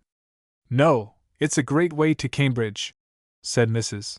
Palmer, stifling, in a little sigh of apparent regret for the separation, the curiosity she felt as to Dan's motive in mentioning Mrs. Saintsbury. She was very patient with him when he went on. "Yes, it is a great way. And a strange thing about it is that when you're living here it's a good deal further from Boston to Cambridge than it is from Cambridge to Boston." "Yes," said Mrs. Palmer. "Everyone notices that." Dan sat absently silent for a time before he said, "Yes, I guess I must go out and see Mrs. Saintsbury." "Yes, you ought. She's very fond of you. You and Alice ought both to go." "Does Mrs. Saintsbury like me?" asked Dan. "Well, she's awfully nice." "Don't you think she's awfully fond of formulating people?" "Oh, everybody in Cambridge does that. They don't gossip, they merely accumulate materials for the formulation of character." "And they get there just the same!" cried Dan. "Mrs. Saintsbury used to think she had got me down pretty fine," he suggested. "Yes," said Mrs. Palmer, with an indifference which they both knew she did not feel. "Yes. She used to accuse me of preferring to tack, even in a fair wind." He looked inquiringly at Mrs. Palmer, and she said, "How ridiculous!" "Yes, it was. Well, I suppose I am rather circuitous about some things." "Oh, not at all. And I suppose I'm rather a trial to Alice in that way." He looked at Mrs. Palmer again, and she said, "I don't believe you are, in the least. You can't tell what is trying to a girl." "No," said Dan pensively. "I can't." Mrs. Palmer tried to render the interest in her face less vivid. "I can't tell where she's going to bring up. Talk about tacking! Do you mean the abstract girl, or Alice?" "Oh, the abstract girl," said Dan, and they laughed together. "You think Alice is very straightforward, don't you?" "Very," said Mrs. Palmer, looking down with a smile. "For a girl." "Yes, that's what I mean. And don't you think the most circuitous kind of fellow would be pretty direct compared with the straightforwardest kind of girl?" There was a rueful defeat and bewilderment in Dan's face that made Mrs. Palmer laugh. "What has she been doing now?" she asked. "Mrs. Palmer," said Dan, "you and I are the only frank and open people I know. Well, she began to talk last night about influence, the influence of other people on us, and she killed off nearly all the people I like before I knew what she was up to, and she finished with Mrs. Brinkley. I'm glad she didn't happen to think of you, Mrs. Palmer, or I shouldn't be associating with you at the present moment." This idea seemed to give Mrs. Palmer inexpressible pleasure. Dan went on. "Do you quite see the connection between our being entirely devoted to each other and my dropping Mrs. Brinkley?" "I don't know," said Mrs. Palmer. "Alice doesn't like satirical people." "Well, of course not. But Mrs. Brinkley is such an admirer of hers." "I dare say she tells you so." "Oh, but she is." "I don't deny it," said Mrs. Palmer. "But if Alice feels something inimical, antipatico, in her atmosphere, it's no use talking." "Oh no, it's no use talking, and I don't know that I want to talk." After a pause, Mavering asked, "Mrs. Palmer, don't you think that where two people are going to be entirely devoted to each other, and self-sacrificing to each other, they ought to divide, and one do all the devotion, and the other all the self-sacrifice?" Mrs. Palmer was amused by the droll look in Dan's eyes. "I think they ought to be willing to share evenly," she said. "Yes, that's what I say, share and share alike. I'm not selfish about those little things." He blew off a long sighing breath. "Mrs.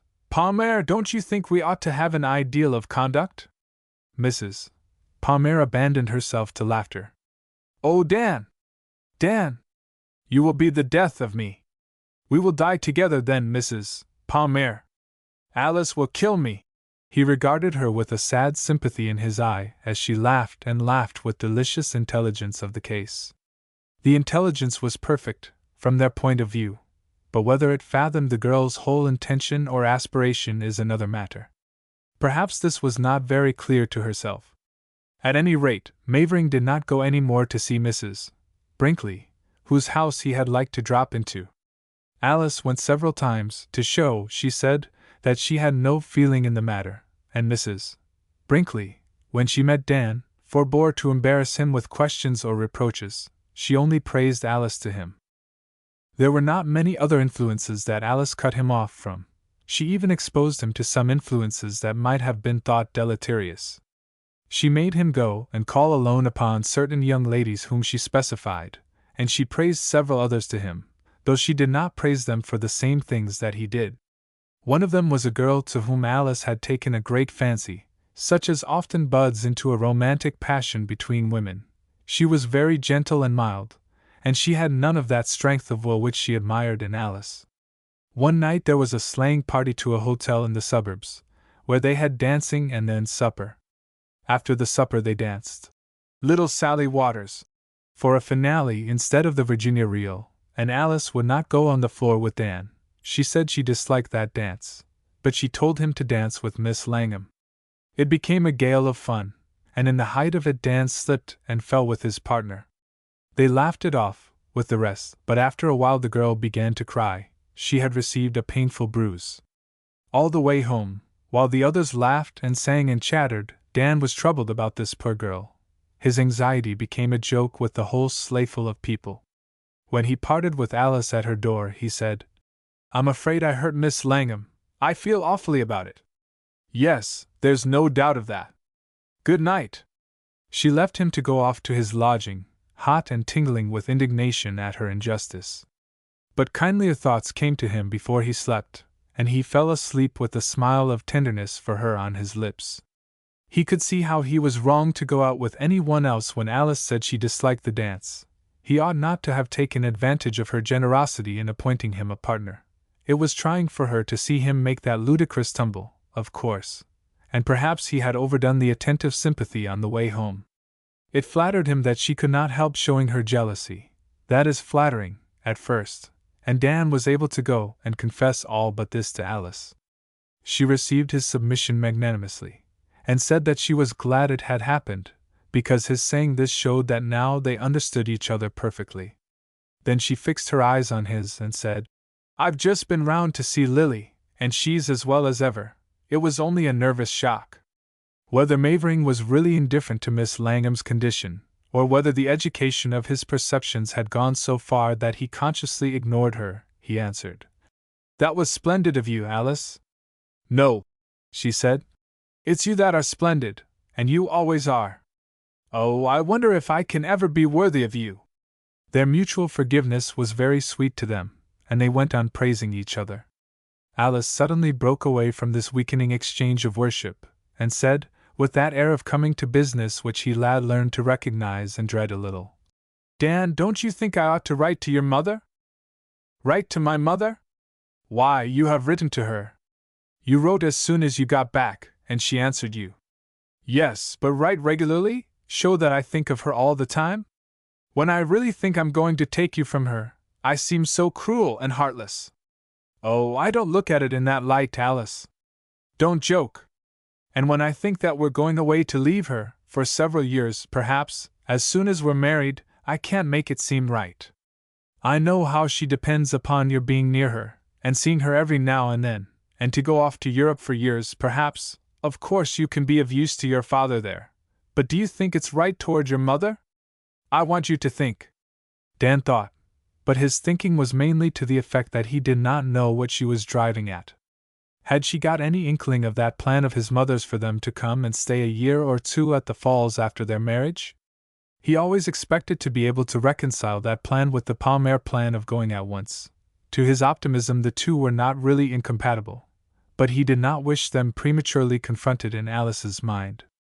Was this her way of letting him know that she knew what his mother wished, and that she was willing to make the sacrifice? Or was it just some vague longing to please him by a show of affection toward his family, an unmeditated impulse of reparation? He had an impulse himself to be frank with Alice, to take her at her word, and to allow that he did not like the notion of going abroad. This was Dan's notion of being frank. He could still reserve the fact that he had given his mother a tacit promise to bring Alice home to live, but he postponed even this. He said, "Oh, I guess that'll be all right, Alice. At any rate, there's no need to think about it yet a while. That can be arranged." "Yes," said Alice. "But don't you think I'd better get into the habit of writing regularly to your mother now, so that there needn't be any break when we go abroad?"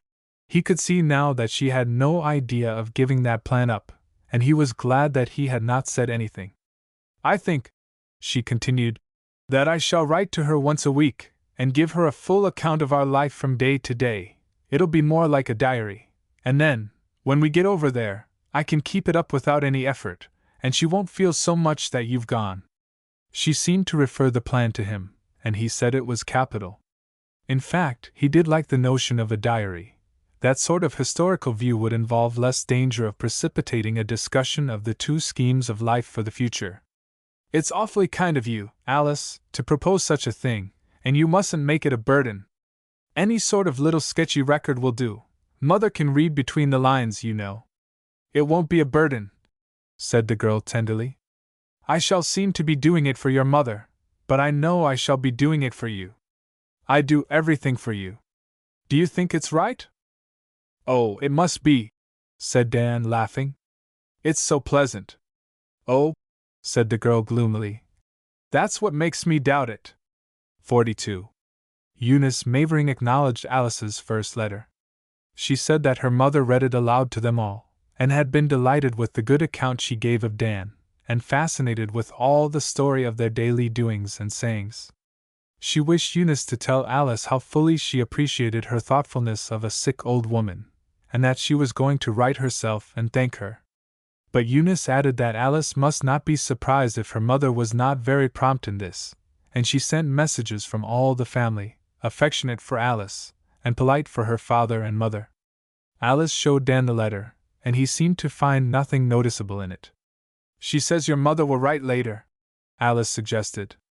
"Yes. You ought to feel very much complimented by that. Mother's autographs are pretty uncommon," he said, smiling. "Why doesn't she write? Can't she? Does it tire her?" asked Alice. "Oh yes, she can write, but she hates to. She gets Eunice or Minnie to write usually." "Dan!"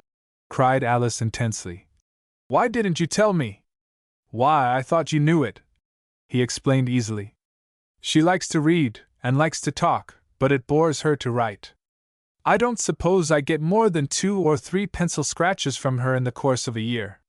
She makes the girls write. But you needn't mind her not writing. You may be sure she's glad of your letters. It makes me seem very presumptuous to be writing to her when there's no chance of her answering." Alice grieved. "It's as if I had passed over your sisters' heads. I ought to have written to them." "Oh, well, you can do that now," said Dan soothingly. No, I can't do it now. It would be ridiculous." She was silent, and presently she asked, "Is there anything else about your mother that I ought to know?" She looked at him with a sort of impending discipline in her eyes which he had learned to dread. It meant such a long course of things, such a very great variety of atonement and expiation for him, that he could not bring himself to confront it steadily. His heart gave a feeble leap. He would have gladly told her all that was in it, and he meant to do so at the right time, but this did not seem the moment. "I can't say that there is," he answered coldly. In that need of consecrating her happiness which Alice felt, she went a great deal to church in those days. Sometimes she felt the need almost of defense against her happiness, and a vague apprehension mixed with it. Could it be right to let it claim her whole being, as it seemed to do? Then was the question which she once asked Dan, and it made him laugh, and catch her to him in a rapture that served for the time, and then left her to more morbid doubts.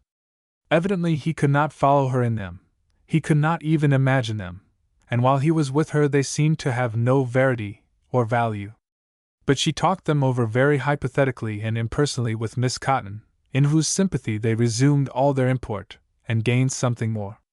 In the idealization which the girl underwent in this atmosphere all her thoughts and purposes had a significance which she would not of herself, perhaps, have attached to them.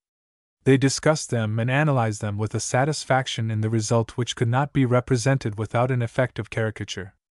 They measured Alice's romance together, and evolved from it a sublimation of responsibility, of duty, of devotion, which Alice found it impossible to submit to Dan when he came with his simple-hearted, single-minded purpose of getting Mrs. Palmer out of the room, and sitting down with his arm around Alice's waist. When he had accomplished this, it seemed sufficient in itself, and she had to think, to struggle to recall things beyond it, above it. He could not be made to see at such times how their lives could be more in unison than they were. When she proposed doing something for him which he knew was disagreeable to her, he would not let her, and when she hinted at anything she wished him to do for her because she knew it was disagreeable to him, he consented so promptly, so joyously, that she perceived he could not have given the least thought to it. She felt every day that they were alien in their tastes and aims. Their pleasures were not the same, and though it was sweet, though it was charming, to have him give up so willingly all his preferences, she felt, without knowing that the time must come when this could not be so, that it was all wrong. But these very differences, these antagonisms, if you wish to call them so, suggested Miss Cotton, in talking Alice's misgivings over with her, aren't they just what will draw you together more and more? Isn't it what attracted you to each other? The very fact that you are such perfect counterparts. Yes, the girl assented. That's what we're taught to believe. She meant by the novels, to which we all trust our instruction in such matters, and her doubt doubly rankled after she had put it to silence. She kept on writing to Dan's mother, though more and more perfunctorily, and now Eunice and now Minnie Mavering acknowledged her letters. She knew that they must think she was silly, but having entered by Dan's connivance upon her folly, she was too proud to abandon it. At last, after she had ceased to expect it, came a letter from his mother, not a brief note, but a letter which the invalid had evidently tasked herself to make long and full, in recognition of Alice's kindness in writing to her so much. The girl opened it, and after a verifying glance at the signature, began to read it with a thrill of tender triumph, and the fond prevision of the greater pleasure of reading it again with Dan. But after reading it once through, she did not wait for him before reading it again and again. She did this with bewilderment, intershot with flashes of conviction, and then doubts of this conviction. When she could misunderstand no longer, she rose quietly and folded the letter, and put it carefully back into its envelope and into her writing desk, where she sat down and wrote, in her clearest and firmest hand, this note to Mavering. I wish to see you immediately. Alice Palmer. 43. Dan had learned, with a lover's keenness, to read Alice's moods in the most colorless wording of her notes.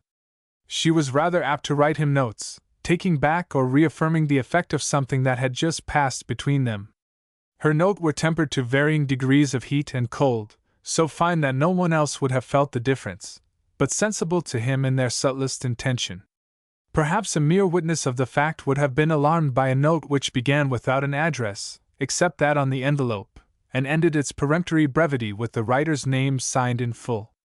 Dan read calamity in it, and he had all the more trouble to pull himself together to meet it because he had parted with unusual tenderness from Alice the night before, after an evening in which it seemed to him that their ideals had been completely reconciled.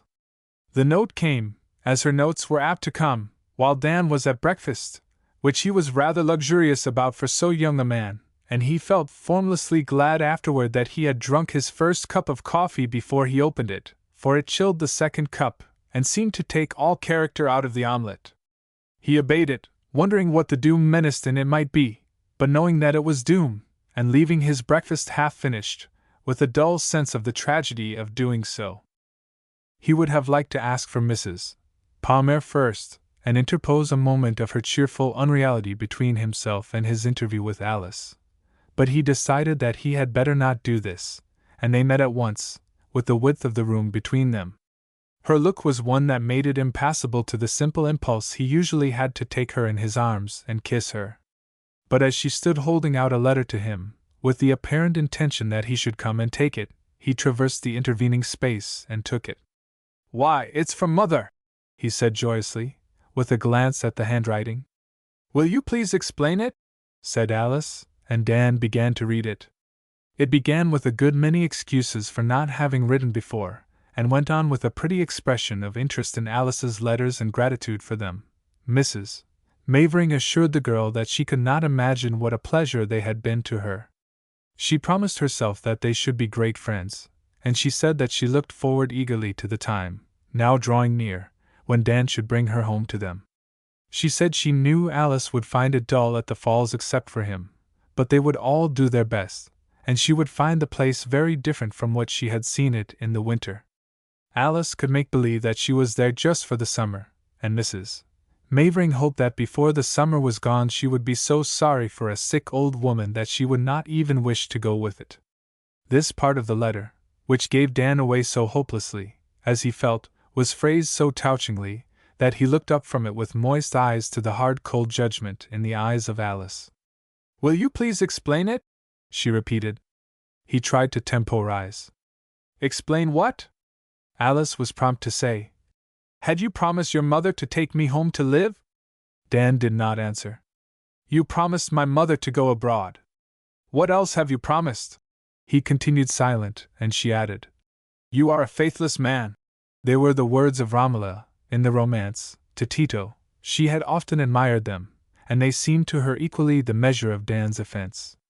"Alice, here are your letters and remembrances, Mr. Mavering." Dan mechanically received the packet she had been holding behind her.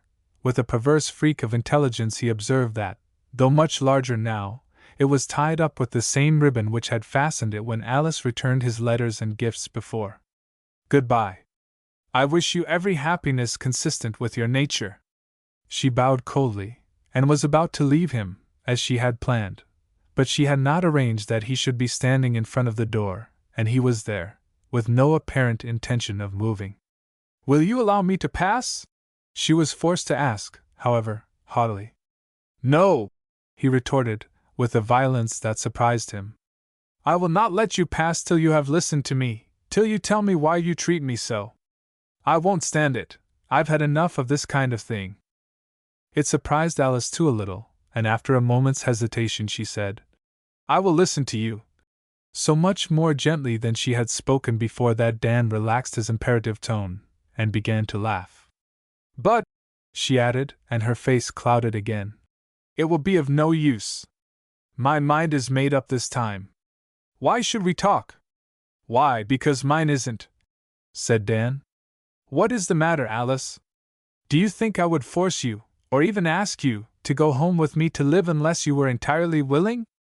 It could only be a temporary arrangement anyway." "That isn't the question," she retorted. "The question is whether you've promised your mother one thing and me another." "Well, I don't know about promising," said Dan, laughing a little more uneasily, but still laughing. "As nearly as I can remember, I wasn't consulted about the matter. Your mother proposed one thing, and my mother proposed another. And you agreed to both. That is quite enough, quite characteristic." Dan flushed, and stopped laughing. "I don't know what you mean by characteristic. The thing didn't have to be decided at once, and I didn't suppose it would be difficult for either side to give way, if it was judged best. I was sure my mother wouldn't insist. It seems very easy for your family to make sacrifices that are not likely to be required of them." "You mustn't criticize my mother!" cried Dan. "I have not criticized her. You insinuate that we would be too selfish to give up, if it were for the best. I do nothing of the kind, and unless you are determined to quarrel with me you wouldn't say so." "I don't wish a quarrel, none is necessary," said Alice coldly. "You accuse me of being treacherous." "I didn't say treacherous."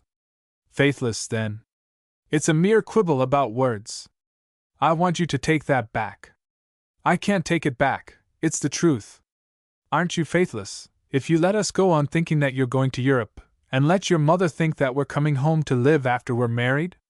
"No. I'm simply leaving the question open." "Yes," said the girl, sadly. "You like to leave questions open. That's your way. Well, I suppose I do till it's necessary to decide them. It saves the needless effusion of talk," said Dan, with a laugh, and then, as people do in a quarrel, he went back to his angry mood, and said, Besides, I suppose you would be glad of the chance to make some sacrifice for me. You're always asking for it. Thank you, Mr. Mavering, said Alice, for reminding me of it. Nothing is sacred to you, it seems. I can't say that you have ever sought any opportunities of self-sacrifice. I wasn't allowed time to do so, they were always presented. Thank you again, Mr. Mavering. All this is quite a revelation. I'm glad to know how you really felt about things that you seemed so eager for. Alice, you know that I would do anything for you, cried Dan, ruining his precipitate words. Yes, that's what you've repeatedly told me. I used to believe it. And I always believed what you said. You said at the picnic that day that you thought I would like to live at Ponquasset Falls if my business was there. That is not the point. And now you quarrel with me because my mother wishes me to do so. Alice merely said, I don't know why I stand here allowing you to intimidate me in my father's house. I demand that you shall stand aside and let me pass. I'll not oblige you to leave the room, said Dan. I will go. But if I go, you will understand that I don't come back. I hope that, said the girl. Very well. Good morning, Miss Palmer. She inclined her head slightly in acknowledgement of his bow, and he whirled out of the room and down the dim, narrow passageway into the arms of Mrs. Palmer, who had resisted as long as she could her curiosity to know what the angry voices of himself and Alice meant. Oh, Mr. Mavering, is it you? She buzzed, and she flung aside one pretense for another in adding, couldn't Alice make you stay to breakfast? Dan felt a rush of tenderness in his heart at the sound of the kind, humbugging little voice. No, thank you, Mrs. Palmer, I couldn't stay, thank you. I thank you very much. Goodbye, Mrs. Palmer. He wrung her hand, and found his way out of the apartment door, leaving her to clear up the mystery of his flight and his broken words as she could. Alice, she said, as she entered the room, where the girl had remained. What have you been doing now? Oh, nothing, she said, with a remnant of her scorn for Dan qualifying her tone and manner to her mother. I've dismissed Mr. Mavering. Then you want him to come to lunch? Asked her mother. I should advise him to refuse. I don't think he'd accept, said Alice. Then, as Mrs. Palmer stood in the door, preventing her egress, as Dan had done before, she asked meekly, Will you let me pass, Mamma? My head aches. Mrs. Palmer, whose easy triumphs in so many difficult circumstances kept her nearly always in good temper, let herself go, at these words, in vexation very uncommon with her. Indeed I shall not, she retorted. And you will please sit down here and tell me what you mean by dismissing Mr. Mavering. I'm tired of your whims and caprices. I can't talk, began the girl stubbornly. Yes, I think you can, said her mother. At any rate, I can. Now what is it all? Perhaps this letter will explain, said Alice, continuing to dignify her enforced submission with a tone of unabated hauteur, and she gave her mother Mrs. Mavering's letter, which Dan had mechanically restored to her. Mrs. Palmer read it, not only without indignation, but apparently without displeasure. But she understood perfectly what the trouble was, when she looked up and asked, cheerfully, Well? Well, repeated Alice, with a frown of astonishment. Don't you see that he's promised us one thing and her another, and that he's false to both? I don't know, said Mrs. Palmer, recovering her good humor in view of a situation that she felt herself able to cope with. Of course he has to temporize, to manage a little. She's an invalid, and of course she's very exacting. He has to humor her. How do you know he has promised her? He hasn't promised us. Hasn't promised us? Alice gasped. No, he's simply fallen in with what we've said. It's because he's so sweet and yielding, and can't bear to refuse. I can understand it perfectly. Then if he hasn't promised us, he's deceived us all the more shamefully, for he's made us think he had. He hasn't me, said Mrs. Palmer, smiling at the stormy virtue in her daughter's face. And what if you should go home a while with him, for the summer, say? It couldn't last longer, much, and it wouldn't hurt us to wait. I suppose he hoped for something of that kind. Oh, it isn't that, groaned the girl, in a kind of bewilderment. I could have gone there with him joyfully, and lived all my days, if he'd only been frank with me. Oh no, you couldn't, said her mother, with cozy security. When it comes to it, you don't like giving up any more than other people. It's very hard for you to give up. He sees that, he knows it, and he doesn't really like to ask any sort of sacrifice from you. He's afraid of you. Don't I know that?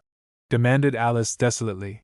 I've known it from the first, and I've felt it all the time. It's all a mistake, and has been. We never could understand each other. We're too different. That needn't prevent you understanding him. It needn't prevent you from seeing how really kind and good he is, how faithful and constant he is. Oh, you say that, you praise him, because you like him. Of course I do. And can't you? No, the least grain of deceit, of temporizing you call it, spoils everything. It's over, said the girl, rising, with a sigh, from the chair she had dropped into. We're best apart. We could only have been wretched and wicked together. What did you say to him, Alice? Asked her mother, unshaken by her rhetoric. I told him he was a faithless person. Then you were a cruel girl, cried Mrs. Palmer, with sudden indignation. And if you were not my daughter, I could be glad he had escaped you. I don't know where you got all those silly, romantic notions of yours about these things. You certainly didn't get them from me, she continued, with undeniable truth. And I don't believe you get them from your church. It's just as Miss Anderson said, your church makes allowance for human nature, but you make none. I shouldn't go to Julia Anderson for instruction in such matters, said the girl, with cold resentment. I wish you would go to her for a little common sense, or somebody, said Mrs. Palmer. Do you know what talk this will make? I don't care for the talk. It would be worse than talk to marry a man whom I couldn't trust, who wanted to please me so much that he had to deceive me, and was too much afraid of me to tell me the truth. You headstrong girl, said her mother impartially, admiring at the same time the girl's haughty beauty. There was an argument in reserve in Mrs. Palmer's mind which perhaps none but an American mother would have hesitated to urge. But it is so wholly our tradition to treat the important business of marriage as a romantic episode that even she could not bring herself to insist that her daughter should not throw away a chance so advantageous from every worldly point of view. She could only ask, if you break this engagement, what do you expect to do? The engagement is broken. I shall go into a sisterhood. You will do nothing of the kind, with my consent, said Mrs. Palmer.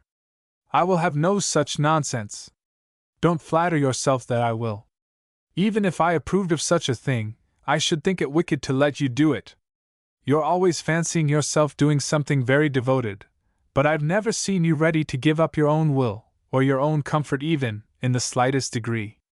And Dan Mavering, if he were twice as temporizing and circuitous, the word came to her from her talk with him, would be twice too good for you.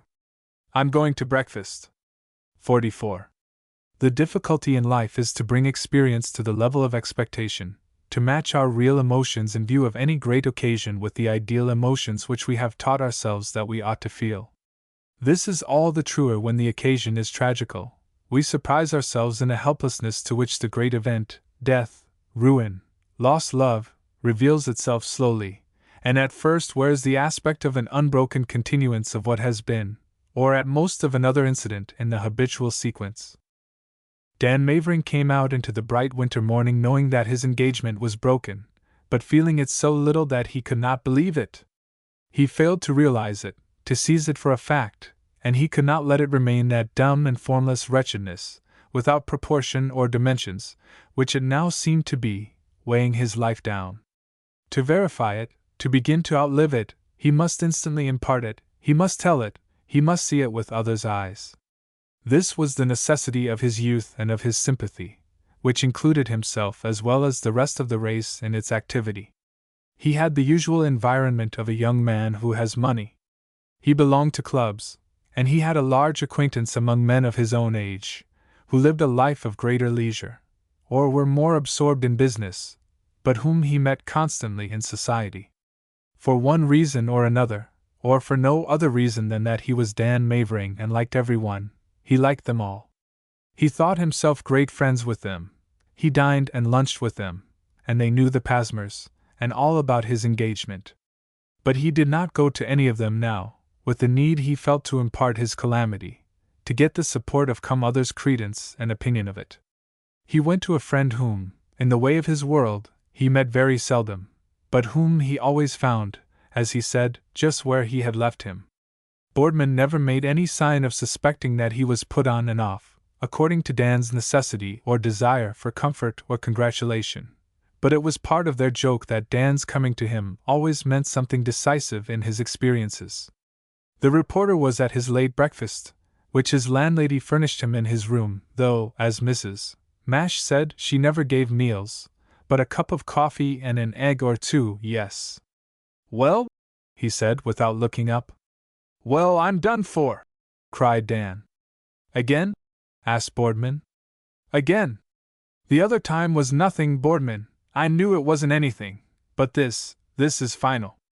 "Go on," said Boardman, looking about for his individual salt cellar, which he found under the edge of his plate, and Mavering laid the whole case before him. As he made no comment on it for a while, Dan was obliged to ask him what he thought of it. "Well," he said, with the smile that showed the evenness of his pretty teeth, "there's a kind of wild justice in it." He admitted this, with the object of meeting Dan's views in an opinion. "So you think I'm a faithless man too, do you?" demanded Mavering stormily. "Not from your point of view," said Boardman, who kept on quietly eating and drinking. Mavering was too amiable not to feel Boardman's innocence of offense in his unperturbed behavior. "There was no faithlessness about it, and you know it," he went on, half laughing, half crying, in his excitement, and making Boardman the avenue of an appeal really addressed to Alice. "I was ready to do what either side decided." "Or both," suggested Boardman. "Yes, or both," said Dan, boldly accepting the suggestion. "It wouldn't have cost me a pang to give up if I'd been in the place of either." "I guess that's what she could never understand," Boardman mused aloud. "And I could never understand how any one could fail to see that that was what I intended, expected, that it would all come out right of itself, naturally." Dan was still addressing Alice in this belated reasoning. "But to be accused of bad faith, of trying to deceive anyone. Pretty rough," said Boardman. "Rough? It's more than I can stand."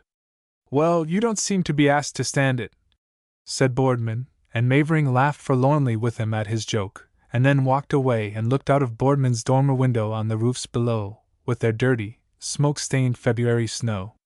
He pulled out his handkerchief, and wiped his face with it. When he turned round, Boardman looked keenly at him, and asked, with an air of caution, "And so it's all up?" "Yes, it's all up," said Dan hoarsely. "No danger of a relapse?" "What do you mean?" "No danger of having my sympathy handed over later to Miss Palmer for examination?" "I guess you can speak up freely, Boardman," said Dan, "if that's what you mean. Miss Palmer and I are quits." "Well, then, I'm glad of it. She wasn't the one for you. She isn't fit for you." "What's the reason she isn't?" cried Dan. "She's the most beautiful and noble girl in the world, and the most conscientious, and the best, if she is unjust to me. No doubt of that. I'm not attacking her, and I'm not defending you." "What are you doing then?" "Simply saying that I don't believe you two would ever understand each other. You haven't got the same point of view, and you couldn't make it go. Both out of a scrape." "I don't know what you mean by a scrape," said Dan, resenting the word more than the idea. Boardman tacitly refused to modify or withdraw it, and Dan said, after a sulky silence, in which he began to dramatize a meeting with his family, "I'm going home. I can't stand it here." "What's the reason you can't come with me, Boardman?" "Do you mean to your rooms?" "No, to the falls." "Thanks. Guess not." "Why not?" "Don't care about being a fifth wheel." "Oh, pshaw now, Boardman. Look here, you must go. I want you to go. I want your support. That's it. I'm all broken up, and I couldn't stand that 3 hours pull alone. They'll be glad to see you, all of them." Don't you suppose they'll be glad to see you? They're always glad, and they'll understand. I don't believe you want me to go yourself. You just think you do? No, I really do want you, Boardman. I want to talk it over with you. I do want you. I'm not fooling. Don't think I could get away. Yet he seemed to be pleased with the notion of the falls. It made him smile. Well, see, said Mavering disconsolately. I'm going round to my rooms now, and I'll be there till 2 o'clock. Train's at 2:30. He went towards the door, where he faced about. And you don't think it would be of any use? Any use, what? Trying to make it up. How should I know? No, of course you couldn't, said Dan, miserably downcast.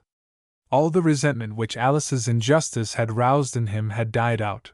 He was suffering as helplessly and hopelessly as a child. Well, he sighed, as he swung out of the door. Boardman found him seated at his writing desk in his smoking jacket when he came to him, rather early, and on the desk were laid out the properties of the little play which had come to a tragic close. There were some small bits of jewellery, among the rest a ring of hers which Alice had been letting him wear, a lock of her hair which he had kept, for the greater convenience of kissing, in the original parcel, tied with crimson ribbon, a succession of flowers which she had worn, more and more dry and brown with age, one of her gloves, which he had found and kept from the day they first met in Cambridge, a bunch of withered bluebells tied with sweetgrass, whose odor filled the room, from the picnic at Campobello, scraps of paper with her writing on them, and cards, several photographs of her, and piles of notes and letters. Look here, said Dan, knowing it was Boardman without turning round. What am I to do about these things? Boardman respectfully examined them over his shoulder. Don't know what the usual ceremony is, he said. He ventured to add, referring to the heaps of letters. Seems to have been rather epistolary, doesn't she? Oh, don't talk of her as if she were dead, cried Dan. I've been feeling as if she were. All at once he dropped his head among these witnesses of his loss, and sobbed. Boardman appeared shocked, and yet somewhat amused. He made a soft, low sibilation between his teeth. Dan lifted his head. Boardman, if you ever give me away. Oh, I don't suppose it's very hilarious, said Boardman, with vague kindness. Packed yet? He asked, getting away from the subject as something he did not feel himself fitted to deal with consecutively. I'm only going to take a bag, said Mavering, going to get some clothes down from a closet where his words had a sepulchral reverberation. Can I help? Asked Boardman, keeping away from the sad memorials of Dan's love strewn about on the desk, and yet not able to keep his eyes off them across the room. Well, I don't know, said Dan. He came out with his armful of coats and trousers, and threw them on the bed. Are you going? If I could believe you wanted me to. Good, cried Mavering, and the fact seemed to brighten him immediately. If you want to stuff these things in, while I'm doing up these other things. He nodded his head sidewise toward the desk. All right, said Boardman. His burst of grief must have relieved Dan greatly. He set about gathering up the relics on the desk, and getting a suitable piece of paper to wrap them in. He rejected several pieces as inappropriate. I don't know what kind of paper to do these things up in, he said at last. Any special kind of paper required? Boardman asked, pausing in the act of folding a pair of pantaloons so as not to break the fall over the boot. I didn't know there was, but there seems to be, said Dan. Silver paper seems to be rather more for cake and that sort of thing, suggested Boardman. Kind of mourning too, isn't it, silver? I don't know, said Dan. But I haven't got any silver paper. Newspaper wouldn't do? Well, hardly, Boardman, said Dan with sarcasm. Well, said Boardman, I should have supposed that nothing could be simpler than to send back a lot of love letters, but the question of paper seems insuperable. Manila paper wouldn't do either. And then comes string. What kind of string are you going to tie it up with? Well, we won't start that question till we get to it, answered Dan, looking about. If I could find some kind of a box. Haven't you got a collar box? Be the very thing. Boardman had gone back to the coats and trousers, abandoning Dan to the subtler difficulties in which he was involved. "They've all got labels," said Mavering, getting down one marked The Tennyson and another lettered The Clarion, and looking at them with cold rejection. "Don't see how you're going to send these things back at all, then. Have to keep them, I guess." Boardman finished his task and came back to Dan. "I guess I've got it now," said Mavering, lifting the lid of his desk and taking out a large stiff envelope, in which a set of photographic views had come. "Seems to have been made for it." Boardman exulted, watching the envelope, as it filled up, expand into a kind of shapely packet. Dan put the thing silently in, and sealed the parcel with his ring. Then he turned it over to address it, but the writing of Alice's name for this purpose seemed too much for him, in spite of Boardman's humorous support throughout. "Oh, I can't do it," he said, falling back in his chair. "Let me," said his friend, cheerfully ignoring his despair. He philosophized the whole transaction, as he addressed the package, rang for a messenger, and sent it away, telling him to call a cab for 10 minutes past 2. "Mighty good thing in life that we move by steps. Now on the stage, or in a novel, you'd have got those things together and addressed 'em, and dispatched 'em, in just the right kind of paper, with just the right kind of string round it, at a dash, and then you'd have had time to go up and lean your head against something and soliloquize, or else think unutterable things. But here you see how a merciful providence blocks your way all along. You've had to fight through all sort of sordid little details to the grand tragic result of getting off Miss Pasmer's letters, and when you reach it you don't mind it a bit." "Don't I?" demanded Dan, in as hollow a voice as he could. "You joke at a funeral, Boardman." "I've seen some pretty cheerful funerals," said Boardman. "And it's this principle of steps, of degrees, of having to do this little thing, and that little thing, that keeps funerals from killing the survivors. I suppose this is worse than a funeral. Look at it in the right light. You mourn as one without hope, don't you? Live through it too, I suppose." He made Dan help get the rest of his things into his bag, and with one little artifice and another prevented him from stagnating in despair. He dissented from the idea of waiting over another day to see if Alice would not relent when she got her letters back, and send for Dan to come and see her. "Relent a good deal more when she finds you've gone out of town, if she sends for you," he argued, and he got Dan into the cab and off to the station, carefully making him an active partner in the whole undertaking, even to checking his own bag. Before he bought his own ticket he appealed once more to Dan. "Look here! I feel like a fool going off with you on this expedition. Be honest for once, now, Mavering, and tell me you've thought better of it, and don't want me to go." "Yes, yes, I do." "Oh, yes, you've got to go." "I do want you." You make me see things in just the right light, don't you know? That idea of yours about little steps, it's braced me all up." "Yes." "You're such an infernal humbug," said Boardman. "I can't tell whether you want me or not. But I'm in for it now, and I'll go." Then he bought his ticket. XLV. Boardman put himself in charge of Mavering, and took him into the smoking car. It was impossible to indulge a poetic gloom there without becoming unpleasantly conspicuous in the smoking and euchre and profanity. Some of the men were silent and dull, but no one was apparently very unhappy, and perhaps if Dan had dealt in absolute sincerity with himself, even he would not have found himself wholly so. He did not feel as he had felt when Alice rejected him.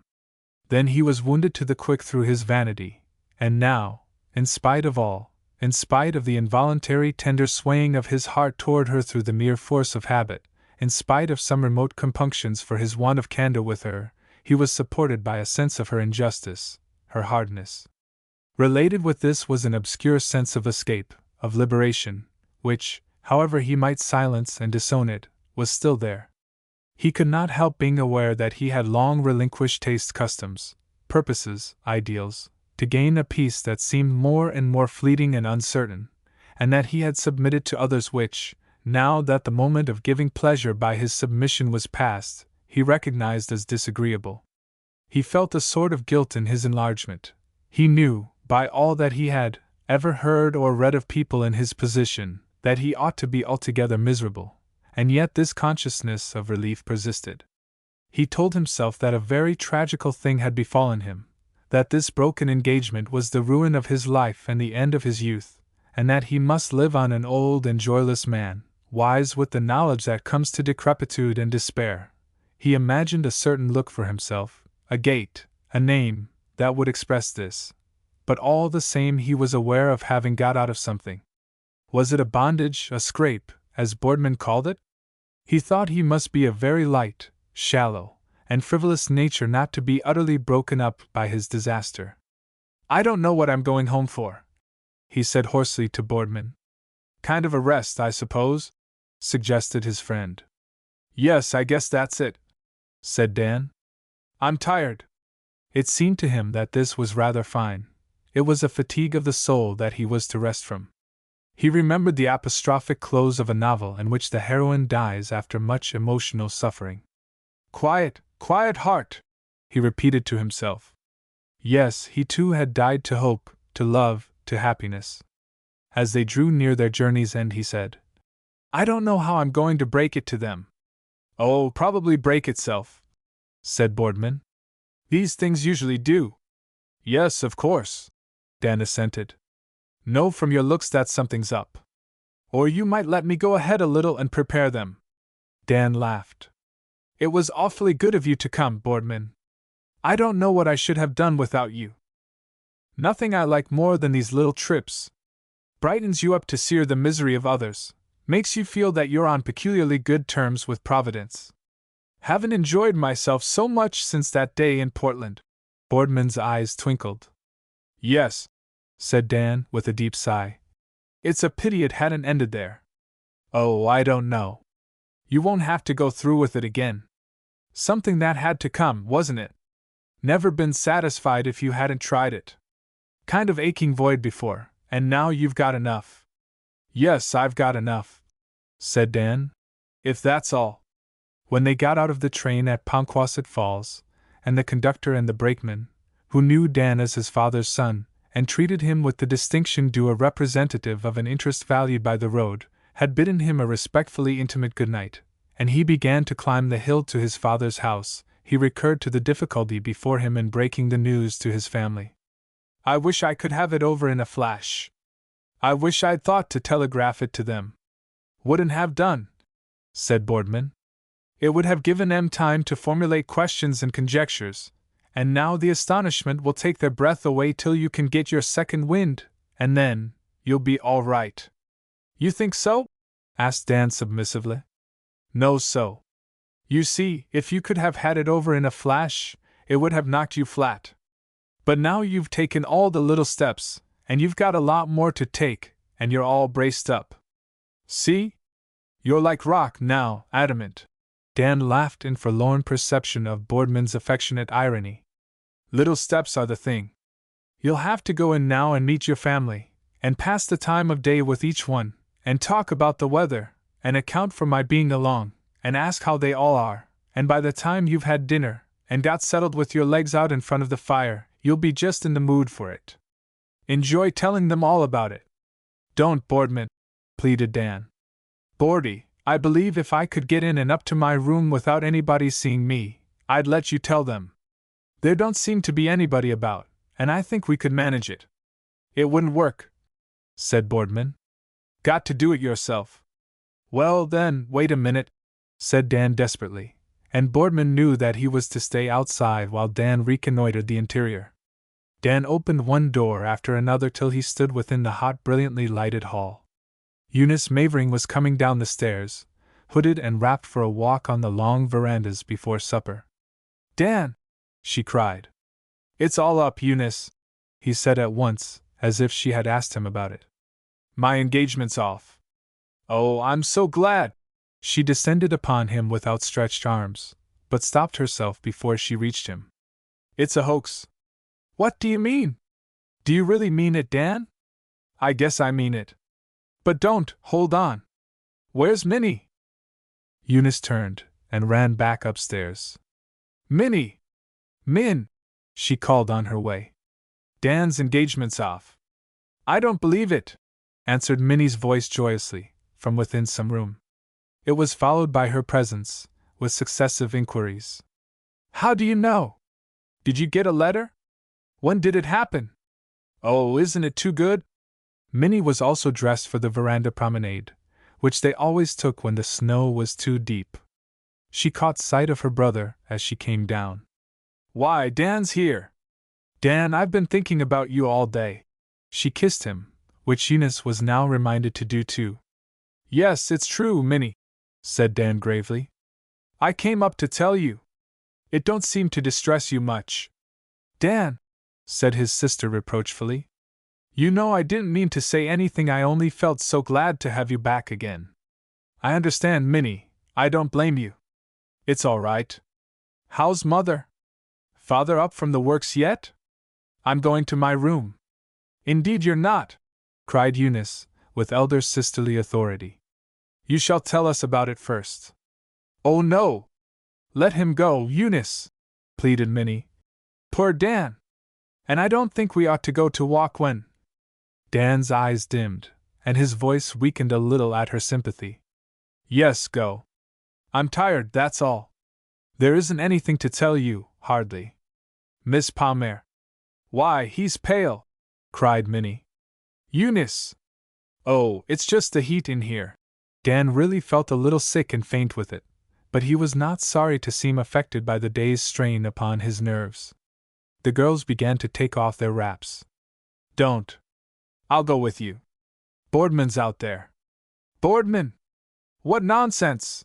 Exclaimed Eunice. He'll like to hear your opinion of it. Dan began, but his sister pulled the doors open and ran out to see if he really meant that too. Whether Boardman had heard her, or had discreetly withdrawn out of earshot at the first sound of voices, she could not tell, but she found him some distance away from the snowbox on the piazza. Dan's just managed to tell us you were here, she said, giving him her hand. I'm glad to see you. Do come in. Come along as a sort of job's comforter, Boardman explained, as he followed her in, and he had the silly look that the man who feels himself superfluous must wear. Then you know about it? Said Eunice, while Minnie Mavering and he were shaking hands.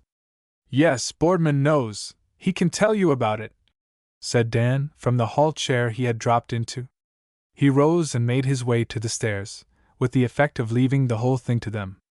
His sisters ran after him, and got him upstairs and into his room, with Boardman's semi-satirical connivance, and Eunice put up the window, while Minnie went to get some cologne to wet his forehead. Their efforts were so successful that he revived sufficiently to drive them out of his room, and make them go and show Boardman to his. You know the way, Mr. Boardman, said Eunice, going before him, while Minnie followed timorously, but curious for what he should say. She lingered on the threshold, while her sister went in and pulled the electric apparatus which lighted the gas burners. I suppose Dan didn't break it, she said, turning sharply upon him. No, and I don't think he was to blame, said Boardman, inferring her reserved anxiety. Oh, I'm quite sure of that, said Eunice, rejecting what she had asked for. You'll find everything, Mr. Boardman. It was kind of you to come with Dan. Supper's at 7. How severe you were with him, murmured Minnie, following her away. Severe with Dan? No, with Mr. Boardman. What nonsense! I had to be. I couldn't let him defend Dan to me. Couple of silly boys. After a moment Minnie said, I don't think he's silly. Who? Mr. Boardman. Well, Dan is, then, to bring him at such a time. But I suppose he felt that he couldn't get here without him. What a boy! Think of such a child being engaged! I hope we shan't hear any more of such nonsense for one while again, at least till Dan's got his growth. They went down into the library, where, in their excitement, they sat down with most of their outdoor things on. Minnie had the soft contrary-mindedness of gentle natures. I should like to know how you would have had Dan bear it, she said rebelliously.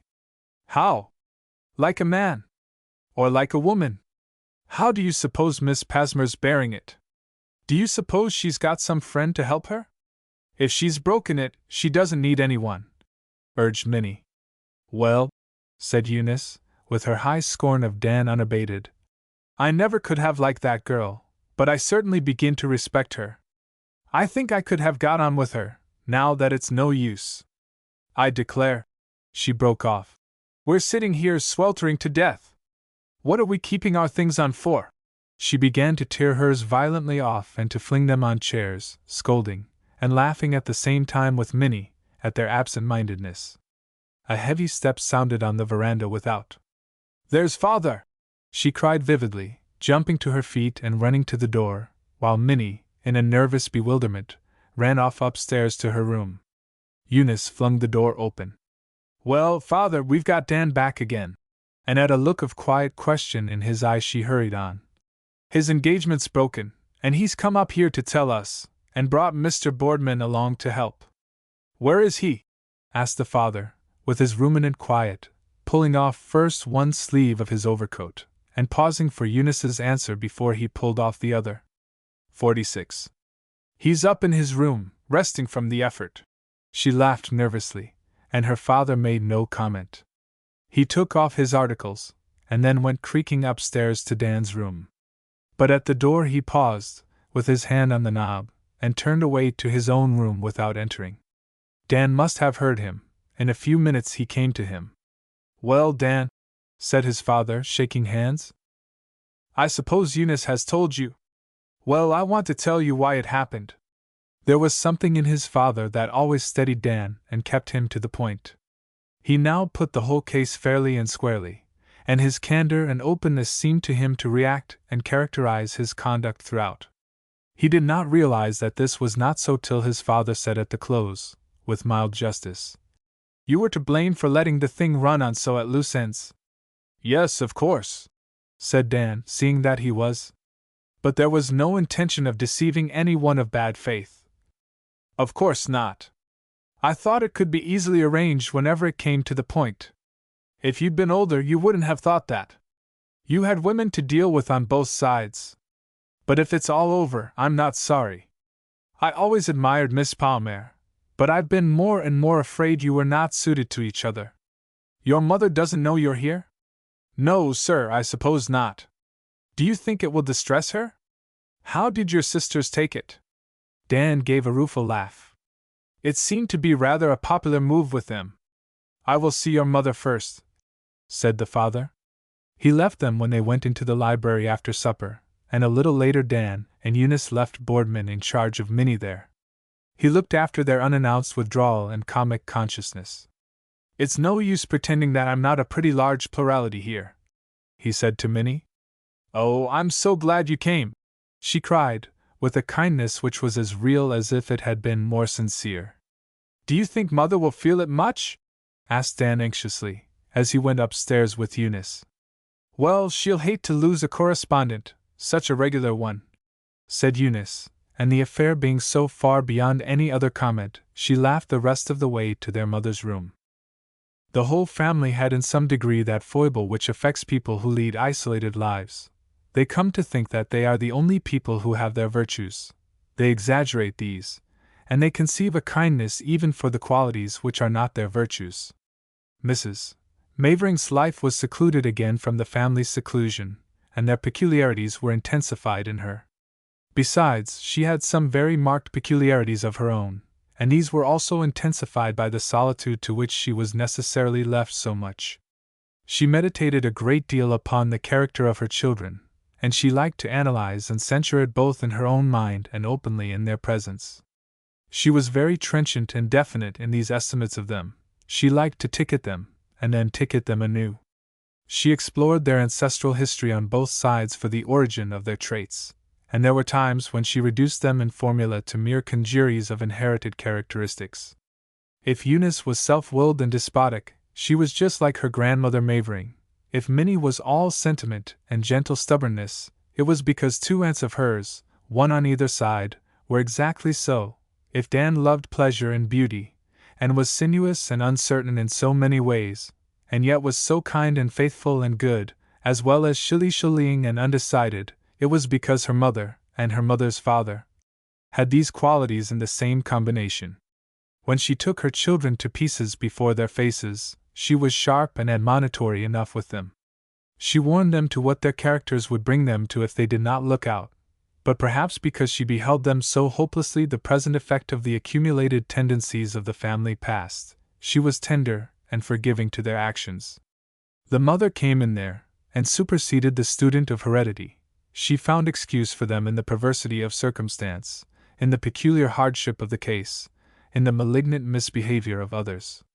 As Dan entered, with the precedence his father and sister yielded him as the principal actor in the scene which must follow, she lifted herself vigorously in bed, and propped herself on the elbow of one arm while she stretched the other towards him.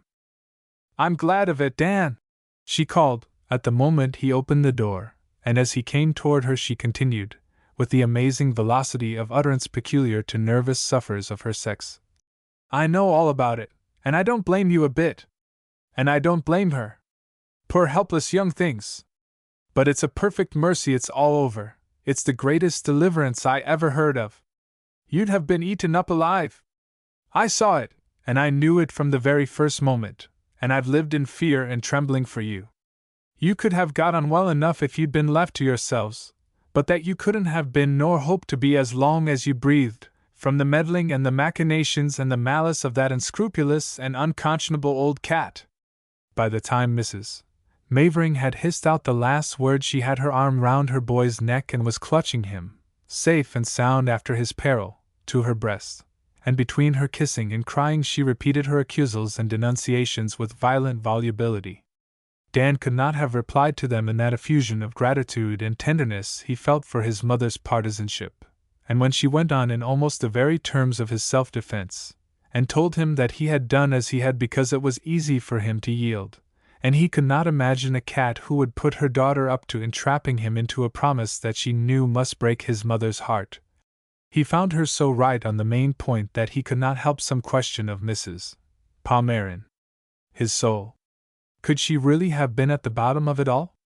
She was very sly, and she might be very false, and it was certainly she who had first proposed their going abroad together. It looked as if it might be as his mother said, and at any rate it was no time to dispute her, and he did not say a word in behalf of Mrs. Palmer, whom she continued to rend in 1,000 pieces and scatter to the winds till she had to stop breathless. "Yes.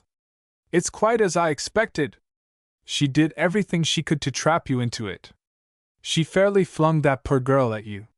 She laid her plans so that you couldn't say no, she understood your character from the start, and then, when it came out by accident, and she saw that she had older heads to deal with, and you were not going to be quite at her mercy, she dropped the mask in an instant, and made Alice break with you. Oh, I could see through her from the beginning. And the next time, Dan, I advise you, as you never suspect anybody yourself, to consult with somebody who doesn't take people for what they seem, and not to let yourself be flattered out of your censor, even if you see your father is." Mrs. Mavering dropped back on her pillow, and her husband smiled patiently at their daughter. Dan saw his patient's smile and understood it, and the injustice which his father bore made him finally unwilling to let another remain under it. Hard as it was to oppose his mother in anything when she was praising him so sweetly and comforting him in the moment of his need, he pulled himself together to protest. "No, no, Mother! I don't think Mrs. Palmer was to blame. I don't believe she had anything to do with it. She's always stood my friend." "Oh, I've no doubt she's made you think so, Dan," said his mother, with unabated fondness for him.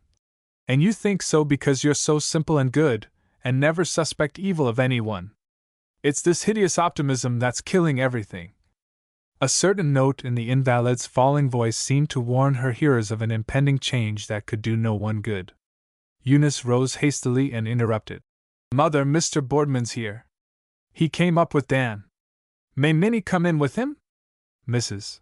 Mavering shot a glance of inquiry at Dan, and then let a swift inspection range over all the details of the room, and finally concentrate itself on the silk and lace of her bed, over which she passed a smoothing hand.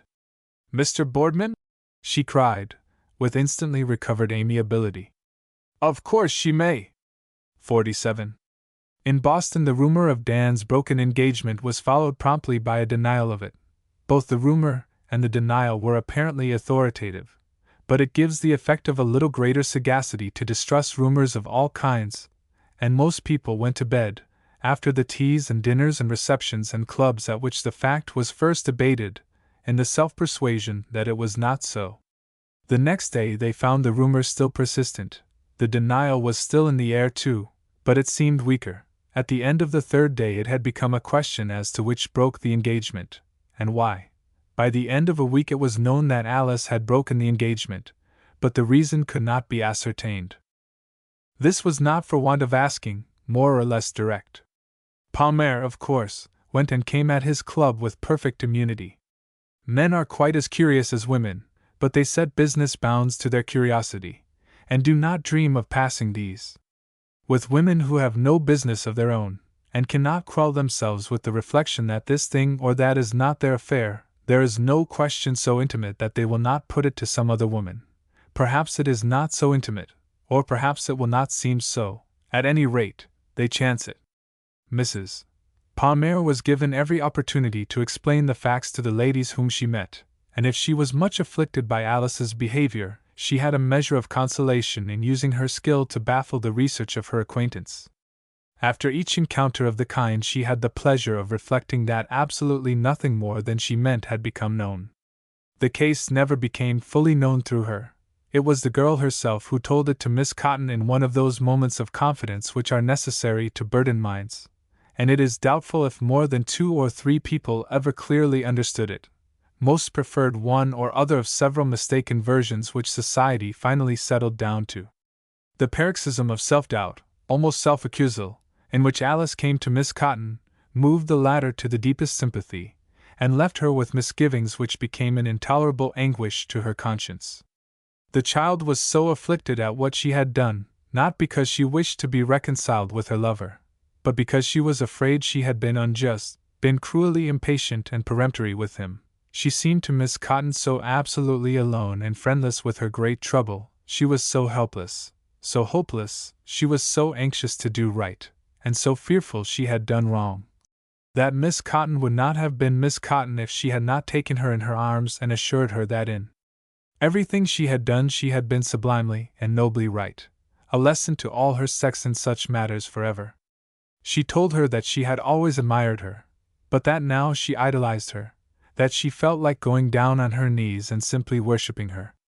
"Oh, don't say that, Miss Cotton!" pleaded Alice, pulling away from her embrace, but still clinging to her with her tremulous, cold little hands. "I can't bear it! I'm wicked and hard, you don't know how bad I am, and I'm afraid of being weak, of doing more harm yet. Oh, I wronged him cruelly in ever letting him get engaged to me. But now what you've said will support me. If you think I've done right, it must seem strange to you that I should come to you with my trouble instead of my mother, but I've been to her, and we think alike on so few subjects, don't you know?" Yes, I know, dear," said Miss Cotton, in the tender folly of her heart, with the satisfaction which every woman feels in being more sufficient to another in trouble than her natural comforters. "And I wanted to know how you saw it, and now, if you feel as you say, I can never doubt myself again." She tempested out of Miss Cotton's house, all tearful under the veil she had pulled down, and as she shut the door of her coupe, Miss Cotton's heart jumped into her throat with an impulse to run after her, to recall her, to recant, to modify everything. From that moment Miss Cotton's trouble began, and it became a torment that mounted and gave her no peace till she imparted it. She said to herself that she should suffer to the utmost in this matter, and if she spoke to anyone, it must not be to some one who had agreed with her about Alice, but to some hard, skeptical nature, someone who would look at it from a totally different point of view, and would punish her for her error, if she had committed an error, in supporting and consoling Alice. All the time she was thinking of Mrs. Brinkley. Mrs. Brinkley had come into her mind at once, but it was only after repeated struggles that she could get the strength to go to her. Mrs. Brinkley, sacredly pledged to secrecy, listened with a sufficiently dismaying air to the story which Miss Cotton told her in the extremity of her fear and doubt. "Well," she said at the end, "have you written to Mr. Mavering?" "Written to Mr. Mavering?" gasped Miss Cotton. "Yes, to tell him she wants him back." "Wants him back?" Miss Cotton echoed again. "That's what she came to you for." "Oh, Mrs. Brinkley!" moaned Miss Cotton, and she stared at her in mute reproach. Mrs. Brinkley laughed. I don't say she knew that she came for that, but there's no doubt that she did, and she went away bitterly disappointed with your consolation and support. She didn't want anything of the kind. You may comfort yourself with that reflection, Miss Cotton. Mrs. Brinkley, said Miss Cotton, with a severity which ought to have been extremely effective from so mild a person. Do you mean to accuse that poor child of dissimulation, of deceit, in such a— No! Shouted Mrs. Brinkley. She didn't know what she was doing any more than you did, and she went home perfectly heartbroken, and I hope she'll stay so, for the good of all parties concerned. Miss Cotton was so bewildered by Mrs. Brinkley's interpretation of Alice's latent motives that she let the truculent hostility of her aspiration pass unheeded. She looked helplessly about, and seemed faint, so that Mrs. Brinkley, without appearing to notice her state, interposed the question of a little sherry. When it had been brought, and Miss Cotton had sipped the glass that trembled in one hand while her emotion shattered a biscuit with the other, Mrs. Brinkley went on. I'm glad the engagement is broken, and I hope it will never be mended. If what you tell me of her reason for breaking it is true— Oh, I feel so guilty for telling you. I'd no right to. Please never speak of it, pleaded Miss Cotton. Then I feel more than ever that it was all a mistake, and that to help it on again would be a crime. Miss Cotton gave a small jump at the word, as if she had already committed the crime. She had longed to do it. Yes, I mean to say that they are better parted than plighted. If matches are made in heaven, I believe some of them are unmade there too. They're not adapted to each other. There's too great a disparity. You mean, began Miss Cotton, from her prepossession of Alice's superiority, that she's altogether his inferior, intellectually and morally. Oh, I can't admit that, cried Miss Cotton, glad to have Mrs. Brinkley go too far, and plucking up courage from her excess. Intellectually and morally, repeated Mrs. Brinkley, with the mounting conviction which ladies seem to get from mere persistence. I saw that girl at Campobello. I watched her. I never felt that you did her justice, cried Miss Cotton, with the valor of a hen sparrow. There was an antipathy. There certainly wasn't a sympathy, I'm happy to say, retorted Mrs. Brinkley. I know her, and I know her family, root and branch. The Pasmers are the dullest and most selfish people in the world. Oh, I don't think that's her character, said Miss Cotton, ruffling her feathers defensively. Neither do I. She has no fixed character. No girl has. Nobody has. We all have 20 different characters, more characters than gowns, and we put them on and take them off just as often for different occasions. I know you think each person is permanently this or that, but my experience is that half the time they're the other thing. Then why? Said Miss Cotton, winking hard, as some weak people do when they think they are making a point. Do you say that Alice is dull and selfish? I don't, not always, or not simply so. That's the character of the Palmer blood, but it's crossed with 20 different currents in her, and from somebody that the Palmer dullness and selfishness must have driven mad she got a crazy streak of piety, and that's got mixed up in her again with a nonsensical ideal of duty, and everything she does she not only thinks is right, but she thinks it's religious, and she thinks it's unselfish. If you'd seen her, if you'd heard her this morning, said Miss Cotton, you wouldn't say that, Mrs. Brinkley. Mrs. Brinkley refused this with an impatient gesture. It isn't what she is now, or seems to be, or thinks she is. It's what she's going to finally harden into, what's going to be her prevailing character. Now Dan Mavering has just the faults that will make such a girl think her own defects are virtues, because they're so different. I tell you Alice Palmer has neither the head nor the heart to appreciate the goodness, the loveliness, of a fellow like Dan Mavering. I think she feels his sweetness fully, urged Miss Cotton. But she couldn't endure his uncertainty. With her the truth is first of all things. Then she's a little goose. If she had the sense to know it, she would know that he might delay and temporize and beat about the bush, but he would be true when it was necessary.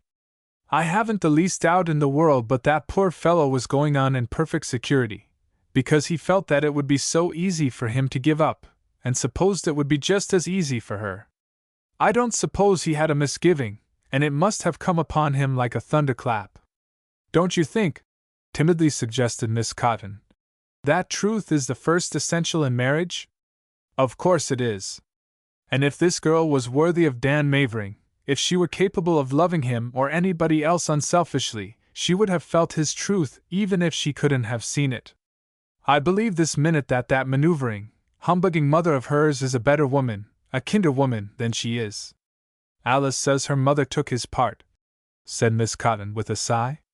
She took your view of it. She's a sensible woman.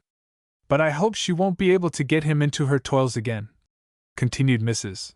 Brinkley, recurring to the conventional estimate of Mrs. Palmer. I can't help believing, that they'll come together somehow still, murmured Miss Cotton. It seemed to her that she had all along wished this, and she tried to remember if what she had said to comfort Alice might be construed as adverse to a reconciliation.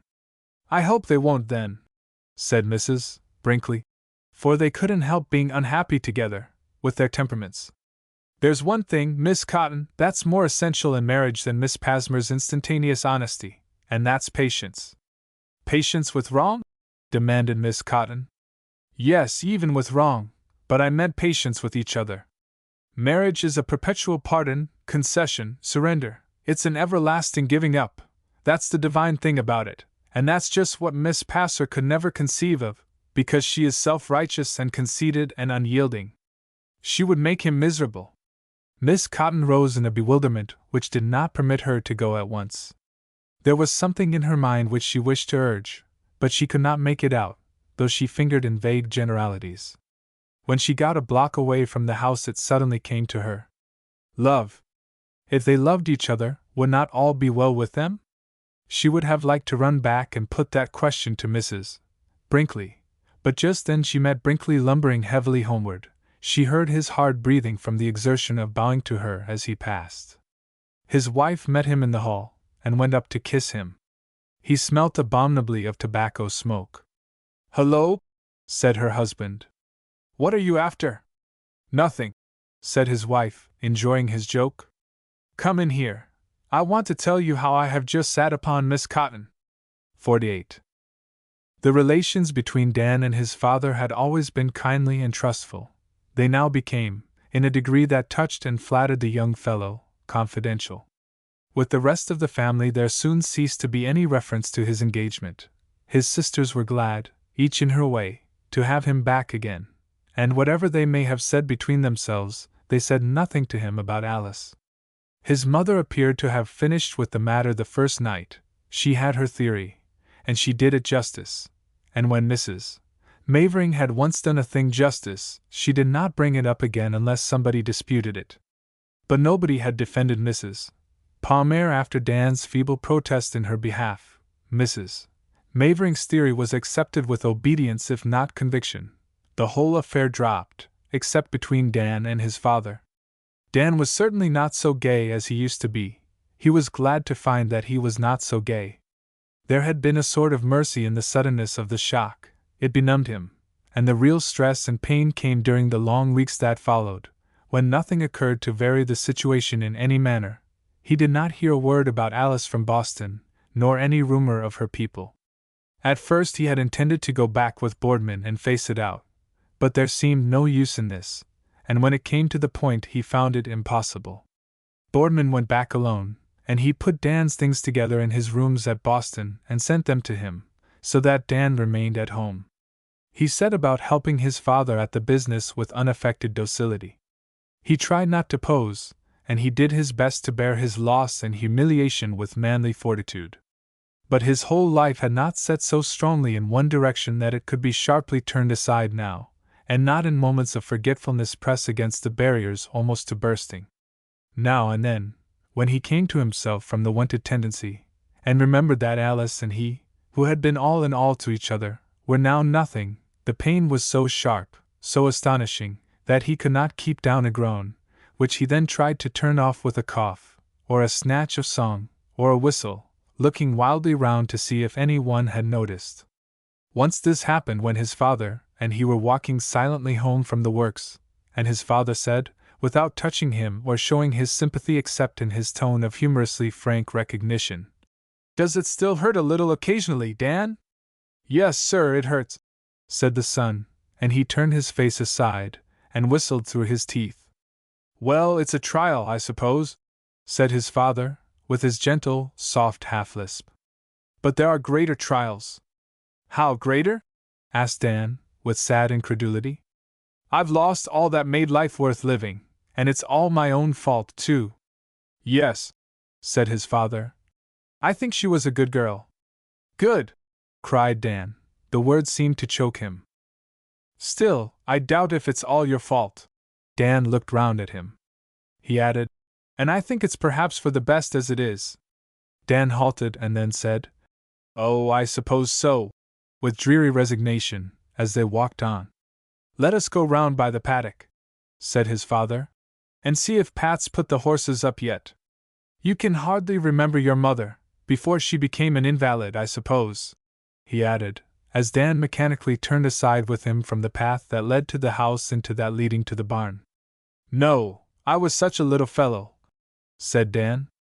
"Women give up a great deal when they marry," said the elder. "It's not strange that they exaggerate the sacrifice, and expect more in return than it's in the nature of men to give them. I should have been sorry to have you marry a woman of an exacting disposition." "I'm afraid she was exacting," said Dan. "But she never asked more than was right." "And it's difficult to do all that's right," suggested the elder. "I'm sure you always have, father," said the son. The father did not respond. "I wish you could remember your mother when she was well," he said. Presently he added, "I think it isn't best for a woman to be too much in love with her husband." Dan took this to himself, and he laughed harshly. "She's been able to dissemble her love at last," his father went on. "Women keep the romantic feeling longer than men. It dies out of us very soon, perhaps too soon." "You think I couldn't have come to time?" asked Dan. "Well, as it's turned out, I won't have to." "No man can be all a woman wishes him to be," said his father. "It's better for the disappointment to come before it's too late." "I was to blame," said Dan stoutly. "She was all right." "You were to blame in the particular instance," his father answered. "But in general the fault was in her, or her temperament. As long as the romance lasted she might have deluded herself, and believed you were all she imagined you, but romance can't last, even with women. I don't like your faults, and I don't want you to excuse them to yourself. I don't like your chancing things, and leaving them to come out all right of themselves, but I've always tried to make you children see all your qualities in their true proportion and relation." "Yes, I know that, sir," said Dan. "Perhaps," continued his father, as they swung easily along, shoulder to shoulder, "I may have gone too far in that direction because I was afraid that you might take your mother too seriously in the other, that you might not understand that she judged you from her nerves and not her convictions. It's part of her malady, of her suffering, that her inherited Puritanism clouds her judgment, and makes her see all faults as of one size and equally damning. I wish you to know that she was not always so, but was once able to distinguish differences in error, and to realize that evil is of ill will." "Yes, I know that," said Dan. "She is now, when she feels well. Harm comes from many things, but evil is of the heart. I wouldn't have you condemn yourself too severely for harm that you didn't intend. That's remorse, that's insanity, and I wouldn't have you fall under the condemnation of another's invalid judgment." "Thank you, father," said Dan. They had come up to the paddock behind the barn, and they laid their arms on the fence while they looked over at the horses, which were still there. The beasts, in their rough winter coats, some bedaubed with frozen clots of the mud in which they had been rolling earlier in the afternoon, stood motionless in the thin, keen breeze that crept over the hillside from the March sunset, and blew their manes and tails out toward Dan and his father. Dan's pony sent him a gleam of recognition from under his frosy bangs, but did not stir. "Bunch looks like a caterpillar," he said, recalling the time when his father had given him the pony.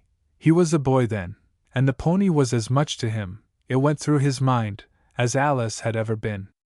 Was it all a jest and irony? He asked himself. "He's getting pretty old," said his father. Let's see, you were only 12. 10, said Dan. We've had him 13 years. Some of the horses pricked up their ears at the sound of their voices. One of them bit another's neck. The victim threw up his heels and squealed. Pat called from the stable. Hey, you divils! I think he'd better take them in, said Dan's father, and he continued, as if it were all the same subject. I hope you'll have seen something more of the world before you fall in love the next time. Thank you, there won't be any next time. But do you consider the world such a school of morals, then? I supposed it was a very bad place. We seem to have been all born into it, said the father. He lifted his arms from the fence, and Dan mechanically followed him into the stable. A warm, homely smell of hay and of horses filled the place. A lantern glimmered, a faint blot, in the loft where Pat was pitching some hay forward to the edge of the boards. The naphtha gas weakly flared from the jets beside the harness room, whence a smell of leather issued and mingled with the other smell. The simple, earthy wholesomeness of the place appealed to Dan and comforted him. The hay began to tumble from the loft with a pleasant rustling sound. His father called up to Pat. I think you'd better take the horses in now. Yes, sir, I've got the box stalls ready for 'em. Dan remembered how he and Eunice used to get into the box stall with his pony, and play at circus with it. He stood up on the pony, and his sister was the ringmaster. The picture of his careless childhood reflected a deeper pathos upon his troubled present, and he sighed again. His father said, as they moved on through the barn, some of the best people I've ever known were what were called worldly people. They are apt to be sincere, and they have none of the spiritual pride, the conceit of self-righteousness, which often comes to people who are shut up by conscience or circumstance to the study of their own motives and actions. I don't think she was one of that kind, said Dan. Oh, I don't know that she was. But the chances of happiness, of goodness, would be greater with a less self-centered person, for you. Ah, yes. For me, said Dan bitterly. Because I hadn't it in me to be frank with her. With a man like me, a woman had better be a little scampish, too. Father, I could get over the loss. She might have died, and I could have got over that, but I can't get over being to blame. I don't think I'd indulge in any remorse, said his father. There's nothing so useless, so depraving, as that. If you see you're wrong, it's for your warning, not for your destruction. Dan was not really feeling very remorseful. He had never felt that he was much to blame. But he had an intellectual perception of the case, and he thought that he ought to feel remorseful. It was this persuasion that he took for an emotion. He continued to look very disconsolate. Come, said his father, touching his arm. I don't want you to brood upon these things. It can do no manner of good. I want you to go to New York next week and look after that Laughlin process. If it's what he thinks, if he can really cast his brass patterns without air holes, it will revolutionize our business. I want to get hold of him. The Portuguese cook was standing in the basement door which they passed at the back of the house. He saluted father and son with a glittering smile. Hello, Joe, said Dan.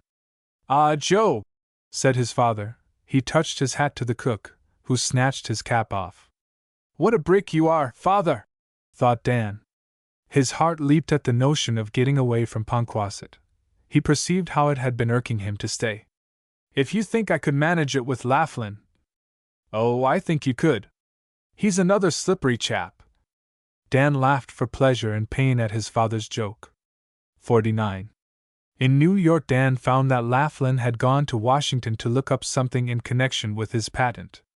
In his eagerness to get away from home, Dan had supposed that his father meant to make a holiday for him, and he learned with a little surprise that he was quite in earnest about getting hold of the invention. He wrote home of Laughlin's absence, and he got a telegram in reply ordering him to follow on to Washington. The sun was shining warm on the asphalt when he stepped out of the Pennsylvania depot with his bag in his hand, and put it into the hansom that drove up for him. The sky overhead was of an intense blue that made him remember the Boston sky as pale and gray. When the hansom tilted out into the avenue, he had a joyous glimpse of the White House, of the Capitol swimming like a balloon in the cloudless air. A keen March breeze swept the dust before him, and through its veil the classic Treasury building showed like one edifice standing perfect amid ruin, represented by the jag-toothed irregularities of the business architecture along the wide street. He had never been in Washington before, and he had a confused sense of having got back to Rome, which he remembered from his boyish visit. Throughout his stay he seemed to be coming up against the facade of the Temple of Neptune, but it was the Patent Office, or the Treasury Building, or the White House, and under the gay southern sky this reversion to the sensations of a happier time began at once, and made itself a lasting relief. He felt a lift in his spirits from the first. They gave him a room at Wormley's, where the chairs comported themselves as self-respectfully upon 2 or 3 legs as they would have done at Boston upon 4. The cooking was excellent, and a mercenary welcome glittered from all the kind black faces around him. After the quiet of Ponquasset and the rush of New York, the lazy ease of the hotel pleased him. The clack of boots over its pavements, the clouds of tobacco smoke, the southern and western accents, the spectacle of people unexpectedly encountering and recognizing each other in the office and the dining room, all helped to restore him to a hopeful mood. Without asking his heart too curiously why, he found it lighter. He felt that he was still young. In the weather he had struck a cold wave, and the wind was bitter in the streets, but they were full of sun. He found the grass green in sheltered places, and in one of the circles he plucked a blossomed spray from an adventurous forsythia. This happened when he was walking from Wormley's to the Arlington by a roundabout way of his own involuntary invention, and he had the flowers in his buttonhole when Laughlin was pointed out to him in the reading room there, and he introduced himself. Laughlin had put his hat far back on his head, and was intensely chewing a toothpick, with an air of rapture from everything about him. He seemed a very simple soul to Dan's inexperience of men, and the young fellow had no difficulty in committing him to a fair conditional arrangement. He was going to stay some days in Washington, and he promised other interviews, so that Dan thought it best to stay too. He used a sheet of the Arlington letter paper in writing his father of what he had done, and then, as Laughlin had left him, he posted his letter at the clerk's desk, and wandered out through a corridor different from that which he had come in by. It led by the door of the ladies' parlor, and at the sound of women's voices Dan halted. For no other reason than that such voices always irresistibly allured him, he went in, putting on an air of having come to look for someone. There were 2 or 3 groups of ladies receiving friends in different parts of the room. At the window a girl's figure silhouetted itself against the keen light, and as he advanced into the room, peering about, it turned with a certain vividness that seemed familiar. This young lady, whoever she was, had the advantage of Dan in seeing him with the light on his face, and he was still in the dark about her, when she advanced swiftly upon him, holding out her hand. "You don't seem to know your old friends, Mr. Mavering." And the manly tones left him no doubt. He felt a rush of gladness, and he clasped her hand and clung to it as if he were not going to let it go again, bubbling out incoherencies of pleasure at meeting her. "Why, Miss Anderson! You here? What a piece of luck! Of course I couldn't see you against the window, make you out. But something looked familiar, and the way you turned. And when you started toward me. I'm awfully glad. Where are you, that is?" Miss Anderson kept laughing with him, and bubbled back that she was very glad too, and she was staying with her aunt in that hotel, and they had been there a month, and didn't he think Washington was charming? But it was too bad he had just got there with that blizzard. The weather had been perfectly divine till the day before yesterday. He took the spray of forsythia out of his buttonhole. "I can believe it. I found this in one of the squares, and I think it belongs to you." He offered it with a bow and a laugh, and she took it in the same humor. "What is the language of forsythia?" she asked. "It has none, only expressive silence, you know." A middle-aged lady came in, and Miss Anderson said, "My aunt, Mr. Mavering." "Mr. Mavering will hardly remember me," said the lady, giving him her hand. He protested that he should indeed, but she had really made but a vague impression upon him at Campobello. He knew that she was there with Miss Anderson.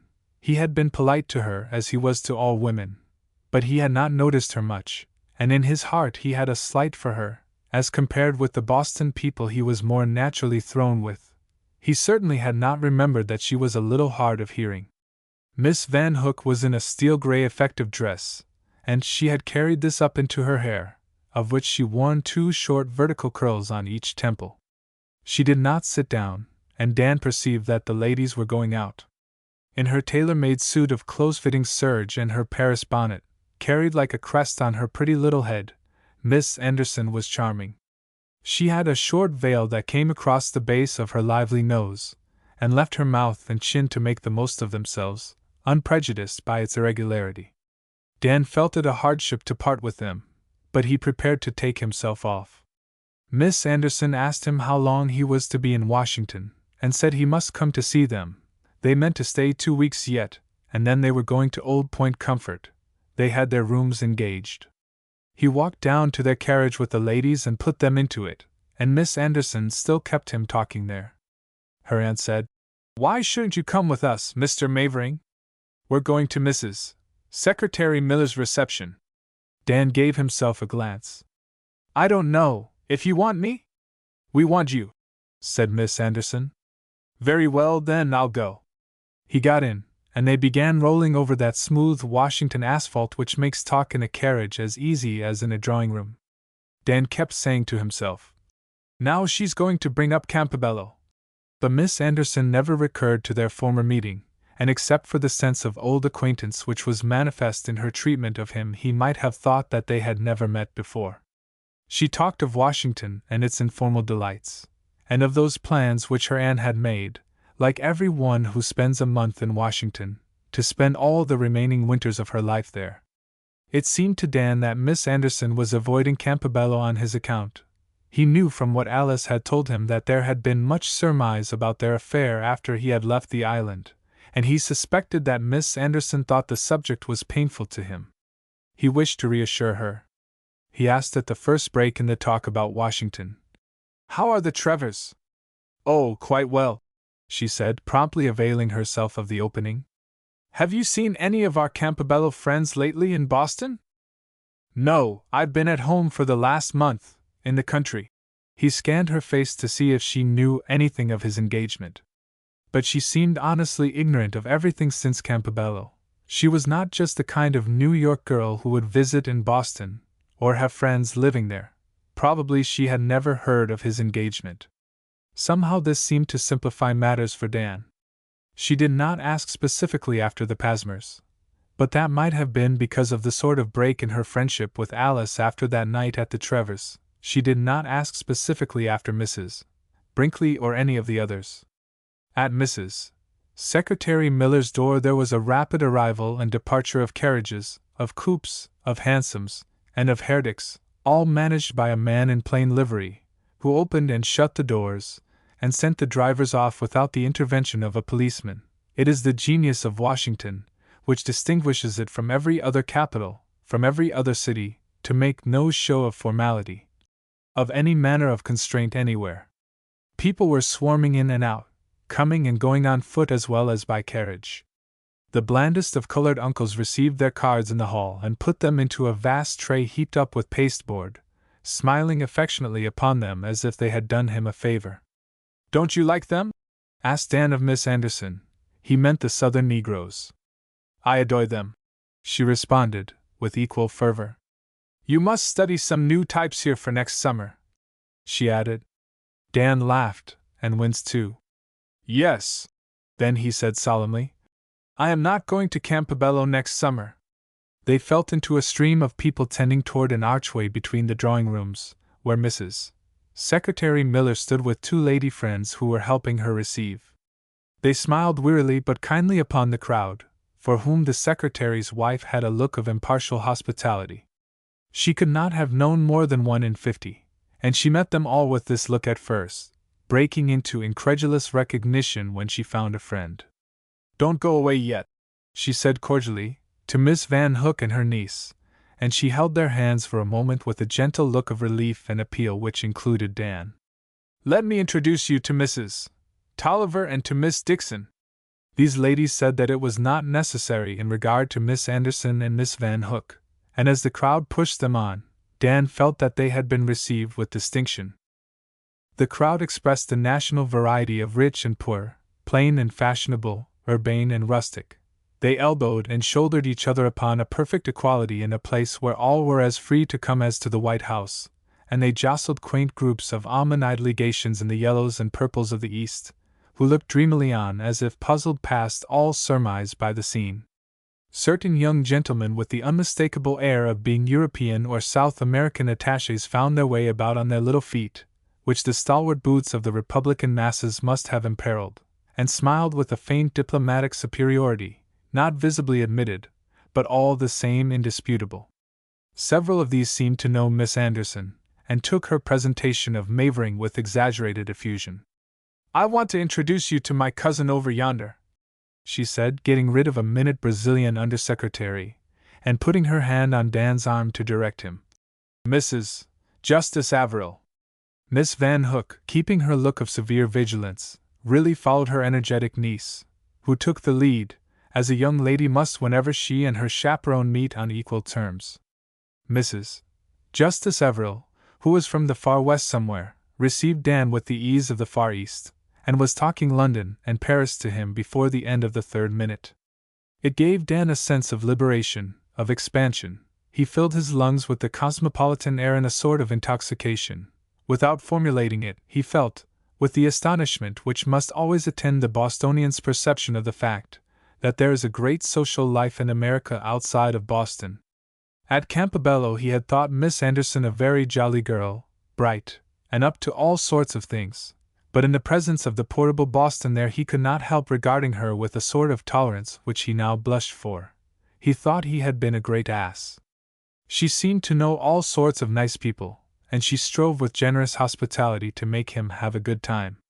She said it was Cabinet Day, and that all the secretaries' wives were receiving, and she told him he had better make the rounds with them. He assented very willingly, and at 6 o'clock he was already so much in the spirit of this free and simple society, so much opener, and therefore so much wiser than any other, that he professed a profound disappointment with the 2 or 3 cabinet ladies whose failure to receive brought his pleasure to a premature close. "But I suppose you're going to Mrs. Whittington's tonight?"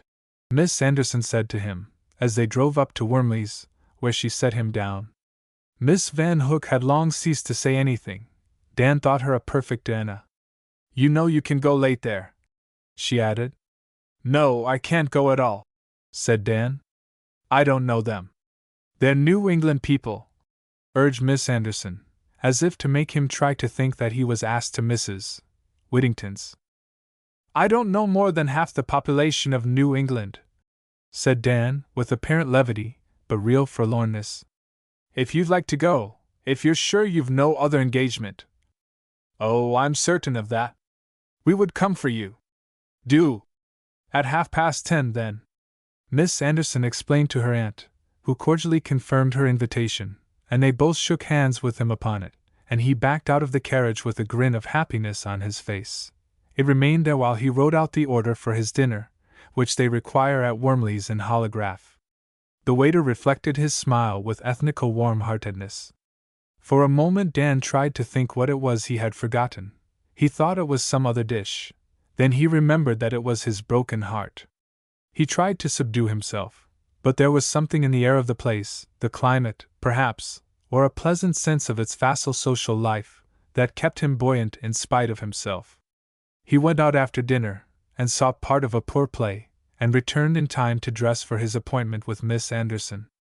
Her aunt was with her, of course. She seemed to Dan more indefatigable than she was by day. He could not think her superfluous, and she was very good-natured. She made little remarks full of conventional wisdom, and appealed to his judgment on several points as they drove along. When they came to a street lamp where she could see him, he nodded and said yes, or no, respectfully. Between times he talked with Miss Anderson, who lectured him upon Washington society, and prepared him for the difference he was to find between Mrs. Whittington's evening of invited guests and the cabinet ladies' afternoon of volunteer guests. "Volunteer guests is good," he laughed. "Do you mean that anybody can go?" "Anybody that is able to be about. This is Cabinet Day. There's a Supreme Court Day and a Senator's Day, and a Representative's Day." "Do you mean to say you weren't going to call upon your senator?" "I didn't know I had any. Neither did I till I came here." But you've got 2, everybody's got 2. And the president's wife receives 3 times a week, and the president has 2 or 3 days. They say the public days at the White House are great fun. I've been to some of the invited, or semi-invited or official evenings. He could not see that difference from the great public receptions which Miss Anderson had promised him at Mrs. Whittington's, though he pretended afterward that he had done so. The people were more uniformly well dressed, there were not so many of them, and the hostess was sure of knowing her acquaintances at first glance. But there was the same ease, the same unconstraint, the same absence of provincial anxiety which makes a Washington a lighter and friendlier London. There were rather more sallow attachés. In their low-cut white waistcoats, with small brass buttons, they moved more consciously about, and looked weightier personages than several foreign ministers who were present. Dan was soon lost from the side of Miss Anderson, who more and more seemed to him important socially. She seemed, in her present leadership, to know more of life than he, to be maturer. But she did not abuse her superiority. She kept an effect of her last summer's friendliness for him throughout. Several times, finding herself near him, she introduced him to people. Guests kept arriving till midnight. Among the latest, when Dan had lost himself far from Boston in talk with a young lady from Richmond, who spoke with a slur of her vowels that fascinated him, came Mr. and Mrs. Brinkley. He felt himself grow pale and inattentive to his pretty Virginian. That accent of Mrs. Brinkley's recalled him to his history. He hoped that she would not see him, but in another moment he was greeting her with a warmth which Bostonians seldom show in meeting at Boston. "When did you come to Washington?" she asked, trying to keep her consciousness out of her eyes, which she let dwell kindly upon him. "Day before yesterday, no, yesterday. It seems a month, I've seen and done so much," he said with his laugh. "Miss Anderson's been showing me the whole of Washington society. Have you been here long?" "Since morning," said Mrs. Brinkley. And she added, "Miss Anderson?" "Yes, Campobello, don't you know?" "Oh, yes. Is she here tonight?" "I came with her and her aunt." "Oh, yes. How is all Boston?" asked Dan boldly. "I don't know. I'm just going down to Old Point Comfort to ask. Every other house on the Back Bay has been abandoned for the Hygeia." Mrs.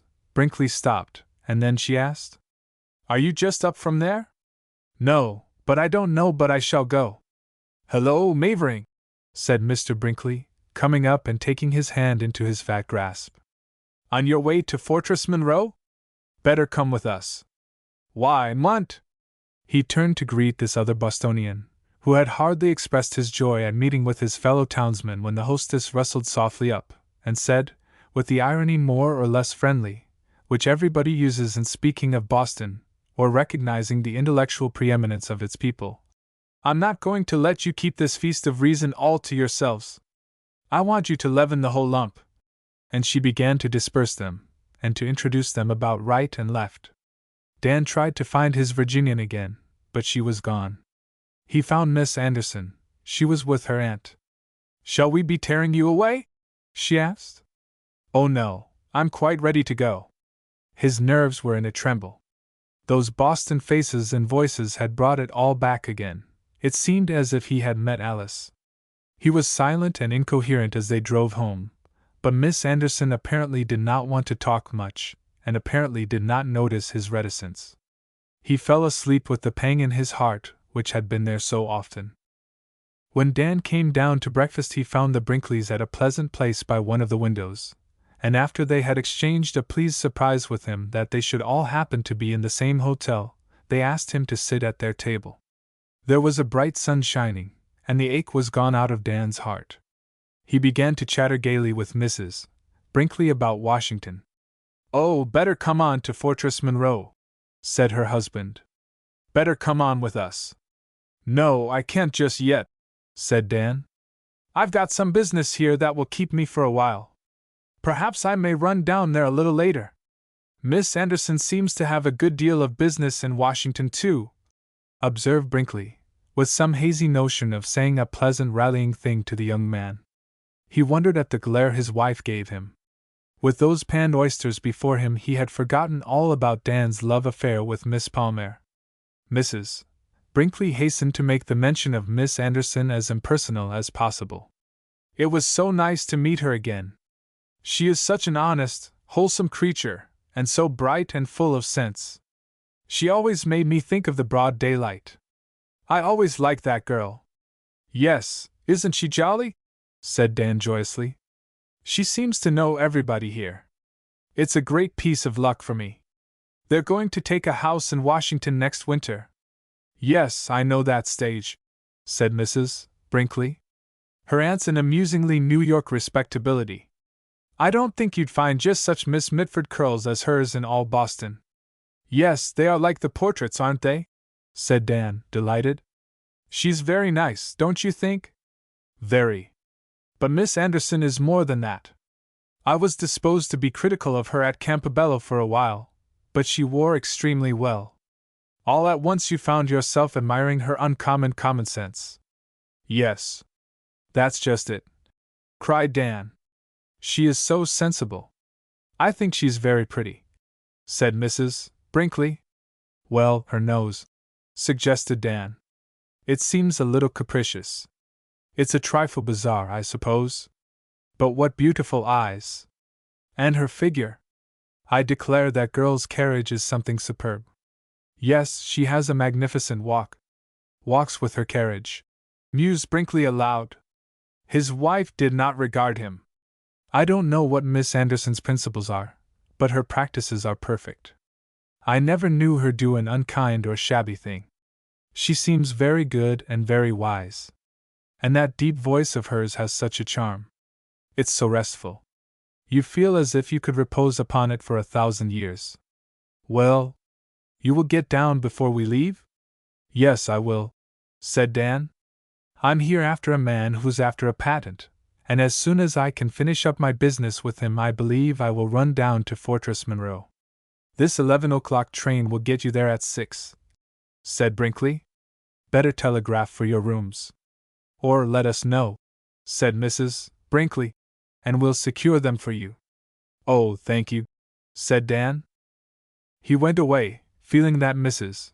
Brinkley was the pleasantest woman he ever met. He knew that she had talked Miss Anderson so fully in order to take away the implication of her husband's joke, and he admired her tact.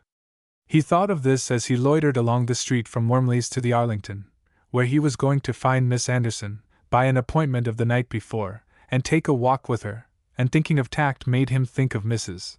Palmer. Mrs. Palmer was full of tact, and how kind she had always been to him. She had really been like a mother to him. He was sure she had understood him. He believed she had defended him. With a futility of which he felt the pathos, he made her defend him now to Alice. Alice was very hard and cold, as when he saw her last. Her mother's words fell upon her as upon a stone. Even Mrs. Palmer's tears, which Dan made her shed, had no effect upon the haughty girl. Not that he cared now. The blizzard of the previous days had whirled away. The sunshine lay still, with a warm glisten and sparkle, on the asphalt which seemed to bask in it, and which it softened to the foot. He loitered by the gate of the little park or plantation where the statue of General Jackson is riding a cock-horse to Banbury Cross, and looked over at the French-Italian classicism of the White House architecture with a pensive joy at finding pleasure in it, and then he went on to the Arlington. Miss Anderson was waiting for him in the parlor, and they went a long walk up the avenues and across half the alphabet in the streets, and through the pretty squares and circles, where the statues were sometimes beautiful and always picturesque, and the sparrows made a vernal chirping in the naked trees and on the green grass. In 2 or 3 they sat down on the iron benches and rested. They talked and talked, about the people they knew, and of whom they found that they thought surprisingly alike, and about themselves, whom they found surprisingly alike in a great many things, and then surprisingly unlike. Dan brought forward some points of identity which he and Alice had found in themselves. It was just the same with Miss Anderson. She found herself rather warm with the sealskin sack case she had put on. She let him carry it on his arm while they walked, and then lay it over her shoulders when they sat down. He felt a pang of self-reproach, as if he had been inconstant to Alice. This was an old habit of feeling, formed during the months of their engagement, when, at her inspiration, he was always bringing himself to book about something. He replied to her bitterly, in the colloquy which began to hold itself in his mind, and told her that she had no claim upon him now, that if his thoughts wandered from her it was her fault, not his, that she herself had set them free. But in fact he was like all young men, with 1,000 potentialities of loving. There was no aspect of beauty that did not tenderly move him. He could not help a soft thrill at the sight of any pretty shape, the sound of any piquant voice, and Alice had merely been the synthesis of all that was most charming to this fancy. This is a truth which it is the convention of the poets and the novelists to deny, but it is also true that she might have remained the sum of all that was loveliest if she would, or if she could. It was chiefly because she would not or could not that his glance recognized the charm of Miss Anderson's back hair, both in its straying gossamer and in the loose mass in which it was caught up under her hat, when he laid her sacque on her shoulders. They met that afternoon at a senator's, and in the house of a distinguished citizen, to whose wife Dan had been presented at Mrs. Whittington's, and who had somehow got his address, and sent him a card for her evening. They encountered here with a jocose old friendliness, and a profession of being tired of always meeting Miss Anderson and Mr. Mavering. He brought her salad and ice, and they made an appointment for another walk in the morning, if it was fine. He carried her some flowers. A succession of fine days followed, and they walked every morning. Sometimes Dan was late, and explained that it was his patent right man had kept him. She was interested in the patent right man, whom Dan began to find not quite so simple as at first, but she was not exacting with him about his want of punctuality. She was very easygoing. She was not always ready herself. When he began to beat about the bush, to talk insincerities, and to lose himself in intentionless plausibilities, she waited with serene patience for him to have done, and met him on their habitual ground of frankness and reality, as if he had not left it. He got to telling her all his steps with his patent right man, who seemed to be growing mote and more slippery, and who presently developed a demand for funds. Then she gave him some very shrewd, practical advice, and told him to go right into the hotel office and telegraph to his father while she was putting on her bonnet. "Yes," he said, "that's what I thought of doing." But he admired her for advising him. He said to himself that Miss Anderson was the kind of girl his father would admire. She was good, and she was of the world too. That was what his father meant. He imagined himself arriving home and saying, "Well, father, you know that dispatch I sent you, about Laughlin's wanting money?" and telling him about Miss Anderson. Then he fancied her acquainted with his sisters and visiting them, and his father more and more fond of her, and perhaps in declining health, and eager to see his son settled in life, and he pictured himself telling her that he had done with love forever, but if she could accept respect, fidelity, gratitude, he was ready to devote his life to her. She refused him, but they always remained good friends and comrades. She married another, perhaps Boardman, while Dan was writing out his telegram, and he broke into whispered maledictions on his folly, which attracted the notice of the operator. One morning when he sent up his name to Miss Anderson, whom he did not find in the hotel parlor, the servant came back with word that Miss Van Hook would like to have him come up to their rooms. But it was Miss Anderson who met him at the door. "It seemed rather formal to send you word that Miss Van Hook was indisposed, and Miss Anderson would be unable to walk this morning, and I thought perhaps you'd rather come up and get my regrets in person. And I wanted you to see our view." She led the way to the window for it, but they did not look at it, though they sat down there apparently for the purpose. Dan put his hat beside his chair, and observed some inattentive civilities in inquiring after Miss Van Hook's health, and in hearing that it was merely a bad headache, one of a sort in which her niece hated to leave her to serve herself with the wet compresses which Miss Van Hook always bore on her forehead for it. "One thing, it's decided us to be off for Fortress Monroe at last. We shall go by the boat tomorrow, if my aunt's better." "Tomorrow?" said Dan. "What's to become of me when you're gone?" "Oh, we shall not take the whole population with us," suggested Miss Anderson. "I wish you would take me.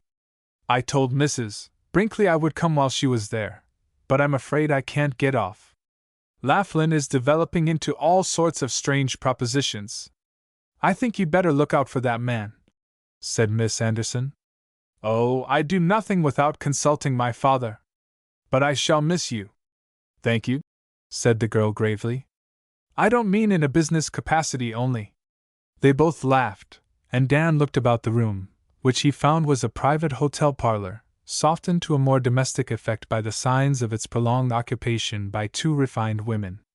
On a table stood a leather photograph envelope with 3 cabinet pictures in it. Along the top lay a spray of withered forsythia. Dan's wandering eyes rested on it. Miss Anderson went and softly closed the door opening into the next room. "I was afraid our talking might disturb my aunt," she said, and on her way back to him she picked up the photograph case and brought it to the light. "These are my father and mother. We live at Yonkers, but I'm with my aunt a good deal of the time in town, even when I'm at home."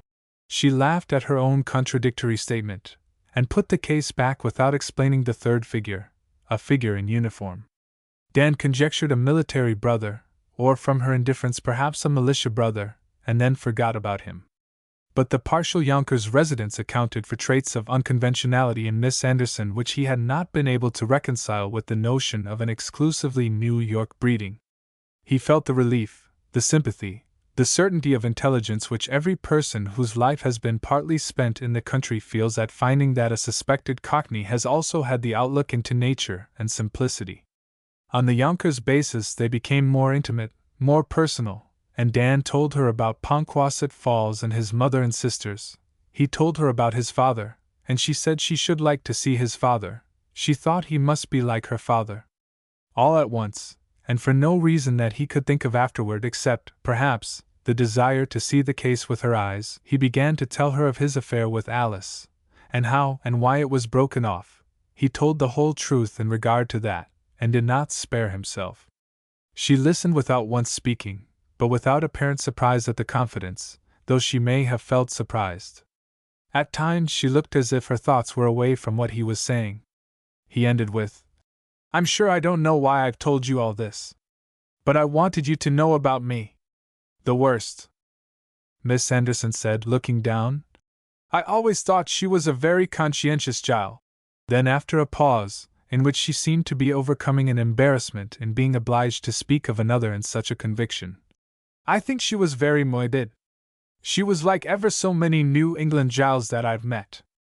They seem to want some excuse for suffering, and they must suffer even if it's through somebody else. I don't know, they're romantic, New England gals are. They have too many ideals."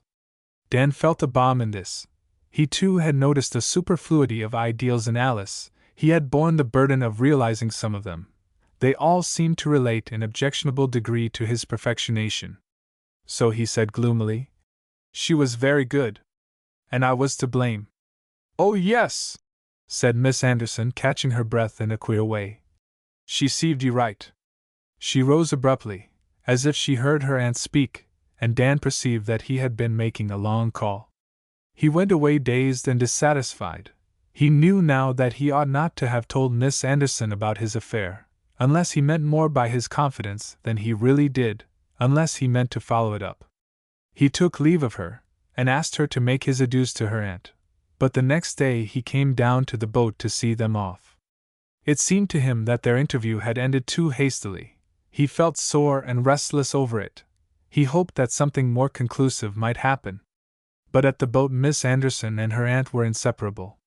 Miss Van Hook said she hoped they should soon see him at the Hygeia, and he replied that he was not sure that he should be able to come after all. Miss Anderson called something after him as he turned from them to go ashore. He ran back eagerly to know what it was.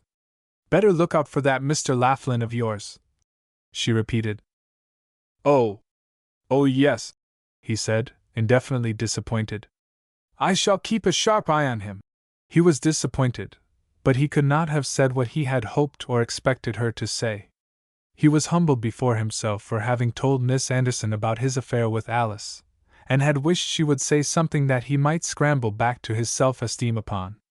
He had told her all that partly from mere weakness, from his longing for the sympathy which he was always so ready to give, and partly from the willingness to pose before her as a broken heart, to dazzle her by the irony and persiflage with which he could treat such a tragical matter, but he could not feel that he had succeeded. The sum of her comment had been that Alice had served him right. He did not know whether she really believed that or merely said it to punish him for some reason, but he could never let it be the last word. He tingled as he turned to wave his handkerchief to her on the boat, with the suspicion that she was laughing at him, and he could not console himself with any hero of a novel who had got himself into just such a box. There were always circumstances, incidents, mitigations, that kept the hero still a hero, and ennobled the box into an unjust prison cell. On the long sunny piazza of the Hygeia, Mrs. Brinkley and Miss Van Hook sat and talked in a community of interest which they had not discovered during the summer before at Campobello, and with an equality of hearing which the sound of the waves washing almost at their feet established between them. In this pleasant noise Miss Van Hook heard as well as anyone, and Mrs. Brinkley gradually realized that it was the trouble of having to lift her voice that had kept her from cultivating a very agreeable acquaintance before. The ladies sat in a secluded corner, wearing light wraps that they had often found comfortable at Campobello in August, and from time to time attested to each other their astonishment that they needed no more at Old Point in early April. They did this not only as a just tribute to the amiable climate, but as a relief from the topic which had been absorbing them, and to which they constantly returned. "No," said Mrs. Brinkley, with a sort of finality. "I think it is the best thing that could possibly have happened to him. He is bearing it in a very manly way, but I fancy he has felt it deeply, poor fellow. He's never been in Boston since, and I don't believe he'd come here if he'd any idea how many Boston people there were in the hotel. We swarm. It would be very painful to him." "Yes," said Miss Van Hook. "Young people seem to feel those things. Of course he's going to get over it. That's what young people do too. At his age he can't help being caught with every pretty face and every pretty figure, even in the midst of his woe, and it's only a question of time till he seizes some pretty hand and gets drawn out of it altogether." "I think that would be the case with my niece too," said Miss Van Hook, "if she wasn't kept in it by a sense of loyalty. I don't believe she really dares much for Lieutenant Willing any more, but he sees no society where he's stationed, of course, and his constancy is a rebuke and an incentive to her. They were engaged a long time ago just after he left West Point, and we've always been in hopes that he would be removed to some post where he could meet other ladies and become interested in someone else. But he never has, and so the affair remains. It's most undesirable they should marry, and in the meantime she won't break it off, and it's spoiling her chances in life. It is too bad," sighed Mrs. Brinkley. "But of course you can do nothing." "I see that. No, we can do nothing. We have tried everything. I used to think it was because she was so dull there at Yonkers with her family, and brooded upon the one idea all the time, that she could not get over it, and at first it did seem when she came to me that she would get over it. She is very fond of gaiety, of young men's society, and she's had plenty of little flirtations that didn't mean anything, and never amounted to anything. Every now and then a letter would come from the wilds where he was stationed, and spoil it all. She seemed to feel a sort of chivalrous obligation because he was so far off and helpless and lonely." "Yes, I understand," said Mrs. Brinkley. "What a pity she couldn't be made to feel that didn't deepen the obligation at all." "I've tried to make her," said Miss Van Hook, "and I've been everywhere with her. One winter we were up the Nile, and another in Nice, and last winter we were in Rome. She met young men everywhere, and had offers upon offers, but it was of no use. She remained just the same, until she met Mr. Mavering in Washington, I don't believe." Miss Van Hook stopped, and Mrs.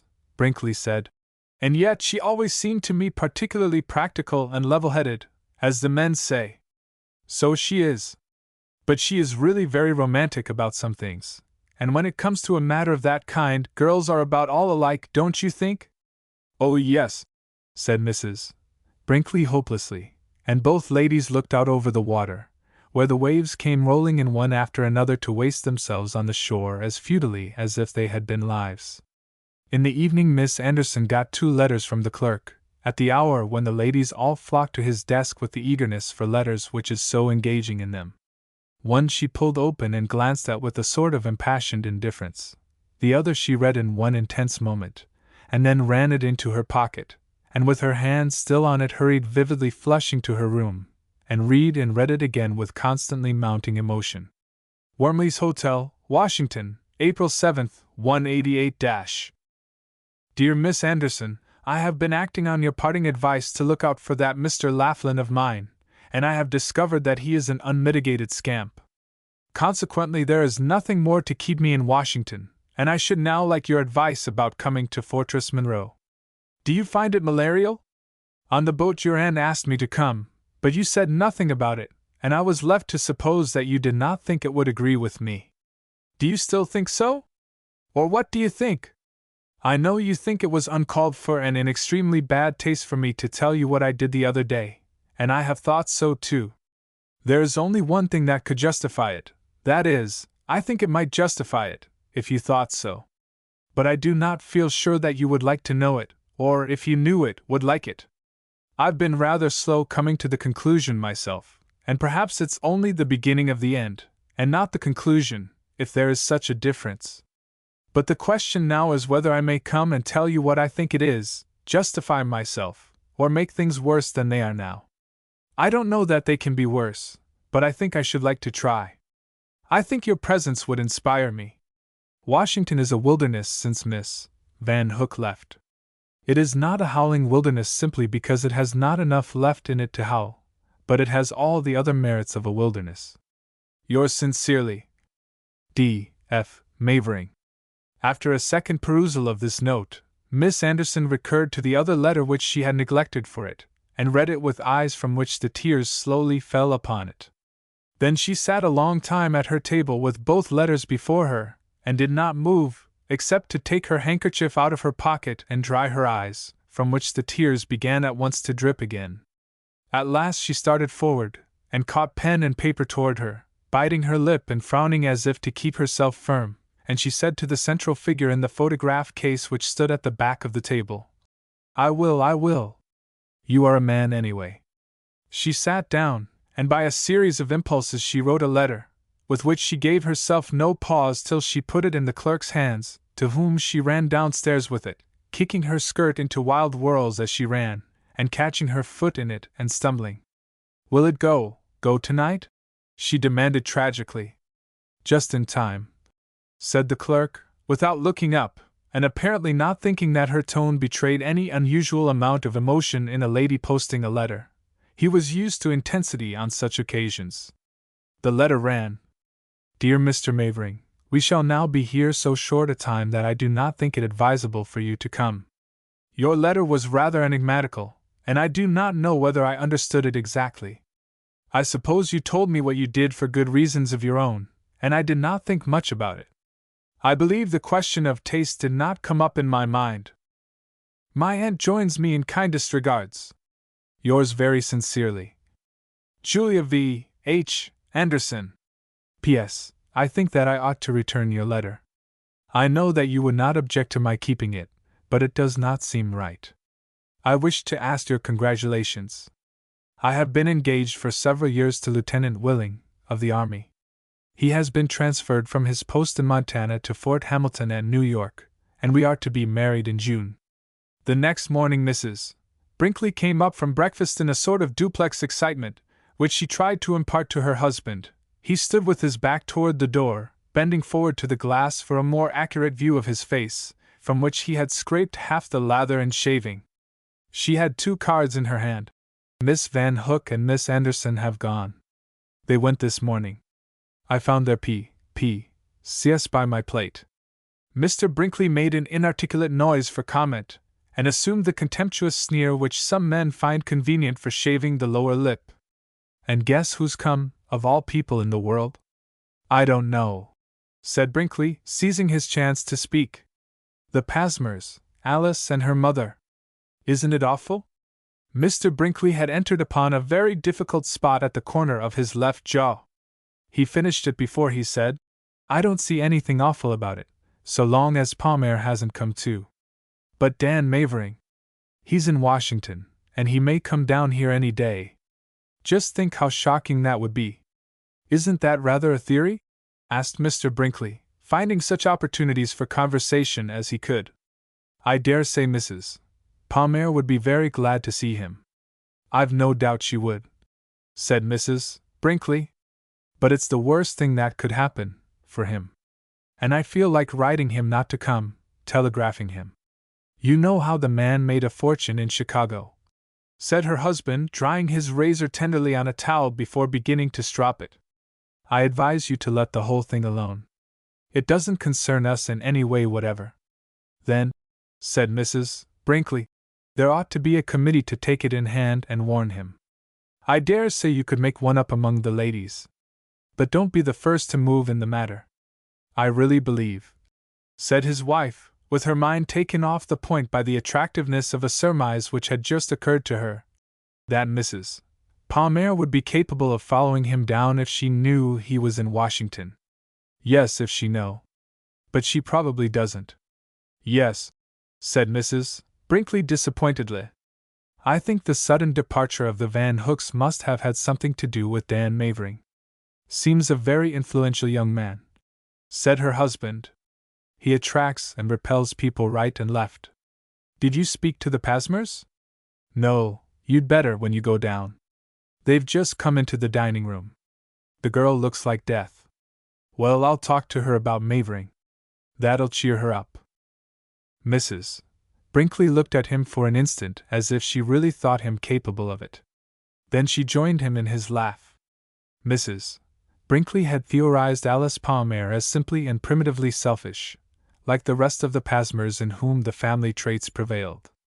When Mavering stopped coming to her house after his engagement, she justly suspected that it was because Alice had forbidden him, and she had rejoiced at the broken engagement as an escape for Dan. She had frankly said so, and she had received him back into full favor at the first moment in Washington. She liked Miss Anderson, and she had hoped, with the interest which women feel in every such affair, that her flirtation with him might become serious. But now this had apparently not happened. Julia Anderson was gone with mystifying precipitation, and Alice Palmer had come with an unexpectedness which had the aspect of fatality. Mrs. Brinkley felt bound, of course, since there was no open enmity between them, to meet the Pasmers on the neutral ground of the Hygeia with conventional amiability. She was really touched by the absent wanness of the girl's look, and by the later coming recognition which shaped her mouth into a pathetic snide. Alice did not look like death quite, as Mrs.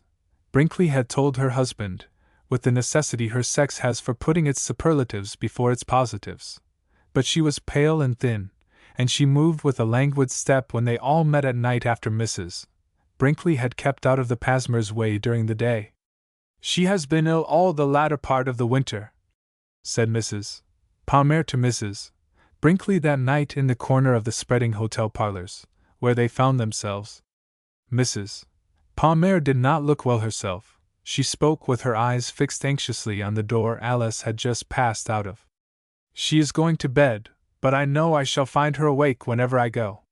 Perhaps, suggested Mrs. Brinkley, this soft, heavy sea air will put her to sleep.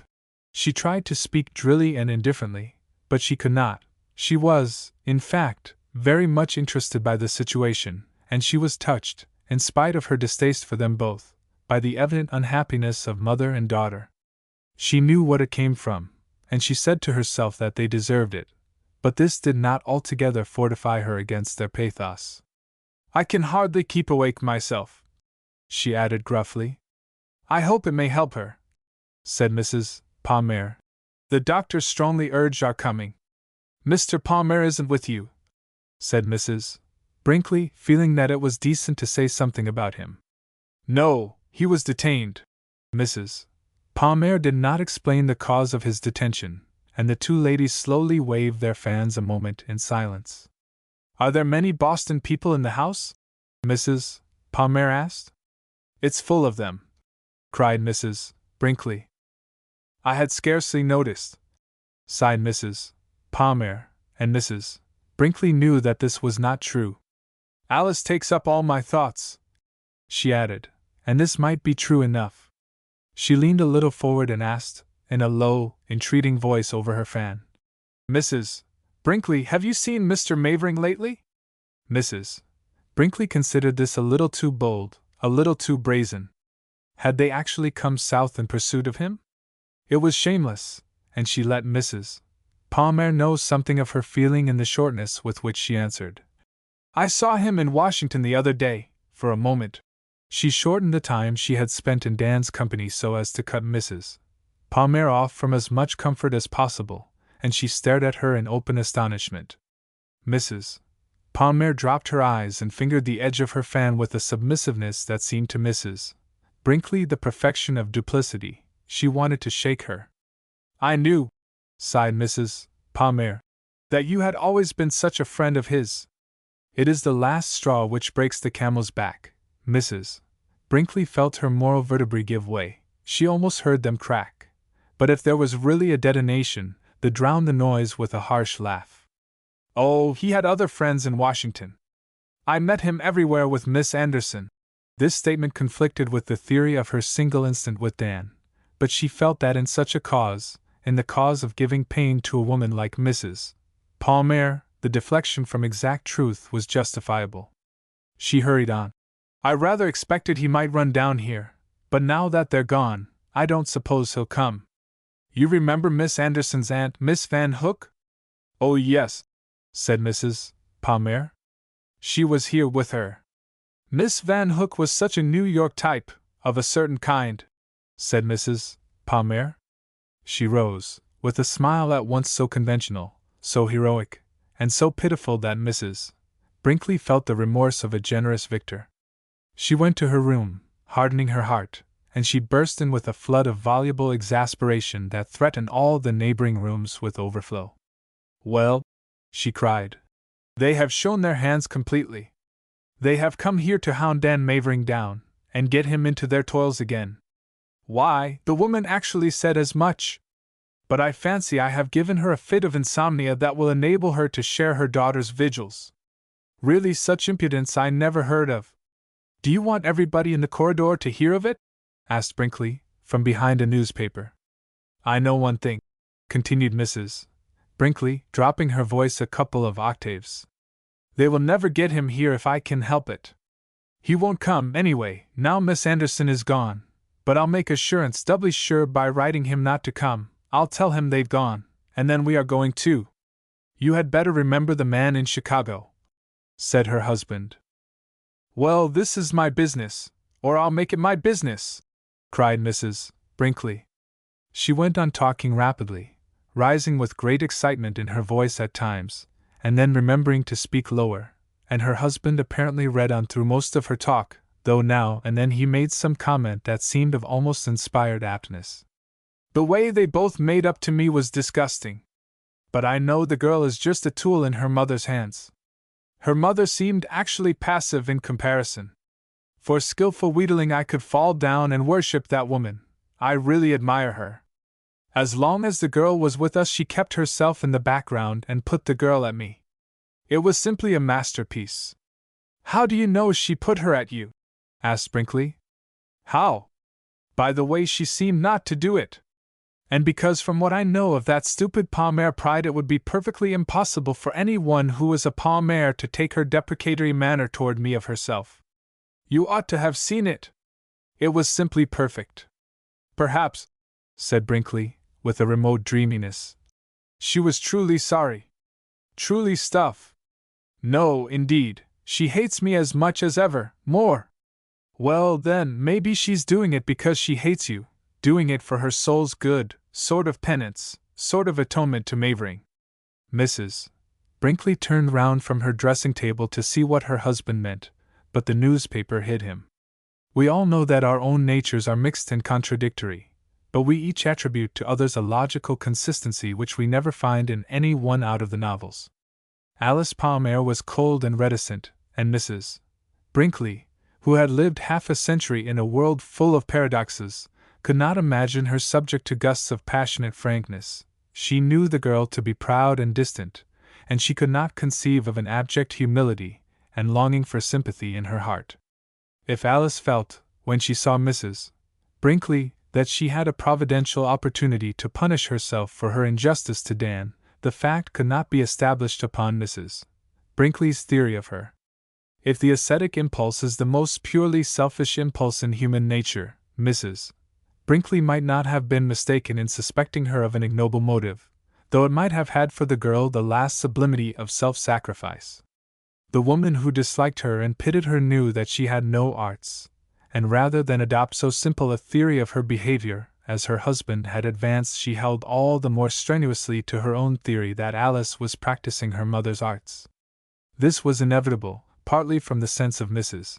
Pasmer's artfulness which everybody had, and partly from the allegiance which we pay, and women especially like to pay, to the tradition of the playwrights and the novelists, that social results of all kinds are the work of deep, and more or less darkling, design on the part of other women, such other women as Mrs. Palmer. Mrs. Brinkley continued to talk, but the gods spoke no more from behind the newspaper, and afterward Mrs. Brinkley lay a long time awake, hardening her heart. But she was haunted to the verge of her dreams by that girl's sick look, by her languid walk, and by the effect which she had seen her own words take upon Mrs. Palmer, an effect so admirably disowned, so perfectly obvious. Before she could get to sleep she was obliged to make a compromise with her heart, in pursuance of which, when she found Mrs. Palmer at breakfast alone in the morning, she went up to her, and said, holding her hand a moment, "I hope your daughter slept well last night." "No," said Mrs. Palmer, slipping her hand away. "I can't say that she did." There was probably no resentment expressed in the way she withdrew her hand, but the other thought there was. "I wish I could do something for her," she cried. "Oh, thank you," said Mrs. Palmer. "It's very good of you." And Mrs. Brinkley fancied she smiled rather bitterly. Mrs. Brinkley went out upon the seaward veranda of the hotel with this bitterness of Mrs. Pasmer's smile in her thoughts, and it disposed her to feel more keenly the quality of Miss Pasmer's smile. She found the girl standing there at a remote point of that long stretch of planking, and looking out over the water. She held with both hands across her breast the soft chudda shawl which the wind caught and fluttered away from her waist. She was alone, said as Mrs. Brinkley's compunctions goaded her nearer. She fancied that saw Alice master a primary dislike in her face, and put on a look of pathetic propitiation. She did not come forward to meet Mrs. Brinkley, who liked better her waiting to be approached, but she smiled gratefully when Mrs.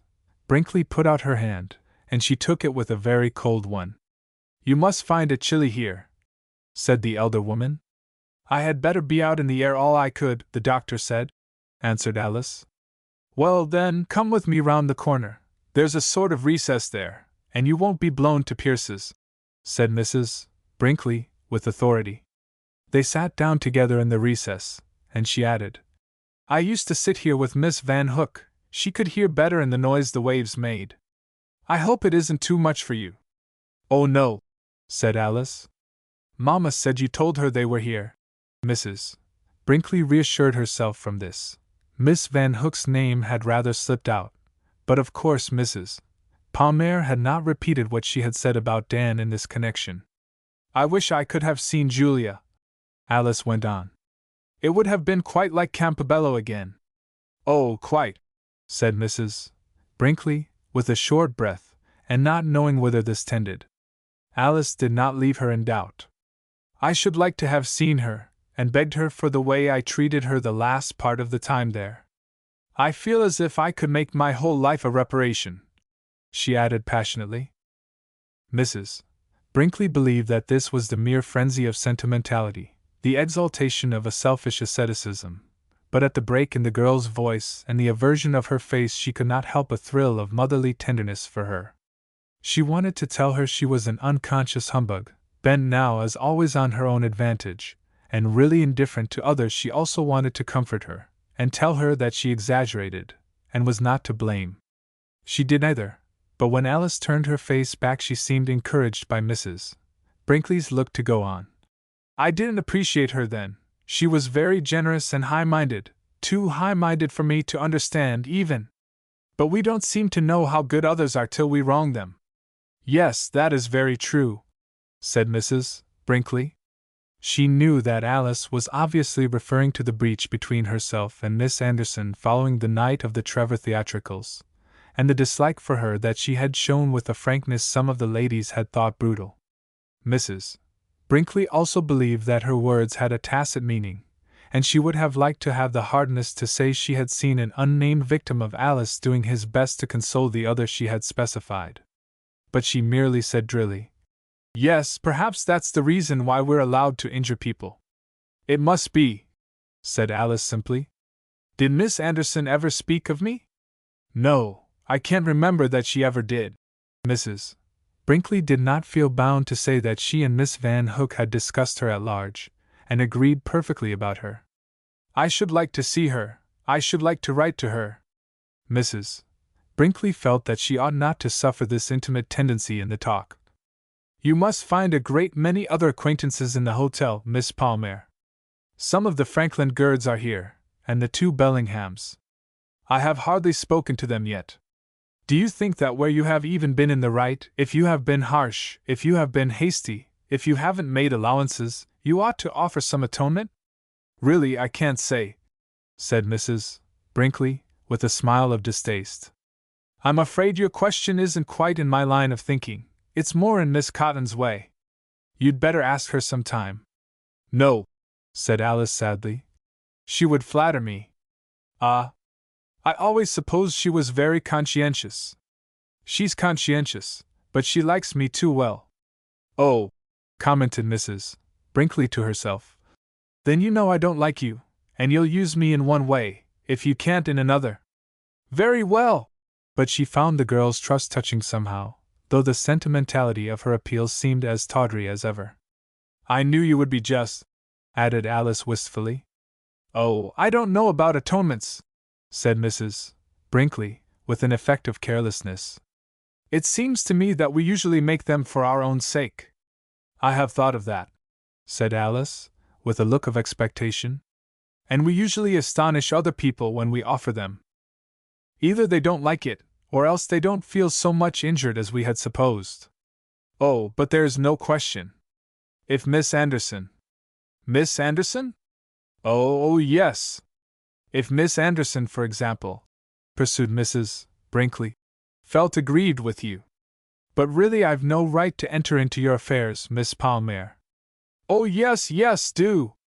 "I asked you to," the girl implored. "I doubt if it will help matters for her to know that you regret anything, and if she shouldn't happen to have thought that you were unjust to her, it would make her uncomfortable for nothing." "Do you think so?" asked the girl, with a disappointment that betrayed itself in her voice and eyes. "I never feel I myself competent to advise," said Mrs. Brinkley. "I can criticize, anybody can, and I do, pretty freely, but advice is a more serious matter. Each of us must act from herself, from what she thinks is right." "Yes, I see. Thank you so much, Mrs. Brinkley. After all, we have a right to do ourselves good, even when we pretend that it's good to others, if we don't do them any harm." "Yes, I see." Alice looked away, and then seemed about to speak again, but one of Mrs. Brinkley's acquaintance came up, and the girl rose with a frightened air and went away. "Alice's talk with you this morning did her so much good," said Mrs. Palmer later. "She has always felt so badly about Miss Anderson." Mrs. Brinkley saw that Mrs. Palmer wished to confine the meaning of their talk to Miss Anderson, and she assented, with a penetration of which she saw that Mrs. Palmer was gratefully aware. She grew more tolerant of both the Pasmers as the danger of greater intimacy from them, which seemed to threaten at first, seemed to pass away. She had not responded to their advances, but there was no reason why she should not be civil to them. There had never been any open quarrel with them. She often found herself in talk with them, and was amused to note that she was the only Bostonian whom they did not keep aloof from. It could not be said that she came to like either of them better. She still suspected Mrs.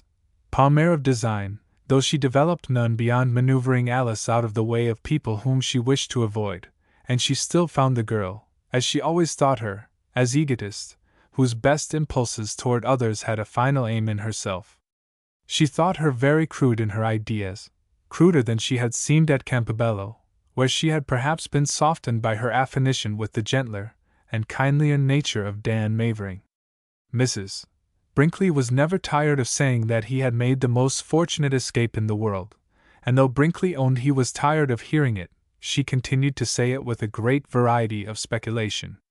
She recognized that in most girls of Alice's age many traits are in solution, waiting their precipitation into character by the chemical contact which time and chances must bring, and that it was not fair to judge her by the present ferment of hereditary tendencies. But she rejoiced all the same that it was not Dan Mavering's character which was to give fixity to hers. The more she saw of the girl, the more she was convinced that two such people could only make each other unhappy. From day to day, almost from hour to hour, she resolved to write to Mavering and tell him not to come.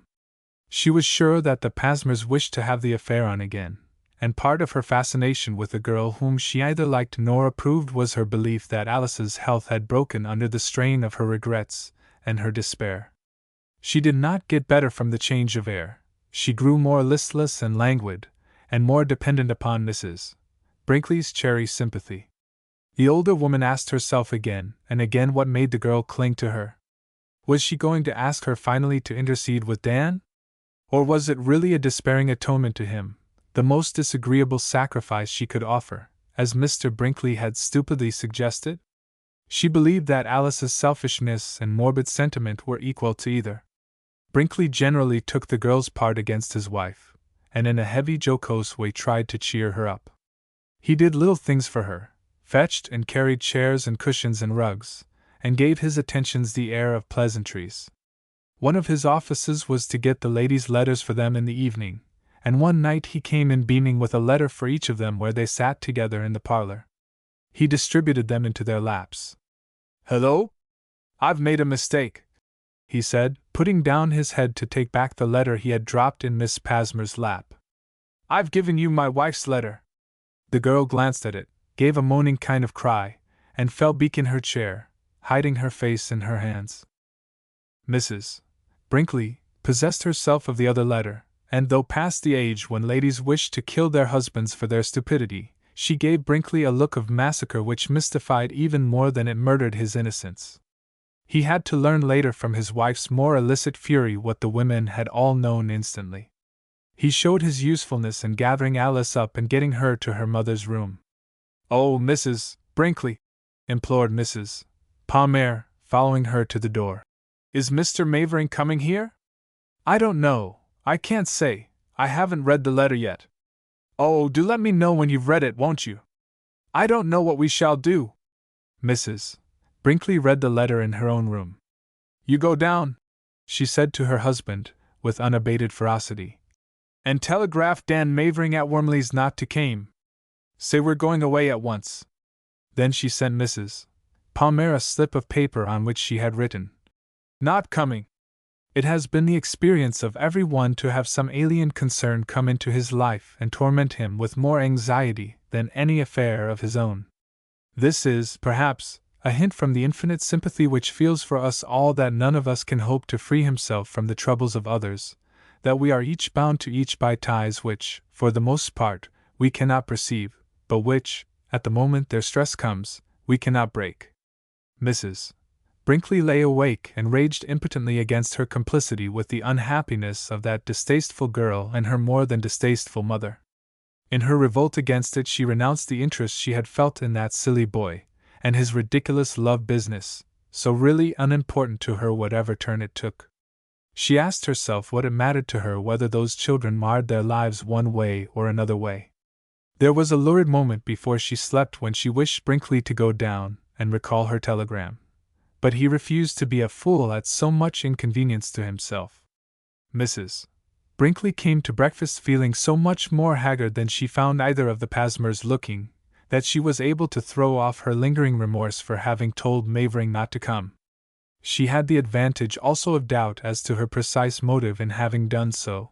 She had either done so because she had judged it best for him not to see Miss Palmer again, or else she had done so to relieve the girl from the pain of an encounter which her mother evidently dreaded for her. If one motive seemed at moments outrageously meddling and presumptuous, the other was so nobly good and kind that it more than counterbalanced it in Mrs. Brinkley's mind, who knew very well, in spite of her doubt, that she had acted from a mixture of both. With this conviction, it was both a comfort and a pang to find by the register of the hotel, which she furtively consulted, that Dan had not arrived by the morning boat, as she groundlessly feared and hoped he might have done. In any case, however, and at the end of all the ends, she had that girl on her hands more than ever, and believing as she did that Dan and Alice had only to meet in order to be reconciled, she felt that the girl whom she had balked of her prey was her innocent victim. What right had she to interfere? Was he not her natural prey? If he liked being a prey, who was lawfully to forbid him? He was not perfect. He would know how to take care of himself probably. In marriage things equalize themselves. She looked at the girl's thin cheeks and lackluster eyes, and pitied and hated her with that strange mixture of feeling which our victims aspire in us. She walked out on the veranda with the Pasmers after breakfast, and chatted a while about indifferent things, and Alice made an effort to ignore the event of the night before with a pathos which wrung Mrs. Brinkley's heart, and with a gay resolution which ought to have been a great pleasure to such a veteran dissembler as her mother. She said she had never found the air so delicious. She really believed it would begin to do her good now, but it was a little fresh just there, and with her eyes she invited her mother to come with her round the corner into that sheltered recess, and invited Mrs. Brinkley not to come. It was that effect of resentment which is lighter even than a touch, the waft of the arrow's feather, but it could wound a guilty heart, and Mrs. Brinkley sat down where she was, realizing with a pang that the time when she might have been everything to this unhappy girl had just passed forever, and henceforth she could be nothing. She remained musing sadly upon the contradictions she had felt in the girl's character, the confusion of good and evil, the potentialities of misery and harm, the potentialities of bliss and good, and she felt less and less satisfied with herself. She had really presumed to interfere with fate. Perhaps she had interfered with Providence. She would have given anything to recall her act, and then with a flash she realized that it was quite possible to recall it. She could telegraph Mavering to come, and she rose, humbly and gratefully, as if from an answered prayer, to go and do so. She was not at all a young woman, and many things had come and gone in her life that ought to have fortified her against surprise. But she wanted to scream like a little frightened girl as Dan Mavering stepped out of the parlor door toward her. The habit of not screaming, however, prevailed, and she made a tolerably successful effort to treat him with decent composure. She gave him a rigid hand. "Where in the world did you come from? Did you get my telegram?" "No. Did you get my letter?" "Yes." "Well, I took a notion to come right on after I wrote, and I started on the same train with it. But they said it was no use trying to get into the Hygeia, and I stopped last night at the little hotel in Hampton. I've just walked over, and Mr. Brinkley told me you were out here somewhere. That's the whole story, I believe." He gave his nervous laugh, but it seemed to Mrs. Brinkley that it had not much joy in it. "Hush!" she said involuntarily, receding to her chair and sinking back into it again. He looked surprised. "You know the Van Hooks are gone?" He laughed harshly. "I should think they were dead from your manner, Mrs. Brinkley. But I didn't come to see the Van Hooks. What made you think I did?" He gave her a look which she found so dishonest, so really insincere, that she resolved to abandon him to Providence as soon as she could. "Oh, I didn't know but there had been some little understanding at Washington. Perhaps on their part. They were people who seemed to take a good many things for granted, but they could hardly expect to control other people's movements." He looked sharply at Mrs. Brinkley, as if to question how much she knew, but she had now measured him, and she said, "Oh, then the visits to me?" "Entirely," cried Dan. The old sweetness came into his laughing eyes again, and went to Mrs. Brinkley's heart. She wished him to be happy somehow. She would have done anything for him. She wished she knew what to do. Ought she to tell him the Pasmers were there? Ought she to make up some excuse and get him away before he met them? She felt herself getting more and more bewildered and helpless. Those women might come round that corner any moment, and then she knew the first sight of Alice's face would do or undo everything with Dan. Did she wish them reconciled? Did she wish them forever parted? She no longer knew what she wished. She only knew that she had no right to wish anything. She continued to talk on with Dan, who grew more and more at ease, and did most of the talking, while Mrs.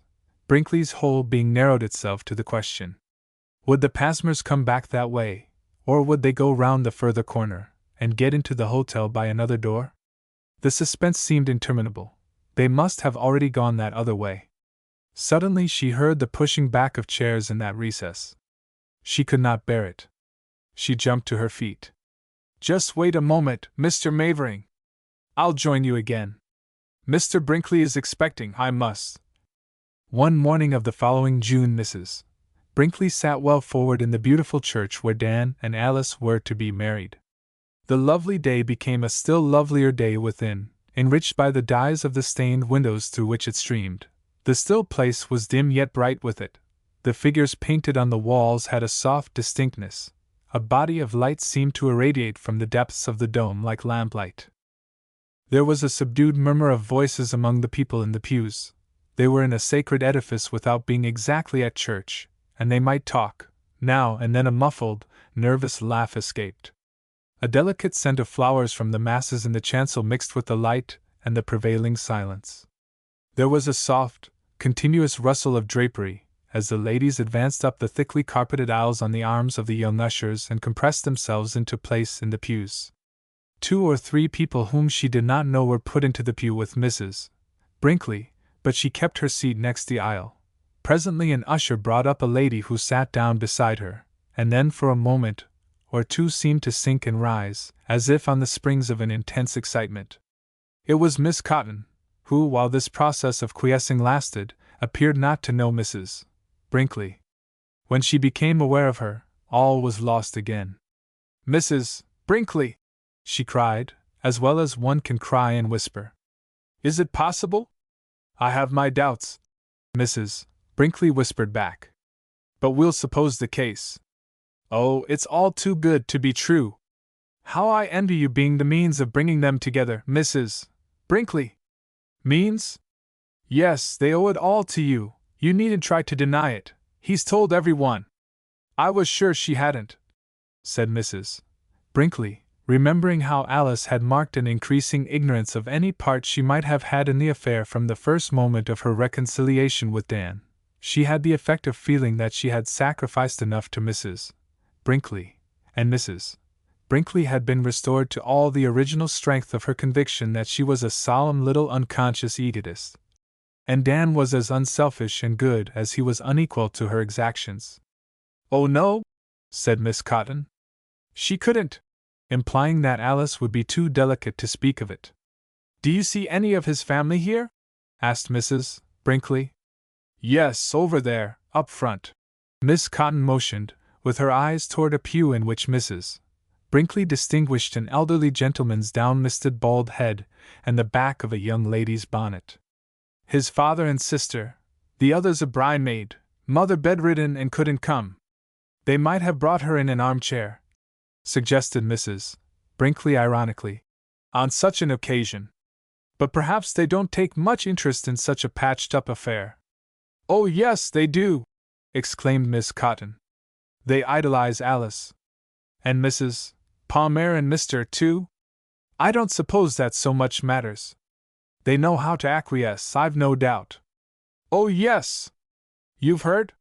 The young people are going abroad first with her family for a year, and then they come back to live with his, where the works are." "Poor fellow!" said Mrs. Brinkley. "Why, Mrs. Brinkley, do you still feel that way?" asked Miss Cotton, with a certain distress. "It seems to me that if ever 2 young people had the promise of happiness, they have. Just see what their love has done for them already." "And you still think that in these cases love can do everything?" Miss Cotton was about to reply, when she observed that the people about her had stopped talking. The bridegroom, with his best man, in whom his few acquaintances there recognized Boardman with some surprise, came over the chancel from one side. Miss Cotton bent close to Mrs. Brinkley and whispered rapidly. "Alice found out Mr. Mavering wished it, and insisted on his having him. It was a great concession, but she's perfectly magnanimous. Poor fellow! How he does look!" Alice, on her father's arm, with her bridesmaids, of whom the first was Minnie Mavering, mounted the chancel steps, where Mr. Palmer remained standing till he advanced to give away the bride. He behaved with great dignity, but seemed deeply affected. The ladies in the front pews said they could see his face twitch, but he never looked handsomer. The 5 clergymen came from the back of the chancel in their white surplices. The ceremony proceeded to the end. The young couple drove at once to the station, where they were to take the train for New York, and wait there a day or two for Mrs. and Mr. Palmer before they all sailed. As they drove along, Alice held Dan's wrist in the cold clutch of her trembling little unloved hand, on which her wedding ring shone. "Oh, dearest! Let us be good," she said. "I will try my best. I will try not to be exacting and unreasonable, and I know I can. I won't even make any conditions, if you will always be frank and open with me, and tell me everything." He leaned over and kissed her behind the drawn curtains. "I will, Alice. I will indeed. I won't keep anything from you after this." He resolved to tell her all about Julia Anderson at the right moment, when Alice was in the mood, and as soon as he thoroughly understood what he had really meant himself. If he had been different, she would not have asked him to be frank and open. If she had been different, he might have been frank and open. This was the beginning of their married life.